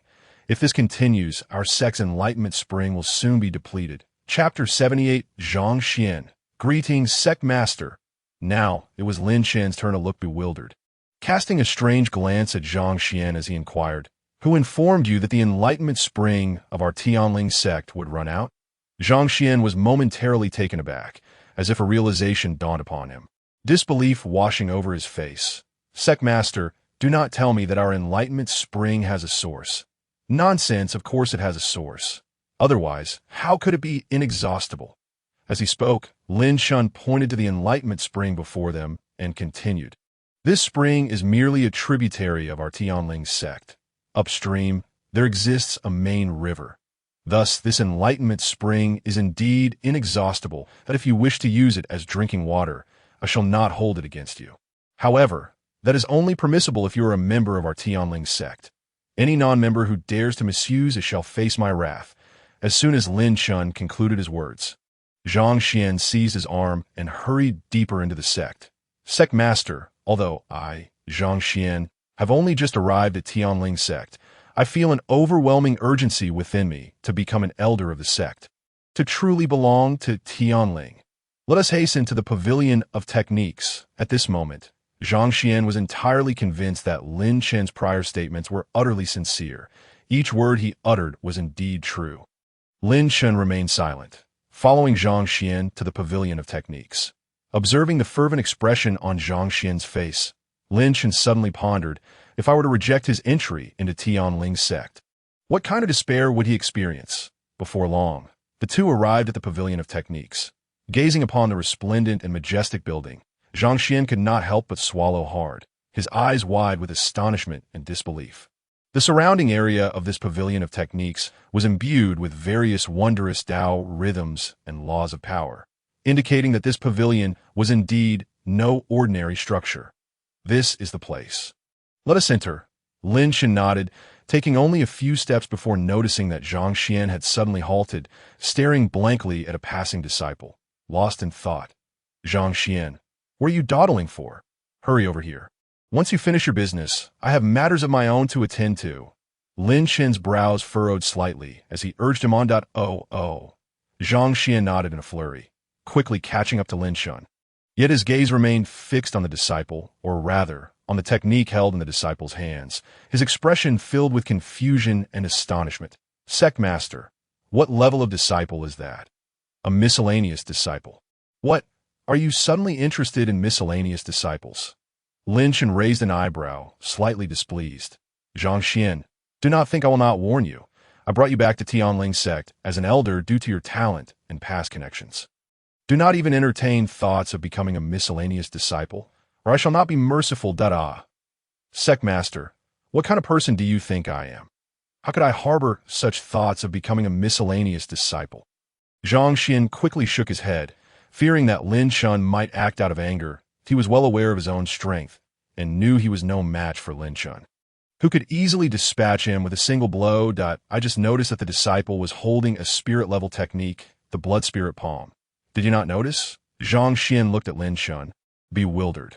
Let it be known, in the entire Qingzhou prefecture, spirit-level techniques are considered the pinnacle of cultivation, while earth-level techniques are yet to emerge. The hierarchy of techniques ranges from low to high, mortal, human, spirit, earth, and heaven levels.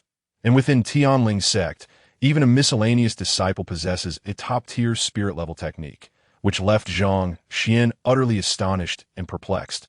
Before he could finish speaking, the formation at the door of the pavilion of techniques flickered, and another miscellaneous disciple emerged from within. This time, Zhang Xian's gaze became completely entranced, as if magnetically drawn, fixated on the technique manual held by the disciple. The great wilderness spirit smoke fist. Has the world gone mad? This is an earth-level technique. Zhang Xian felt as though his entire worldview had been turned upside down. Although he was unaware of the ranking of his Blood Demon Heart Sutra during his arduous time in Blood Demon Sect, he had only acquired a few spirit-level techniques, and they were of the most common variety, far inferior to the techniques he had cultivated in his past life. Alas, little Zhang, I understand your discontent in that wretched place known as Blood Demon Sect. But now that you have arrived at Tianling Sect, it is time to amend those bad habits. Is it not? Lin Chen patted Zhang Xian's shoulder, offering a look of encouragement, and continued, While I am unaware of your treatment in Blood Demon Sect, I can assure you that the treatment here in Tianling Sect is entirely different. For instance, the techniques in this pavilion of techniques are all at least spirit level, and earth level and heaven level techniques are abundant. However, upon seeing Zhang Xian's expression of shock, Lin Chen suddenly threatened fiercely. If you display that expression once more, I shall deliver a slap that will extinguish your life. Zhang Xian managed a sheepish smile, his expression returning to normal. Follow me. Maintain a natural demeanor. Appearing as though you have never seen the world is quite embarrassing. I would be ashamed to call you someone I brought back from outside. Lin Chen muttered to himself, turning to enter the pavilion of techniques, while Zhang Xian hurriedly followed. Upon entering the pavilion of techniques, Lin Chen flicked his sleeve, and a rush of black shimmering light surged from within, landing in his hand. This is an ancient tome, black and red, exuding an aura of primordial antiquity, imparting a sense of sinister and eerie energy. This is the remaining fragment of the Blood Demon Heart Sutra. You may take a look. Lin Chen placed the item into Zhang Xian's hands, who, unable to contain his eagerness, swiftly opened it and began to peruse. Lin Chen did not intervene, but watched Zhang Xian with a smile. Zhang Xian's gaze grew increasingly fervent, his breathing quickened, and his trembling hands clutched the fragment with excitement. In Lin Chen's eyes, Zhang Xian seemed utterly eager to leave immediately and find a place to hastily cultivate the remnants of the Blood Demon Heart Sutra. What do you think? Is it satisfactory? Zhang Xian suddenly lifted his head, and to Lin Chen's astonishment, he noticed a hint of redness around his eyes, leading him to believe that Zhang Xian was on the verge of tears. However, to Lin Chen's surprise, Zhang Xian abruptly closed the Blood Demon Heart Sutra and directly knelt down, cupping his hands in reverence and proclaiming, Elder of the Punishment Hall, Zhang Xian, pays respects to the esteemed sect leader. Lin Chen was initially taken aback, but soon burst into hearty laughter. Chapter 79. A naturally uncommon body. The sealing chains of demons. After dealing with Zhang Xian and ensuring everything was in order, Lin Chen continued his journey away from the Tianling sect, heading towards a certain location in Qingzhou County. Indeed, the task of seeking elders for the Tianling sect was a heavy burden, and Lin Chen resolved to take it upon himself. For the next half-month, he tirelessly endeavored to recruit elders for the Tianling sect. He sought out elders for various departments, including the Affairs Hall, Outer Sect, and Inner Sect, dedicating nearly half a month to these efforts. At long last, the foundation of the Tianling sect had been laid, that if developments continued on this trajectory, the Tianling sect would undoubtedly grow more formidable. The The thought of the future Tianling sect expanding beyond Qingzhou County and stepping onto a grander martial stage, thus gaining recognition from more individuals worldwide, filled Lin Chen's heart with a refreshing sense of satisfaction. Subsequently, he visited the martial arts pavilion and the divine weapon peak, specifically to explore knowledge related to alchemy and to retrieve an alchemy furnace in preparation for his studies. Initially, he needed to refine fire with fire spirit crystals to prepare the furnace. Following the steps outlined in the alchemy introduction, Lin Chen meticulously executed each action, placing the necessary spiritual herbs into the furnace and channeling his mental energy and spiritual aura into the refining process. After half an hour, the furnace was opened, and a rich fragrance of elixir wafted into the air. Peering inside, he beheld several crystal-clear pills. To his astonishment, he had successfully concocted a first-tier spirit recovery pill. Lin Chen's expression turned peculiar as he summoned the pill from the furnace, which flew into his hand. It gleamed with transparency and emitted a faint silver glow, devoid of any impurities, judging by its quality. It was at least of superior grade. Without hesitation, Lin Chen consumed the spirit recovery pill. Instantly, a surge of potent spiritual energy erupted from his abdomen, coursing through his limbs. As the name suggests, the spirit recovery pill, being a standard first-tier elixir, was designed to swiftly replenish the spiritual energy within a cultivator's body, proving invaluable during combat. According to the texts, no one had ever succeeded in refining an elixir on their first attempt. Even geniuses required numerous trials before achieving success. Lin Chen, however, had managed to refine a superior-grade elixir on his very first try. His face broke into a smile. For successfully concocting the spirit recovery pill meant he had officially become a gray-robe alchemist. Given his current progress, it wouldn't be long before he could refine second-tier or even third-tier elixirs. The fervor within Lin Chen's heart intensified, compelling him to immerse himself fully in the art of alchemy. At that moment, a cold, mechanical voice echoed in Lin Chen's ears. Ding! The sect has sensed the sect leader's relentless efforts for its development and the recruitment of elders to expand its influence. The sect is deeply gratified and has decided to convey dreams through the Divine Abode, recruiting more disciples for Tianling. The Divine Abode's dream has been completed. Please prepare to welcome the arriving talented disciples. Lin Chen was momentarily taken aback, but quickly reacted. A smile gracing his face. It appeared the sect recognized his tireless endeavors and knew how to accommodate him, allowing disciples to naturally seek him out.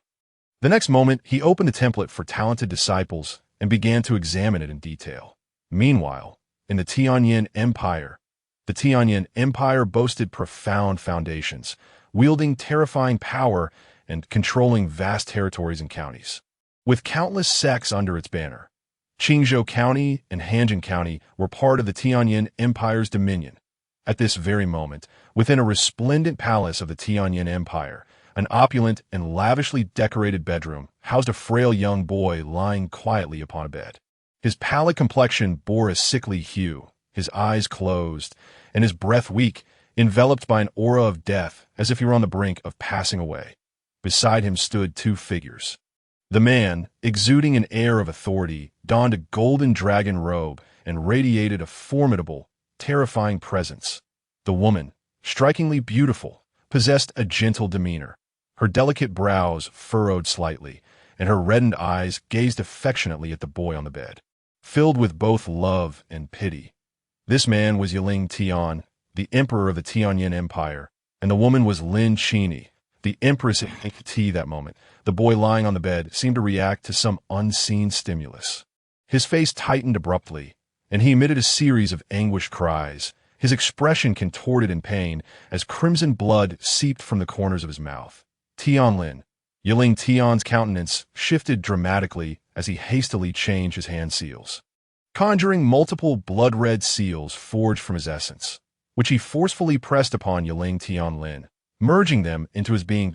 In an instant, the blood-red marks transformed into numerous crimson runes that spread throughout Yiling Tianlin's body, alleviating some of the pain etched upon his face, ultimately restoring a semblance of calm. However, the aura emanating from him grew increasingly feeble, akin to a wisp of smoke if one did not observe closely. They might mistakenly believe he was a mere corpse. My child, why must you endure such suffering at such a tender age? What have I, Lin Chen, done to deserve this? Why must the heavens treat my child in such a manner? Lin Chen leaned against the bedside, emitting faint sobs. Even Yiling Tian, standing nearby, could not suppress his anguish, his voice icy to the core. Upon your birth, my son, the heavens manifested extraordinary phenomena. Brilliant rays of light enveloped the palace. An ancient divine beast appeared in droves, a sign of great portent. The divine beasts bowed in submission, affirming that my Tianlin possessed a natural divine body, a return to the beastly ancestry. Yet, to my dismay, that accursed heavenly demon palace secretly employed ancient forbidden techniques, summoning the sealing chains of demons to imprison my son's body within. The sealing chains not only failed to benefit my child, but instead became a burden, suppressing the divine body's power within Tianlin. But Tianlin is merely an ordinary person who is yet to cultivate. How could he possibly endure such overwhelming energy? Yiling Tian's hands clenched tightly into fists. His face darkened with fury, almost dripping with the intensity of his rage. Chapter 80. The Heavenly Demon Palace. The malicious techniques, 17 years ago, marked the day of Yiling Tianlin's birth. On the day of his arrival, the palace was bathed in golden light, with radiant beams obscuring the sky. An extraordinary phenomena emerged as countless bizarre divine beast apparitions materialized, seemingly a return to ancestral forms. Accompanied by boundless principles and laws, they enveloped Yiling Tianlin completely. Undoubtedly, this celestial phenomenon arose from Yiling Tianlin's birth. He was a most proud and radiant prodigy that in the future, he would surely dominate a realm, leading the Tianyin Empire to greater heights. Overshadowing other empires, for a time, the Tianyin Empire basked in glory, and nearly everyone could sense the empire's future brilliance. In the wake of Yiling Tianlin's birth, Emperor Yiling Tian, overwhelmed with joy, declared a month of tax exemption across the empire and celebrated for several days. However, the good fortune was short-lived. Within less than 2 days of Yiling Tianlin's birth, the Heavenly Demon Palace dispatched powerful experts to secretly employ forbidden techniques, forcibly summoning the sealing chains of demons, sealing the divine body's power within Yiling Tianlin. From that moment on, Yiling Tianlin fell into a state of illness, unable to rise from his bed. The unique fortunes that belonged solely to the prodigal son were stifled in their infancy. After all, the Heavenly Demon Palace was the foremost sect under the Huangling Empire. Without the Huangling Empire's consent, how could they dare to infiltrate the Tianyin Empire and commit such heinous acts? Without a second thought, Yiling Tian understood that this incident was orchestrated by the Huangling Empire, which had been covertly stirring the pot. Watching this unfold, Yiling Tian was filled with unparalleled rage. Alone, he wielded his sword and charged into the Huangling Empire, demanding the head of the Heavenly Demon Palace's leader, ruthlessly slaying a formidable ancestor of the Huangling Empire. Yet, ultimately, one man could not stand against the might of many. He was no match for the entire empire. Moreover, it seemed the Huangling Empire had anticipated Yiling Tian's solitary arrival, uniting various forces to set a trap, aiming to completely ensnare him. Despite the extraordinary prowess of Yiling Tian, even when united, it is exceedingly difficult for others to bring about his demise. They can only inflict grievous injuries upon him, allowing him to survive. However, it is precisely due to this that Yiling Tian has sustained severe wounds. And Tianlin's divine body has been shackled, his fortune stifled. Consequently, the entire Tianyin dynasty has been adversely affected, its national fortune dwindling, rendering it the weakest among the 4 great dynasties. Most critically, as the power of the divine body remains suppressed within Tianlin, unable to break free from the chains of demon sealing, his vitality gradually wanes. Were it not for Yiling Tian and Lin Chen daily replenishing him with their essence blood, he would have likely perished long ago. Yet, even with such nurturing, after all these years, Tianlin has scarcely a year of life left. Once the day of homage to the ancestral temple of the Tianyin dynasty passes, he shall surely depart from this world. Tianlin, your father has wronged you, subjecting you to such suffering from birth, while also ensnaring the dynasty's kin in a life of despair. Truly, I am deserving of death. Ling Tian's face was etched with guilt, and the mere thought of the Huang Ling dynasty ignited a fury within him. The chains of demon sealing are a forbidden technique of the Huang Ling dynasty.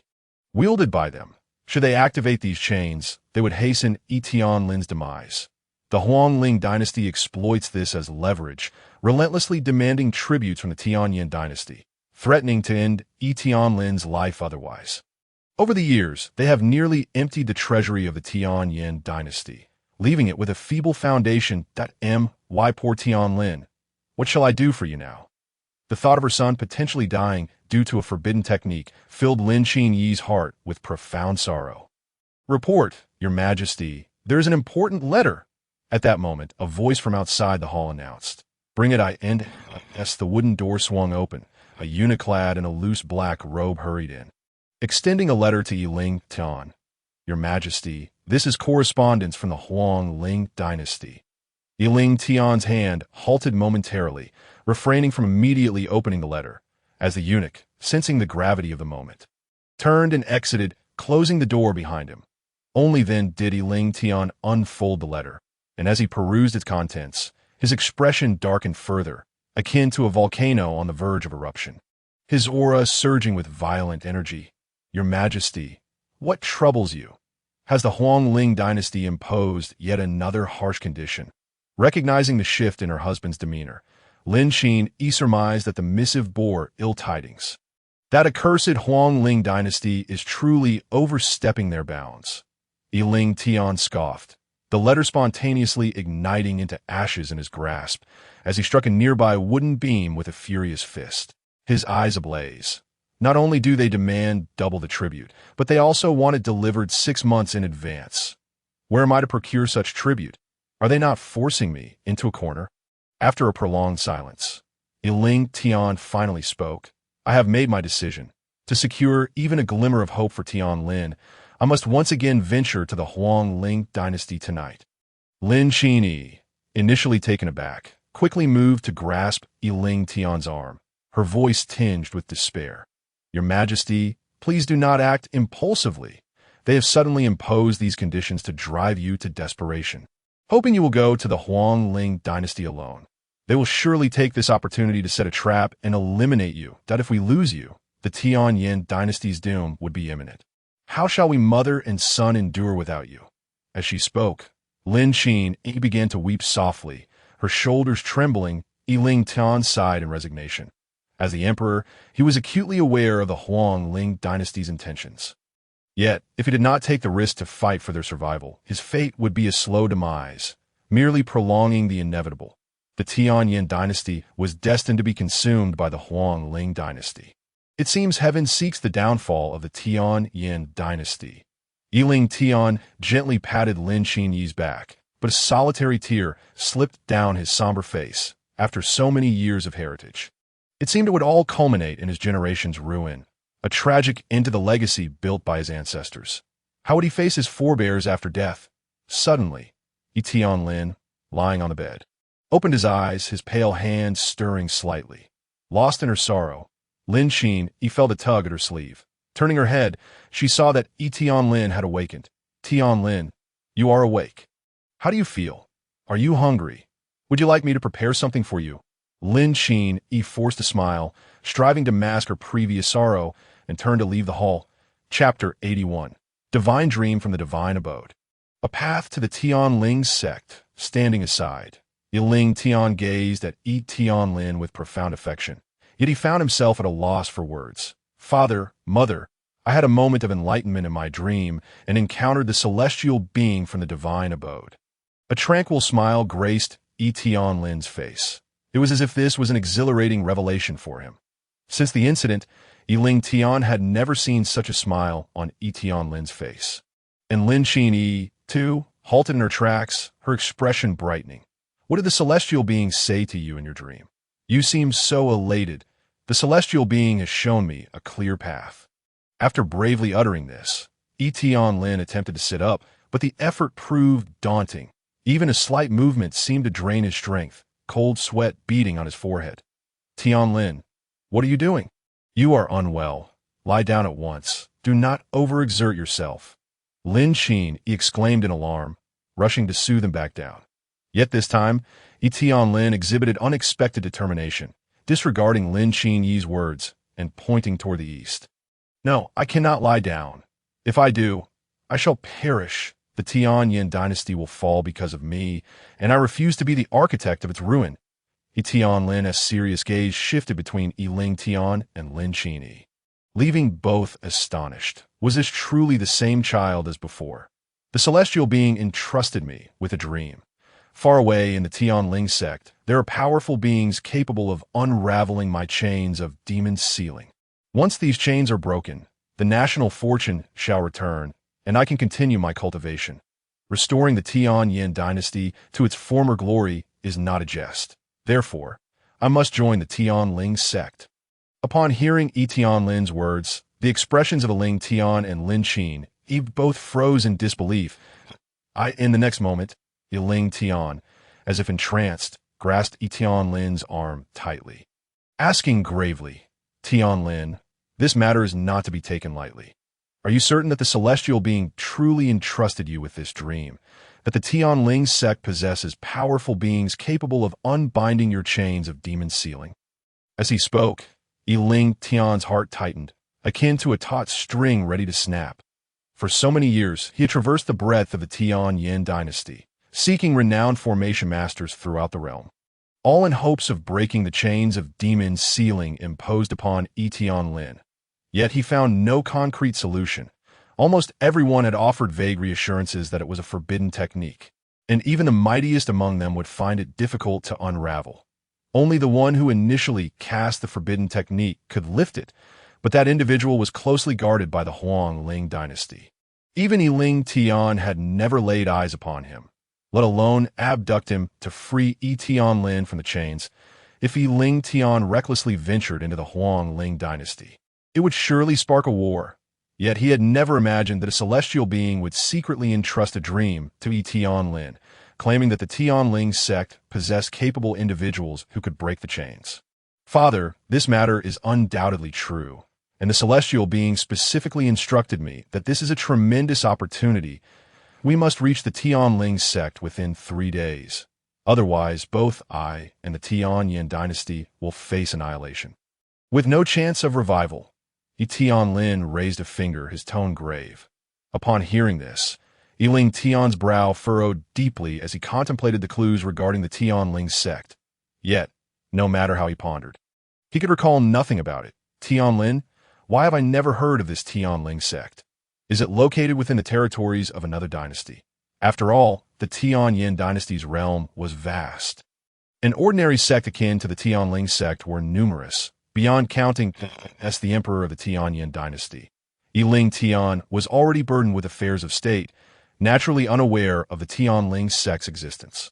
You foolish child, do you sense that your time is running out and wish to spare us the burden, thus seeking an excuse to leave the palace?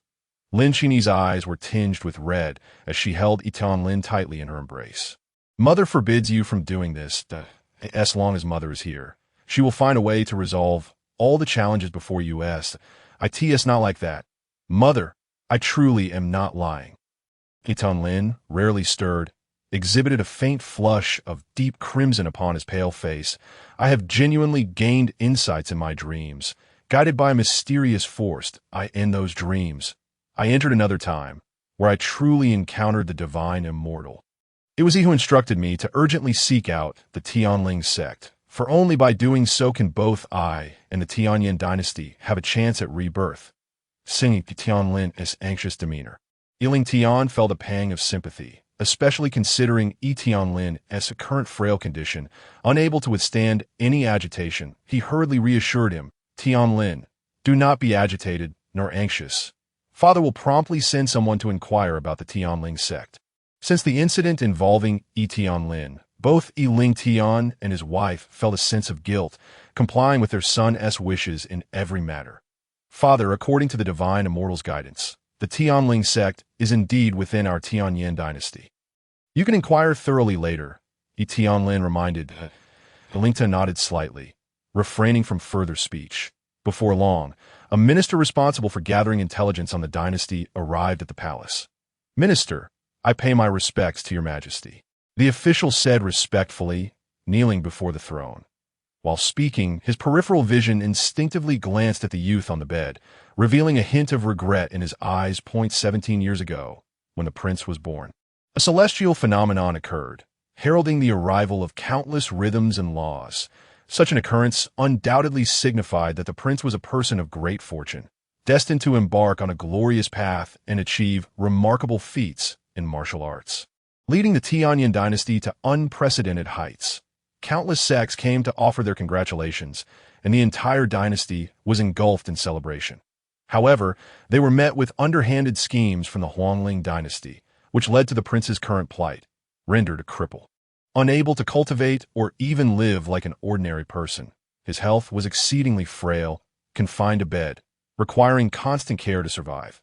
The prince, once a figure of immense attention and status, now lived a life lesser than that of an ordinary individual.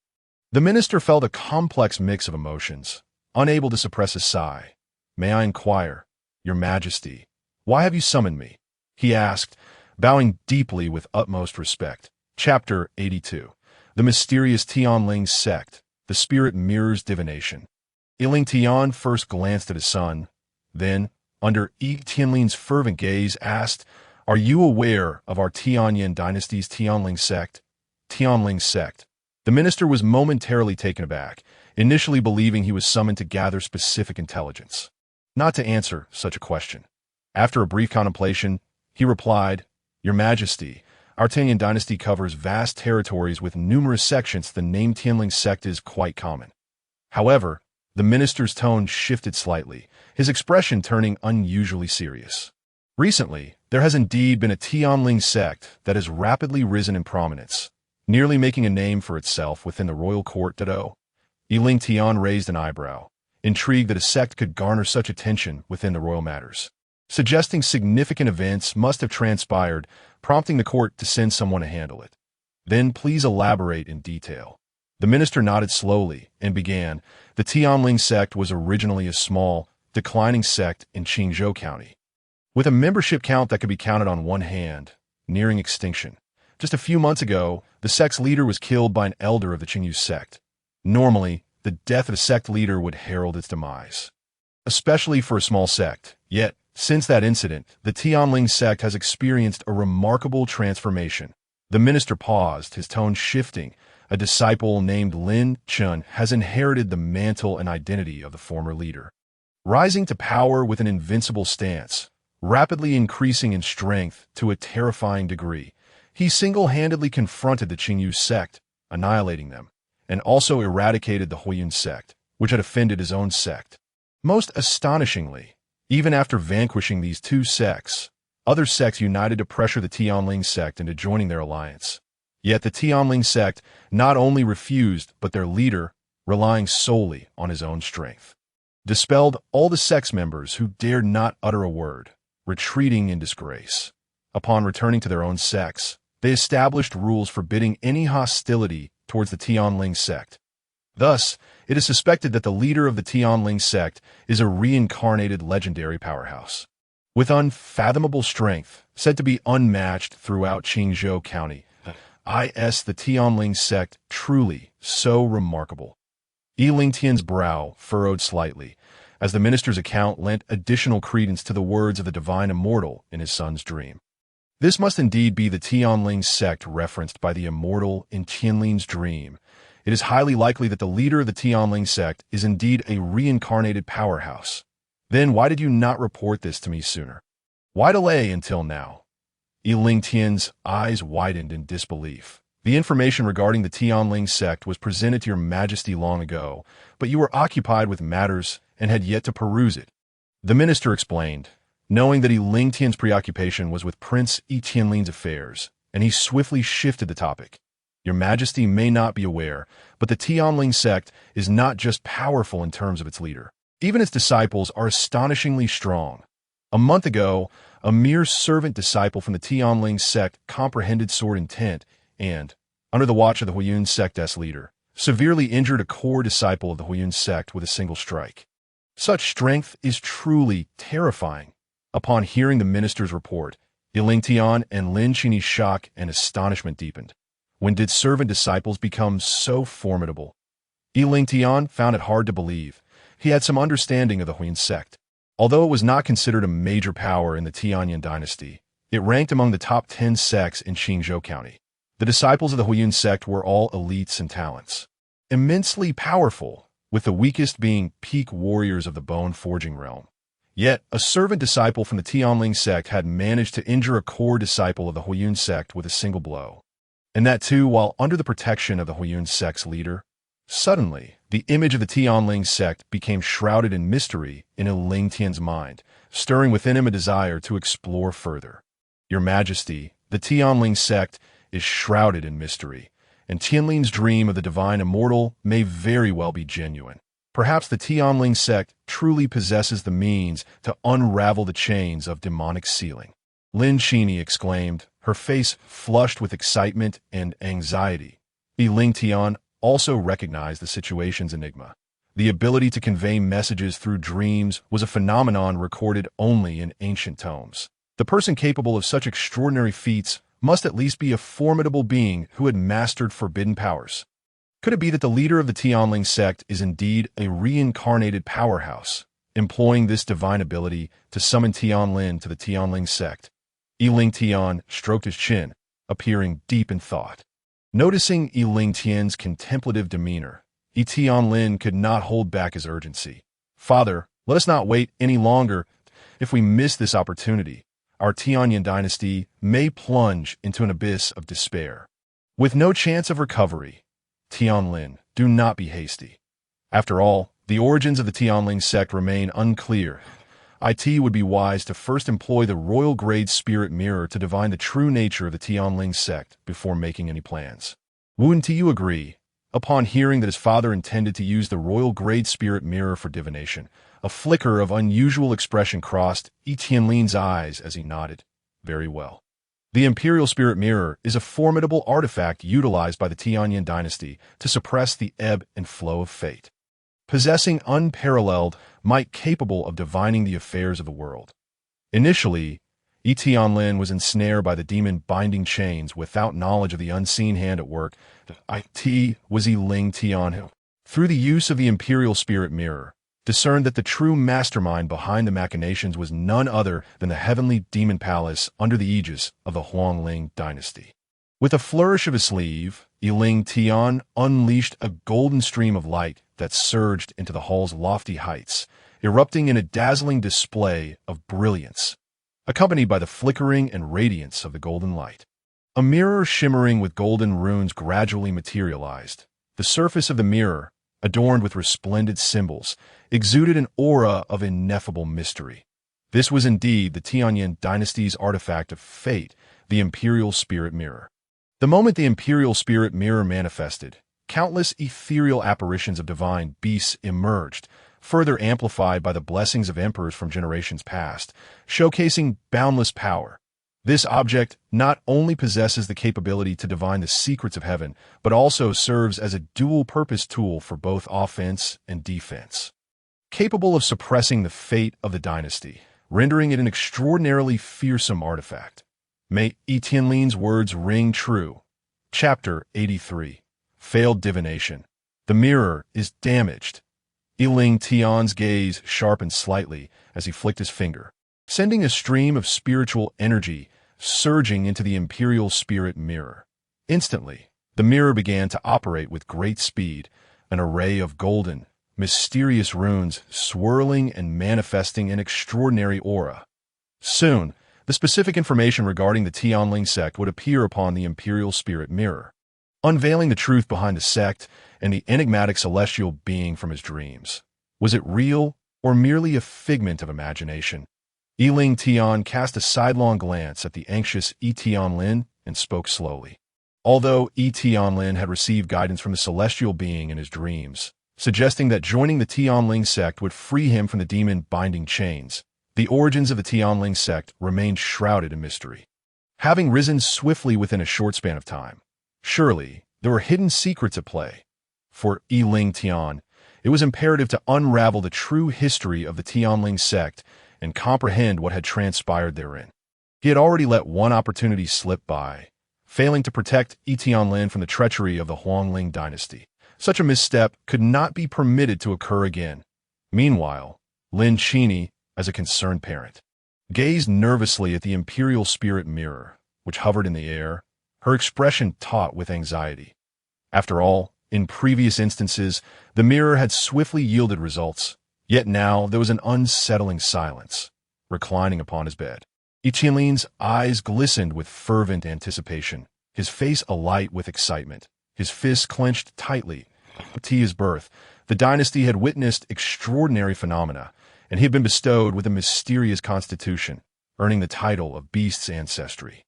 Yet now, his divine physique was suppressed by the demon-binding chains, his fortune extinguished, living a life lesser than that of an ordinary person. He was rendered utterly ineffectual. For 17 long years, he had endured the slanderous whispers and piercing gazes of others, and his lifespan was now precariously short. Less than a year remained before he would perish. Today, a monumental opportunity lay before him. If he followed the celestial being's guidance from his dreams and joined the Tianling sect, he could shatter the demon-binding chains that, in the future, he would not only be able to reforge his martial path, escaping the suffocating grasp of his plight, but also restore the imperial fortune. When that time came, he would undoubtedly confront the Huangling dynasty with the might of a true warrior, obliterating them from the annals of history. Contemplating this, Yi Tianlin's heart raced with trepidation, for the information to be unveiled by the imperial spirit mirror would determine his fate. At the Tianling sect, within the Dragon and Phoenix treasure pavilion, the fortune golden dragon, resting with closed eyes, suddenly opened its magnificent gaze, unleashing a torrent of golden light as a terrifying dragon's might began to permeate the air.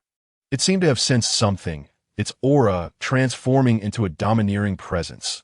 The colossal golden dragon soared from the pavilion, hovering above the Tianling sect, its luminous eyes fixed upon the direction of the Tianyan dynasty, as though capable of piercing through the distance to behold the distant realm.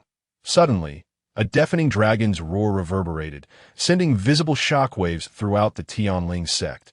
Disciples rushed forth, witnessing the fortune golden dragon spiraling above, roaring as if responding to some unseen threat, before it retreated back to the Dragon and Phoenix treasure pavilion. Isn't this our sect's fortune golden dragon? What has befallen it? According to our elders, the fortune golden dragon not only serves to suppress our sect's fortune, but also acts as our guardian. It must have sensed something. Meanwhile, Lin Chen, cultivating at the main peak, remained unfazed, slowly lifting his eyelids to glance toward the Tianyan dynasty before closing them once more. In a lavish palace within the Tianyan dynasty, the imperial spirit mirror flickered with erratic golden light, its runes trembling violently as it exerted itself to unveil the history of the Tianling sect. Suddenly, the mirror quaked violently, as if something momentous had transpired, accompanied by a sharp cracking sound. The golden runes radiating from the imperial spirit mirror dimmed abruptly, and then vanished entirely. It appeared as though the mirror had been targeted by some force, abruptly halting its divination process, its golden light flickering nervously, as if on guard against an impending threat. What is happening? Why has the imperial spirit mirror ceased its operation? And why does the mirror's surface bear crack? Yiling Tian's brow furrowed deeply, his eyes wide with disbelief, frozen in place. Before he could fully comprehend the situation, the imperial spirit mirror emitted several more ominous cracking sounds, revealing multiple fissures across its surface. In the next moment, the runes of the imperial spirit mirror vanished completely, concealing its aura as though terrified of detection. This unfolding scene caused Yiling Tian to inhale sharply. He was no fool and understood the gravity of what had transpired. What manner of entity is the Tianling sect, that it could not only inflict damage upon the imperial spirit mirror, causing it to cease its divination, but also retaliate against it, compelling the mirror to hide its presence and erase its aura? Surely there exists a fate artifact more formidable than the imperial spirit mirror. A look of shock filled Yiling Tian's eyes. He could no longer afford to underestimate the Tianling sect. The imperial spirit mirror had been passed down through generations of emperors within the Tianyan dynasty, bolstered by their collective fortunes, achieving a level of power that was indeed terrifying, far beyond that of ordinary fate artifacts. In the past, Lin Chen would have confidently asserted that there was no secret of heaven the imperial spirit mirror could not unveil. Yet now, as it attempted to divine the secrets of the Tianling sect, it not only faced retaliation but also bore cracks, retreating in fear and trepidation. While astonishment coursed through him, Lin Chen also felt a pang of pity. After all, the imperial spirit mirror was intrinsically linked to the fortune of the Tianyan dynasty. Its damage and the emergence of cracks would undoubtedly impact the dynasty's fate. Restoring the imperial spirit mirror to its former glory would require several years and significant sacrifice. Your Majesty, what is the meaning of this? Upon witnessing the state of the imperial spirit mirror, Lin Chen appeared bewildered, her eyes wide with astonishment. Not only Lin Chen, but even Tianlin was equally stunned. It was well known that the imperial spirit mirror, a powerful artifact meant to suppress the imperial fortune, had now suffered damage due to its attempt to divine the secrets of the Tianling sect. Was this non-exaggeration? Chapter 84. The Imperial Princess, the Stubborn Xia Xin. The emergence of cracks in the imperial spirit mirror, and not just one, signified that the foundations of the Tianling sect were beyond what we could fathom. Lin Chen shook his head slightly, a look of profound contemplation adorning his face. This was not merely an issue of the Tianyan dynasty's fortune, but a matter of the supreme artifact meant to suppress it. Regardless of the circumstances, nothing could compare to the enigma that is the Tianling sect. Perhaps, as the rumors from the outside world suggest, the newly appointed leader of the Tianling sect may indeed be a reincarnated great power. Lin Chen's gaze and tone took on an unprecedented seriousness, heavy with gravity. What? We cannot even divine the fate of the Tianling sect, which is a mere imperial dynasty. Lin Chen's face was a tableau of shock. She sensed that the developments had become increasingly surreal. Not only that, but I also suspect that the Tianling sect possesses an artifact of fate even more powerful than the imperial spirit mirror, causing the latter to be rendered damaged and compelled to conceal its aura, fearing detection. Upon hearing this, Tianling's expression grew ever more somber as he fixed his gaze intently upon Lin Chen. Speaking in a low, earnest tone, "Father, I must join the Tianling sect." Lin Chen did not respond immediately. He turned to glance at Tianlin, seemingly deep in thought, before making a significant decision. "Tomorrow, I shall visit the Tianling sect with Tianlin, bearing generous gifts. The Tianling sect is extraordinarily mysterious. It represents Tianlin's opportunity as well as a chance to alter the destiny of our Tianyan empire. We absolutely cannot let this slip by." A peculiar light shimmered in Lin Chen's eyes. At that moment, he perceived the Tianling sect as far more than an ordinary small sect. Meanwhile, within the resplendent and opulent hall of the Qingxian Empire, one of the four major empires, a captivatingly beautiful empress reclined upon a golden phoenix bench, draped in a flowing, golden robe that shimmered like the evening clouds, exuding an aura of formidable dominance. Beneath her, a strikingly exquisite young girl stood, her beauty capable of inciting calamity. "You may leave," the empress commanded, dismissing the other maidservants upon seeing her daughter approach.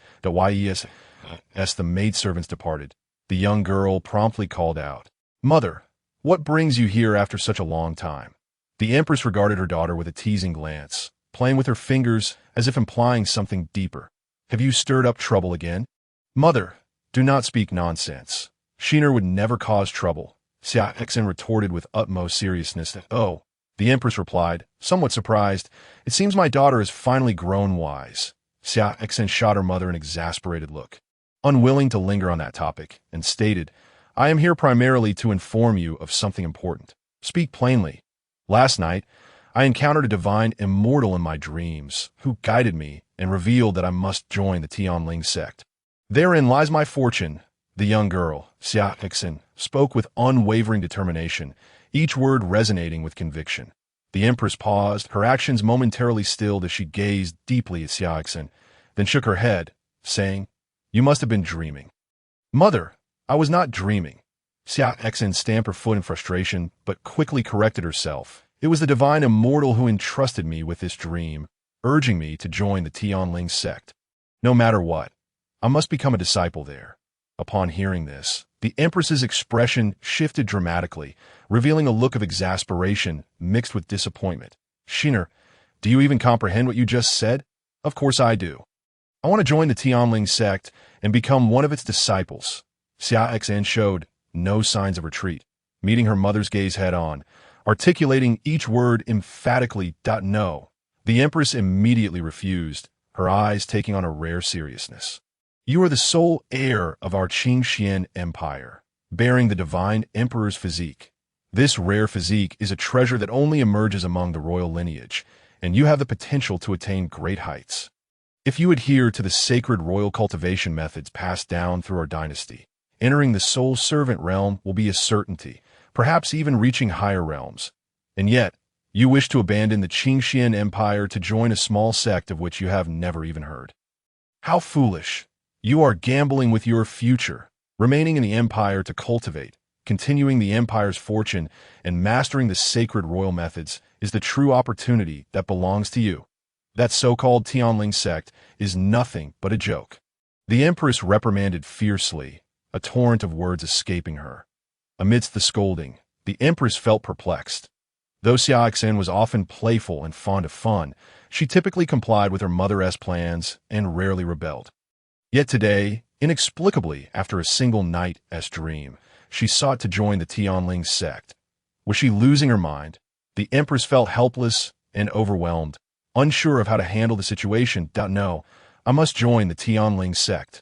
Xia Xen declared stubbornly, her expression resolute. The divine immortal has given me a secret message in my dreams. If I do not follow the divine immortal's guidance, I will face punishment. Moreover, she had never heard of this Tianling sect before. It seemed quite mysterious, and she felt compelled to explore it. Even if you do not permit me, I shall find a way to sneak away. I refuse to believe you can confine me for a lifetime. Xia Xen huffed, her defiance igniting the Empress's wrath. Oh, you even know the true nature of the Tianling sect. Do you honestly believe you can secure a bright future there? The Empress glared at Xia Xen. Her eyes icy, her presence emanating a terrifying and domineering aura. Having spent years managing the myriad affairs of the Qingxian Empire from the palace, the Empress had some understanding of the sects within the empire. The Tianling sect, affiliated with the Tianyan Empire, had recently captured her attention. Originally, such a small sect would not have caught her interest.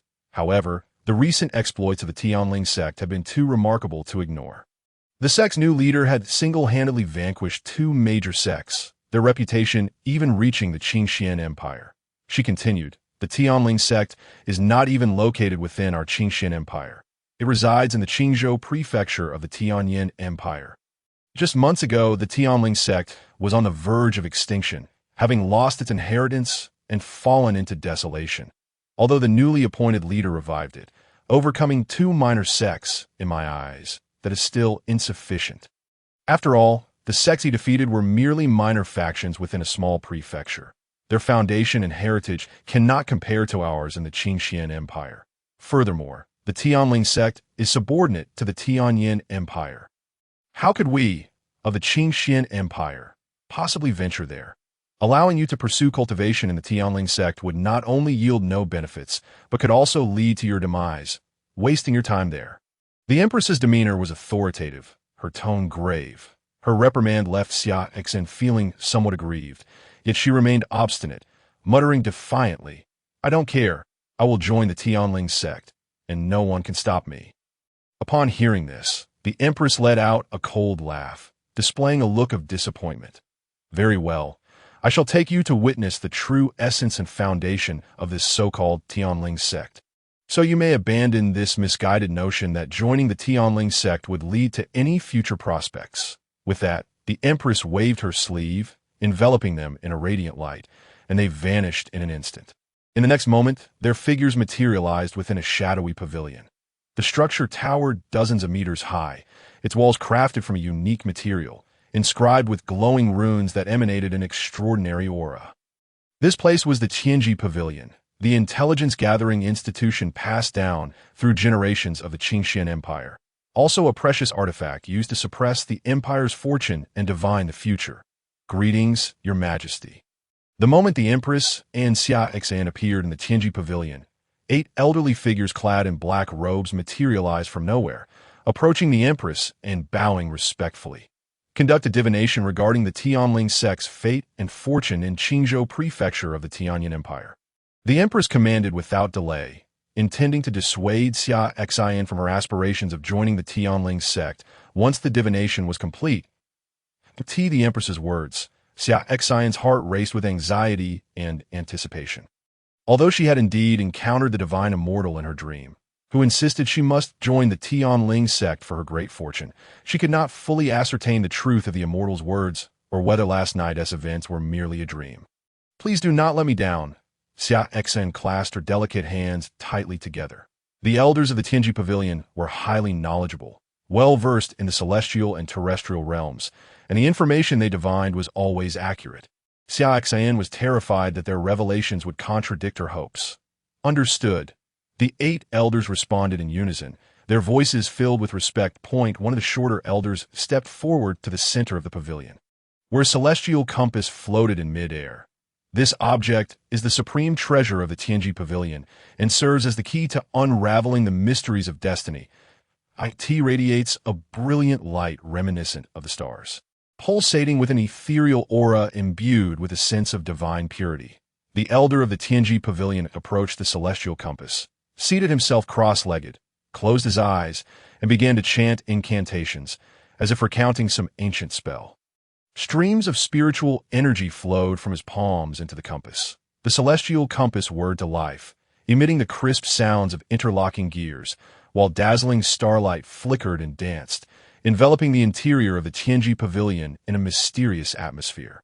The elder, tasked with divining the fortunes of the Tianling sect, wore a look of ease, perceiving the sect merely as a small county's establishment, believing it would require little effort to uncover its fate. However, as time passed, his expression grew peculiar, tinged with confusion. What was amiss? Why was the compass unable to reveal its secrets? The celestial compass continued to spin before him, dispersing scattered starlight, yet a veil of mist loomed above, rendering all attempts at divination futile. Damn it! The Empress herself is supervising our efforts. I cannot afford to make a mistake. The elder's anxiety surged, almost compelling him to kneel before the compass. His hands moved rapidly, forming intricate seals that transformed into flickering lights, plunging into the compass as he exerted all his strength to perform the divination. Yet, the celestial compass showed no signs of yielding any results. What on earth is happening? I felt quite capable today. I even successfully divined a historical secret this morning. There's no way I cannot unravel the fate of such a minor sect. The elder furrowed his brow, beads of cold sweat beginning to trickle down his forehead, his heart racing with apprehension. Surely, the compass cannot malfunction at such a critical juncture. It must not betray me. Meanwhile, the Empress observed the unfolding scene with a visibly displeased countenance. A terrifying pressure suddenly emanated from her, causing the remaining 7 elders of the Tianji Pavilion to shudder as though confronted by an unspeakable horror. Their faces pale with dread, too frightened to meet her gaze. The Empress is about to unleash her fury. All the elders recognized the gravity of the situation, dispelling any thoughts of underestimating it. They hastily approached, forming seals to assist the elder in activating the celestial compass for the divination of the Tianling sect. Logically speaking, the Tianling sect was merely a small sect within a county. If one elder failed to divine its fortunes using the celestial compass, it would be considered an anomaly. Therefore, the 8 elders believed that by combining their efforts, divining the minor Tianling sect would be a trivial task. Yet, the outcome far surpassed their expectations. Within the Longfeng treasure pavilion of the Tianling sect, golden light enveloped the space, shrouding it in an aura of mysterious Taoist resonance as the power of rule surged. The fortune dragon within the pavilion was resting when it suddenly opened its eyes, revealing vertical pupils that exuded an immense presence and power, gazing towards the direction of the Qingxian dynasty. Its eyes shone like 2 full moons in the night, radiating brilliant light akin to a furious flame. What on earth is this? How dare so many challenge the dignity of the Tianling sect today? Do they truly believe the Tianling sect is a mere pawn to be bullied? Do they think the fortune dragon tasked with suppressing fate, do not exist? Chapter 86. Failed Divination. The fortune dragon appears. The body of the fortune dragon erupted with a formidable, domineering aura, its deafening roar echoing throughout the Tianling sect, causing the very heavens and earth to tremble out on the main peak of the Tianling sect. Lin Chen suddenly opened his eyes within the meditation chamber, casting a glance at the fortune dragon of the Longfeng treasure pavilion, feeling a sense of melancholy. Other sects' fortune dragons are revered guardians of their realms, treated like sovereigns, while his own sect's Tianling sect seems merely to stand guard, disturbed time and again from its slumber. Who would be pleased by such treatment? In the Tianji pavilion of the Qingxian dynasty, the 8 elders were positioned at various spots, each emanating a formidable, terrifying aura. Their hands moved incessantly, forming intricate seals that swiftly merged into the celestial compass, creating fleeting shadows. The celestial compass had reached its peak of operation, the rich, dazzling starlight almost reaching a critical threshold. Yet despite their efforts, they could not unravel the Tianling sect's destiny and secrets. It is known that when 8 elders of the Tianji pavilion work in unison, failure is nearly unheard of. However, today, the 8 elders were utterly frustrated. They had pushed the celestial compass to its limits, yet remained shrouded in mist, yielding no insights whatsoever. Moreover, what troubled them most was that the empress of the Qingxian dynasty, their superior, was watching closely. They could clearly sense her growing displeasure as time passed, the pressure she exuded intensifying. The burden upon the 8 elders escalated, cold sweat soaking their backs. Their eyes were bloodshot, teeth clenched, not daring to relax even momentarily. The empress had supported them for so long. If they could not handle this minor task, how would they establish themselves within the palace? They would surely become the subject of ridicule. In the eyes of the 8 elders, such an outcome was absolutely unacceptable. But this small sect is exceedingly strange. Could it possess some extraordinary artifact capable of obscuring the divination of the celestial compass? As this thought crossed one elder's mind, several elders suddenly changed color, as if struck by a devastating blow.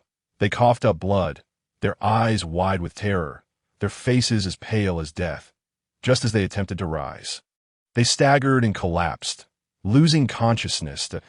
In their last moments of awareness, they seemed to behold something profoundly dreadful.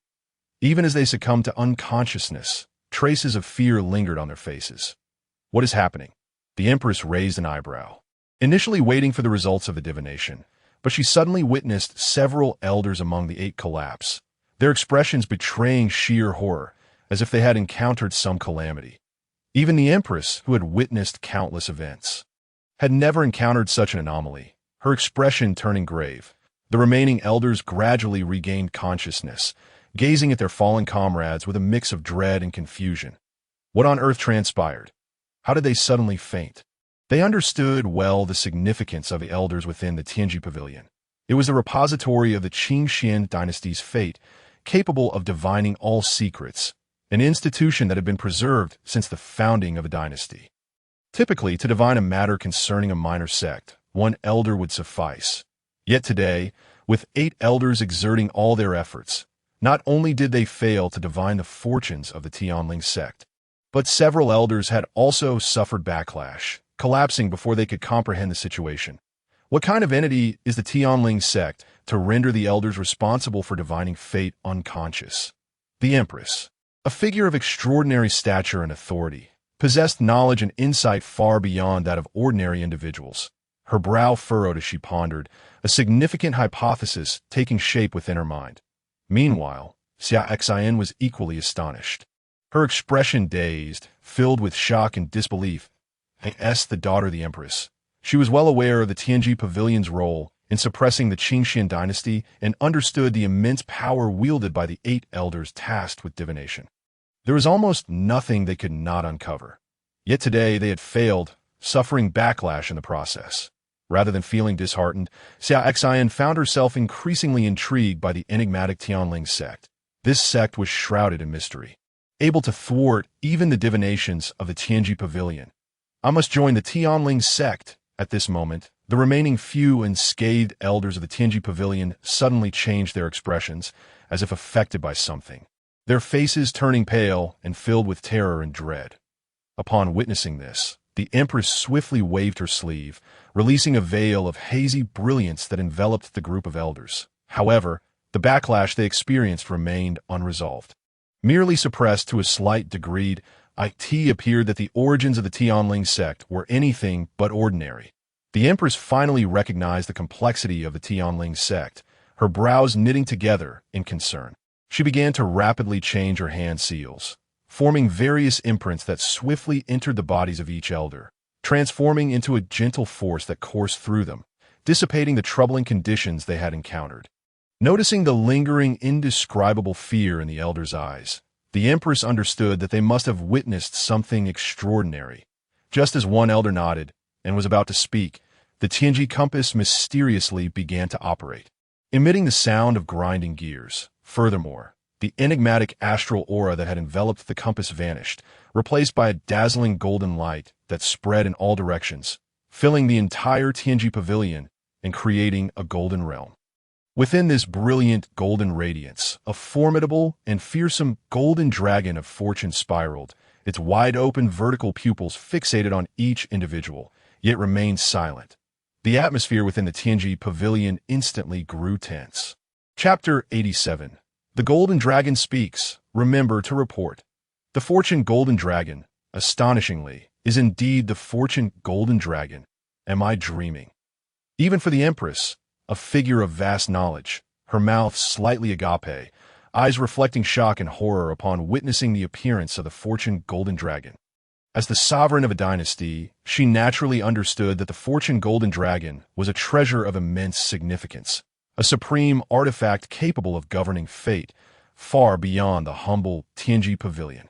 Moreover, the power of the Fortune Golden Dragon surpassed that of ordinary beings, its strength increasing in tandem with the fortune it suppressed. But why, at this moment, did this Tianji compass manifest a Fortune Golden Dragon? Hadn't it just experienced backlash? Wait, backlash? Could it be the Tianling sect? Almost simultaneously, a bold conjecture emerged in the minds of the onlookers, yet no one dared to voice it, for the Fortune Golden Dragon was not to be trifled with. Even the Empress, who had reached the realm of the Soul Servant, did not dare to act carelessly. She was uncertain of the true strength of this Fortune Golden Dragon, but the mere pressure it emanated was enough to weigh heavily upon her. This indicated that the strength of the Fortune Golden Dragon was not inferior to hers. Most importantly, the rumored Fortune Golden Dragon was a wondrous entity of heaven and earth, born of the essence of the cosmos, possessing the power to alter fate. Indeed, the greatest concern for the Empress at this moment was that the Fortune Golden Dragon might recklessly devour the fortune of the Qingxian dynasty. If she could only match the dragon in strength, the dynasty's fortune would be irretrievable, leaving her with no refuge even for tears. Surely, the Golden Dragon witnessed during the backlash was the Fortune Golden Dragon. The expressions of several elders from the Tianji Pavilion grew exceedingly grave as they felt the terrifying pressure emanating from the Fortune Golden Dragon, rendering their breaths laborious. They suddenly realized that the strength of this Fortune Golden Dragon was extraordinary, far exceeding their own. Its might was overwhelming. Even the Empress dared not engage. What were they to do now? The elders of the Tianji Pavilion were in turmoil, utterly at a loss for how to resolve the current predicament. Only Xia Xian could distinctly sense that the pressure from the Fortune Golden Dragon did not manifest upon her. Instead, when the Golden Dragon gazed at her, it bore a look of contemplation, as if assessing her qualifications and talents. Considering you are mere novices, I shall spare your lives, but do not recklessly speculate on the Tianling sect's mysteries. Suddenly, a domineering voice resonated in the ears of every individual, accompanied by a commanding dragon's roar that shook the heavens. The Empress understood well that this was the Fortune Golden Dragon speaking. Otherwise, dire consequences would surely follow. Yes, the elders of the Tianji Pavilion dared not exhibit any negligence towards this mysterious Fortune Golden Dragon from the Tianling sect, promptly bowing in acknowledgement. Even the Empress, Astonished by the tremendous power and might of the fortune golden dragon, pondered the implications of the Tianling sect's overwhelming fortune. She found it difficult to fathom, for the signs indicated that the Tianling sect's fortune was boundless. And with the fortune golden dragon to nurture and protect it, its power would not only persist but flourish, far beyond the reach of the Qingxian dynasty. The fortune golden dragon then turned its gaze to Xia Hexan, and in the next moment, its form abruptly vanished from the golden light of the Tianji compass, appearing before Xia Xin. I could see this moment. A shocking scene unfolded, leaving nearly everyone in a state of stupor. Mouths agape as if they could fit an entire egg within. The fortune golden dragon, having departed from the Tianji compass, was utterly transformed from its previous palm-sized stature. Now, the dragon's presence was beyond the scope of mere words to describe. Just its imposing, regal head filled the entire Tianji pavilion, with parts of it extending beyond, while the other parts were far too vast to mention, all exposed outside the pavilion. Such an immense dragon body must have been tens of thousands of feet long. The onlookers felt a sense of relief that the fortune golden dragon was not a physical entity. Otherwise, it might have obliterated the entire Tianji pavilion, rendering even the protective formations ineffective. You are Xia Xin of the Qingxian dynasty? Each golden whisker emanating a radiant glow moved like golden lightning before Xia Xin, stirring the very fabric of space and exuding an aura of unparalleled terror that chilled the spine. Yes, Xia Xin, breaking from her usual brash demeanor in the presence of the fortune golden dragon, dared not reveal her usual insolence and respectfully inquired, "What instructions do you have, esteemed elder, within 3 days? Remember to report to the Tianling sect." The fortune golden dragon cast a fleeting glance at Xia Xin. With that, the golden light that had enveloped the Tianji compass gradually faded, and the figure of the fortune golden dragon vanished from sight. The terrifying pressure that had dominated the Tianji pavilion instantly dissipated, allowing everyone to exhale in relief, only to realize that their backs were soaked with cold sweat and their legs felt weak beneath them. The Tianling sect not only possessed the fortune golden dragon as a celestial wonder to suppress others, but likely also harbored formidable beings. They could not afford to engage in reckless speculation. This forced attempt at divination had provoked the backlash of the fortune golden dragon, nearly costing them their lives. The fortune golden dragon's power was extraordinary if it were to forcibly devour the fortune of their dynasty. The consequences would be unimaginable. The face of one elder from the Tianji pavilion still bore traces of terror, his teeth chattering incessantly. After today's events, the elders of the Tianji pavilion would likely experience a significant psychological impact regarding their divination practices, making it difficult to continue in the near future. They would need time to recuperate and dispel the mental obstacles they faced. The empress took a deep breath, especially after hearing the elders' words. Finally realizing the gravity of the situation, the fortune golden dragon, powerful beings, a myriad of shocking revelations crashed into the empress's mind, rendering her emotions tumultuous. The mere Tianling sect had risen to prominence in such a short span. Not only possessing the fortune golden dragon to govern fate, but also seemingly housing formidable beings. The empress suddenly recalled Lin Chen, the sect leader of the Tianling sect, who had transformed from an ordinary disciple mere months ago to a position of leadership, single-handedly obliterating the 2 top-ranked sects of the Qingzhou prefecture. Meanwhile, Xia Xin gazed at the empress with fervor. "Mother, with the Tianling sect being so mysterious and formidable, will you finally allow me to join?" Chapter 88. Do not offend. Carrying great gifts. On the other hand, the empress remained oblivious to Xia Xin's change in demeanor. She stood still for a moment in contemplation before providing her answer.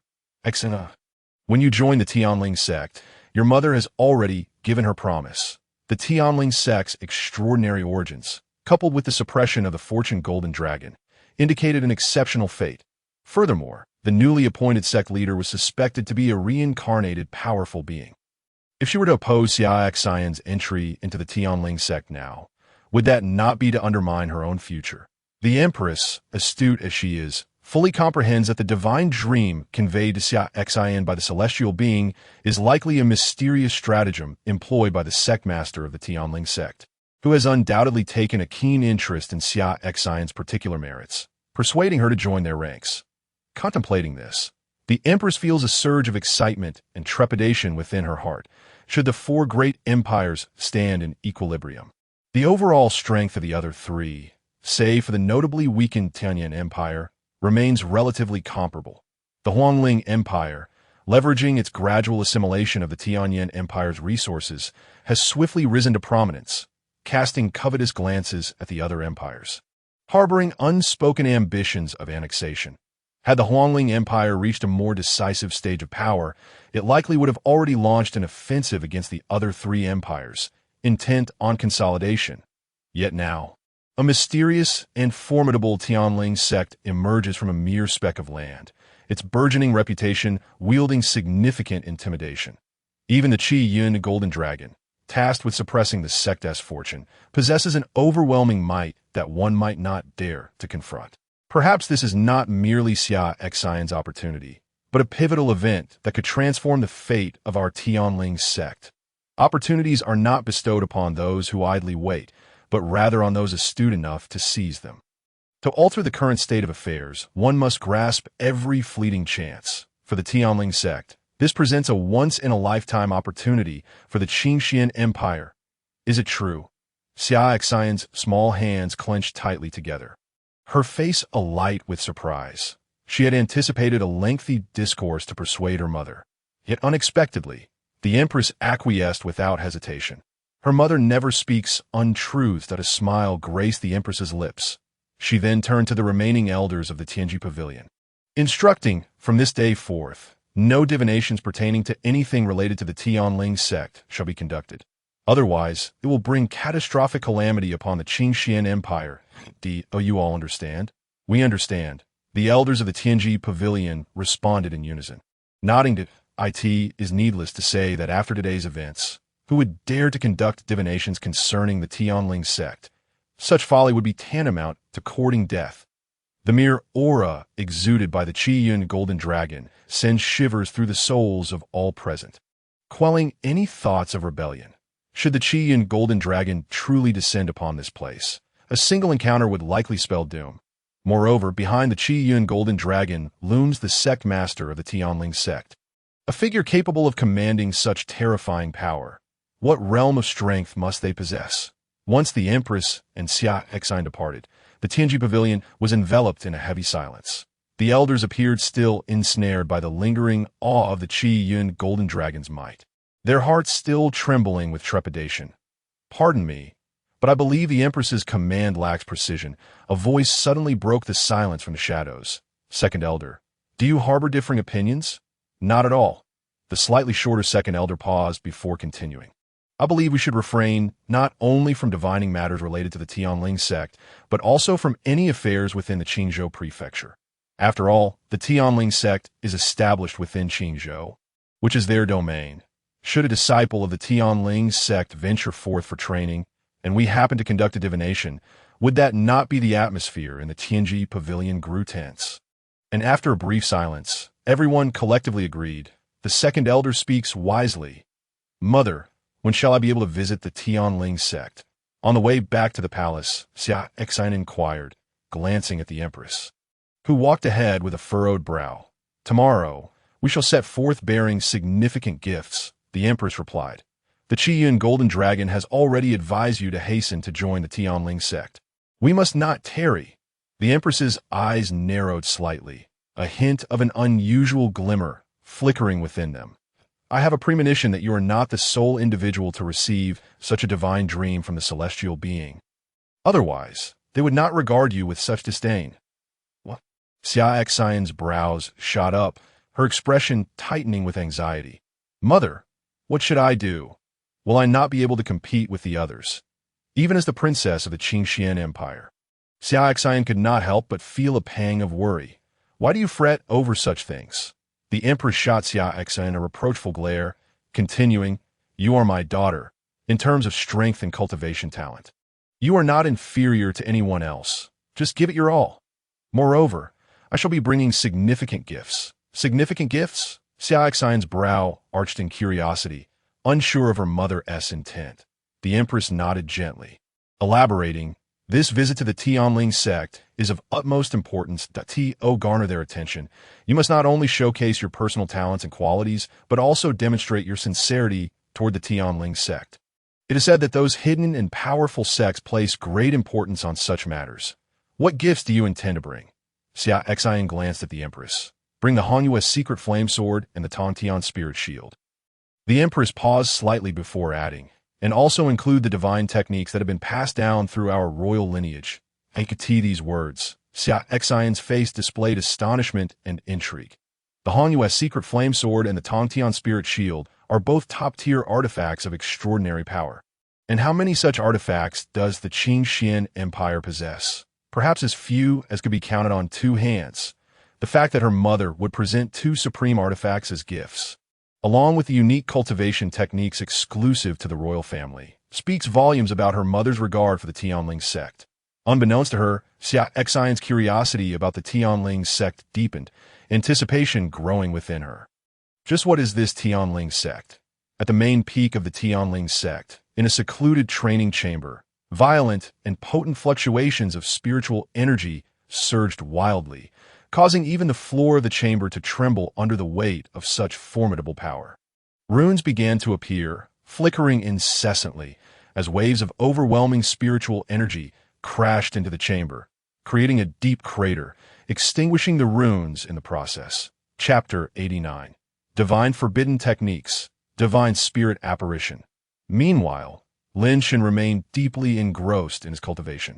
His eyes were gently shut, hands continuously shifting through hand seals, his aura growing increasingly terrifying, akin to an ancient titan awakening, instilling fear in those who beheld him that a closer inspection would reveal that the space around him appeared to warp, emitting ripples. Yet this phenomenon occurred without any interference from spiritual energy, rendering it exceedingly mysterious. If anyone were to witness this scene, they would surely be struck with astonishment, for this is a sign only observable when one enters the realm of the divine soul. The ability to manifest one's soul power into tangible forms for offense and defense possesses a might far beyond that of a mere soul wanderer. Lin Chen continued to alter his hand seals. A series of seals materialized, transforming into silver streaks of light that rushed forth, instantly merging into the divine spirit apparition behind him. With each successive seal absorbed, the divine spirit apparition became increasingly solidified. Surrounding runes shimmered, radiant and resplendent, as if the celestial being had descended, exuding an overwhelming presence that deterred any from approaching. Congeal. Suddenly, Lin Chen opened his eyes, forming a single-handed seal. The divine spirit apparition behind him erupted with brilliant, resplendent light, unleashing an even more terrifying aura, causing the entire main peak of the sect to tremble violently. An invisible wave of might radiated outward from the main peak, sweeping in all directions throughout the sect. Almost simultaneously, it seemed as if all members of the sect sensed something, raising their heads in unison towards the main peak, their eyes glimmering with unusual expressions, before slightly bowing in reverence. Evidently, the strength of the sect master has increased once again.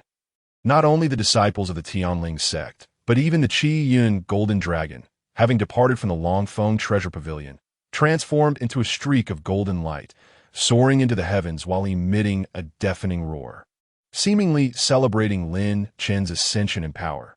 For those who observe closely, it would be evident that the Qi Yun Golden Dragon had grown longer compared to previous days. Clearly, Lin Chen's enhanced strength had bestowed greater fortune upon the Tianling sect, nourishing and augmenting the Qi Yun Golden Dragon's might. In turn, Lin Chen slowly exhaled a plume of white, turbid air. It struck the ground, creating a small crater. The divine spirit apparition behind him gradually faded. Merging back into his being, he had reached the pinnacle of the soul wanderer realm. Lin Chen clenched his fists, feeling the immense power coursing through his veins, and for a moment, he was engulfed by boundless emotions. Beyond the body-tempering realm, there existed three significant realms: the bone-forging realm, the organ-refining realm, and the sea of Qi realm. Following these were the soul-servant realm, the soul-condensing realm, the soul-wandering realm, and finally, the divine soul realm. Presently, Lin Chen had ascended to the pinnacle of the divine soul realm, and as he surveyed the expanse of the eastern city, he pondered who could possibly rival him. It is noteworthy that the four great empires resided within the territory of Eastern City, yet the mightiest among them was merely a sole servant of the empire, confronted by a warrior of the sole servant realm. Lin Chen would only require a single punch to decisively end the battle. Even if he were to embody the strongest of Eastern City and reclaim the four great empires, unifying them into one, none would dare oppose him. Such is the power that begets authority. Rules may be immutable, but humanity is vibrant. A true powerhouse can forge entirely new regulations. However, Lin Chen harbored no desire to oversee the four great empires. To him, those individuals were nothing more than a collection of misfits. The Heavenly Spirit Sect aimed to cultivate exceptional prodigies, not to nurture a cadre of ineffectual wastrels. Moreover, the Heavenly Spirit Sect was presently flourishing under his management. He had no time to oversee the affairs of others. If he were to suddenly unify the four great empires, the sheer number of individuals involved would be enough to give him a headache. After rigorously cultivating to the pinnacle of the divine soul realm, he manifested his soul, wielding the divine spirit forbidden codex to refine a divine spirit phantom. As soon as Lin Chen's words fell, a divine spirit phantom adorned with shimmering runes and radiant light appeared behind him, enveloped in an aura of mystery. Resembling a celestial being, this divine spirit phantom served as a manifestation of his will, possessing strength identical to his own and capable of employing all his techniques, thus reflecting his formidable prowess. Furthermore, the divine spirit forbidden codex was an esoteric technique, and when combined with his ancient celestial body, it enabled the execution of divine forbidden arts, allowing his soul to fragment into countless shards for multiple manifestations. Consequently, he could create numerous divine spirit phantom avatars. With this thought, Lin Chen couldn't help but feel a twinge of emotion. His current strength was already staggering, invincible among peers, and challenging those beyond his rank was as effortless as breathing. His adversaries, merely contending with a single version of himself, would be tormented and filled with despair, let alone facing multiple avatars of equal might. How could they possibly contend with such odds? This was beyond ludicrous, surpassing even the most extreme of cheats. Contemplating this, Lin Chen silently mourned for his foes. Although his strength had significantly increased, he had devoted little time to alchemical pursuits during this period, resulting in minimal progress in the realm of pill crafting. Raising an eyebrow, Lin Chen summoned a fire crystal and an alchemy furnace into view. Upon opening the furnace lid, he observed several pills resting within, exuding a rich fragrance and appearing entirely translucent, devoid of impurities. Undoubtedly, these were top-quality pills, albeit of the second tier, indicating that Lin Chen was currently a blue-robed alchemist. He first retrieved his communication jade talisman, and finding no pressing matters, he cast it aside and began to concentrate on refining pills. Very well, from this moment forth, I shall diligently craft pills, striving to ascend to the rank of a golden-robed alchemist and produce fourth-tier pills. A surge of spiritual energy emanated from him, enveloping the fire crystal beneath the alchemy furnace, unleashing a torrent of flames that heated the furnace's base. As he extracted the spiritual herbs, Lin Chen commenced his alchemical practice. However, it wasn't long before he was interrupted by Zhang Xian through the communication jade talisman, forcibly summoning him from his retreat. With a grim expression, Lin Chen emerged from the peak of the sect, swiftly arriving at the mountain where Zhang Xian resided. Zhang Xian, did I not instruct you that unless there was a matter of great importance, you were not to disturb me? Should you fail to provide a reasonable explanation today, I shall see whether I might rearrange your features. Observing Lin Chen's darkened countenance, Zhang Xian trembled slightly, filled with trepidation. Had the sect leader grown even stronger during their time apart? Chapter 90. Triggering the Formation. Heavenly Spirit Crisis. As Zhang Xian sensed the aura emanating from Lin Chen, his heart sank. Once again, he found himself unable to ascertain the precise realm of his master. Yet he could distinctly perceive that the sect leader's power had undoubtedly ascended to a significantly higher level. Could it be that such an elevation in cultivation could occur so casually? As one ascends, the difficulty of advancement only increases. This is a well-known principle within the cultivation community. Yet it seemed this principle did not apply to the sect leader. How preposterous! Zhang Xian couldn't help but click his tongue in disbelief, reflecting on his situation. However, he understood that he had already boarded the ship of the Heavenly Spirit Sect, as long as he worked diligently and cultivated earnestly. His future achievements would undoubtedly surpass those of his past life. As for the sect leader, the stronger he became, the better for Zhang Xian, as he was under the protection of this formidable figure. Sect leader, there are individuals seeking you. Zhang Xian chuckled, maintaining a facade of cheerfulness. Lin Chen felt a few dark lines appear on his forehead, his smile now stiffening. Did I not explicitly instruct you before my seclusion? If anyone seeks me, they are to be turned away without exception.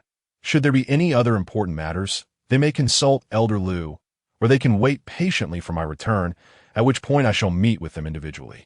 As Zhang Xian sensed Lin Chen's fluctuating aura, seemingly on the verge of erupting, he shivered internally and hastily explained, Sect leader, I am well aware of your wishes. However, before you entered seclusion, you specifically instructed me that if someone from an empire wished to join the Heavenly Spirit Sect as a disciple, I was to report it to you without fail. Have you forgotten? Upon hearing Zhang Xian's words, Lin Chen paused momentarily, a perplexed expression crossing his face before he chuckled. It does seem that I may have overlooked that detail. In that case, lead me to them. Where are the guests? They're at the foot of the mountain. Having just arrived at it stands, they have inadvertently triggered our sect's protective formation, otherwise I would not have detected their presence. Zhang Xian admitted, a sheen of sweat on his brow. Due to the limited manpower within the Heavenly Spirit Sect, the protective formation was in place. Furthermore, given the remote location, few would seek to find their way here. Even if someone had business with the sect, they could simply call out using spiritual energy, as there were no disciples stationed at the mountain gate. However, the individuals from the Empire were unaware of this and had unwittingly triggered the sect's protective formation upon entering. Hearing this, Lin Chen's brow furrowed slightly. While the Heavenly Spirit Sect possessed a top-tier spiritual vein and an abundance of spirit stones to fuel the formation, this was hardly a hospitable approach. After all, the protective formation should only be activated during times of crisis for the sect.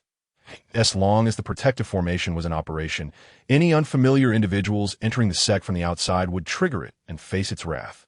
Even Zhang Su had set off the protective formation upon his arrival at the Heavenly Spirit Sect. Zhang Xian, I shall personally deactivate the protective formation shortly. You are to arrange for a few disciples to guard the mountain gate. While our Heavenly Spirit Sect may present itself as a formal sect, we have only just begun to establish ourselves, and many matters remain inadequately addressed. We must improve not only our hospitality, but also the management of other sect affairs. Lin Chen stated after a moment of contemplation. Understood, Zhang Xian nodded, departing to execute his orders. The Heavenly Spirit Sect indeed resembled what the sect leader had described, although it appeared to be a formal sect on the surface. Its management was indeed chaotic, with numerous areas in need of improvement. During this period, Zhang Xian had been tirelessly attending to the affairs of the Heavenly Spirit Sect, had it not been for the sect leader's recent journeys to recruit other elders. Zhang Xian and the few elders would have been overwhelmed. He vowed that once this tumultuous period passed, he would indulge in the Tao Enlightenment Spring for his cultivation, outside the mountain gate of the Heavenly Spirit Sect. In a fog-laden clearing, a group of individuals clad in luxurious robes appeared utterly terrified, their bodies taut as bowstrings, beads of cold sweat dotting their foreheads, and their hearts pounding as if struck by a hammer. Suddenly, upon witnessing Yi Tianlin's paper-thin form retreat a step, Ling Tian's eyelids twitched violently. His expression grew grave as he hastily conveyed a warning through spiritual energy. Tianlin, do not move recklessly. We must not provoke the divine beast. Even as a soul servant realm powerhouse, nearly unrivaled within the entire Tianyin Empire, he felt insignificantly small in the presence of the magnificent vermilion bird before him. The terrifying and domineering flames surged and twisted. Even from a considerable distance, a faint yet piercing sensation of scorching heat pricked the skin, as if the very fabric of space were ablaze. Towering to an astounding height, each feather resembled a plume of fire. Bathed in a sea of flames, radiating an appalling intensity, his eyes, suspended amidst the clouds, shone like the blazing sun, the flames roiling. Merely gazing upon them felt as though his very eyes were being seared. An excruciating torment. What on earth was happening? Did the Tianling sect truly possess such ancient divine beasts? Could it be that this vermilion bird served as the guardian beast of the Tianling sect? Yiling Tian felt a tremor in his legs. How could he possibly stand against the vermilion bird? If he were to face it strike head-on, he would surely be obliterated in an instant. Beside him, Lin Chen's lips turned pale, her expression grim, utterly at a loss as to what to do. Perhaps as Yiling Tian suspected, his slightest movement had instantly drawn the attention of the vermilion bird. The bird let out a piercing cry, echoing through the heavens.